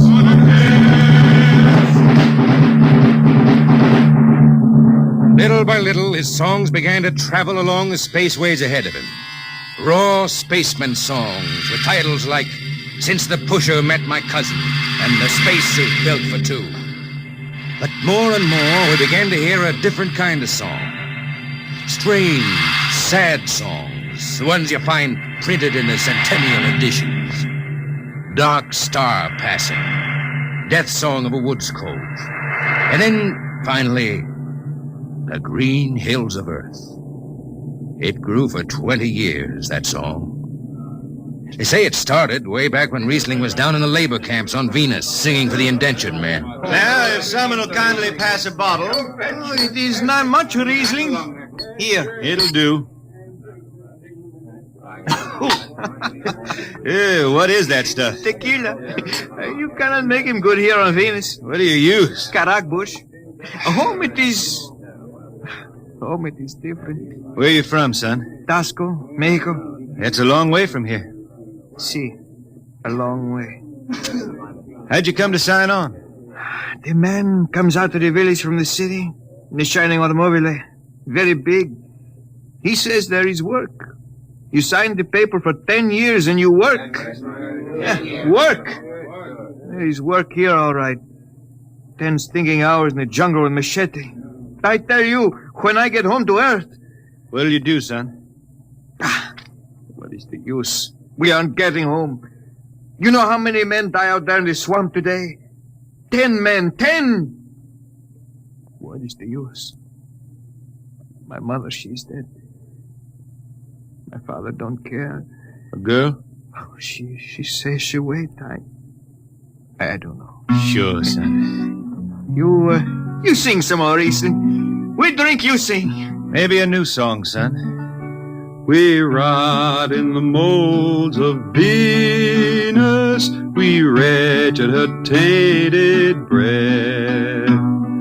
Foul are her flooded jungles, a-crawling with unclean death.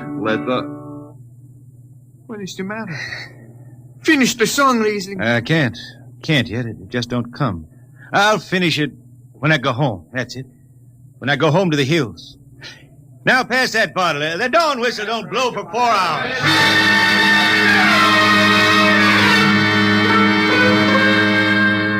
That's where the Green Hills started. And I was there when it was finished. It was 20 years after that. And there wasn't a man flying or on the beach hadn't heard of Riesling and his songs. He was getting old now for a spaceman. He was a familiar figure through the whole system. Tall, gaunt, and with that dirty bandage tied across his blind eyes. I was chief jetman then on the old Falcon. We were cradled at Venus Alice Isle, scheduled for a direct jump to Great Lakes, Illinois, on Earth. I was checking in dunnage when Riesling felt his way up the gangway and came through the lock. Riesling! Who's that? Mike Hertzman. Hertzman. Well, what are you doing on this old hog? I figured I'd ride her back to Earth. Earth? Are you going home, Riesling? I thought you were never going to make that run. I've been hankering to set foot in the Ozarks again. How about those hills? I've been singing about them so long now, Hertzman. I got to finish the song. I got to set foot in the dooryard and hear the wind through that oak tree.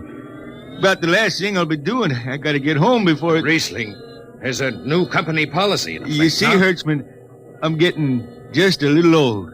Riesling, listen.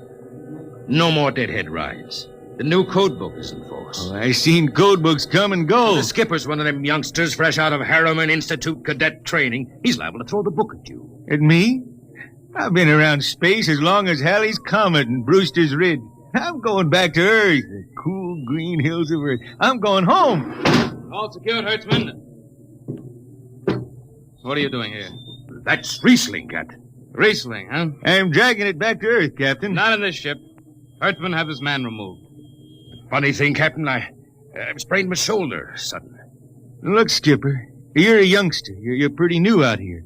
I'm going home. You don't know what that means to an old man, going home. I can't take it. Against the Harriman Code. Oh, now look, Skipper. You can slide me by to the distressed spaceman's clause in that code book. Distressed spaceman, my eye. You've been bumming around the system for 30 years. Skipper, you make me do something I never done for no one before. I'm an old man. An old blind man, and I want to go home. I ain't never crawled in front of a four-striper in my life, but you gotta let me drag home. The law says a man's got a trip coming to him.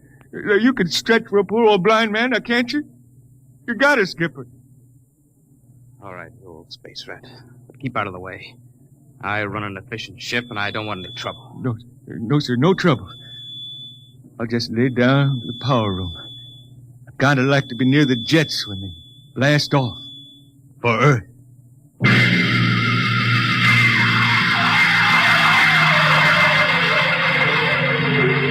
Sit down, Riesling. Take a load off your feet. Thanks, Mac. Stand by for lift. Stand by. Best seat in the system.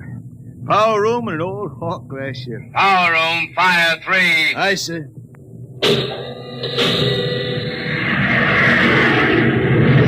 The cool green hills of Earth. Still singing that, Riesling? Oh, some. I changed her a little. Gonna finish her now, Mac. Going home to finish her. Yeah. Have you seen those new automatic dampers, Riesling? Don't have to do nothing but sit and watch. Hey, where's the peeper? Turned off. She's all automatic. You have it soft nowadays. When I was twisting her tail, you had to stay awake. You got an old hand damping plates on? All but the links. Iron ship them. They cover up the dials. You might need them. No, the automatics handle everything. Well, you're finally going home, Riesling, huh? Won't seem the same out past the moon. I've been waiting for this a long time, man. Gonna be good to get home, I reckon. The arching sky is calling spacemen back. Mac, you all right? I got the emergency. The hand dampers, where are the links? Mac, you ought to be on the wall here something. I got him. Power room, what's the alarm? Emergency squad coming in. Stay out, the place is hot. Radiation blast. Stay behind the baffle. I got the link shift. I can hand damper now. What's going on in there? I'm still in Jet 3. Is this McDougal? McDougal is dead. This is Riesling on watch. Riesling, get out of there. You'll kill yourself. Don't worry, Skipper. I know this power room like the inside of my shirt. Somebody's got a damper. Riesling, I'm sending in a crew. No use. The whole room will be hot for an hour and the other jets won't hold. Skipper, throw on the recording tape. What? throw on the recording tape. I want to get something down. Tape's on, Riesling. Stop it, Riesling. The radiation will burn you down. Yeah, I reckon. Yeah, pretty sharp sunburn. Pick me out of here with a tongs and bury me in a lead shield coffin. Okay, Skip. She's clean. Radiation's getting brighter. I can almost see it. Bright, rosy like the sun. Like the sun over the hills down home. I got my song figured right now. Here it comes. We pray for one last landing on the globe that gave us birth. Let us rest our eyes on the fleecy skies of the cool green hills of Earth. I can see him now. The hills. The sun. I can see the sun. That's the way he died. Riesling, the blind singer of the spaceways, singing of the home he never reached, the cool green hills of Earth.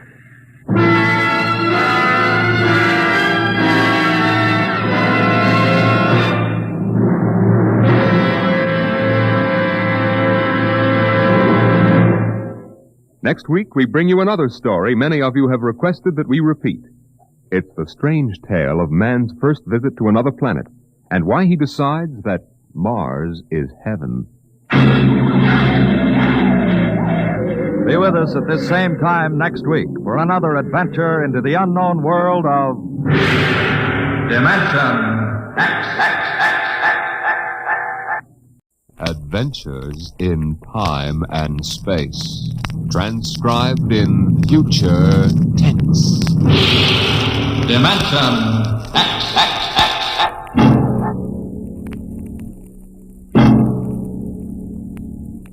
When the first space rocket lands on Mars, what will we find?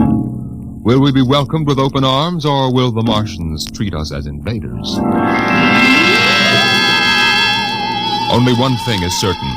Someday a giant metal ship will take off from Earth to travel through the black velocities, the silent gulfs of space, to descend at last into the darkness of the upper Martian atmospheres. And on that day, man will finally know the answers. The day we first land on Mars.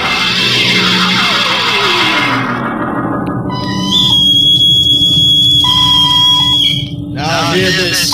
Now hear this. Approaching critical deceleration. Fasten gravity suits. Stand by to land. Mr. Lustig, what do you make of the terrain? There seems to be a heavy ground, Miss Captain. We won't be able to use our infrared lights. And we'll have to come in on radar. Well, isn't that a little risky, sir, landing in the dark? I'd rather run the danger of a blind landing, Lieutenant, than come in without the cover of darkness. Remember, we don't know what kind of reception is waiting for us down there. Airspeed 500. Altitude now 4,000. Bridge to engine room. Stand by for deceleration. Engine room, aye. Fire forward tubes 1 and 3. Aye. Skids down. Skids check. Altitude 500. 4. 350. 3. Up a point now. All right. Let's set her down. Look out! Cut the power. Master's pipe battle stations. Aye, sir. All secured, sir. Well, we're on Mars. April 20th, 1987. 4:33 Greenwich time. Enter that in the log, Masters. Aye, sir. Well, gentlemen, it's less than 2 hours till dawn. As soon as it's light, we'll send out a landing party. Masters, get me an all-over hookup. All set, Captain. Now hear this. Now hear this. All right, men. The smoking lamp is lit. We're 17 men on an alien world. And it's up to us whether we ever get home again. Next few hours should tell the story. And I want instant obedience to all commands. I'll court-martial the first man who doesn't jump to when he's ordered. And one other thing. We may be on Mars, but this is still a United States naval vessel. Officers will conduct a personal and weapons inspection in 1 hour. That's all. Inspection, Captain. Now? Mr. Lustig, we've got an hour and a half to sweat out before we find out what's outside that airlock. I'd rather have a man worried about his stripes than about what's waiting outside on Mars.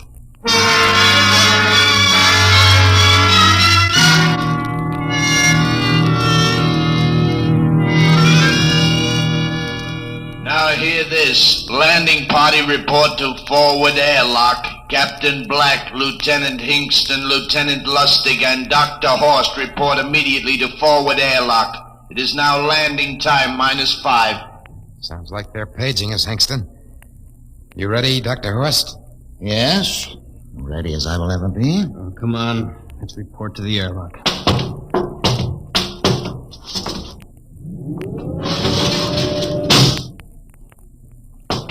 4 minutes to go. Hey, where's the captain? Who knows? What difference does it make? Just want to get it over with, that's all. Has anybody, got a cigarette? I think you're smoking too much, Lieutenant Lustig. Are you nervous? Lay off, will you, Horst? Wondering what's hidden outside underneath that ground mist? Very unusual planet, Mars. Why? It has an atmosphere. Wonderful thing, an atmosphere. Where you find one, you find life. You mean Martians? What do you think they'll look like? Who knows? Intelligent life can take many forms. You mean they may have green skins and eyes on stalks or something? The comic book conception is possible. Or they may have developed to a point that is far beyond us. Perhaps they have a science that can produce weapons far more dangerous than our atomic missiles. You think we may have to fight our way out? After all, we are invaders. Now hear this. Landing time -2. Landing All time right. -2. We heard this. I know what I'd like to find outside that airlock. Good old Illinois. You ever been there, Lustig? Only Chicago. Well, you ought to see my hometown. Green lawns, big white houses. Sounds like my hometown. My grandmother used to have one of those iron deers on the lawn. Every Halloween, we'd paint it another color. One time, we painted it black and white like a Holstein cow. Where does your family live, Horst? I have no family. When I was a child, they were gassed to death in the Dachau concentration camp. That's tough. Oh, it has its advantages. I have no ties on Earth. Nothing to lose now. I imagine I'm the only one on board who is free to enjoy our present peculiar position. All right, Lustig. You can button it up now. Aye, sir. Now, gentlemen, in 1 minute we'll be the first men to set foot on Mars. Quite an honor, eh? As long as the medals are not awarded posthumously. Still uneasy, Dr. Horst? Captain Black, I've been uneasy ever since I can remember. On Earth and on Mars. Now, 30 seconds. Give me the intercom phone, Lustig. Masters? Aye, sir. Battle stations to be manned till we return. If we're not back in 2 hours, I want no rescue party sent out. Blast off and save the ship, you understand? Aye, sir. All right, gentlemen. 5 seconds. 4, 3, 2, 1. Lustig, open the outer airlock.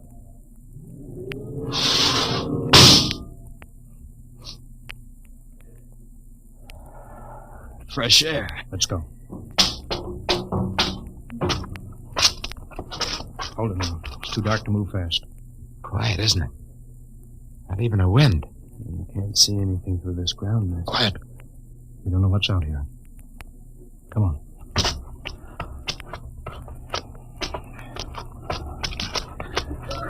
What the? Quiet, Captain. I could swear that sounded like a rooster. I don't hear it anymore. A very unlikely sound. A rooster crowing on Mars? Kingston. Aye, sir. Set that machine gun 25 yards to the flank. We'll stay here till the ground mist lifts. Aye, sir. What do you make of the ground, Horst? Grass. Plain grass. You could see some large foliage there where the mists thinned out. What the heck is that? Kingston! Hold your fire, you fool! What? some kind of wild animal. I hit it. I could see the tracers, but it's still standing. Come on, Horst. Doctor, where are you? Up ahead. Admiring the wild animal. Careful, Horst. Wait for us. Don't worry, Captain. Huh. It's an iron deer. A lawn ornament. That's impossible. It's hollow. Interesting, isn't it? A whitewashed Victorian iron deer sitting on a lawn in the middle of Mars. I don't understand. Look around. The mist's lifting. Captain, look there. A house, a regular old-fashioned house. On Mars. Good Lord. I haven't seen carved scrolls and gingerbread like that in years. Look at that port swing. The geraniums. There. I told you it was a rooster, Captain. Give me the glasses, Lustig. I want to take a look through that front window. What? There's an upright piano. Some sheet music on it. Lustig, it's beautiful Ohio. Beautiful Ohio?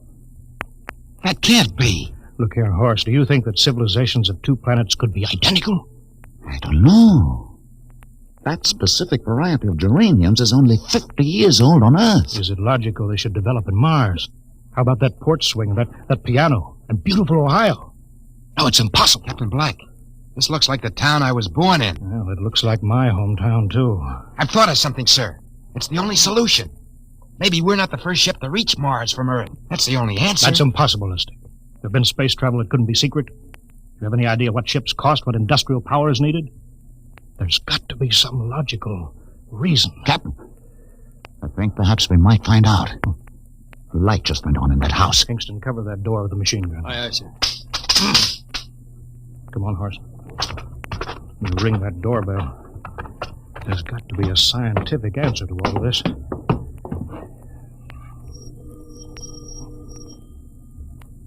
There's something moving in there. Stand back, Horst. Give me a clear shot. Maybe a Martian. Can I help you? We were looking... Well, if you're selling anything, it's much too early. No, wait a minute. What town is it? What do you mean? Are you census takers? No, we're strangers here. We want to know how this town got here.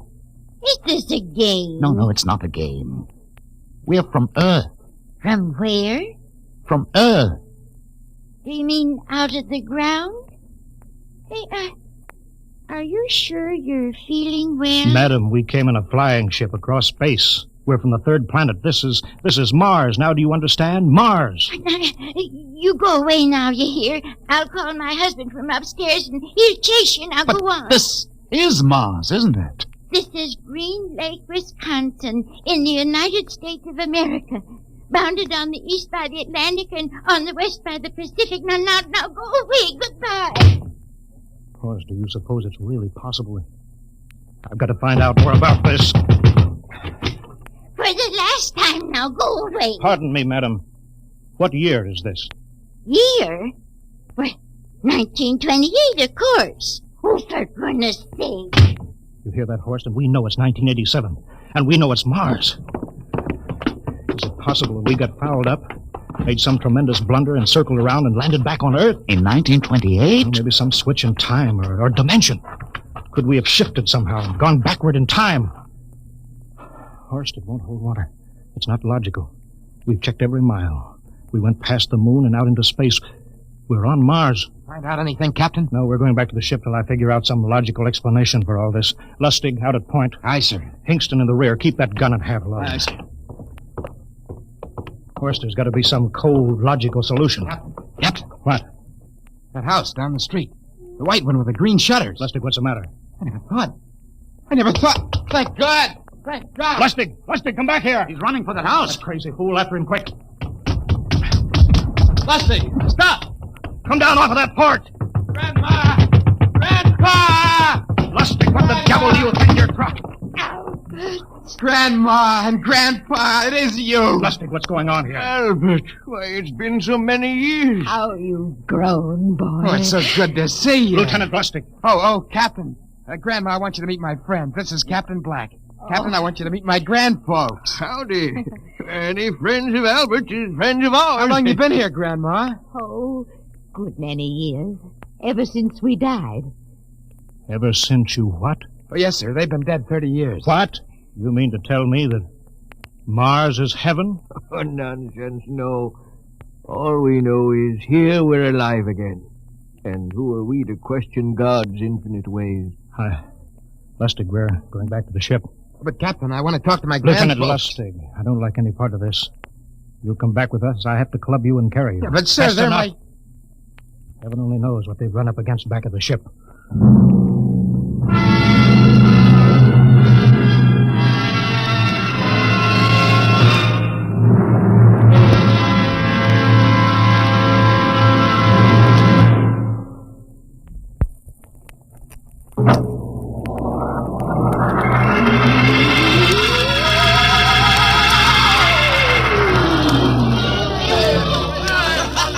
Horst, look at that crowd around the ship. Looks like we're being welcomed with a celebration, Captain. Celebration? They've abandoned ship. Every port is open. No guards set. You, masters. Hiya, Captain. Meet my old dad. Dad, that's Captain Black, and he's not a bad guy for an officer. Of all the... Hingston! What, sir? Bring that man back. Use force if you have to. Excuse me, sir. There's my Uncle George. Hingston! I'll be right back, Captain. Uncle George! Uncle George! What the devil Don't is you going... understand, sir? They've all found friends and relatives. They're all here. He's right, Captain. I've counted. The whole crew's out in the crowd. But I gave orders. Definite orders. You don't understand, Captain. I understand mutiny.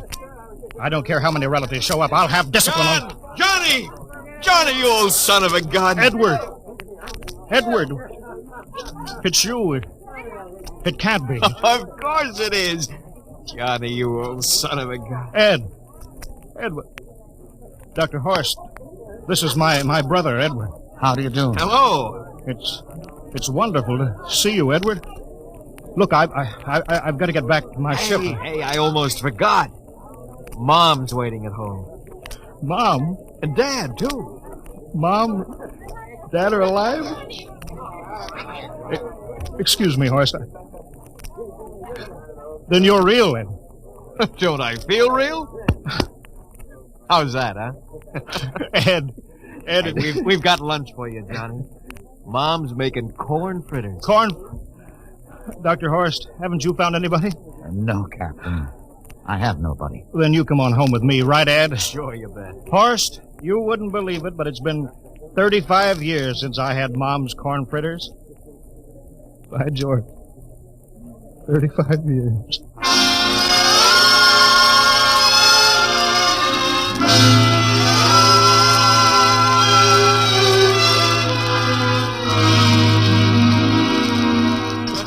And there's plenty more in the kitchen, so don't hold back, Johnny. You too, Dr. Horst. Well, Johnny, you're still in the Navy, huh? That's right, Dad. I'm in command of the ship. We're an old Navy family, Dr. Horst.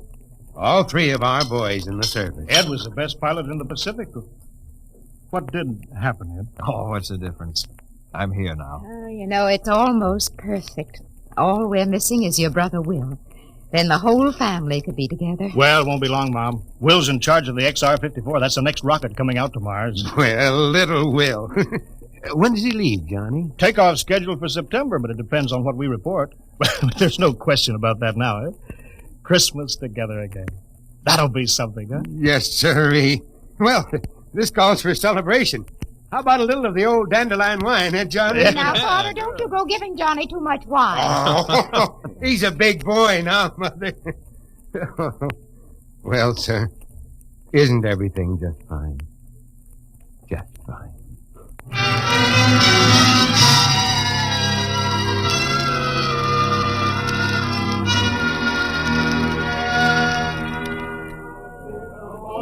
The candlelights are gleaming on the banks of the Wabash, far away. Hey, wait a minute. Play another song. Sure, Well, Dr. Horst, what do you think of my little family? Very nice. You know, I can't understand why you didn't find any folks here, Dr. Horst. It's just a shame. Everybody else is so happy. I never remembered my family, Mrs. Black. All I know is they were gassed at Dachau during the Second World War. When I was liberated, I was in delirium 3 months. I cannot remember anything before then. A psychiatric phenomenon. That's terrible. Isn't there anything anybody can do? I don't want to remember. Oh. I haven't had a pleasant life. I prefer to be free of emotional entanglements. They interfere with a scientific approach. I'm sorry, Dr. Horst. Oh, I'll get it. Hey, that's our ring, long and three shorts. I remember that. Well, maybe we'd better call it a night. You must be getting tired, Johnny. I'd better be going back to the ship. Oh, nonsense. You stay the night. We insist. Oh, I just couldn't rest thinking of you all alone on that ship. Oh, I'd be all right. Well, good night. Oh, wait a minute, Dr. Horst. That phone message was for you. Me? Yes, that's right. A message from Anna. Anna? I don't remember any Anna. She asked if you were better. Perhaps she's someone you knew at Dachau. Anna? She said she's coming over here first thing in the morning. So you'll have to stay over. Yes, well, but... that settles it then. You stay here, Horst. You can bunk with me in my old room. Oh, but Johnny, we thought you'd like to be with Edward. So you could talk the way you used to. Well, we can't put Dr. Horst on the daybed. I think we better share the room tonight. There'll be plenty of time for talking, Ed. I guess so. Well, I suppose I better drop back to the ship. You know, Ed, security check. Well, why do you have to do that here? Well, I don't know. There's no good reason, I guess. Well, suppose we skip it tonight. Oh, sure. Well, good night, everybody. Oh, it's good to have you home, Johnny. It's good to be home, Mom.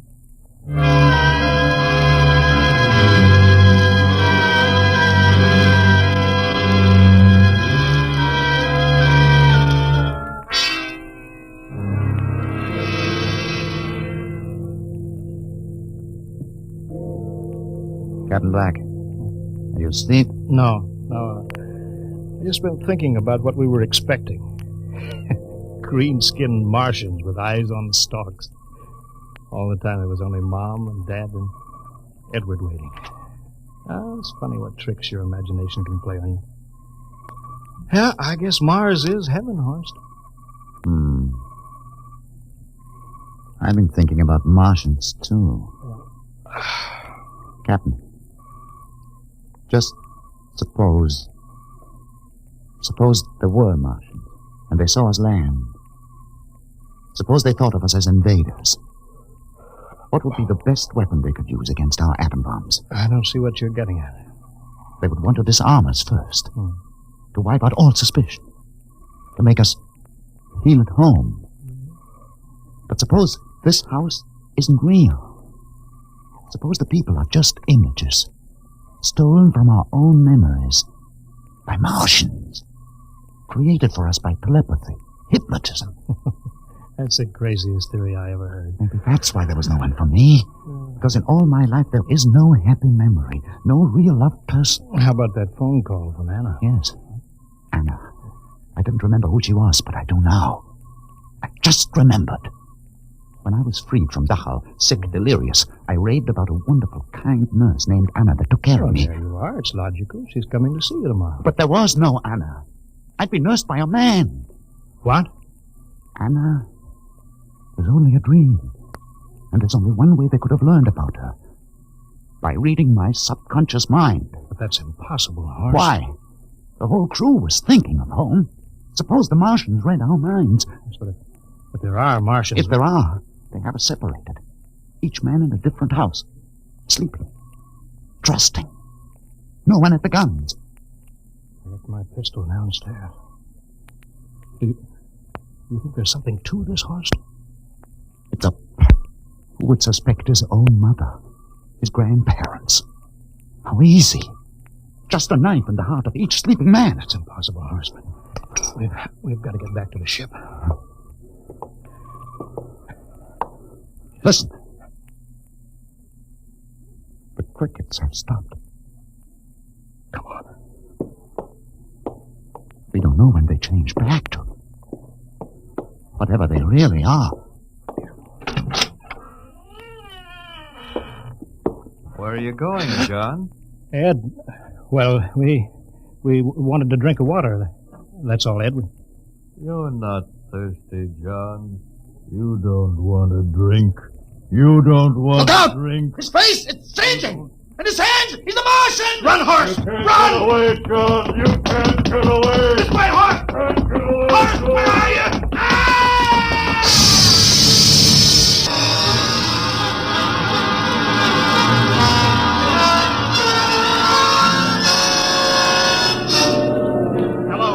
Hello, can you hear me, Earth? This is Captain John Black, the XR-53, calling from Mars. I've locked myself in the ship, but they've crippled it. I can't take off or fire the guns, and they're coming for me now, the Martians. I'm all alone here. All the rest are dead. Hinkston, Lustig, Dr. Horst.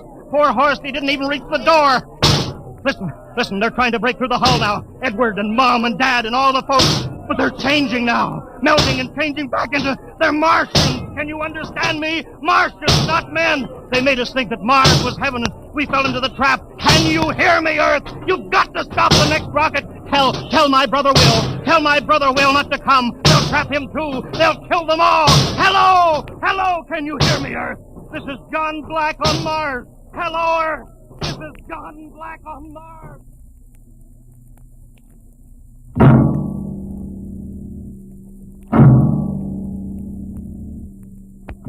Tonight, Dimension X has presented and transcribed the Ray Bradbury story, Mars is Heaven, adapted for radio by Ernest Kenoy.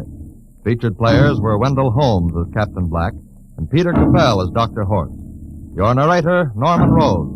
Music by Albert Berman, engineer Bill Chambers.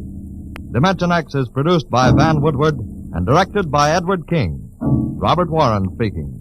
In a moment. Dimension X.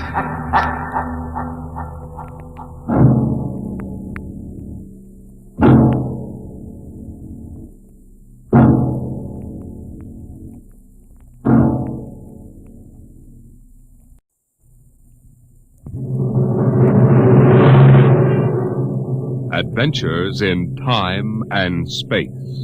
Transcribed in future tense. Dimension X.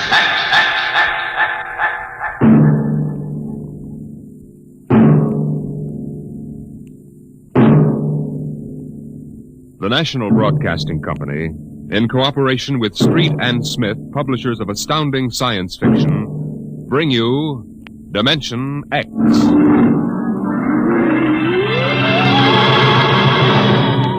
The war had been going on for generations. The sea and air were ruled by guided atomic missiles.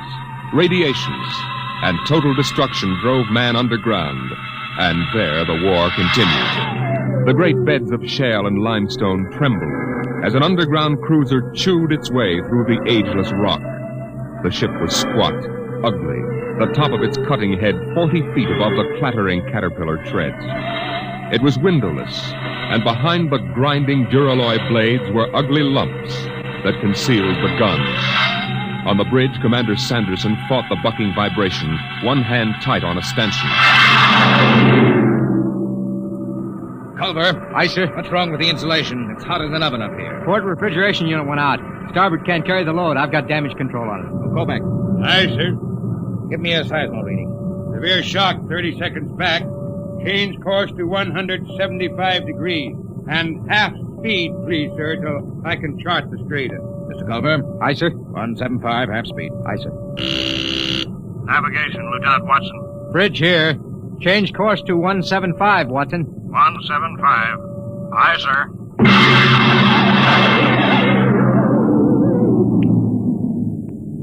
Clark.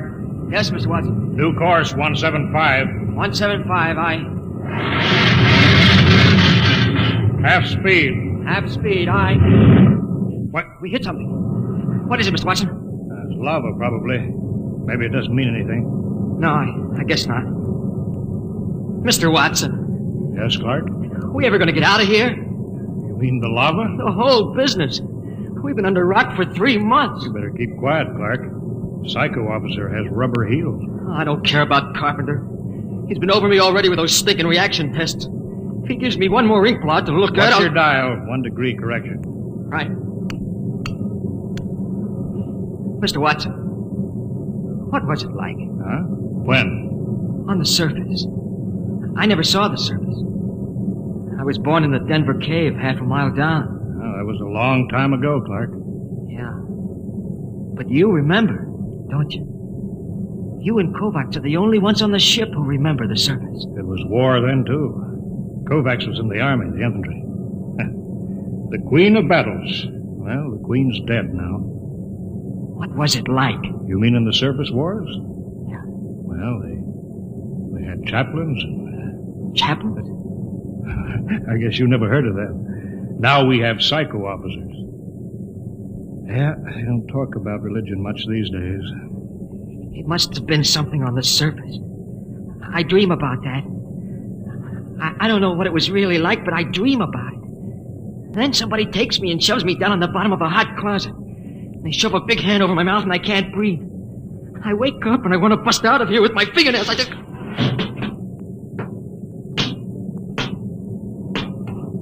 What's the matter, Clark? Nothing, Dr. Carpenter. Nothing? No, sir. We were just passing the time, Carpenter. When's the last time you had an emotional reaction test, Watson? I don't know. I forgot. Just remember your seniority doesn't exempt you from psychiatric review. This isn't some slipshod surface vessel with organized superstition aboard. The old chaplains weren't so bad. Not scientific. You know, I can remember when psychiatry and mental hygiene were the hope of mankind. Now look at it. That goes in my report, Watson. Yeah? Well, make sure you spell my name right. Now hear this. Now hear this. Attention all hands. Igneous rock detected. Fresh lava flow. Stand by to go to quarters. You're lucky, Watson. That is all. I'll finish with you later. I've got to check combat detachment. Sure. Go play with your ink blots. I'm busy. Now go listen. on, get out of the way. Get down to the combat detachment. They'll be happy to see you. Clark, check those dampers.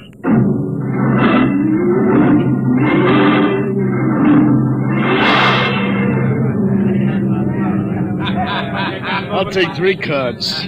I'll stand pat. Jake to the pat hand. Combat detachment, huh? What kind of a chicken guy are you?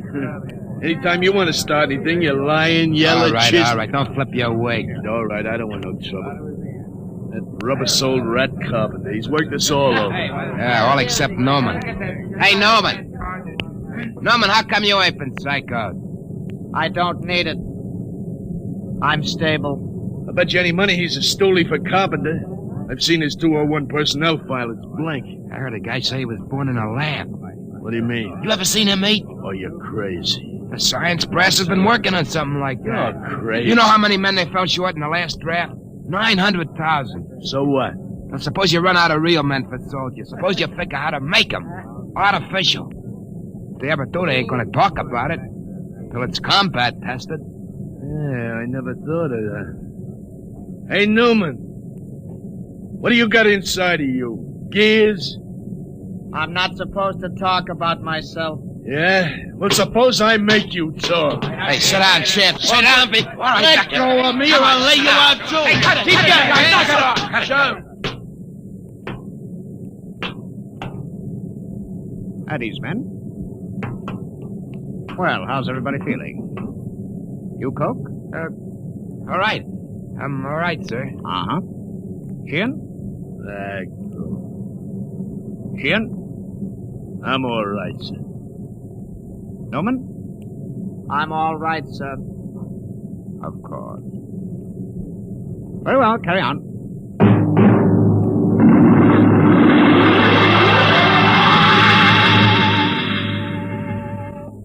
Commander Sanderson, I have my report. Later, Carpenter. It's rather important, sir. Serious personnel trouble is indicated below. It always is. Give your report to Culver. I'm busy. But, sir... Kovacs, give me a geo reading every 10 seconds. Aye, sir. Straight as steady as before. Mr. Culver. Later. If you will initial the psycho report. All right. Hurry up. This is no time for non-combat checking. Seismo reading. Sudden fault. Igneous activity ahead. That means the enemy. Mr. Culver? Aye, sir. Elevate the cutters 25 degrees. We're going up and come on the enemy from above. Aye, sir. Navigation, Watson. Elevate 25 degrees. 25 elevation. Aye, sir. Figures ahead on sonar. Sounds like 3. All right. Sound general quarters. Aye, sir.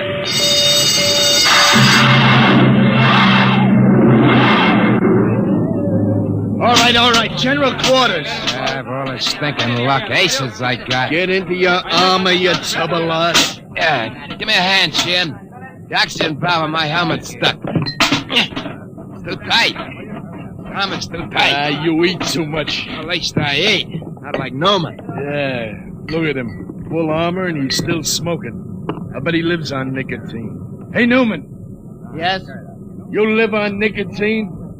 Tobacco is necessary to me. Say that, I rope it. What did I tell you? All right, shut up and test your helmet radio. Snap it down. Okay. Now I'll get mine. Can you hear me? Is my intercom okay? Okay. Keep the power up. Newman, check your intercom. I can hear you. Attention. Attention, combat detachment, move out. Where are those chow runners with battle breakfast? Breakfast, huh? I can remember when they had meat in the chow.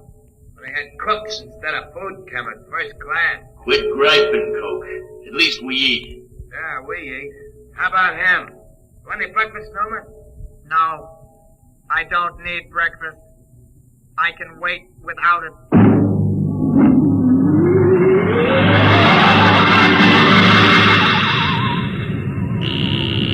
Navigation, Watson. Bridge here. Half speed. Half speed. Half speed, aye. Clark? What? What's the matter? You got the shakes? No, I'm all right. Half speed. Half speed, aye. Attention, all hands. Enemy digger sighted. What? Prepare for action at close quarters. Enemy digger sighted. You hear that, Watson? Prepare for action at Close quarters. Full speed forward. No, I won't. What? Come on, full speed forward. No. Another inch. Stop this ship. Get away from there. Let me go. I gotta stop the ship. I won't be killed. I won't be killed. Get away from the controls, Clark. You hurt? All right, take it easy now. What? I've got a gun. Stop the ship. Stop it before I shoot you. Now take it easy, boy. I won't be killed. I won't let him. I'll give you 3, Watson, then I shoot. I don't know what you're doing. I'm gonna stop the ship. 1, 2...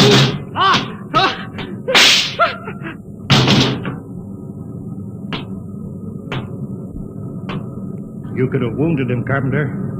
That would have been enough. My judgment was the cloud was more than a marginal risk. I acted accordingly. Sure. I'll get a detail to clean up after you.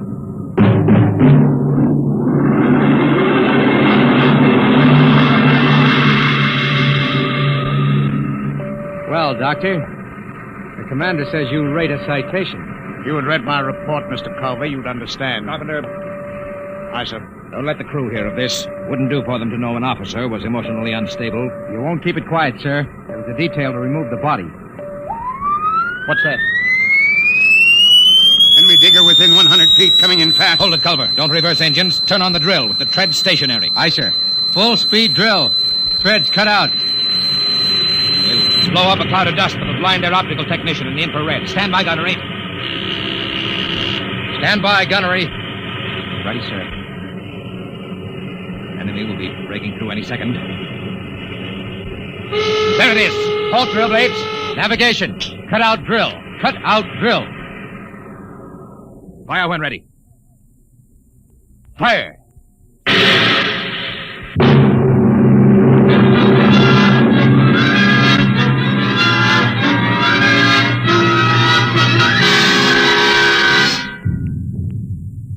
Contact signal. Contact signal received. Cease fire, Mr. Culver.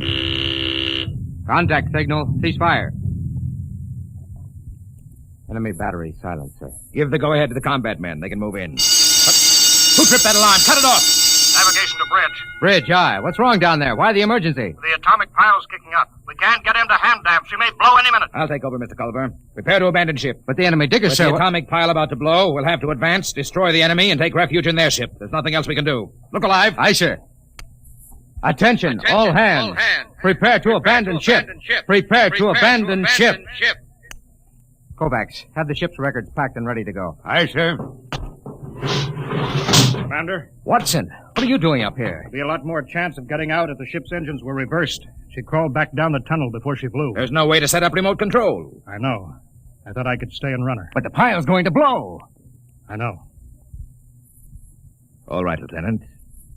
Permission granted. You may stay with the ship.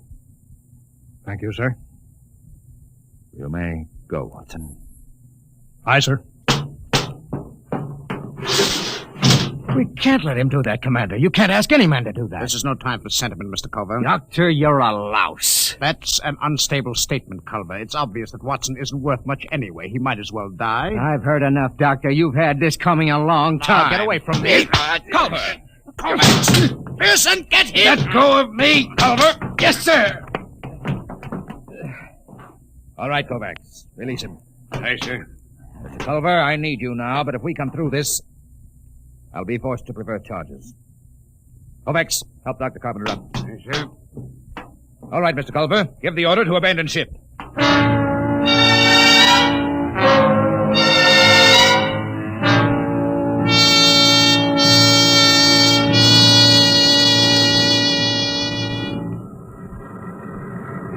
the men are away, Kovacs.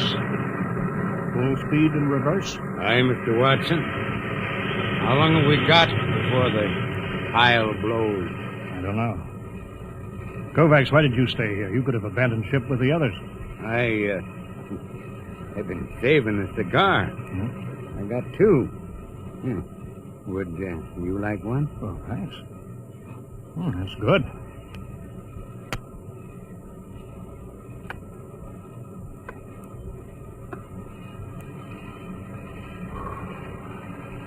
You didn't answer my question, Kovacs. Why did you stay?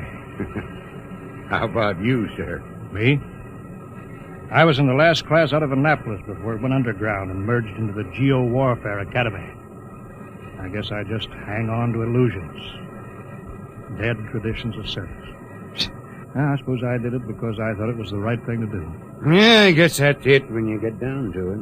Kovacs, you saved a cigar against the rules. I've got something, too. It's a book. I stole it out of a hotel room in Frisco in the old days. A Bible? Yeah. Psycho officers don't allow them on board. Carpenter would have had me in the cells if he'd known about it. There goes the Geiger alarm. It'll blow any minute now. Kovacs, you remember this? The Lord is my shepherd. I shall not want. He maketh me to lie down in green pastures.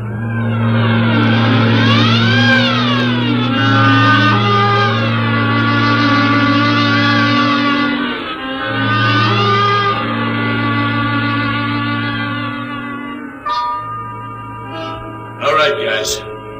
Now you know what an enemy underground cruiser looks like. Let's board her. What was that, Sheriff? I don't know. Come on. The enemy left their landing trap down. Let's go. Look out. That's Fontaine. They kicked in his faceplate. Look out for my gun recoil when I go up the ladder. They may be waiting for us. Where are they? Would it be some resistance? Let's get outside. We can sneak into the bridge. We got him. There it is. Bridge hatch. I don't like this. They should have been guards. Forget that. You throw open the hatch. I'll cover him with a gun. Got your voice speaker on? Right. Okay, open it. Go ahead, man! Kogal. Look at them. They're all dead. Every one of them. This one did it with a sword. You beat that. Killed himself with a sword.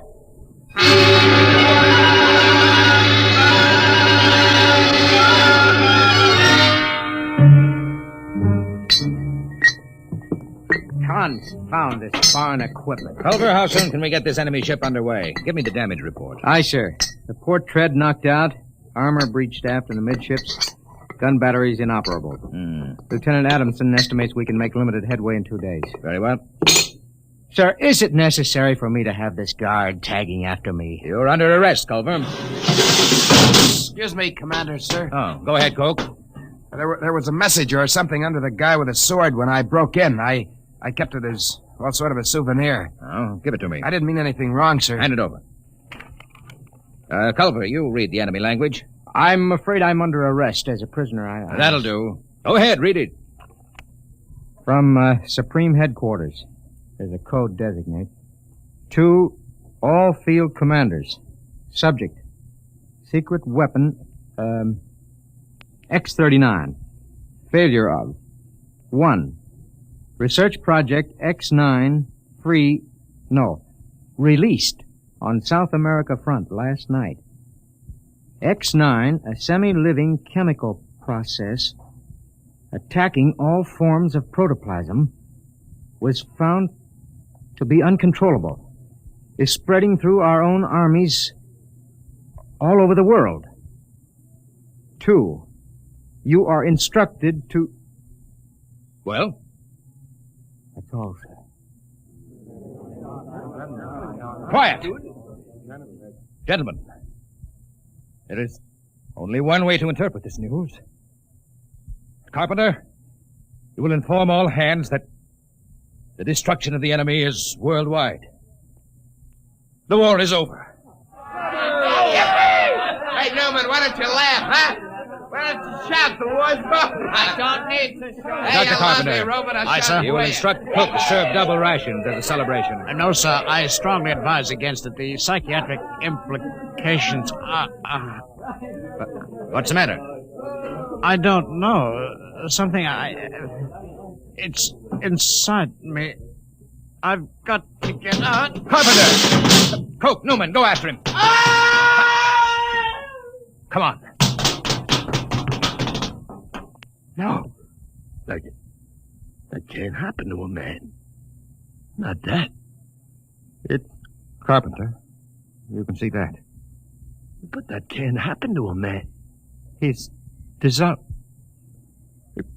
What's going on here? You don't understand, Commander. You didn't listen to that enemy message. A semi-living chemical process attacking all forms of protoplasm. All forms. Carpenter and you and me. You understand why the enemy killed themselves. They knew. The war's over, all right. There's got to be something to do. Colbert, Sun General Quarters. It's too late for that, Commander. The war's over. They invented the perfect weapon. The human race is dissolved. That's funny. Dissolved like Carpenter.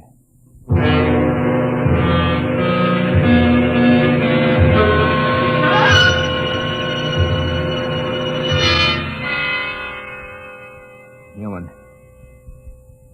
Is that you? Yes. They're all dead. Aren't they? Yes. Commander Sanderson was the last. Except me. I suppose so. How about you, Newman? It will not affect me. I am not made of protoplasm. I am an inorganic synthesis. You can't die, then. No. I am atomic powered. My breakdown point is calculated in thousands of years. I cannot destroy myself. I was conditioned against it. It's beginning. You'll be all alone, huh? I know. Buried alive in the rock for thousands of years. I'm sorry for you, Newman. I'm sorry. You'll be all alone. Now, it's starting. Can't stand it.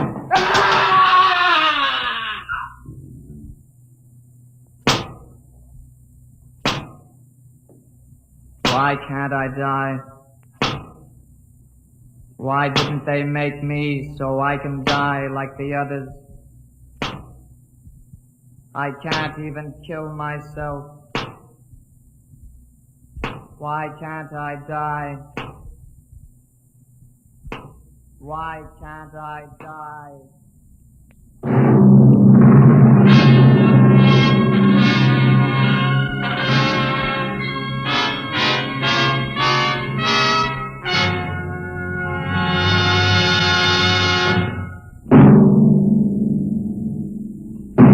Man has always told himself that he was master of the machine. but will he always be? Listen next week to the story of a nightmare.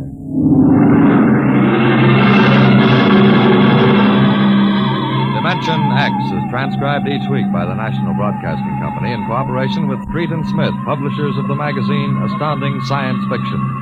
Today, Dimension X has presented The Last Objective, written for radio by Ernest Kenoy from the story by Paul Carter. Featured in the cast were Lawson Zerbe as Culver, Ralph Bell as Dr. Carpenter, Wendell Holmes as Watson, and Jack Grimes as Newman. Your host was Norman Rose. Music by Bert Berman. Engineer George Mathis. Dimension X is produced by William Welch and directed by Edward King.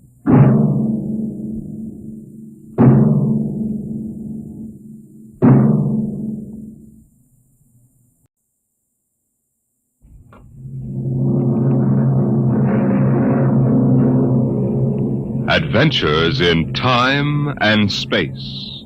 Transcribed in future tense. Dimension.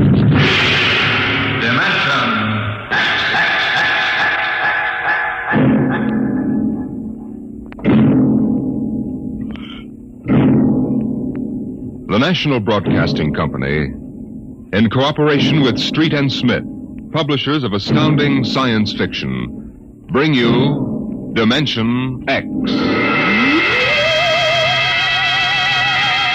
In these times, even a child knows the meaning of atomic fission, jet propulsion, and electronic transmission. What, we ask ourselves, will the child of the future know? What of the time when science unlocks the secret of life itself? Could it be that one day, such things as constructing human life or passing back and forth from one dimension to another will become mere child's play? My name is Sam Weber. I'm an attorney, and a pretty successful one, if I do say so myself. My wife, Tina, and I live in a comfortable 12-room place up in Westchester. Now, I've read a lot of Horatio Alger stuff in my time, and so have you probably, but I'll bet you've never heard anything quite as spectacular as my story. Maybe you won't believe it, but I used to be a completely different guy. Frightened, sickly, nearsighted, a real Mortimer Meek. No kidding. That was 5 years ago. The big change in me began to take place on a cold December morning in 1945. Just a moment, please. Yes, please. Weber? Yes. Samuel? That's right. Step back. Okay, fellas, bring it in. Oh, just a moment. You must have the wrong address. Watch it, buddy. All right, sign here. Is, that for me? Weber Apartments. Looks like a coffin. I don't design them, Jack. I just deliver them. Sign here.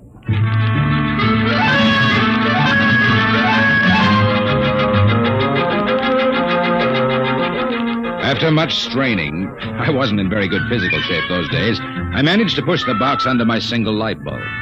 There was a card in a small envelope. Let's see. To Sam from your classmates at the Interdimensional and Cosmic Institute. Merry Christmas. 2145 A.D. Holy jumping catfish. Hey, mister, there must be some mistake. Hey! Holy jumping catfish.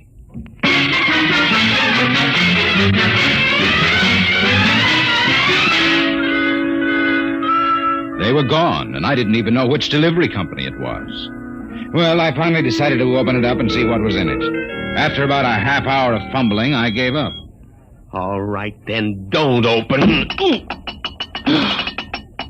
No sooner had I said the word open than it came apart like the skin off a banana. There inside was something resembling a kid's chemical set. Vials, jars, tubes, wires. You never saw so much scientific-looking junk in your life. And on top of it all was a book of instructions. Build a man set number 3. This set is intended solely for uses of children between the ages of 11 and 13. The equipment will enable the child to build and assemble complete adult humans in perfect working order. A disassemblator is provided so the set may be used over again. Refills and additional parts may be acquired from the Build-A-Man Company, 928 Diagonal Level, Blunt City, Ohio. Remember, only with Build-A-Man can you build a man.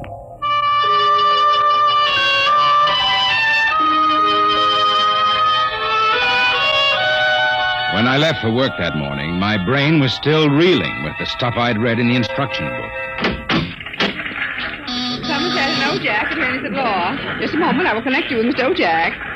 Oh, good morning, Mr. Weber. Good neuron. I mean, good morning.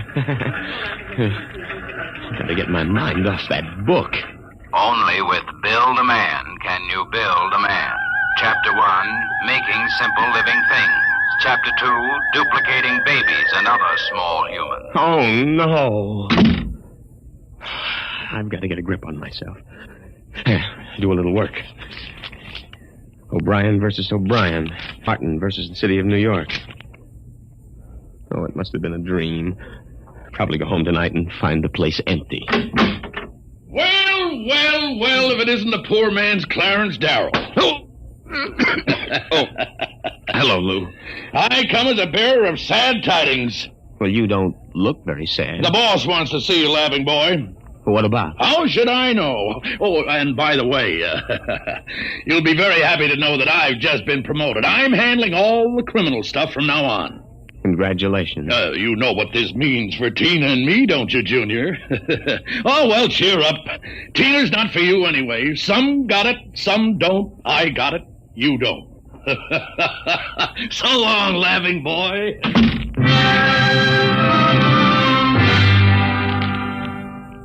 That was my good friend, Lou White. In the year I'd known him, he'd already managed to steal the job I wanted, and he was now working on the girl I wanted.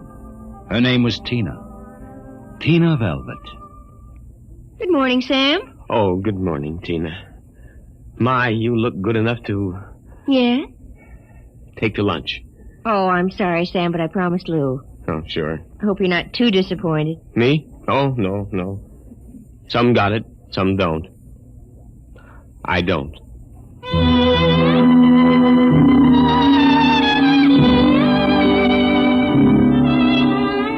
And that was Tina. I tried to steady my blood pressure as I walked into the boss's office. You sent for me, Mr. Ojak? Oh, yes. Sit down, Weber. Sit down. Oh, thank you, Mr. Ojak. Weber, I've been reviewing the work of my staff counselors for the past 6 months. I want to know only one thing. Yes, sir? What happened? I don't understand. You haven't had a single new client in 6 months. But no one has come in, Mr. Ojak. My boy, in this business, you've got to be aggressive. You've got to go out and create new clients. You've got to show some zip. Yes, sir. Do you have any zip? Oh, yes, Mr. Ojak. Oh, I've got zip, all right. I just can't seem to turn it loose, that's all. Well, get in there and punch now, Weber. I want to see a change in you in the next few months. As a matter of fact, I'd better. You got that? Yes, Mr. Ojak. I'll try to show some zip.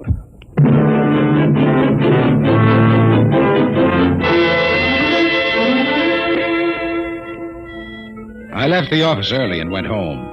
Sure enough, there it was, my Build-A-Man set, gleaming a little obscenely in the corner. I walked over to it, gave it a kick, and hollered, "Open sesame." 3 minutes later, I was flopped down in bed reading... Chapter 1, Making Simple Living Things. An hour later, I was fooling around with such complicated items as the Junior Biocalibrator, which measured everything from blood pressure to hemoglobin content, and the Jiffy Vitalizer, which was actually supposed to put life in your creation, providing you had followed instructions carefully. At 8:30, I made my first simple living thing. Here, boy. Oh, maybe you aren't a boy. Oh, let's see. According to the book, you are a rubicular oyster hog. Not much to look at, but I made you. Me, Sam Weber, attorney at law. I have created life. Hey, come back here. Come back. Here, boy. Hey.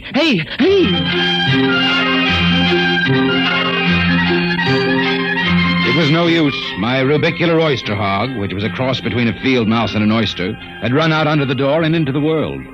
I was about to take off after it when there was a knock on my door. It was Mrs. LaPanty, my landlady. Oh, hello, Mrs. LaPanty. I heard a noise. Oh, just rehearsing a speech I have to make in court. You were squeaking. A bad throat. Oh. Oh, by the way, there was a gentleman looking for you this afternoon. A gentleman? Yeah, a tall old man in a black overcoat. Kind of nasty. When I told him he wasn't in, he wanted to go up to your room. Tell you I showed him the way out in a hurry. Oh, thanks, Mrs. LaPanty. Probably a bill collector. Yeah. Well, I gotta run.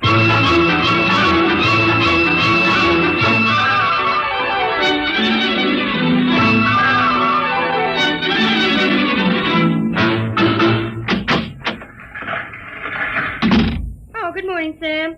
Here's that memo on Rosenthal versus Rosenthal and also a letter for... What's the matter? You look tired. Oh, I had a bad night. You lumbago again? Yes. Oh, say, by the way, your client was here again this morning. A client? Mm-hmm. Yeah. Oh, it must be the same fella that called at my house the other day. Yeah. Well, what did you tell him? Well, I said you'd be in later. Oh, thanks. Will that be all, Sam? Yes. Oh, no. Are you doing anything New Year's Eve? Oh, Sam, you haven't even noticed. Noticed what? Well, the ring, silly. Third finger, left hand. What? Lou gave it to me. Isn't it simply gigantic? But you're not We're going to be married as soon as Lou finishes his next case. Lou is so sharp and businesslike. So is a guillotine. Sam, after Lou gave me the ring last night, I began thinking how I used to hope that it would be you. But, well, then I realized you'd never have the money, and, well, a girl has to think of things like a good steady income and a husband with... Zip. Yes, with zip. Well, Lou has plenty of zip. I'm sure you'll be very happy zipping around with each other. Oh, Sam! Well, Sam, Hey, what's going on in here? Honey, is this little baboon giving you any trouble? If he has, I'll take him apart like an egg crate. No. Take it easy, Strongheart. Tina just told me the good news about your engagement. She's crying with happiness. Is that right, honey? Well, then, no hard feelings, Sam. Just that the best man got the girl, you understand. Oh, say, by the way, we're having a little celebration at Segali's tonight. Drop in and we'll live it up a little, huh?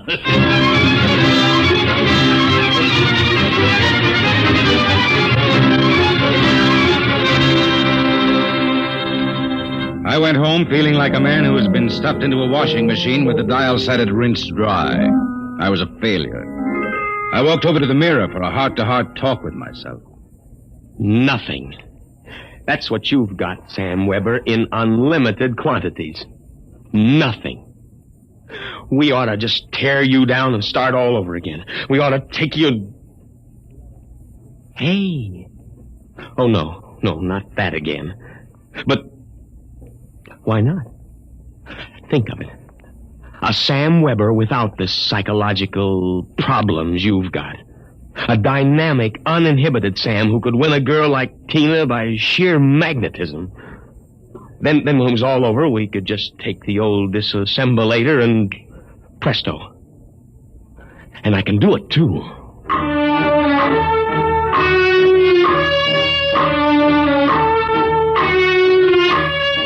Chromosome content. Check. Cerebral content. Maybe a little more id and a little less superego. Limbs, eyes, hair, general endocrine reaction. Well, here goes. It's moving. Holy mackerel, it's alive. It's getting up. Say, I feel great. Well, now, take it easy. Do you know who you are? Of course I do. I have all the thoughts you ever had up until the point I was vitalized. My brain is an exact duplicate of yours, except that I'm not all blocked up psychologically. It said in the instruction manual you'd be uninhibited. Say, this is all right. Oh, by the way, since we both have the same name, it'll simplify things if I call you Weber. I'll be Sam. Oh, now look here. I'll make the decision. How would you like a good punch in the nose? Well, is that any way to talk to your own parent? I did create you, you know. Well, don't think I don't appreciate it, Weber, old man, but let's get one thing straight. I live my life and you live yours. You got that?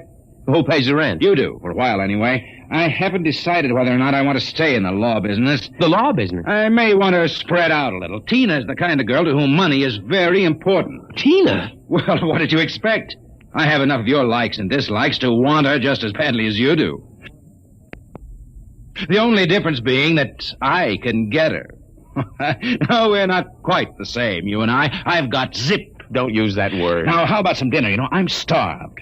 You'll have to go out. I'll need some clothes. Sorry, I only have this one suit. Fine, you can lend it to me. Well, what about me? I'll bring you a sandwich after I come back from Segales. Segales? Well, you haven't forgotten, have you, Weber? We're invited to the celebration. Tina and Lou White. Only it wouldn't look quite right if we both showed up, so I'll tell you all about it. Now, off with that suit, and no nonsense. Well,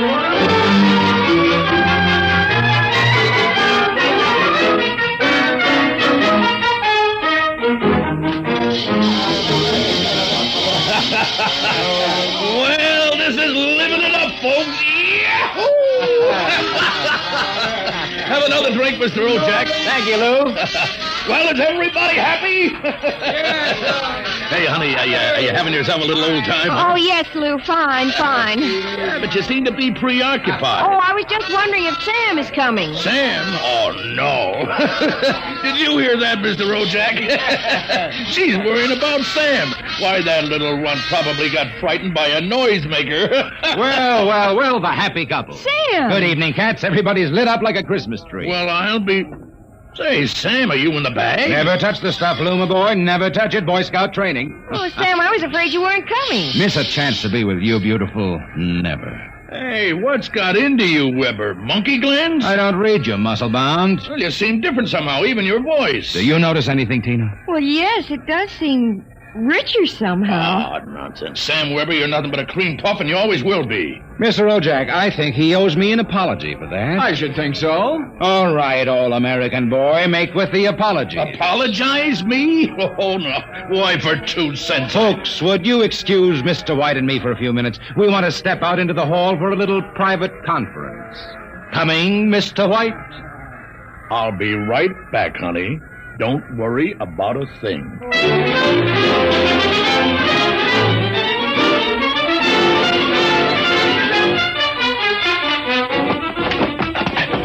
Okay, big boy, you've taken enough punishment. Now. Sam! Lou, don't kill him. He did... Oh, dear. He'll be all right in a little while, baby. But did you... Oh, Sam. Tina. We really shouldn't kiss like this. It's what you've always wanted, isn't it? Well, isn't it? Oh, Sam.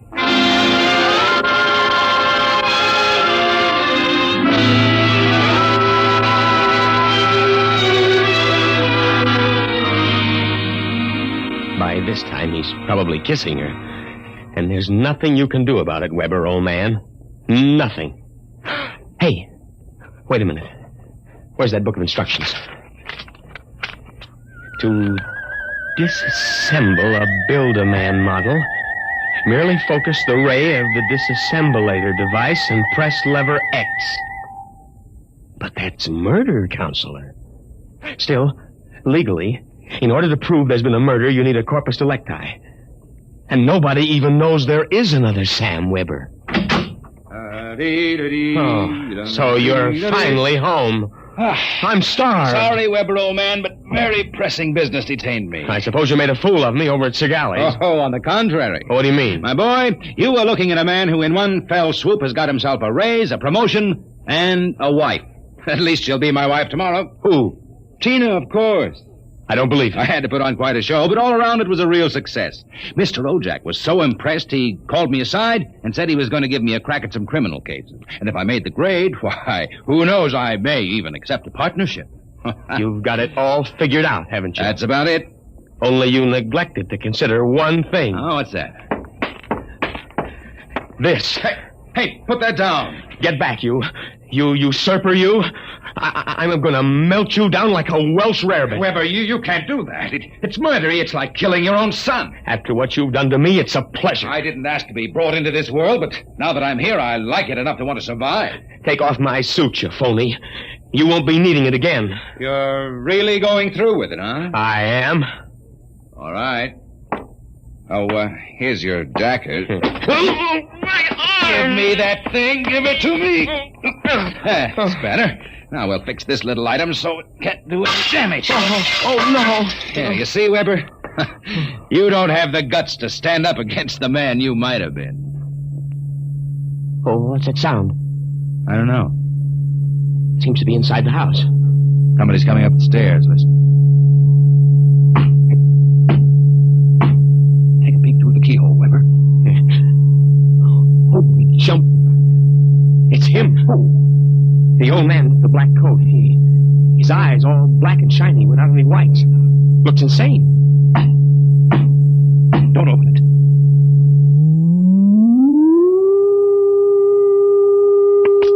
He's burning it. He's burning a hole right through the door.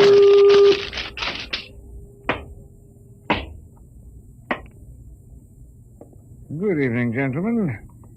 As I feared, I'm too late to prevent you from duplication, Mr. Weber. And I see that you have destroyed the disassemblator. That means I shall have to do the job manually. An ugly task. Oh, who are you? I am the census keeper for the 24th Oblong.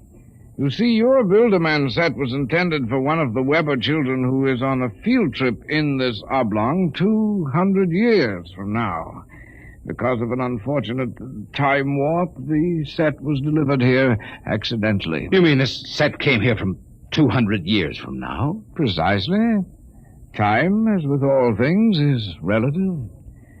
We shall have to recover the set, of course, and adjust any discrepancies that it's caused. But meanwhile, the problem is, which of you two gentlemen is the original Sam Weber? Oh, I am. Listen, liar. Difficulties. Why cannot I ever have a simple case like a double conuplication? Now, look here, Mr. Census Keeper. The duplicate will obviously be less stable and more emotionally unbalanced. Certainly, a man of your qualifications can decide which of us is the more valid member of society. Which of us will conform more readily to the standards Naturally. I observe that one of you is naked. Oh, wait a minute. And you also seem to be trembling. Whereas this gentleman seems quite calm. Then hold it. You're making a mistake. I hardly think so. Then stay away from me. Please do not struggle. Help, please. Mr. Weber. Yes. It would be better if you didn't watch. Of course.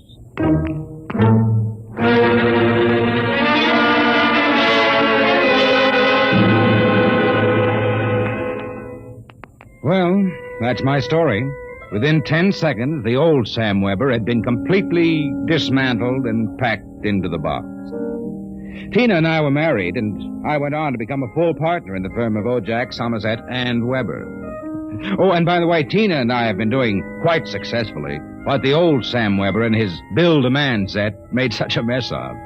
We have 1, 2, 3 little conuplications. Sam Jr., age 4, Sameta, age 3, and Samina, age 4 months.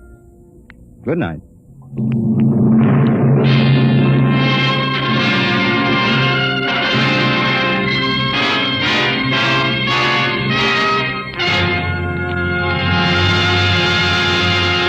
You have just heard another adventure into the unknown world of the future.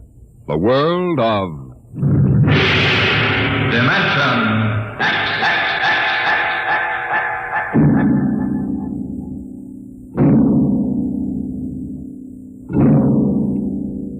Time is a strange and mysterious dimension.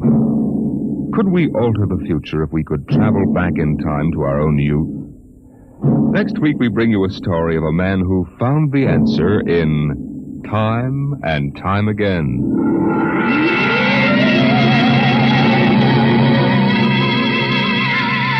Dimension X is presented transcribed each week by the National Broadcasting Company in cooperation with Street and Smith, publishers of the magazine Astounding Science Fiction.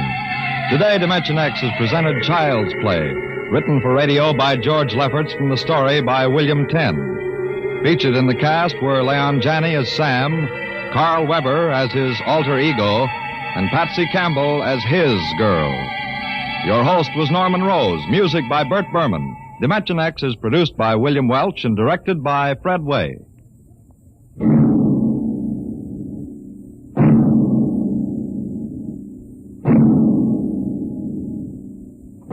In reply to many queries from our listeners, last week's story on Dimension X, Pebble in the Sky, was written by Isaac Asimov.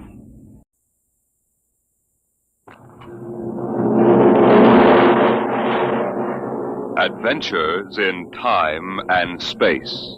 Told in future tense.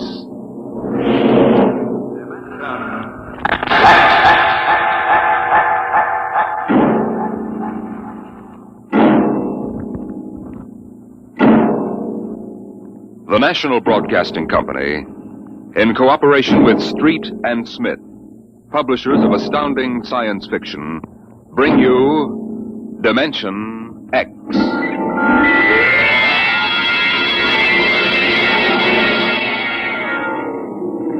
It happened during a routine skirmish in the Great War. Patrols advanced from the defense perimeter under jet cover and preceded by napalm throwers. The enemy defended in depth and mopped up with guided 98s fired from 40 miles to the rear. The blast area was 10 miles in circumference, and the medics didn't find much to pick up over 500 yards in. Take it in here. Look out, it's lousy with mud. Okay, man. Right in. More. That left. Okay. More. Okay. Hold it. Stretchers. Come on, drivers, get those men out. Yes, sir. Get a move on, line them up. Come on. Easy. You want to kill him? Okay, take it away.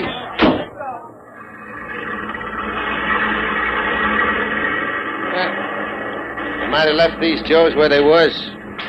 Half of them won't last till the plane comes. As long as they're alive, they'll be treated. Get out the tags, Travis. Start talking names. Yes, sir. This one must have been 1,000 yards in. Get his dog tag out. What a mess. Here. Hartley Allen, Captain G5, Chem Research, AN73D, number SO238694003J. Alan Hartley? Alan Hartley. Well, that could be the hunter that wrote Children of the Mist and Conqueror's Road. Never heard of him. Major, I think maybe he's part conscious.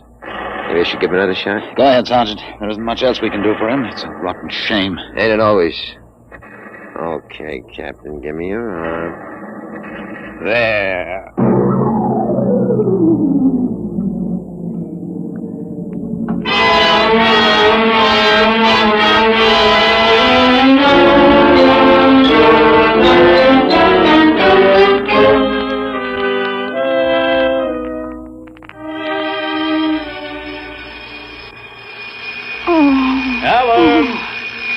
Alan! Look out, down! Get up, Alan. You can't stay in bed all day. I remember that. Clear as if it were real. Up and at 'em. Hit the deck. Remarkably vivid. Strange. Alan, you all right? I'm all right. What's wrong with my voice? It's too high. What are you doing? Practicing singing? My voice has changed. Is that all? You're growing up. Happy birthday, son. Happy birthday? Hey, wake up, son. Wake up. I am awake. Come on, out of bed. I don't understand. Breakfast waiting. Now, out of bed or I'll turn it over. All right. It's a dream. Maybe, but you're wide awake now. I am awake now. Well, half awake anyway. That's the Bell of St. Boniface, isn't it? What day is it? You kidding? You forget today's your birthday? No, I didn't forget. Neither did I. Here, son. Happy 13th birthday. You won't guess what's in here. A rifle. A light 22 rifle. How'd you know that? I remembered. Did I spill the beans sometime? I could have sworn it'd be a surprise. Well, go on, open it. Like it? Yeah. It's perfect, Dad. I'll be shaving, Alan. Come down to breakfast when you're ready. It's a big day today. You're almost a man. Almost. You're still groggy. Snap out of it, Alan. I will. There's a dream in it somewhere. But I'm not sure which. What? Never mind, Dad. I'll be right down for breakfast.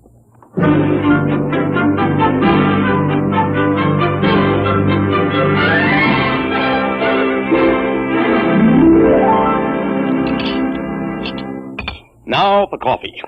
Mrs. Stauber makes the best in town. A black for me. What? You may be 13, Alan, but they're still a little young for coffee, especially black. I wasn't thinking. What are you going to do today, son?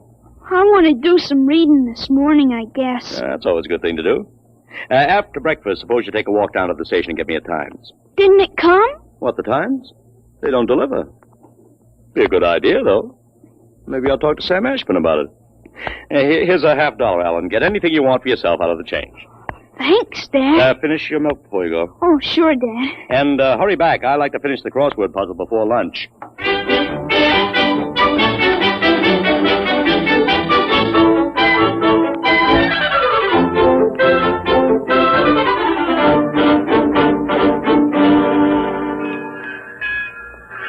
Here you are, Alan. 1 Times. Tell your father the puzzle's a stinker. Thanks, Mr. Ashburn. Look out for the trucks when you cross the highway. Oh, I'll go across Elton's lot shortcut. Elton's? You'll have a hard time crossing there, son. There's 4 buildings on that block. I thought they burned down. Seen 'em this morning, big as life. Oh, I guess that didn't happen yet. What'd you say? Oh, nothing, Mr. Ashburn. I was just muttering. In my days, youngsters talked up. Yes, sir. Bye, Mr. Ashburn.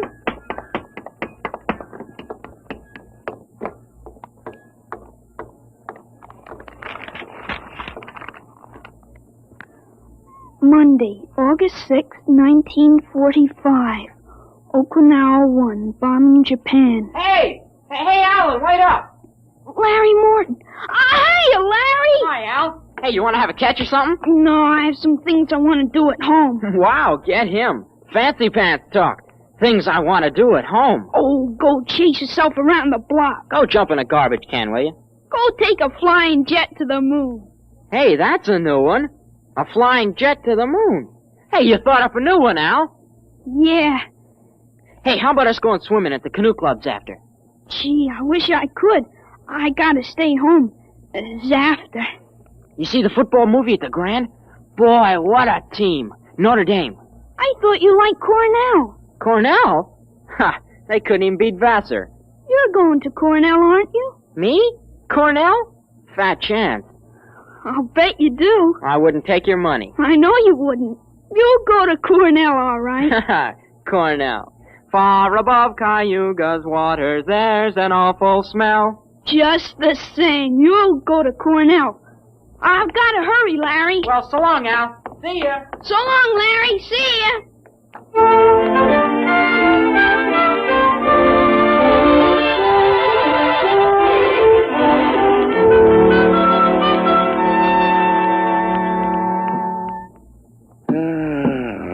I'm stuck in this corner. A 7-letter word to mix in proportion. Titrate. Huh? T-I... It fits. How'd you know that, Alan? What? Oh, I read it somewhere, I guess. Oh. What are you reading now, Tarzan again? No, not Tarzan. It's refreshing to see you with a book. Sometimes I think I ought to forbid comic books in the house.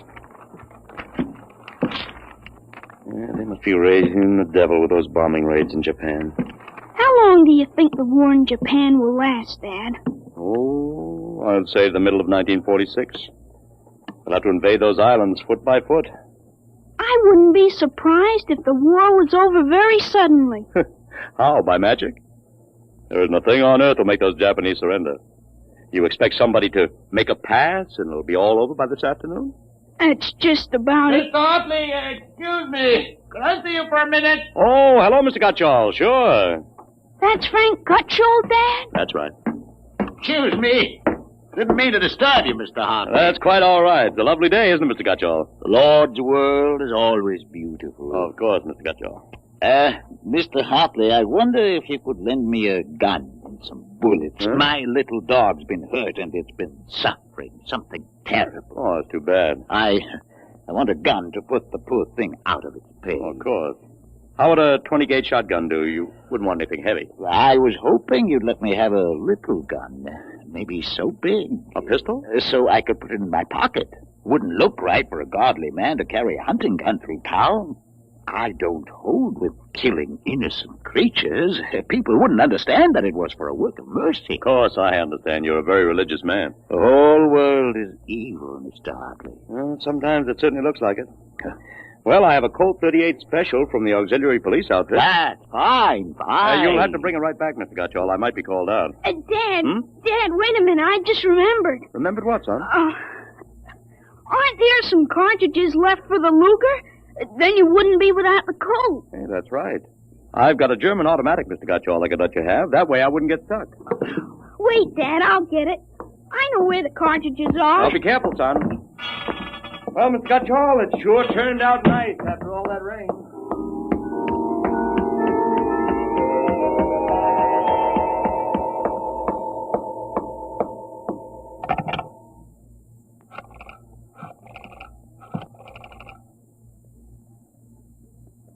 Hello, police headquarters. This is Blake Hartley. Frank Gutchall, who lives on Campbell Street, has just borrowed a gun from me ostensibly to shoot a dog. What? No, he has no dog. He intends shooting his wife. Yes, I'll take out the firing pin. He'll walk home. If you hurry, you can get a man there on time. Right.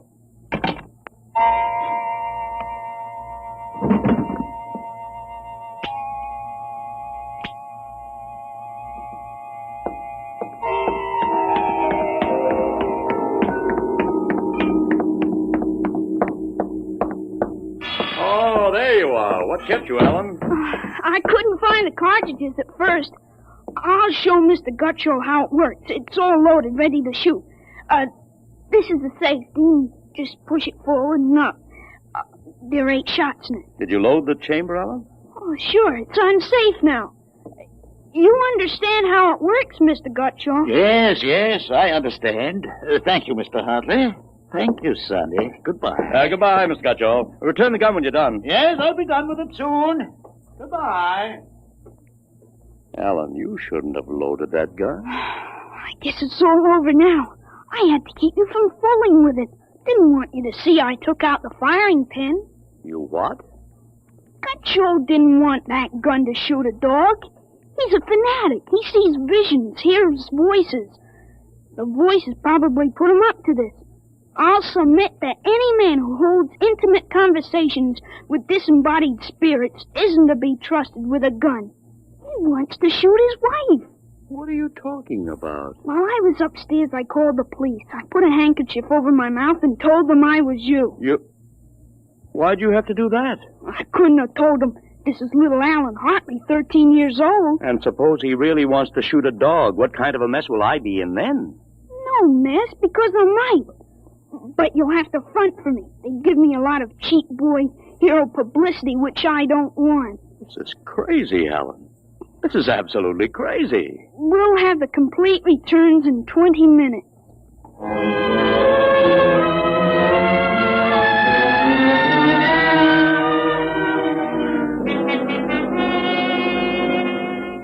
Mr. Hartley, Mr. Blake Hartley? That's right.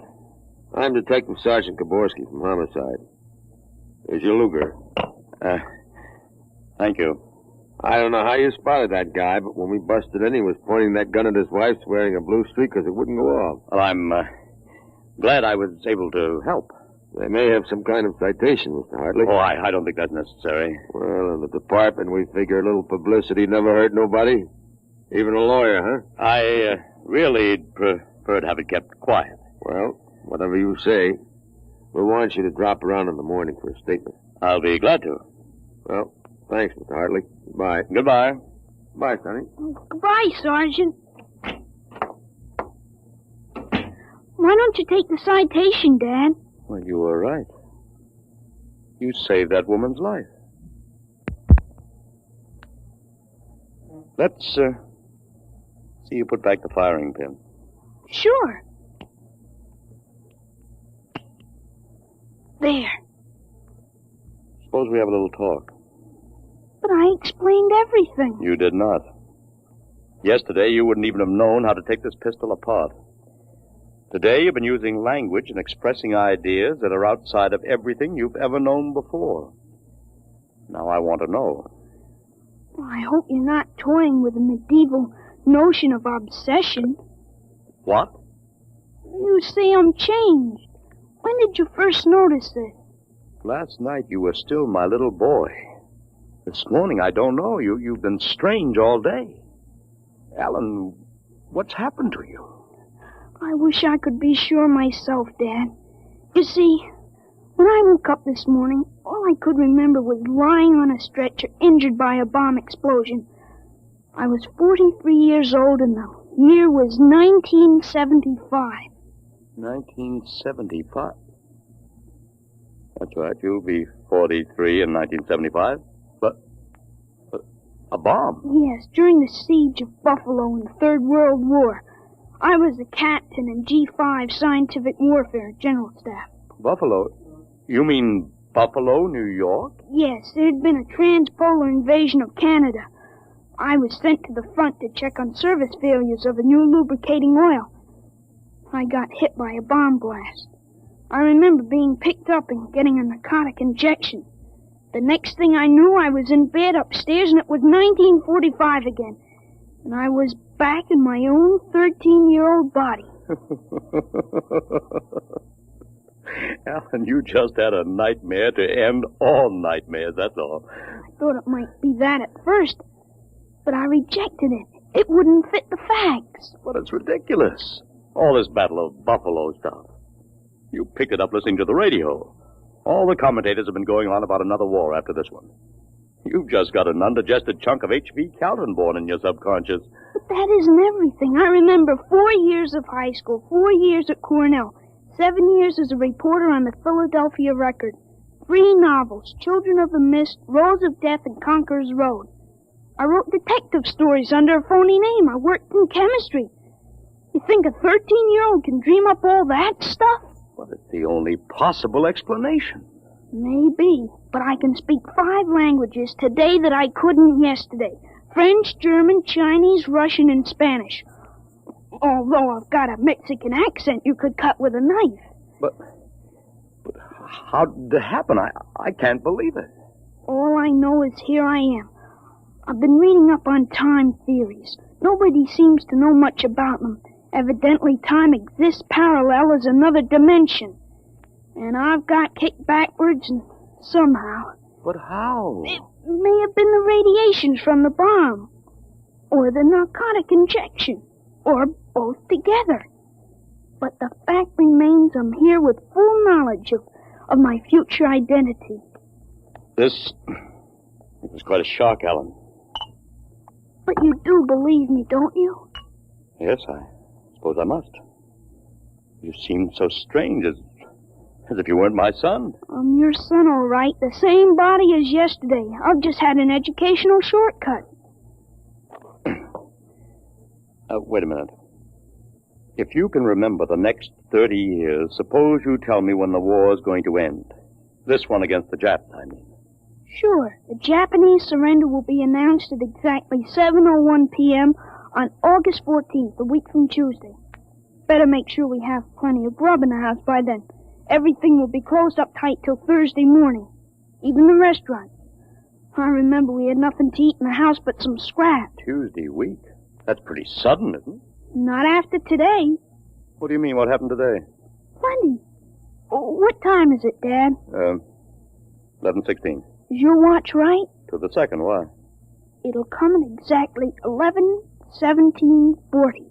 What'll come? The radio announcement. What are you getting at? Something important on the radio? We'll see. Don't bother, Dad. It won't work. I remember we had a tube burned out. Yeah, there is something wrong. What is this announcement of yours? I memorized it in journalism school at Columbia in 1954. What time is it? 11:18. They're breaking into the programs now. President Truman has just announced that an atomic bomb has been dropped on the Japanese industrial city of Hiroshima. The bomb was dropped 16 hours ago, and the announcement was delayed to ascertain the results of the explosion. A man named John Howard Peterson read the announcement from the Washington newsroom of NBC. I don't believe it. No? Listen.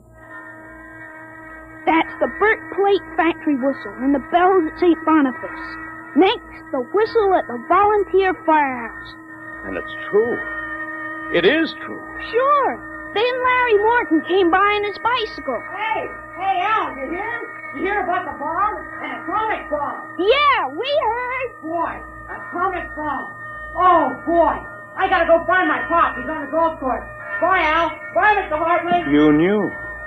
You knew about it. The next bomb hits Nagasaki. I thought that stuff about atomic energy was so much fantasy. What? Was that the kind of bomb that got you? That was a firecracker compared to the one that got me. It was a guided 98, exploded 10 miles away. And that's going to happen in 30 years? I remember it. How about me? Oh, wait, never mind. I don't think I better know when I'm going to die. I couldn't tell you anyway. I had a letter from you just before I left for the front. You were 78 then, and you were still hunting and fishing and flying your own plane. But another war and fought on American soil. Alan, I wish this hadn't happened to you. It happened. I remember it. But if I can help it, I'm not going to get killed in any Battle of Buffalo. But if you remembered, if time exists as a parallel dimension, then every tick we're getting closer to that Third World War. Dad, you know what I remembered when Gutcho came to borrow that gun? Well, I suppose that you suspected him and warned me. No, that wasn't it. The other time, the first time, when I was really 13. I wasn't home. I'd been swimming at the canoe club with Larry Morton. When I got home about half an hour from now, I found the house full of cops. What if the gun didn't fire? What makes you think it didn't? Gutcho talked the 38 out of you, went home, shot his wife 4 times in the body, once behind the ear, and used the 6th shot to blow his own brains out. That's what you remember? Yes, but now it hasn't happened because I warned you. Dad, I found out the future can be changed. One man can't change the whole future. I stopped the murder and the suicide. I know, son, With 30 years to work, I can stop a world war. I'll have the means. The means? Unlimited wealth and influence. I've got a good memory, Dad. Wrote a list out this afternoon. Look at this. Assault, jet pilot, citation, ponder, middle ground, counter... What is this, code? Horses. That's a list of Kentucky Derby winners from 1946 to 1970. You sure? I learned that list on a bet at the Officers Club in Cincinnati in 1971. Assault paid 8 to 1. You figure out what we can take in. Oh, but gambling, This son. isn't it. Gambling, it's a sure thing. When we get rolling, we'll make the Rockefellers look like pikers. Assault at 8 to 1. I suppose I could scrape up $5,000. In 10 years, that'll make a lot of money. Any other little thing you have in mind, Alan? By 1952, we start building a political organization here in Pennsylvania. In 1960, I think we can elect you president. Oh, of course. President? Isn't that going a little too far? Why not? Who wouldn't vote for a politician who was always right? Besides, that's one thing we've got to change. In 1960, we had a man in the White House who was good to his wife and sang a nice tenor. And that's about all. He fouled up so completely we ended up at war. I think President Hartley might be a little more trusted to take a strong line. But I don't know anything about international decisions. I do. I know all the wrong ones. If we can stop a murder, with time we can stop a war. How do I start? Well, as I remember, just after that bomb announcement, you got a phone call from the City Fusion Party about the next election. Well, there is a lot of talk about a reform ticket. That call is going to be important, Dad. It's the turning point. You've got... There it is. Well, what do I do? Answer it. Go ahead. But, Alan, Don't worry. I'll tell you what to say. Go ahead. Hello? Yes, this is Blake Hartley. Judge Crimmins? Well, just a moment. Alan, he's asking me to run. Oh, my head. Alan, what's the matter? Alan. Oh. Passed out. Alan, what do I do now? Alan, listen to me. Alan, what's the matter? Alan!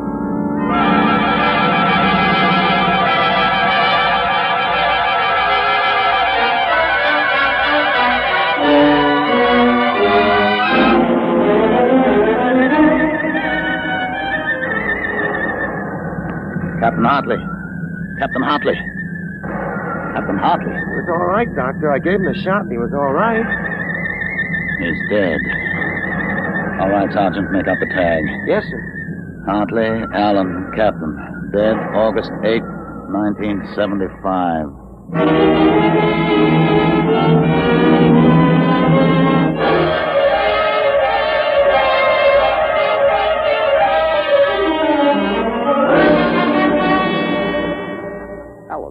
Alan, what happened? Alan! Huh? Alan, are you all right? Hi, Dad. I've got Judge Crimmins on the phone. What do I tell him? What? Alan, are you all right? You passed out. Sure, I'm all right. Hey, today's my birthday, isn't it? What did you get me, Dad? What did you get me? Alan, are you all right? Sure, I'm okay. What did you get for my birthday, huh? Don't you remember the Third World War? What Third World War? Gee, Dad, what's the matter? You're looking at me funny. Judge Crimmins, I'll have to call you back. Goodbye. You don't remember. You're back again, aren't you?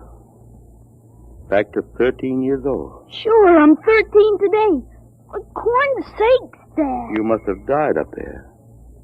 It was only a mind transfer. That means now I'm on my own.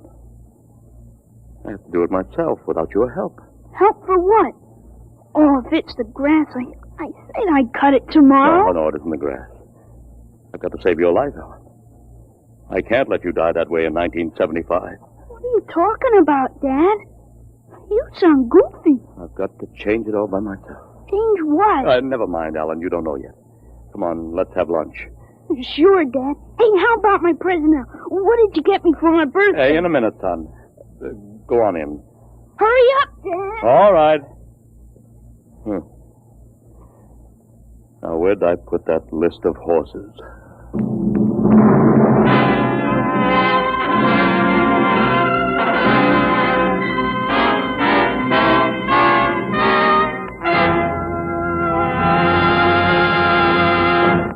You have just heard another adventure into the unknown world of the future. The world of... Dimension.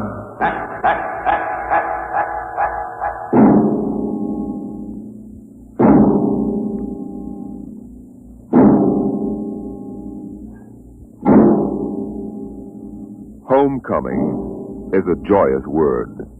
But when the home you're returning to is a burned-out radioactive planet, and when you cannot even imagine what terrible changes you will find there, the word then takes on a very different meaning. Next week, Dimension X brings you a strange story called Dwellers in Silence.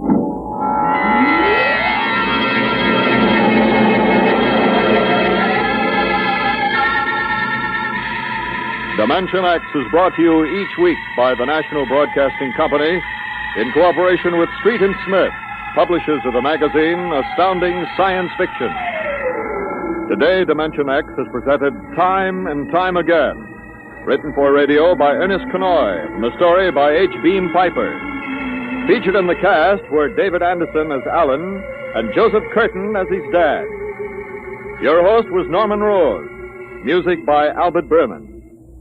Dimension X is produced by William Welch and directed by Fred Way.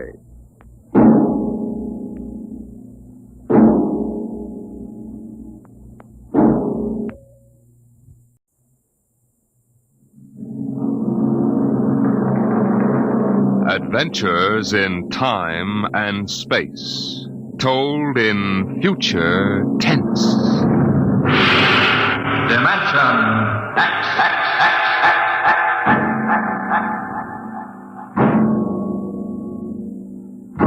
The National Broadcasting Company, in cooperation with Street and Smith, publishers of Astounding Science Fiction, bring you Dimension X.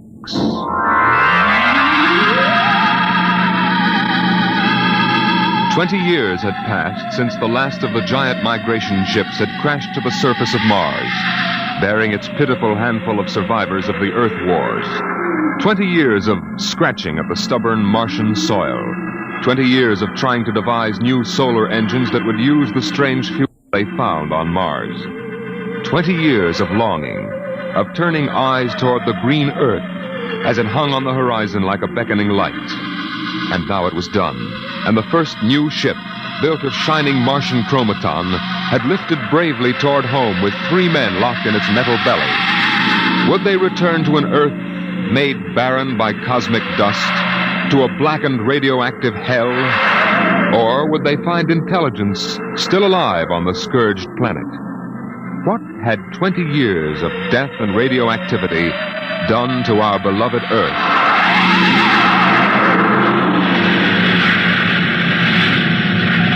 That's it, Captain. We've intersected the course vector. Williams. Yes, sir. Prepare for deceleration. Forward piston ready, Captain. Read us off, Evans. We'll enter the gravitational field of the Earth in exactly 10 seconds. 9, 8, 7, 6, 5, 4, 3. Fire 2 and 4. 1, 0. 2 and 4. What's our momentum, Evans? -3. Fire 1. 1. -4 now. Steady as she goes. How are we? On parabola now. If we can hold, we should breach the heaviside layer somewhere north of what used to be Murmansk. Let's have a look at her. Visor, please. Yes, sir.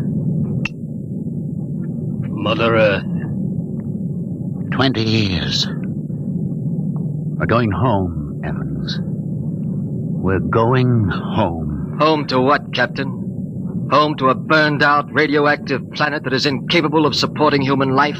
Evans and I don't agree with that, Williams. We think the Earth is ready for us again. That she'll give us another chance. I'm sorry, Captain, but I was born and brought up on Mars under the new central government. We younger men disagree with you about migrating back to Earth. For us, Mars is home. Well, we'll see. If there is some form of life on Earth, we'll find out soon enough. Williams, head for New York.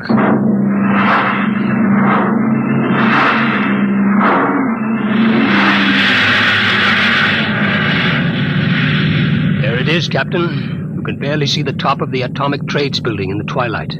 They never finished building it. Dark as a tomb. Slow to cruising speed. Cruising speed. It begins to look as if Williams is right, Captain. Not a sign of life on 4 continents. Ah, we'll make a radiation check and then head back for Mars. You agree with me, gentlemen? That for all practical purposes, the planet is dead? It still might... Captain! What is it? Am I going out of my mind? Look out that way to the west. Could that be... By heaven, it is. Those are lights. Turn the ship. Heading west-southwest. Full speed. Full speed. They are lights. Captain, it's a city, a whole blasted city lit up like a Christmas tree. Well, what do you think of your dead planet now, Williams? We shall see, Evans. Remember, the Commission wants evidence of life as we know it. Decelerate to -5. We're going to take her down. There's an open area just on the edge of the city. Yes, sir. Hold on, gentlemen. We're about to land.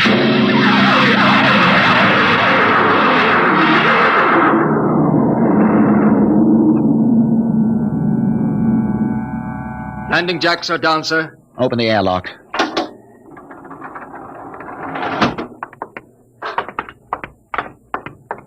Close. All right, gentlemen. Before we go out, security at all times. Williams, you have the blast gun? I have it. If anyone becomes separated, fire a shot and make for the ship. How's the radiation, Evans? Safe enough so far. This seems to be a light area. Very well. Open the lock.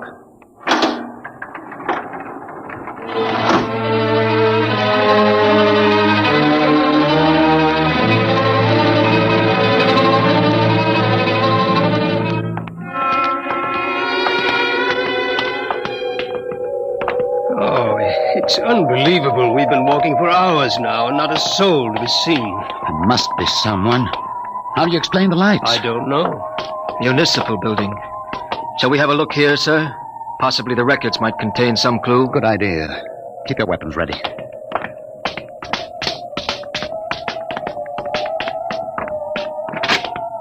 This door is in good working order. Almost as if it had been oiled recently. Long corridor, lights blazing in every office. William, stand watch here in the corridor. Fire a blast if you need us. Yes, sir. Evans, you come with me. We'll start right here with the city clerk's office. Better check radiation again. Not enough to do any damage. Gives you the creeps, doesn't it? Look at this desk. Papers crumpled, inkstand. Just as if somebody came in and worked here every day. Calendar. June 18th, 1987. Why, that's the day of the evacuation. The dust cloud had already blanketed New York and was heading west. Dog licenses, hunting permits. Somehow I have a peculiar feeling that... Good Lord. Pick it up, Evans. Hello? No answer. Hello? I hear something. A scratching sort of noise. Good day, Doctor. What? How are you? I called to ask some advice about a trepanning problem. Can you tell me if the lateral cut should be made first? Hello? Hello? This is absolutely insane. Thank you, Hello? Doctor. I'll do that. By the way, how is your wife, Alice? And the girls? And your son, John? Fine boy, John. I'll call again tomorrow. Goodbye, Doctor. Hello? Hello? It's gone dead. Who was it? I don't know. A strange voice carried on a conversation about some surgical operation without paying the slightest attention to anything I said. Captain, the lights are out. Good Lord. Captain! Captain! I have a torch. Come on. Williams, what is it? I don't know. You fired a shot. Yes, sir. Just as the lights went out, I'm sure I saw a figure. It looked like an old man in a white robe. It moved across the end of the corridor down that way. Flash your torch down there, Evans. Nothing there. Are you certain, Williams? I'm not certain. The lights, they're on again. We're going to get to the bottom of this. Wait. What? Listen. Quietly. Someone is coming, walking slowly toward the corridor. Coming closer. Couple him when he turns the corner. It'll be a pleasure. Don't fire unless I give the word. Shh. What? Jumping Jupiter. Are you... Is it really someone, or am I having hallucinations? We are no vision. No. Oh, you seem to be real. I saw the ship come down. I thought perhaps I was losing my mind. It's been so many years. I'm Captain John Parsons. These are my assistants, Dr. Evans and Mr. Williams. We've returned to Earth from Mars. Then it's happened. We're not alone anymore. Forgive me, gentlemen. I seem moved. I waited and hoped for so long. You survived the radiation? We did. There are others? My family were the only ones. I answered the phone a moment ago. Who was it? You heard my voice, Doctor. Your voice? To break the loneliness, I've recorded my voice and rigged up an automatic telephone. It's pleasant to hear the phone ring. I come here to do my work. I take it you're a medical man. My name's Cornelius Hathaway. Hathaway? Hathaway, the brain surgeon? You know my name. Who doesn't? I watched you on television at college. I saw you 23 years ago. You performed a difficult surgery for a cerebral tumor. Marvelous. Thank you. I'd almost forgotten. My mind, you see, I'm almost 80 now. You look fine, sir. Well, we've had the best of everything. An entire city to choose from. Cold storage, the best equipment. But come, when I saw your ship, I told Alice, my wife, you know, to prepare a feast. This is a great day for me, gentlemen. A great, great day.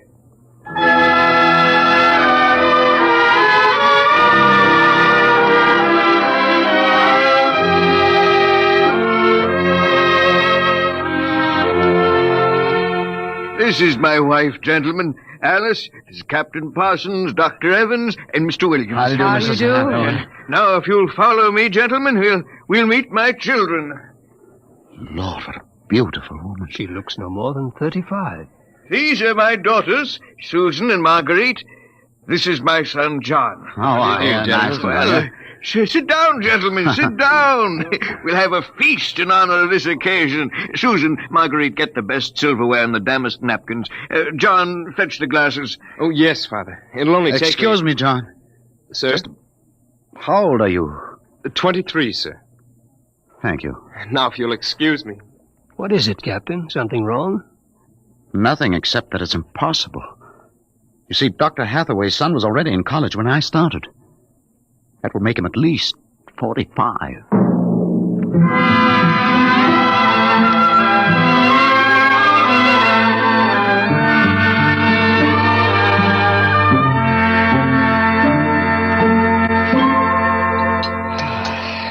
That was a wonderful meal, Mrs. Hathaway. Doctor, your wife is an exceptional woman. Thank you, sir. How would you gentlemen like some fresh gingerbread with your coffee? I baked it this morning. Oh, wonderful. Smell that, Evans? Oh, it's like coming home, Mrs. Hathaway. We enjoy having you here. Mrs. Hathaway, may I compliment you on your having preserved your youth and beauty so well? Thank you. We have had no worries here, no competition. Only the things we need for material comfort. Parsons and I were wondering, Dr. Hathaway, if the radioactivity had any effect in preserving tissue. Your children all look so young, too. It is possible, gentlemen, of course. Radiation does strange things to living tissue. Alice, could we have some champagne? Of course. I'll only be a moment. An amazing woman. Did you ever see such grace? Such complete relaxation. It doesn't seem quite natural. I beg your pardon, gentlemen? Captain Parsons was just about to ask how you and your family managed to escape, Dr. Hathaway. We were very fortunate. I was working in the Sierra Mountains at the time. I had a lead-lined laboratory where I did X-ray research on my pet project. And what is that, sir? The study of machines as they relate to human function and the corollary of... Well, to continue, when the dust cloud covered America, we remained in the laboratory, well supplied with food and water. Later, when the radiation permitted, we made our way east, back to our old home, in the hopes of finding other survivors. But by that time, every living creature had been evacuated to Mars. We were stranded. The migration ships didn't wait for stragglers. That's true. My father and I were on the last rocket out of New York. I've always loved this old house.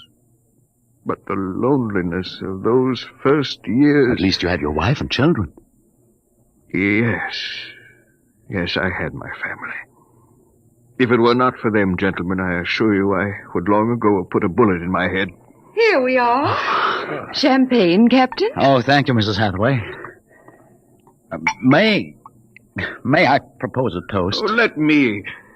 Gentlemen... To Earth. To Earth. Earth. May she never be a stranger to man again. Hathaway, what is it? Nothing really. It's just rather sharp pain in the chest. I think you should lie down, Doctor. Yes. Perhaps you're right. Let me help you. No. John and Susan will help. Of course, Father. Why don't you gentlemen go out on the porch, enjoy the air? I'll see you all in the morning. Good night, Doctor. Good night. Come, John. Yes, Father.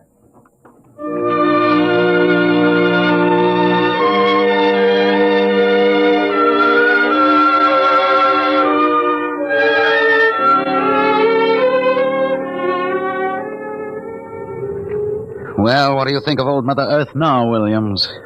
Smell that summer breeze. Look at that view of the city lighted up against the sky. It has a certain quality. Well, score 1 point for the back-to-earth proponent. I didn't say that. You're beginning to feel it, though, Williams. I can tell. If you don't mind, gentlemen, I'm quite tired. I think I'll turn in. Excuse me. Well, Captain? Well, what? What do you make of all this? I don't know what you mean. This Hathaway and his family, there's something strange and unnatural going on here. I can sense it. I think you're reading things into it, Evans. Oh, perhaps. Well, I'll turn in too. Are you coming? In a moment. I want to smoke a cigarette. Beautiful view. What? Is it not? I didn't hear you come out. How is he? Resting. I've never seen him this bad. Yes, he's an old man. I'm sorry, but the difference in your ages is so apparent. You must have been married very young. My husband is a very great man, Captain. It's too bad there was no one to appreciate him. Once, he wired the whole city with sound speakers, and when he pressed a button, the whole town lit up and made noises, as if 10,000 people were living in it. He must have been very lonesome for people. Although with a woman such as you, I don't understand. Perhaps one day you will understand. Good night, Captain. Good night, Mrs. Hathaway.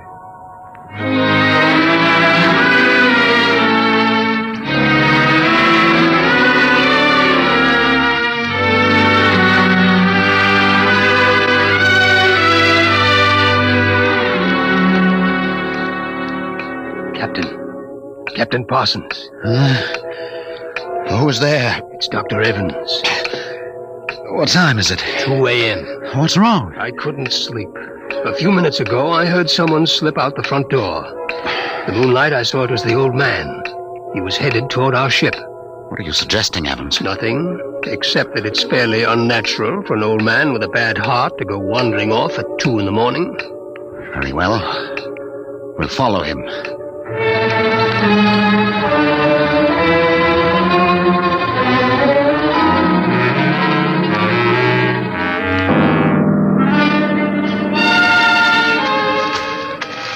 See him yet?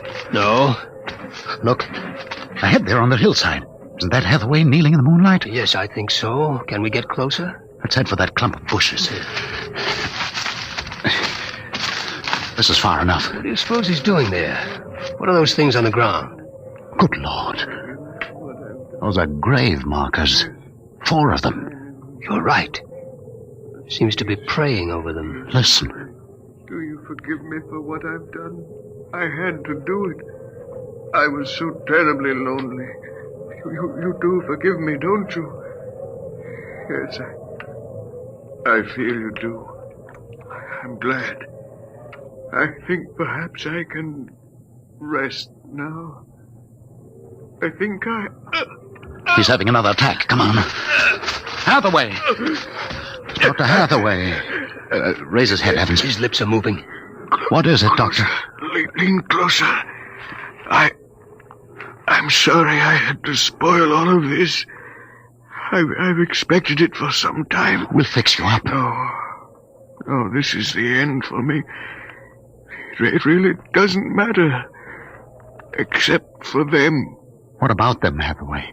You suspected, didn't you? Yes, I suspected, but I couldn't believe it until now.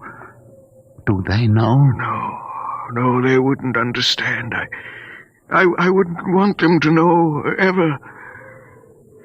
The Earth.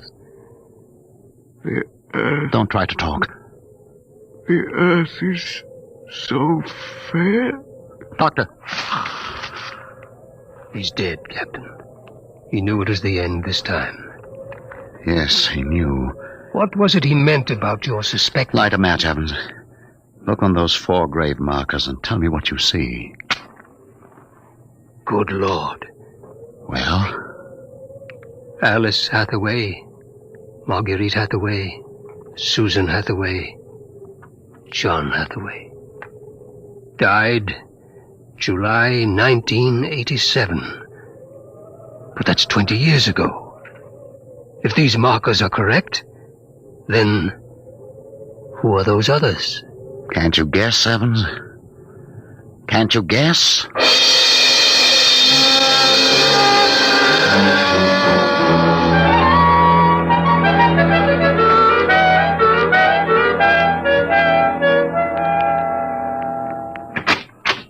Mrs. Hathaway, are you awake? Yes, Captain? May I come in? Yes. It's about my husband, isn't it? You knew. I saw him go out tonight. He felt it was near the end. He died less than an hour ago. I'm sorry. Thank you. How do you feel? He told us it would happen one day, and that he didn't want us to cry. He didn't teach us how, you know. He said it was the worst thing that could happen, to know how to be lonely and unhappy. What will happen to us now that he's gone? I don't know. Will you stay with us? I would like to, but I cannot. You know about us. Yes, I know. I didn't think that you knew yourself. The children don't. I've been aware for a long while. No one would have guessed. You're so perfect. Oh, he would have liked to hear you say that. He was so very proud of us. After a while, he came to love us, and at the end, he took us as his real wife and children. He even forgot sometimes that he had made us. You gave him a great deal of comfort. Yes. Over the years, we sat and talked. He loved so much to talk. I was first, you know. Then he became lonesome for the children, and so he made them. He told me about the things he did, about his laboratory. Surely the children must suspect. Oh, no. You see, there were no other beings with which to compare themselves. He must have been a great, great genius. Each morning he took a recording of his voice into town and put it on the automatic telephone. Each night it would call us. I think, what with the phone ringing and the sound of voices and the lights on, he was happy. There was only one thing, one flaw. And that? He couldn't make us grow old. And so he had to watch himself become an old, old man, while we stayed young.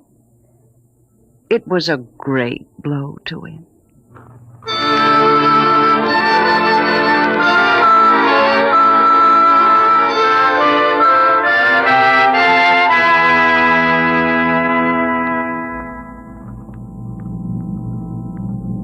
And so we commend the body of this man, Cornelius Hathaway, to his Maker. Ashes to ashes, dust to dust returneth. Amen.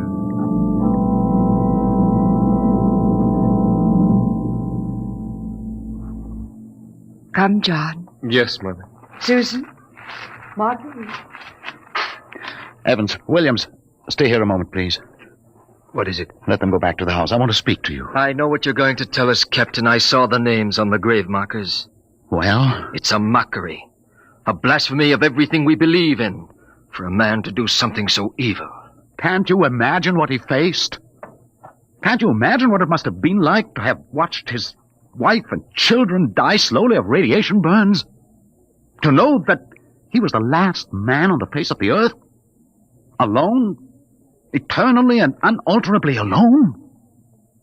Good Lord, man, what would you have done if you'd had his medical and technical genius? That's incredible. Yes, it is. But with an entire American city on which to draw for supplies and equipment, a brilliant man might accomplish anything, even that. What are you suggesting, Captain? That we take them back?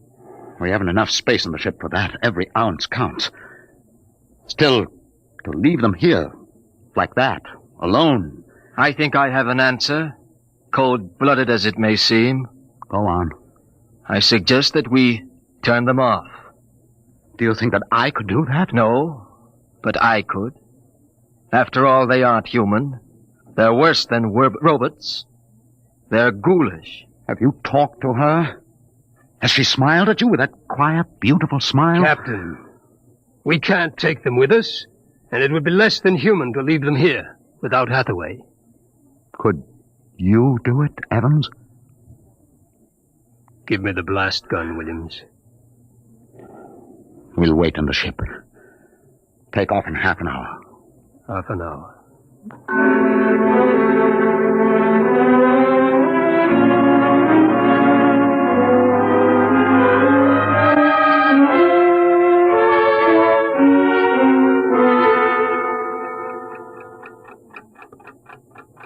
6:25.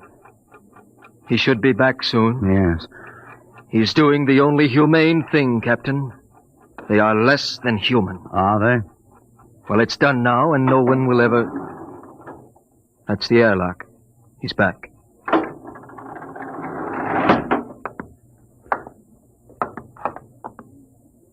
Well? Here's your gun. Did you do it? When I entered the house, she looked at me with those fine, intelligent eyes.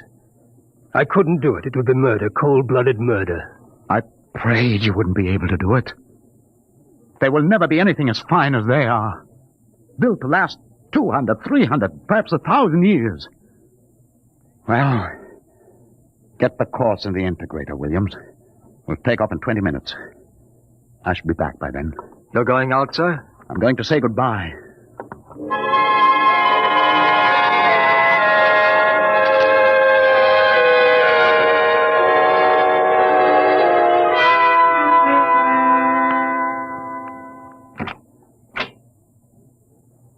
You've come back. Only to say goodbye. It was nice of you. I wanted you to know that I am coming back someday. When will you come? I don't know. It will take many years to prepare fuel for another trip. 6, 7, perhaps 10 years. I will watch the sky at night, just as he watched it. Oh, I'm afraid I must go now. I understand. Strange. I have a new feeling. One which he did not teach us. A feeling of longing, of sadness. That one is not taught. It comes of being alive. Yes. I am alive. Even though he created me, I'm a person now. Goodbye, Alice Hathaway. Goodbye, John Parsons.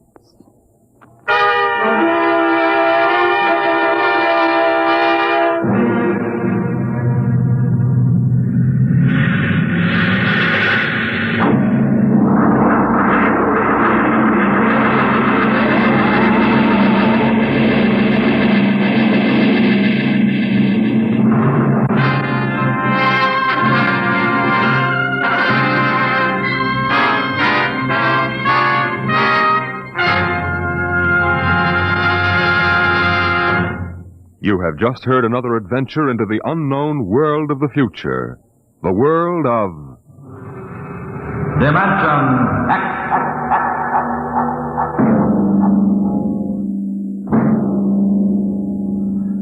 When the time comes for man to explore the universe, to deal with the strange inhabitants of other worlds, there will be much to remember. Perhaps the most important lesson of all will seem too fundamental to be included in the training manuals. Listen at this time next week as Dimension X brings you a story from the pages of the August astounding science fiction. A story called Courtesy.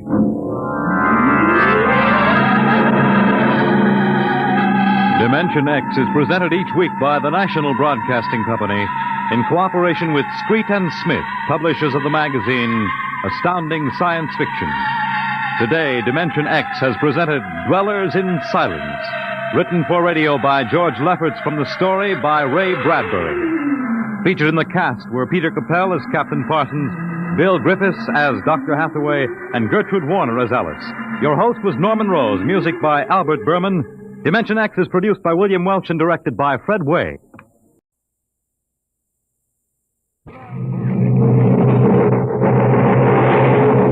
Adventures in time and space, told in future tense.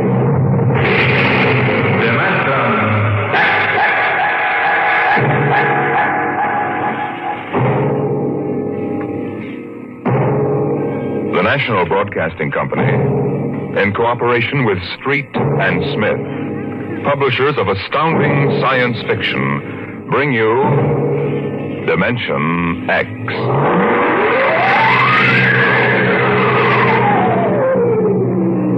The soundproofed Happy Life home had cost $30,000 installed.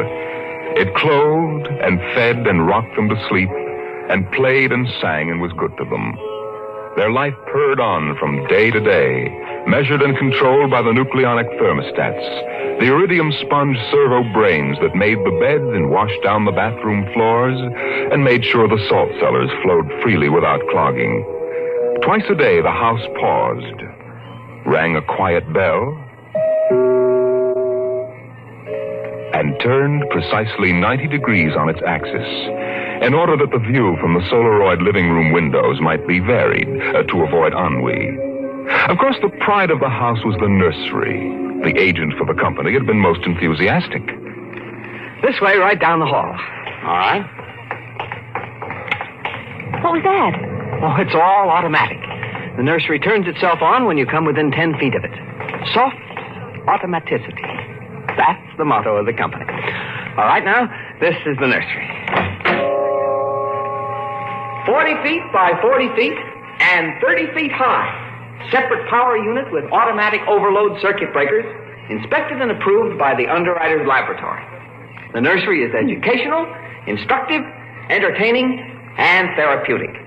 The entire control mechanism is adjusted to the electroencephalographic key of the child. How much does it cost? 30,000 FOB, Los Angeles. But that's as much as the whole house. Why, no. But we do want the best for our children, don't we? Oh, yes, we want the best for our children.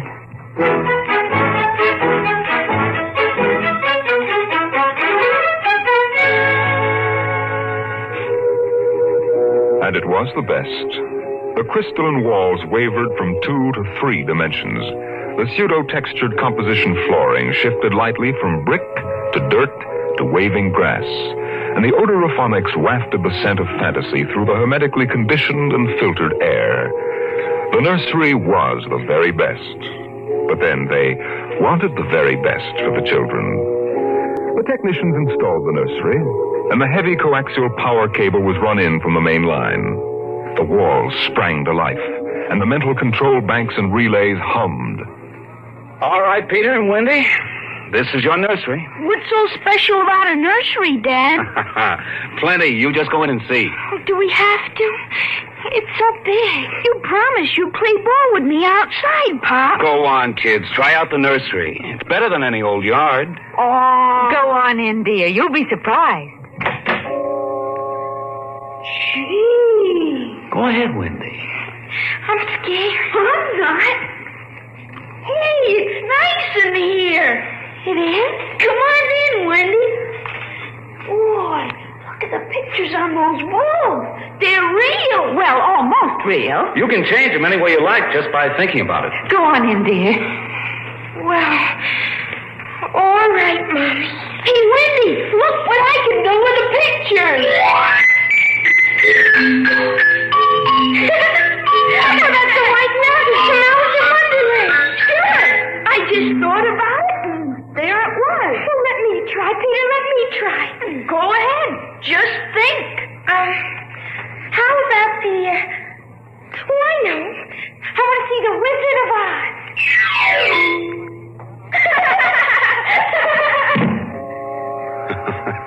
Well, dear, there we are. They like it, don't they? Well, why shouldn't they? All they have to do is think, and they've got whatever they want in 3 dimensions. Color, sound, and smell. Oh, think what it would have been like to have a nursery like that when you were a kid. It's nice that we can give them all the advantages. Why, sure. What else are we working for, huh? Right. Well, what do you want to do this evening? Well, the Petersons asked us over for bridge, but... Oh, we don't have to worry about the kids. They'll be all right in the nursery. Come on, Lydia. We deserve a night out.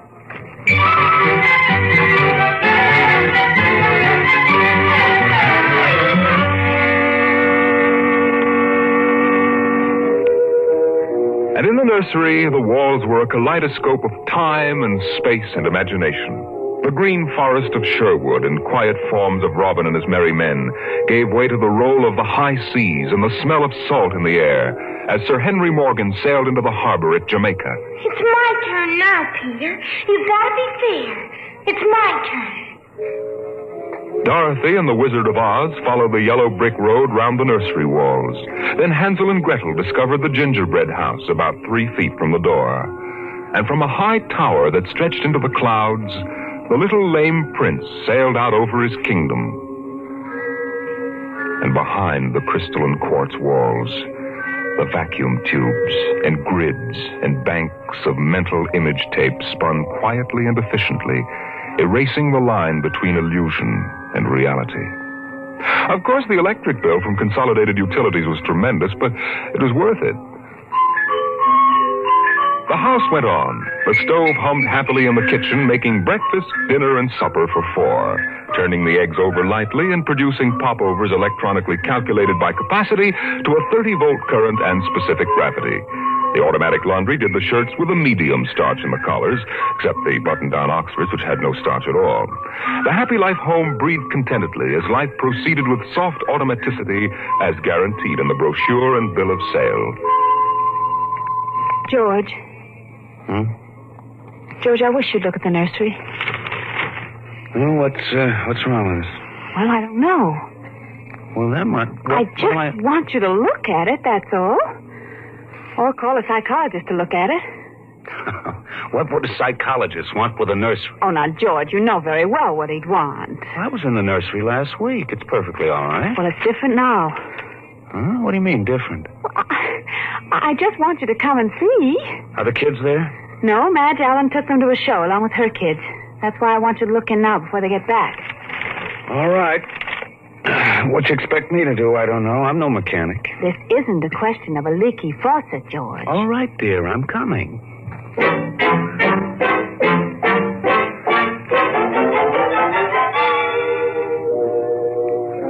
The nursery light flicked on as they came down the hall. The relays clicked, and the tubes warmed, and chemical odor banks and pipes bubbled into life as they paused before the closed door. Go ahead, George. Open it.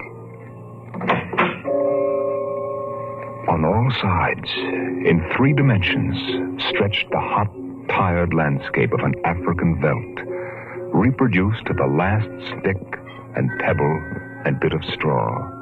The ceiling above them became a sky with a hot, yellow sun. A wind blew in from the baked veldtland, the hot straw smell of lion grass, the cool, green smell of the hidden waterhole, the great rusty smell of animals, the smell of dust like red paprika on the hot air. And now the sounds.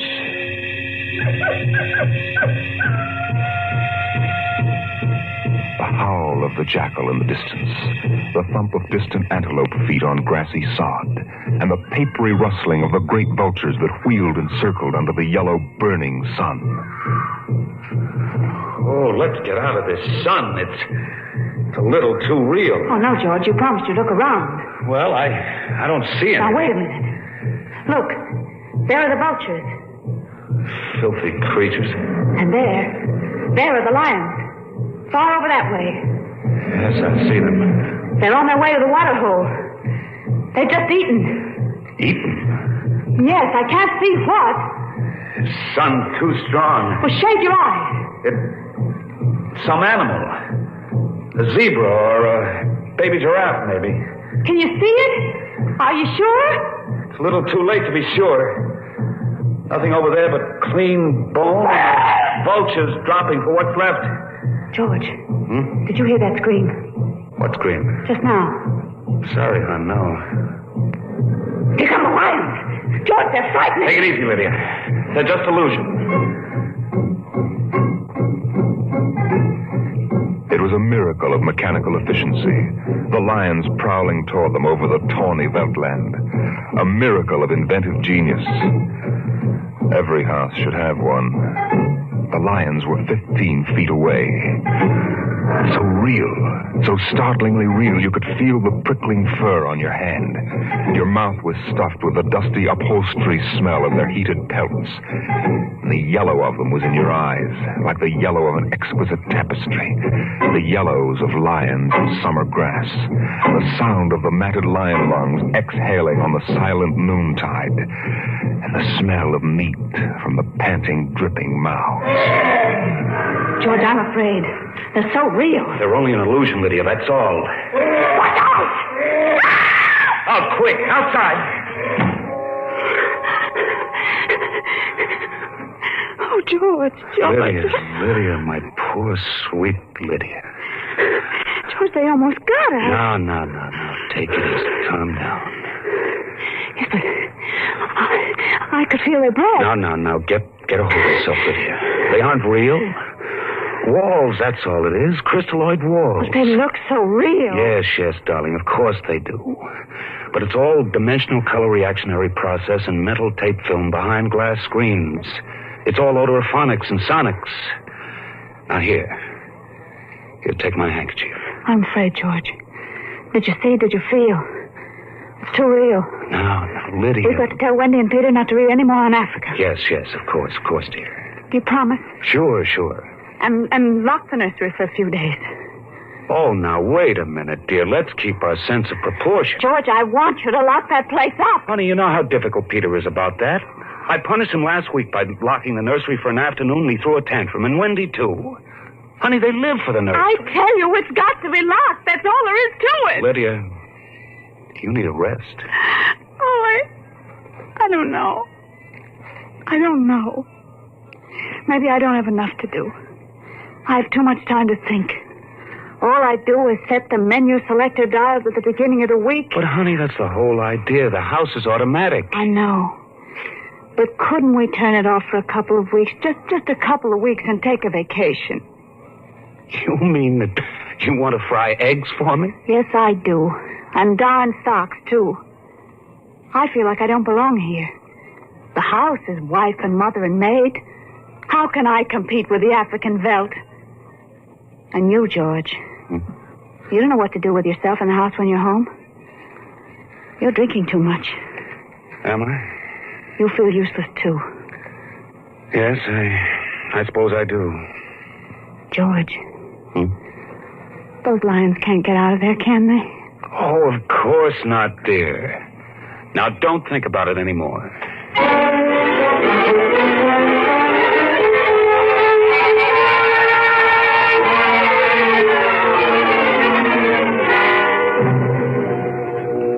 They ate alone. He sat idly watching the dining room table produce warm dishes of food from its mechanical interior. You forgot the ketchup. That's better. It wouldn't hurt to lock the children out of the nursery for a while. It was clear that they'd been spending too much time in Africa. Oh, that sun. He could still feel it on his neck like a hot paw. And the lions, the smell of blood. Remarkable how the nursery caught the telepathic emanations of the children's minds and created a life to fulfill their desires. The children thought zebras, and there were zebras. Sun, death, and death. They were so young.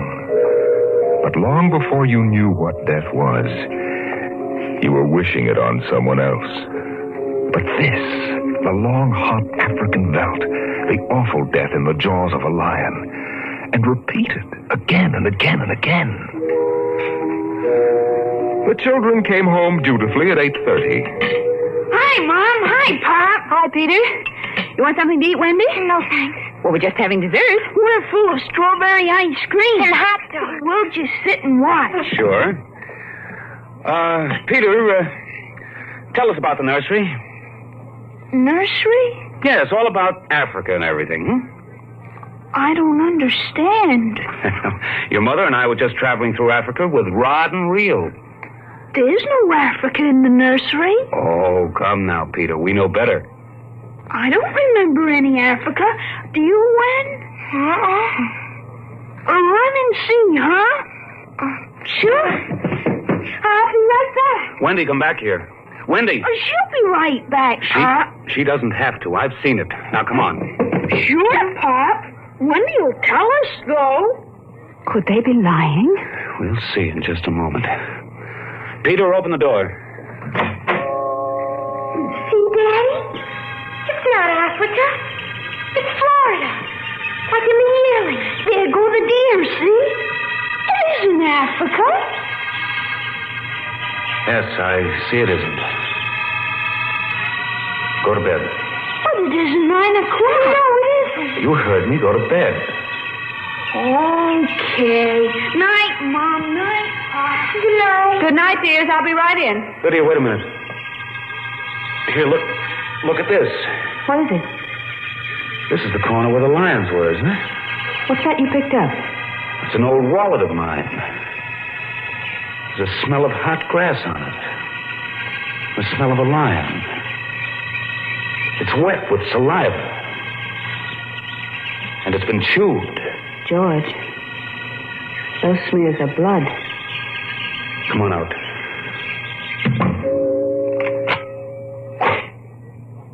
Now let's go to bed.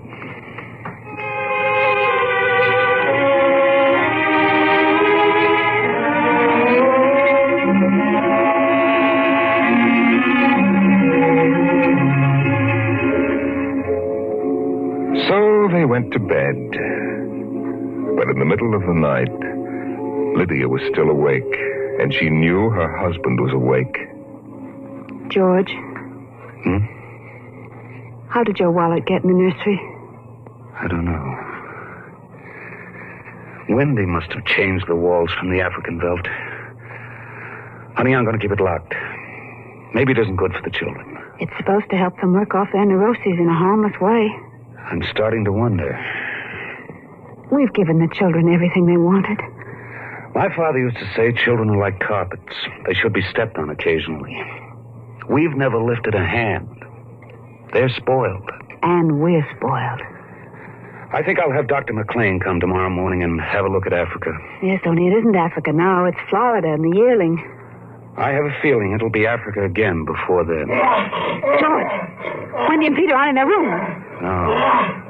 They've broken into the nursery. Those screams. They sounded familiar. Did they? Yes, awfully. Oh, George.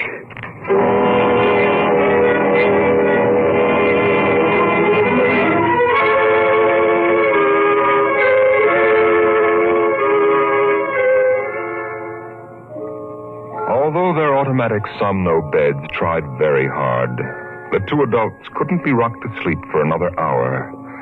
A smell of cats was in the night air. And in the morning, the stove cooked French toast, and the dining room table poured the syrup and melted butter. Pop! Yes? You aren't going to lock up the nursery for good, are you? That all depends. On what? On you and your sister? We feel that you should have some variety, dear. If you intersperse this Africa with a little Sweden or China... I thought we were free to play the way we like. Well, you are within reasonable bounds. Well, what's wrong with Africa, Daddy? Oh, so now you admit you've been thinking up Africa, I wouldn't want the nursery locked up ever. Well, as a matter of fact, we're thinking of turning the whole house off for about a month. Sort of camping out. You mean I'd have to tie my own shoes instead of having my shoe tire do it? And brush my own teeth and comb my own hair and give myself a bath? Well, Wendy, it would be fun for a change, don't you think, dear? No, it'd be awful. I didn't like it when you took out the picture painter last month. Well, that's because I wanted you to learn to paint by yourself. I don't want to do anything but look and listen and smell. What else is there to do? Oh, all right. All right, go play in Africa. Are you gonna shut off the house? We're considering it. I don't think you better consider it anymore, Pop. I won't have any threats from you, son. Okay, Pop. Come on, Wendy. Let's get back.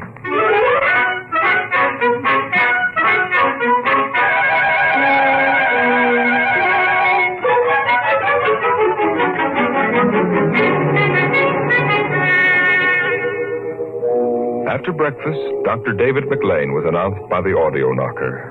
And the dining room table, recognizing him as an old friend, poured an extra cup of coffee, light with 4 lumps. I saw the nursery last year, George. It looked all right to me. You didn't notice anything unusual? No. The pattern showed the usual violence, a tendency toward slight paranoia. All children feel persecuted by their parents. Perfectly normal. I locked the nursery and they broke into it last night. I let them stay so they could form the patterns for you to see. There it is. Well, suppose we take a look at it right now.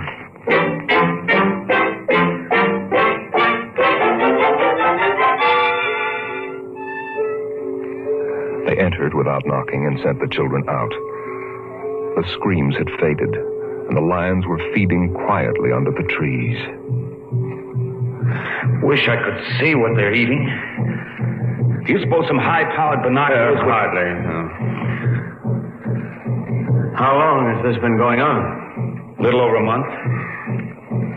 It certainly doesn't feel good. I don't want feelings. I want fact. George, a psychologist, never saw a fact in his life. He knows about feelings. And this doesn't feel good.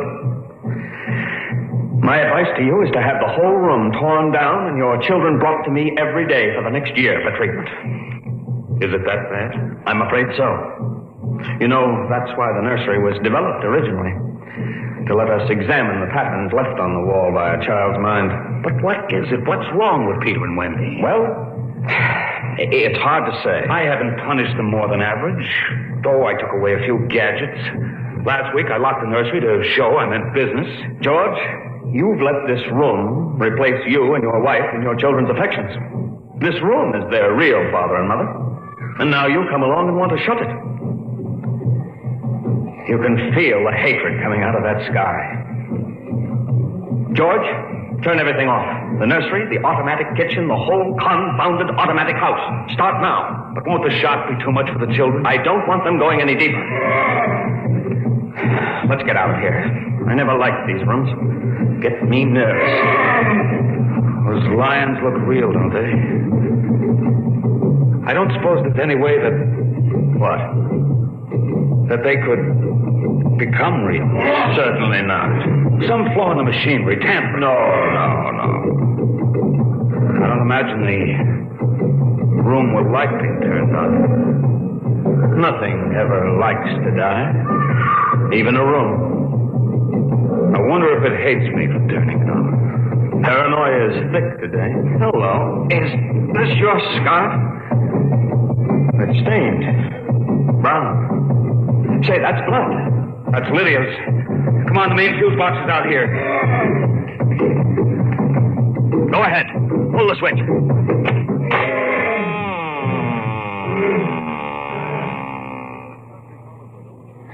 Yeah.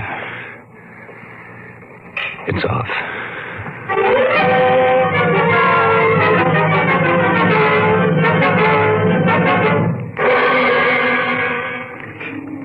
The 2 children were in hysterics. They screamed and kicked and threw things. They yelled and sobbed and swore and jumped on the furniture, weeping. It's off and it stays off. The whole house dies as of now. The more I see of the mess we put ourselves in, the more it sickens me. We've been contemplating our electrical, mechanical navels for too long. We need air. Fresh, unfiltered, unconditioned air. He marched around the house, cutting the switches and pulling fuses. The stove was disconnected with a roast lamb in the oven and a flapjack still in the air. The heaters, the shoe shiners, the shoelacers, the body scrubbers and swabbers and massagers. He pulled the plugs and shorted out the controls, one after the other. The house became full of electronic corpses. It was a mechanical cemetery. So silent. None of the humming, hidden energy of the machines waiting to function at the tap of a button. And by the still dining room table, its radionic insides dead and currentless, Peter wailed at the house. Don't let them do it! Don't let Pop kill everything! I hate you, Bob! I hate you! Peter, please. Insults won't get you anywhere. I wish you were dead! We were for a long while. Now we're going to start really living. One more, Daddy, just one more. Oh, Wendy, one minute of the nursery, that's all. Just one more minute. George. George, it can't hurt, really. Oh, all right, only shut up. 1 minute. And that's the end. Forever. Gee, thanks, Pop. Thanks. Then we're going on a vacation. Dr. McLean is coming in a half hour to help us out. Lydia, turn on the nursery. Now remember, kids, it'll be just for 1 minute. Oh, boy. Come on, Wendy, come on. Oh, thanks, Daddy. Thanks a lot. Just 1 minute, remember. Oh, where'd I put those suitcases? Lydia! Don't shout, George. I'm right here. Oh, did you leave them alone in the nursery? Well, I've got to get ready, George. Oh, that awful Africa. What can they see in it? Well, in an hour, we'll be on our way to Iowa. What prompted us to buy a nightmare like that? Pride, I guess. We had the money and we were foolish. I guess we'd better get them out of there before they get involved with those beasts again.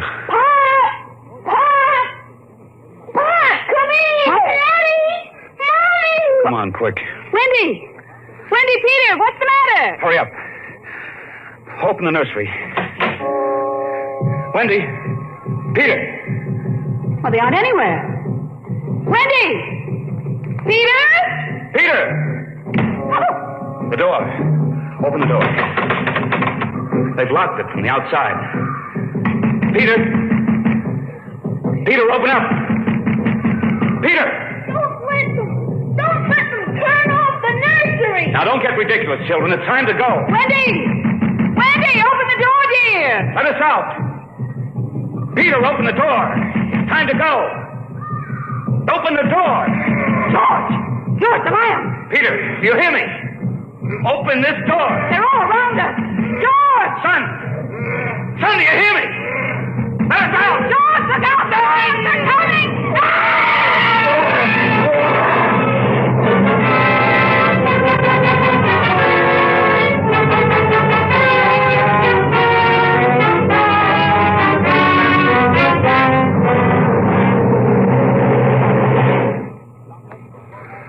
When Dr. David McLean came a half hour later, he found the two children in the nursery sitting in the center of the open glade, eating a picnic lunch. Beyond them was the waterhole in the yellow Veldt land. Above was the hot sun. Dr. McLean saw at a distance the lions fighting and clawing, and then settling down to feed in silence under the shady trees. Hi, kids. Where are your mom and dad? They'll be here directly. Good. We've got to get going. He squinted at the lions with his hands up to his eyes. Now they were done feeding. They moved to the waterhole to drink. A shadow flickered as the vultures dropped down from the blazing sky to finish what the lions had left. Dr. McLean? Dr. McLean? Huh? What? Have a cup of tea?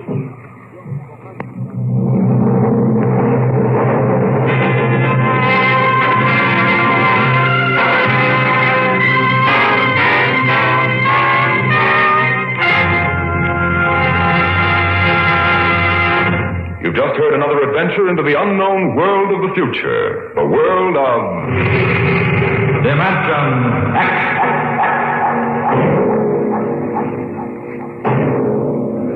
How soon we actually build a spaceship to conquer the stars depends upon many factors, not the least of which is a man, the overwhelming desire to create such a ship, and the power to have it done. Next week we tell the story of such a man, as Dimension X brings you Nelson Bond's The Vital Factor.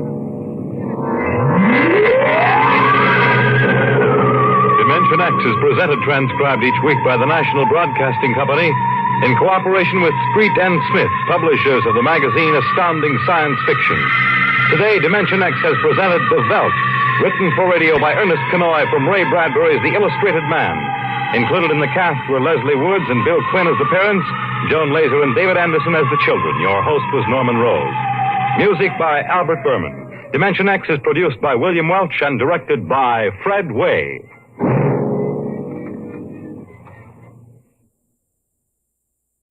Adventures in time and space, told in future tense.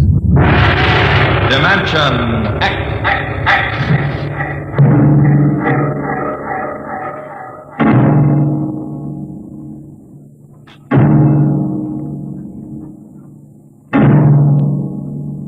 Can you predict what will come in 100 years? Or in 10? Or in the next minute? Can you see beyond the known dimensions of time and space into the unknown dimension